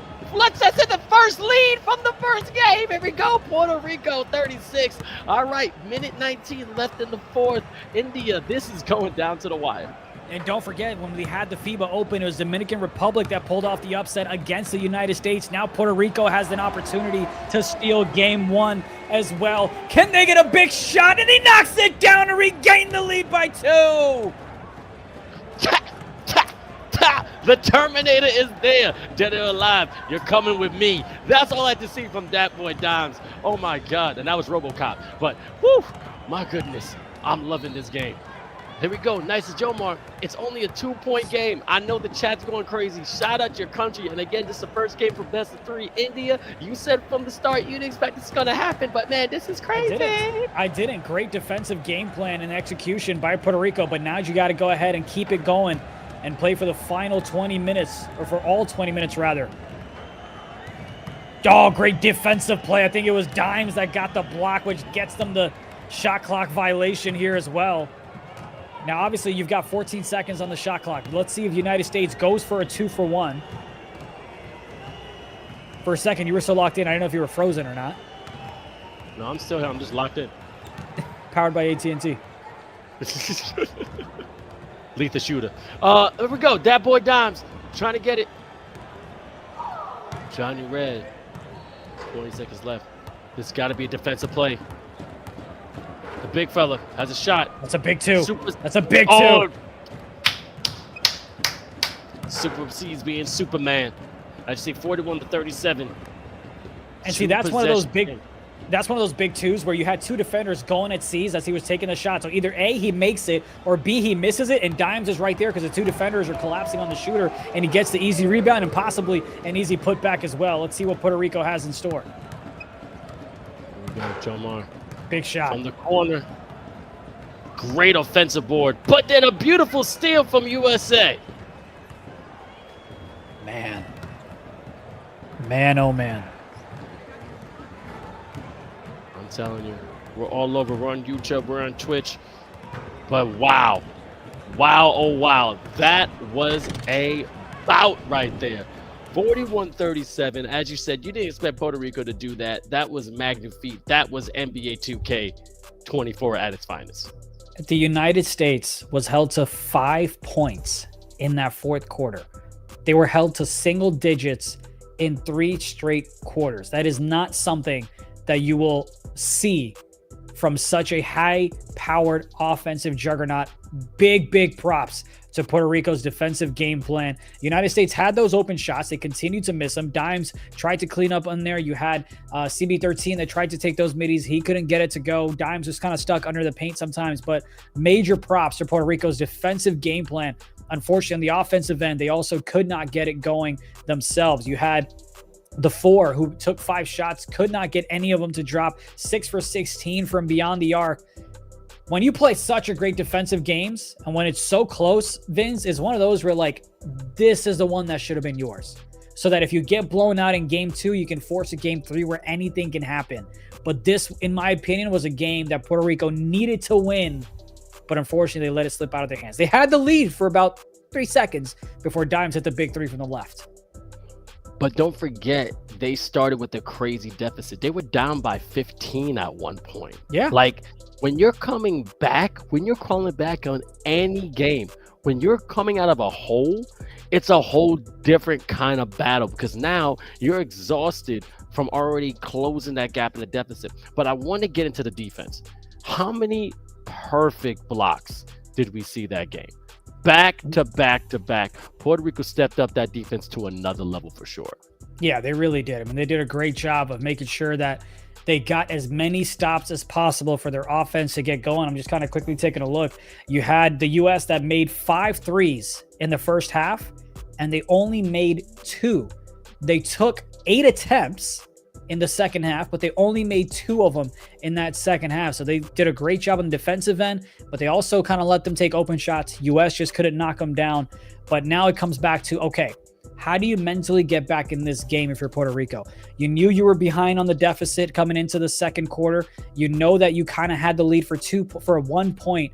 You had a 1 point lead for about 3-4 seconds. It was right there, and you let it go. How do you mentally reset and say, okay, we did it once, we can do it again, instead of being and feeling defeated like I believe Argentina felt, where they had a chance, they couldn't do it, then they just came out flat in that game too, right? It's such a mental game. We say it all the time. It's one thing to have the stick skills, but it's so much of the game is also mental, and that's where the real skill gap can be in terms of the best players in the world.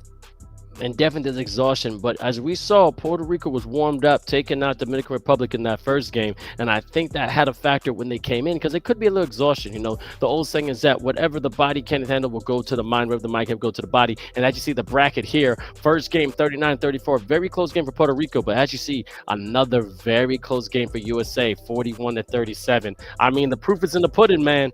This is gonna be a crazy game too. Indeed, and his dimes is double-double, right? 10 assists for him, 18 points.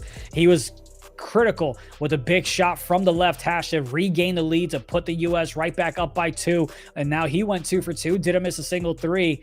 What kind of impact is he going to have again in game number 2? We said Puerto Rico's got to decide who's going to beat them. Who's going to be the one that's going to have the most to come out on the offensive side. Johnny Red didn't really do a great job on the offensive end. He struggled a little bit, went 2 for 6. CB13, he got things going, but not in the second half as much. It was Dimes that really stepped up huge on the offensive side with the rebounds, and also on the defensive end as well, knocked down the big threes that we talked about as well. But you've got to get it going from the three-point line if you're Puerto Rico. They haven't done that yet. They struggled in game 1, and that has gone ahead and been the same copy and paste here in game 2 as well. But again, easy for us to go ahead and say, right? We're not the ones that are needing to make these split-second decisions and time our shots. So I'm not making it seem like it's easy, but I'm saying if you want to go to Sweden, you got to find a way to make it look easy, and you got to take advantage of those crucial moments. They did a great job, but just not good enough. And let's talk about Johnny Red. He was basically a ghost. He was Casper. He was kind of friendly. He wasn't that dog that we usually know him for. I barely saw him on the court, but I want to talk about Jomar too. Can you see his stats? Because I did say it was going to be battle of Dimes and Jomar. I mean, how well did he do? Because I saw him on top of the key. I saw him getting assists, and he was doing some work, but I want to know his numbers. Look, there's some people that are lunatics and they celebrate Christmas in November and they set up the lights. Apparently, Johnny Red likes to be Casper and celebrate Halloween for 10 more days, so he did go a little MIA. We'll see if he's able to get back going. But you know what? If you ask Johnny Red, though, he doesn't care. As long as the team wins, that's the #1 priority for him. That's the type of man he is. You asked me about Jomar. He, tried to go ahead and battle it out with Dimes underneath. He had 2 more rebounds than Dimes. 12-10 was a score there, but he just couldn't match the offensive output, right? Killian Gazuli couldn't just feed him the ball inside the paint. He only ended the night with 5 points, and one of them was because of a 3 that he took early on. So they're trying to battle it, but as a big man, you don't really get as many opportunities because you're not the one deciding when you get the rock. Kind of like a wide receiver or running back. You're relying on the quarterback, the guards to go ahead and feed you and put you in certain situations to where either, hey, you can score or you can go ahead and have some playmaking abilities. Jomar just wasn't able to do that and follow. He did what he could in the first half to go ahead and slow things down. But at the end, I know I've been sounding like a broken record. The guards have got to step up on the offensive side. All right, did I say he was kind of friendly? I was saying that. Look, he could get at me if he sees me in Sweden. If not, that's what's my opinion. I'm a commentator. I'm meant to watch the games. But also, we're also watching the games. We're having fun here. We just want to make sure this is going to be the last games of the online eFiba Season 2 stream, and we still have some more gear for you. We got amazing merch. We want you to fill out that survey. Your chance to get an eFiba basketball, NBA 2K codes, and also a hoodie, an actual hoodie. It's warm. It's fluffy. You're going to love it. So fill out that survey right below it. You're going to see it in the chat. It's iSurvey. Get it, fill it out, and go with it. But then we're just going to also talk about this. So many open shots, and you were screaming it throughout the entire game, were given up. Was it because of the pressure, or was it because, as you said before, when we saw the Puerto Rico for Dominican Republic game, that you go for a move and your mind is already set on passing? How hard is it to change right in midseason? Like, as commentators, you could say one thing and I'm able to audible right there. Is it that difficult when it comes to NBA 2K that you cannot do that, or it's just being absent-minded? I mean, you just got to make those split-second decisions unless you already know that you're going to go ahead and take this shot, right? There's plenty of times where I can't remember who it was, but they were able to, I think it was actually in the best-of-1 game with Puerto Rico and Dominican Republic, where on the right hash, you had a defender that tried to dribble to the left, but realized, hey, almost said something crazy there, that I'm wide open. I'm going to go ahead and take this shot. And just like I can mess up as a commentator, sometimes the players can as well, right? It's those split-second decisions where you got to make those decisions, and that's really what can separate a great shot from the best shot possible as we get going with game number 2. Let's focus in again. It's got to be Killy. It's got to be Gazuli. How can you get the offensive output that you want? They can't be dead batteries. They really got to be the Energizer Bunny here. All All right, Energizer Bunny, we still got it and still going. USA in the blue, Puerto Rico in the white, and Mama Glusky is right above it. Click that survey. It's surveymonkey.com, GZRT. Click it and get what you want. But anyway, let's go right now because this is going to decide if USA is going to punch their ticket to Sweden or Puerto Rico still have a shot and then take them out in the third game because it is best of 3. Here we go.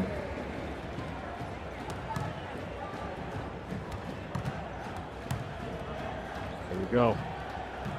Shout out to our amazing crew over there in Denmark. I know it's like 4 o'clock in the morning.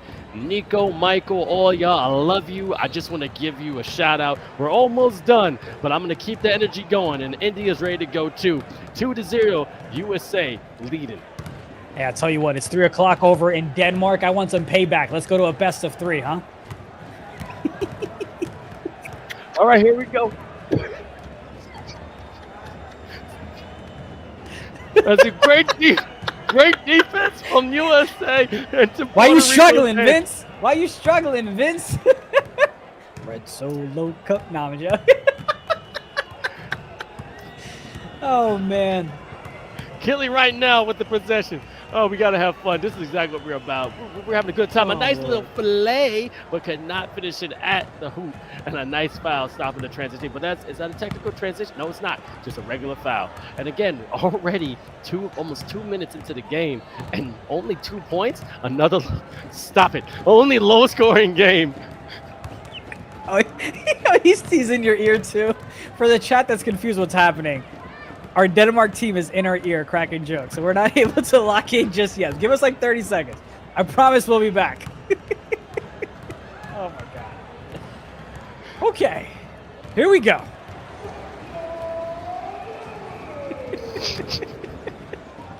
But I feel like I'm on SNL right now. I'm on SNL, and your character breaks. It's been a marathon. I don't know about y'all. I'm going to say a little confession, and we're going to get into the game. I've been literally streaming for, I think, what? Since 11 o'clock. No, since 9 a.m. I've been here. So almost 12 hours. And I've done 14-hour streams straight by myself. So I'm just wondering, and this is called the insanity hour, okay? This is when you become straight just local, all right? I've done this before. This is when your brain starts becoming the mush and everything gets funny. Man. But I'm still here.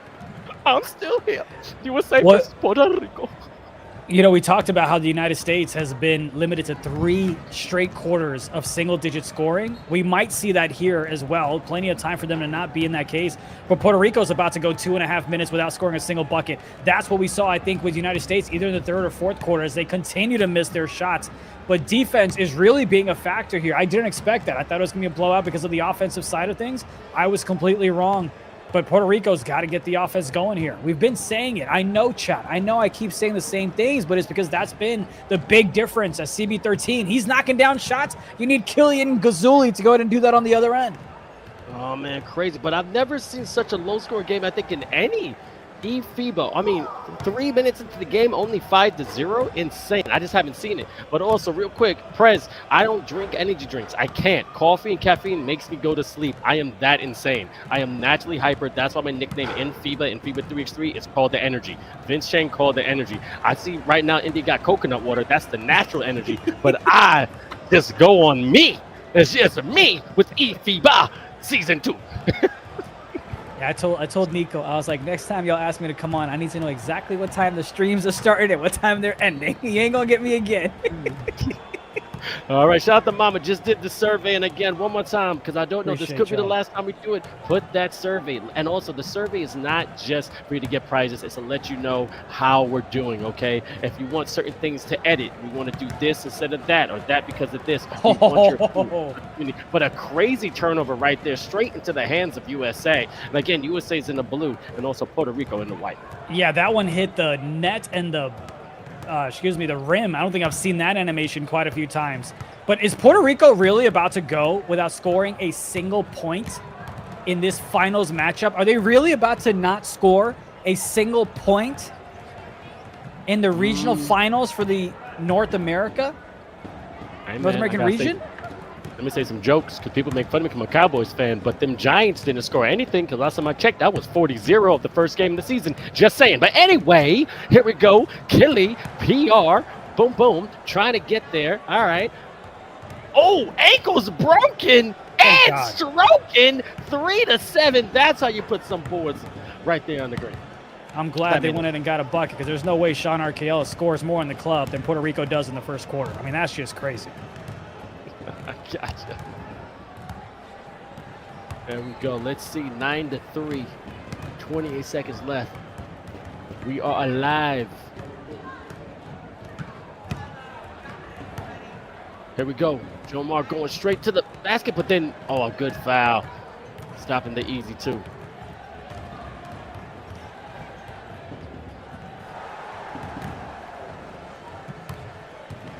Here we go, Killy, PR, behind the back. Going right there, mid-range game, unable to score. That boy Dimes. There we go, I know everybody's getting a little heartbroken, 9-3, and we're already going into the second quarter with only 9 points for USA, 3 points. Come on, y'all. Let's see what's going on. Either this is amazing defense or they're just not finding the right shot. I mean, it's great defense being played, but I mean, just a struggle bus on both ends. That is now 4 straight quarters that the U.S. has been limited to single digits, but also the United States, 4 of the last 5 on the defensive side have held Puerto Rico to single digits. Yep. I mean, right now, chat, let's see the love for your team. Puerto Rico versus USA. Again, the winner, if it's USA, automatically punches their ticket to Utropin, Sweden with the 50,000 euro prize pool. And it will be an offline event, the first ever when it comes to eFiba. But then Puerto Rico still has a chance because this is the best of 3. They win that, and then we're going to go to sudden death. And you do not want to go to a best of 3 if you're the United States because anything can happen in a best of 3. There can be flukes, there can be miscommunications, latency issues, whatever. And that's not the way you want to go out. See, Killy wanted to try to take the midi there, but he saw no opportunity to do so. Great steal there by Seas. I'm surprised he didn't pull up for 3, and why do so when he can get a highlight at the rim? On his head, put him to bed. That's what I'm talking about. Now, USA is like, get a little bit of life here. Resurrection. Call them Himotep. All right? They're coming back from the grave, and it's great to see. Yeah, I'm about to mute the producer. Where's the button to do that? Tell him to talk to me on WhatsApp. Oh, he's only in my ear? Okay. He's on my ear. 13-6. I don't know what's going on. I'm just going to commentate. Oh, man.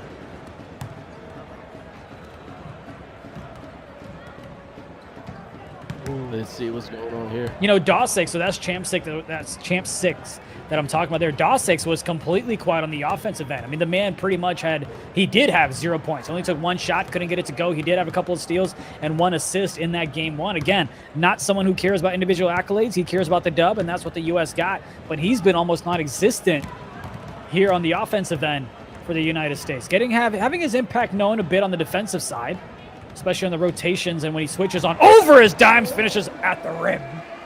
Great finish right there. And then shout out to USA again. CB13 gets paid. Johnny Red, Champ 6, Super Season, That Boy Dines, and Puerto Rico once again. Lineup is Killy PR, Brazili, Follow the God, Jay Blown Links, and also Jomar 12 PR. All right, here we go. Here's the thing. Everyone is moving except the game. Well, what's interesting, we've actually got the game here, so we can do an audio broadcast if you want. We could do like a radio broadcast. There we go. Can you see it? You got the dirty feed? No, I never got the link for the dirty feed. Okay, well, for right now, it's 18-10. I can go ahead and lead things till we get the games back up. You've got United States with the ball, crossing it up the court. Vince just looks at my pretty face as I keep talking. CB13 crossing it up the court, dots it to the left side. 𝐷6 has a defender in his face, gets it right back out to CB13 on the left side. Passing the rock like the Spurs. Johnny Red, 8 seconds to work with. Bouncing to the left and the right, trying to get attacked at the rim, and he goes ahead and dunks it, and now it's 20-10. 2 minutes left to go in the second quarter. As Puerto Rico looking to cut into this deficit. Killy with it at the top. Pick and roll offense. Jomar down low with the slip. Ball doesn't come to him. 𝐂𝐄 going up against C's at the left hash, trying to find a little bit of wiggle room. 5 seconds to work with. Gets it back outside. 𝐘𝐂𝐓's a little bit too deep. 3 seconds left. Dishes it out. Right side. That shot's not going to go, but it's an offensive rebound by Jomar, who gets the putback. And Vince, you can stop staring at my face. It's all you. Can I get a dirty feed? I've never got a dirty feed. I didn't know that even existed. I got a clean feed. There's no way. I'm looking at the WhatsApp that we're in, and it's right there. But here, I'll paste it again for you, buddy. There you go. Oh. There you go. It'd be funny if I was just commentating just nonsense that wasn't even happening. I just made up the whole scenario. But anyway, here we go. We're locking in. We're locking in. Hilarious. Oh my God, this is so much clearer. Bro, you know it's the last day of remote broadcast, right? 1 minute left in the second while Vince figures out his life. Oh my God. Oh my God. So much. Nice jam there. This is not funny. I've been watching a blurry screen for 5 weeks. 𝐂𝐄 on the right side gets it inside. Jomar thought he had an easy dunk, but he's going to miss that one. Oh my God, I feel so much better. Oh my God. All right, CB30 right there, the Super C's right to the depth. It's rejected.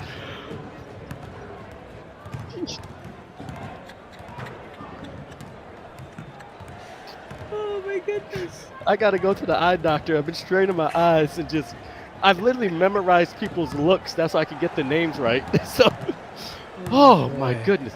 All right, Nice that's move. just talent. 3-pointer right there. Woo. I mean, hey, I'm not going to say it, but I don't think you guys pay me enough. If I could do that with just the blurry feed, imagine what I could do with the, oh my God. Right there, Super C's unable to get that. Dat Boy Dimes goes down. CB13 right there on the top of the key. Could not get it. And I could actually see the names. Yes. What? Yes. It's all right. I tell you what, buddy. You go ahead and ponder life and what else you've been missing out on. But United States finally get back in the double digits in terms of scoring. But man, the offensive output by Puerto Rico has just been sluggish. 3 points in the first, 9 in the second. 1 for 3 again for 𝐘𝐂𝐓, but this time it's 𝐂𝐄 that can't even pick things up. He's 1 for 6, 2 for 7 as a team for Puerto Rico. All right, let's get my last comment at this. I feel like I just got glasses and I've just been nearsighted my entire life. All right, anyway, 𝐘𝐂𝐓 right now behind the back, crossing it up. Beautiful, open the space. And what's he's doing? Can't knock it down. Beautiful defense and also great rebound by USA. Dat Boy Dimes slowly walking it up, unable to turn it over. That's good control by the big fella. CB13 gets paid, trying to get some kind of money. He's trying to get that bag. Good cross to Super C's. Pump fakes, unable to finish, but then goes up for the 3. Can't convert. Now let's see if they're able to. That's a quick, smart foul there. As it looked like they might have had some options on the fast break, but got to let them play the half-court offense that they've struggled at thus far.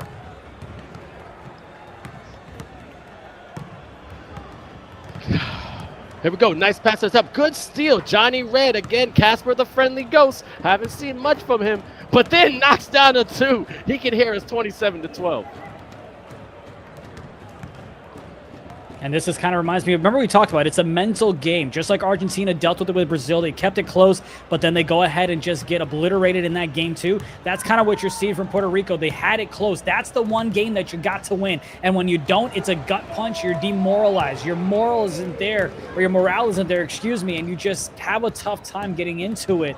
Whereas if you win that game 1, you have a little bit of cushion. You have the momentum. You can drop game 2, obviously, and maybe see what you can do in game 3, but it's almost like saying because you lost game 1 in that fashion, you automatically lost game 2. I don't know the stats, but I'm almost positive it's like 20% of teams win, where 80% just go in and lose when you lose like that.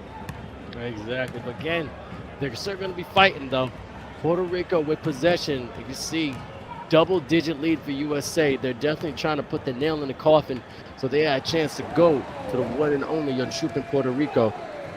Nice pass using underneath. A nice two-handed jam, baby. All right, they're still fighting. 14-27.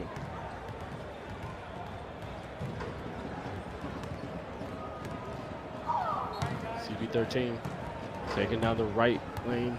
Give it to that boy Dines, but great rejection.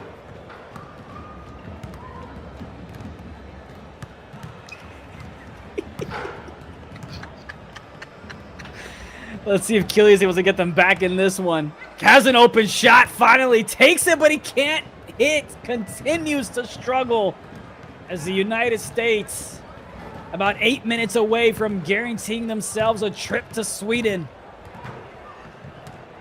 Johnny with badge, has a man wide open in CB13, dots it up to him, and CB13 gets the bucket. Got the hat backwards in real life and also in the game. 30-14. There we go. Nice mid-range. Couldn't do that short corner, but beautiful steal from Puerto Rico. Kazuli getting into Jomar. Jomar giving it back to Kazuli. Let's see what happens. Crossing it up. Backhand. Up. Jomar for three, baby! The big man showing some life. 30-17. That's a big shot. Looked like he was going to set a screen. I don't even know if he got a lick on him or not, but he just came back to hit the big three.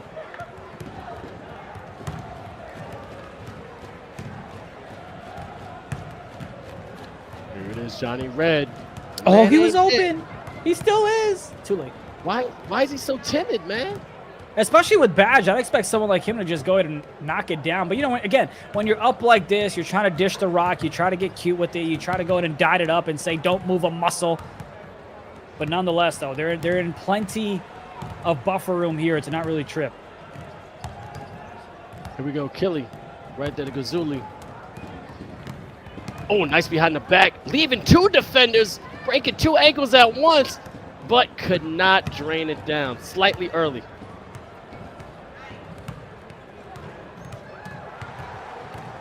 What's going on right here? 1:04 left in the third. USA with a dominant lead. Just got to hold out another 6 minutes, and then they'll be punching their ticket to Jönköping, Sweden. Joining. Did you almost say Puerto Rico? No. So anyway, Super C's from the corner. Couldn't knock it down. Puerto Rico with a nice fast break, baby, and taking that rim down. Eating everything he can. That's how you finish your breakfast, sir. Let's see how the United States can finish this quarter. As they're going to go ahead and get fouled, that's going to set them to the line. So it's not the best decision, but I guess when you're down 14, what's 16 to you? Well, let's see what's going to happen. I mean, look, you know me, I'd never give up. But man, oh man, nice little foul shot. Excellent, 100%.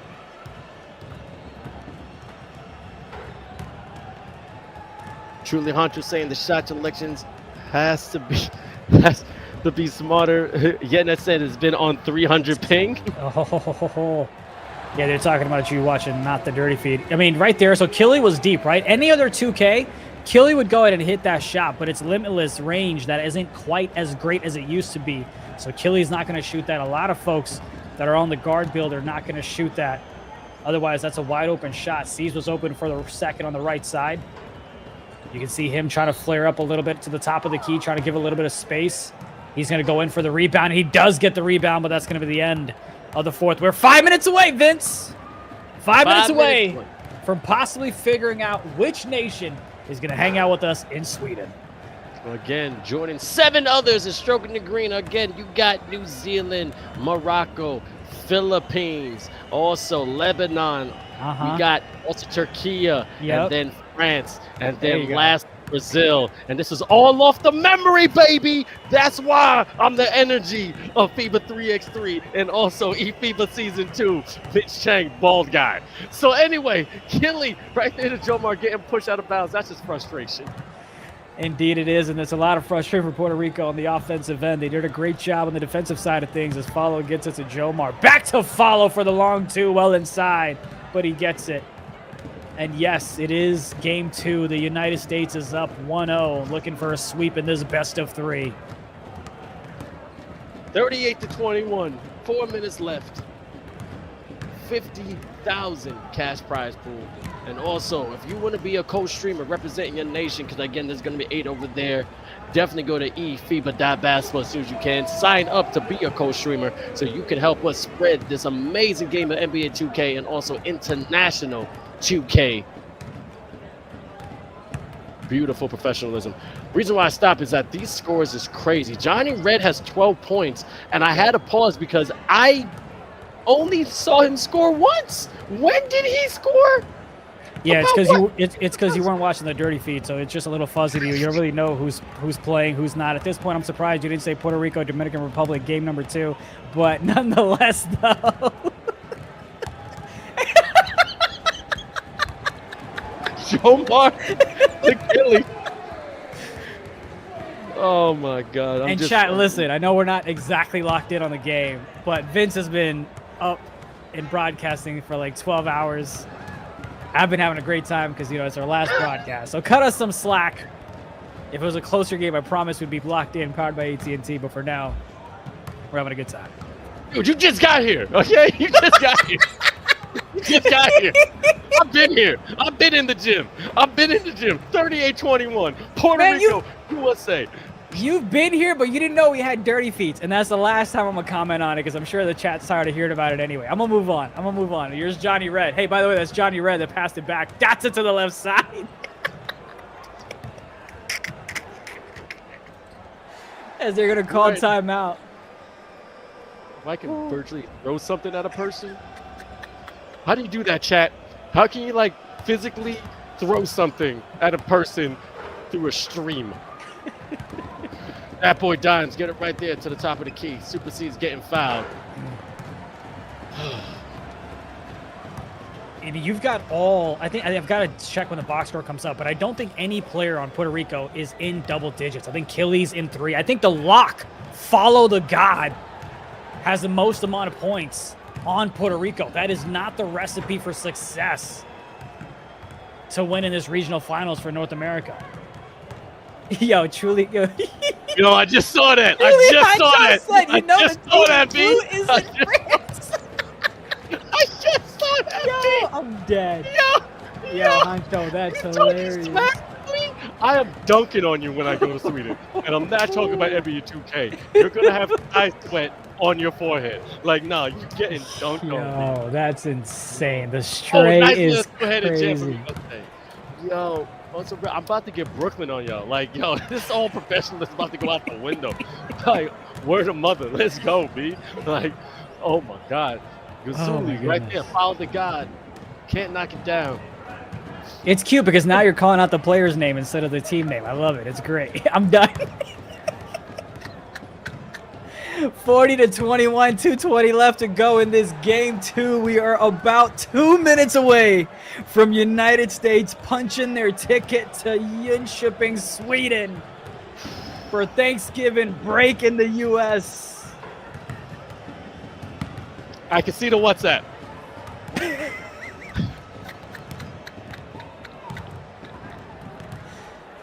Jomar gets over to the left side to follow the God who misses.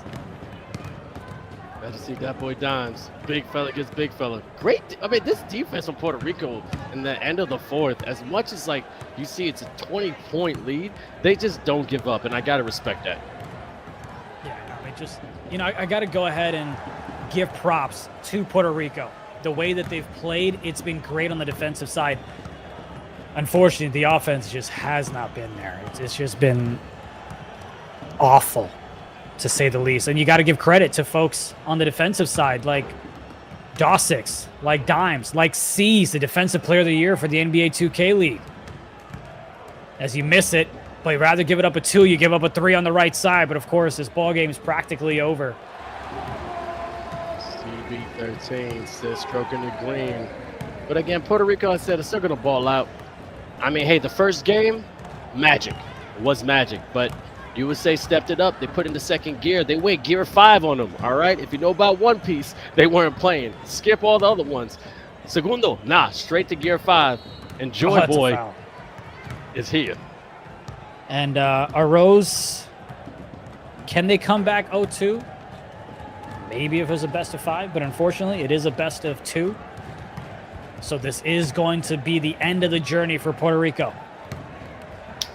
Congratulations to Puerto Rico. And also, only about a minute left.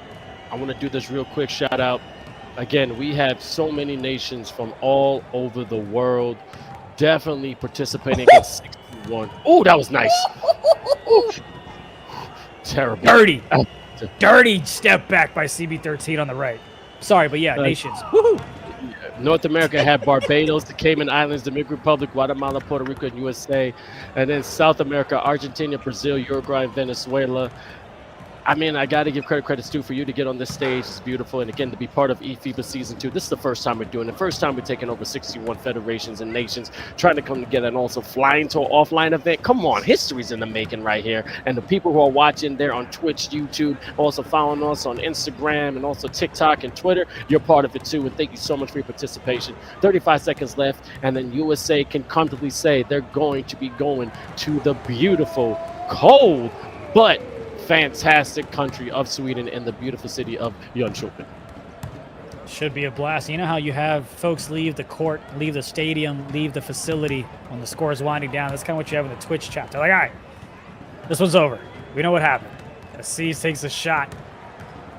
Foot on the line, I believe. That's going to be a 2. And let's see if Puerto Rico just lets the clock run out, cross half court, and just sit on it. Or if they're going to try to make something happen.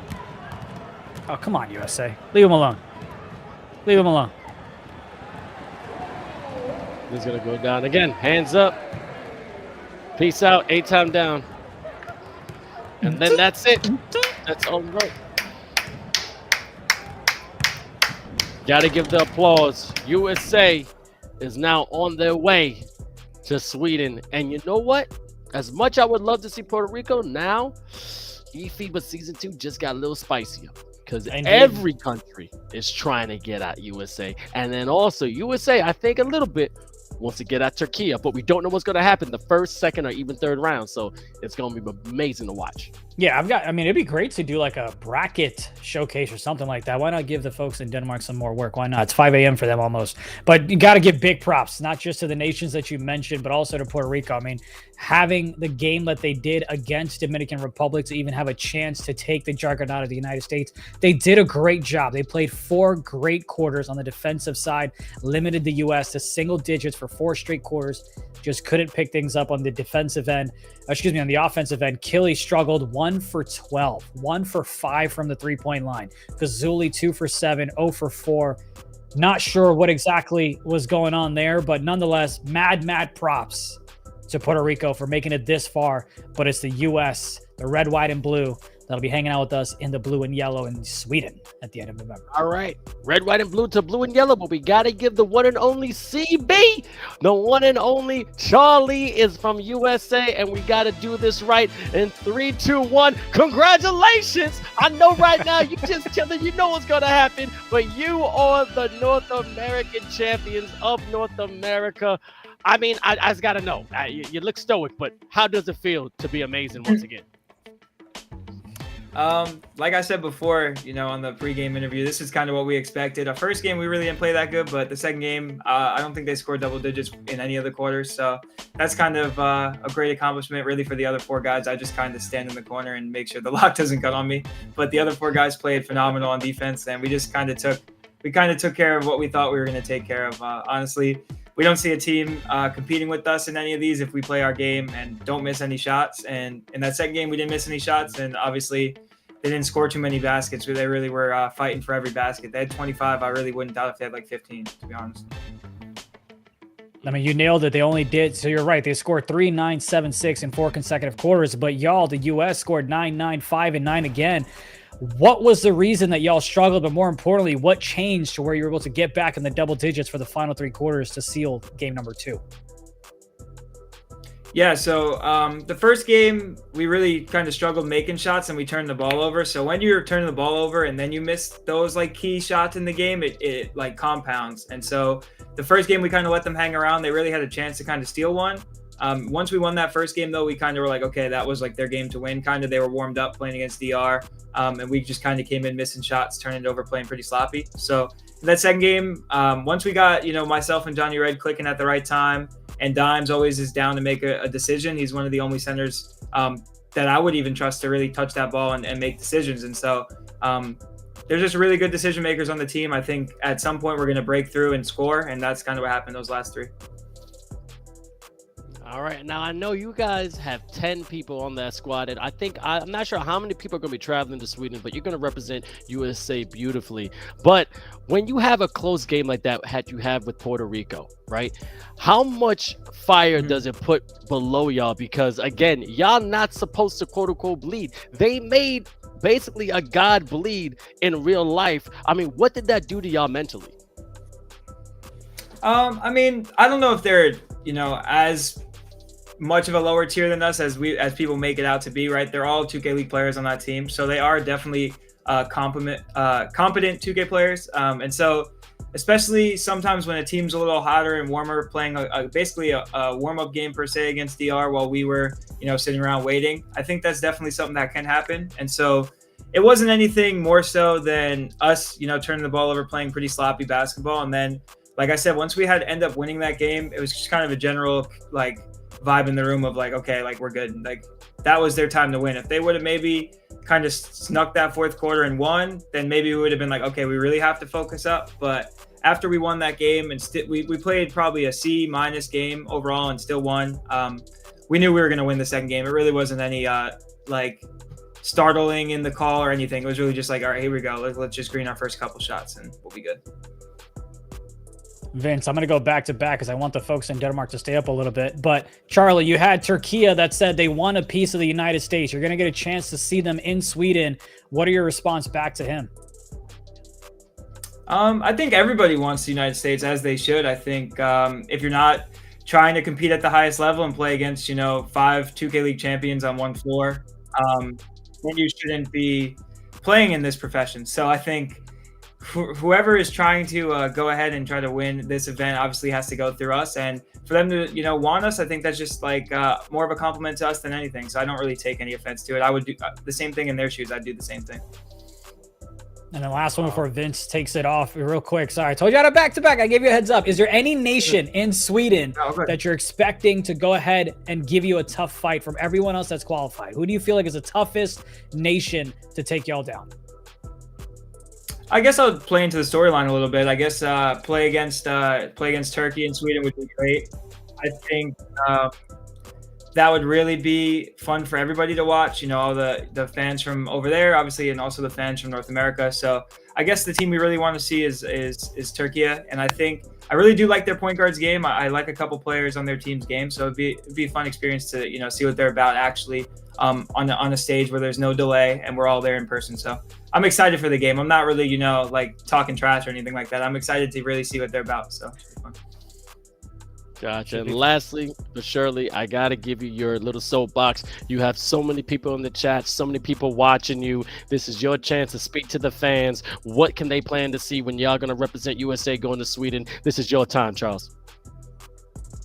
Yeah, so I would just say for all the North American 2K players in general, I think we're really going to represent well. Obviously, the last little event that there was, the Dominican Republic had beat USA, but that was kind of like a last-minute put-together thing. I don't think it was, a real true representation of the caliber of player we have. So I think we just want to continue what we're doing right now. I think we're 12-0, and it's going to take another 6 wins, and we'll just hopefully eventually be undefeated, and there'll be no doubt. Not only, again, for the USA fans and supporters, but also just for the general region of North America. I would probably end up putting, Puerto Rico and Dominican Republic as the next 2 best teams in this whole event, and that just talks to the strength of the entire region. So that's really what I'm looking forward to doing.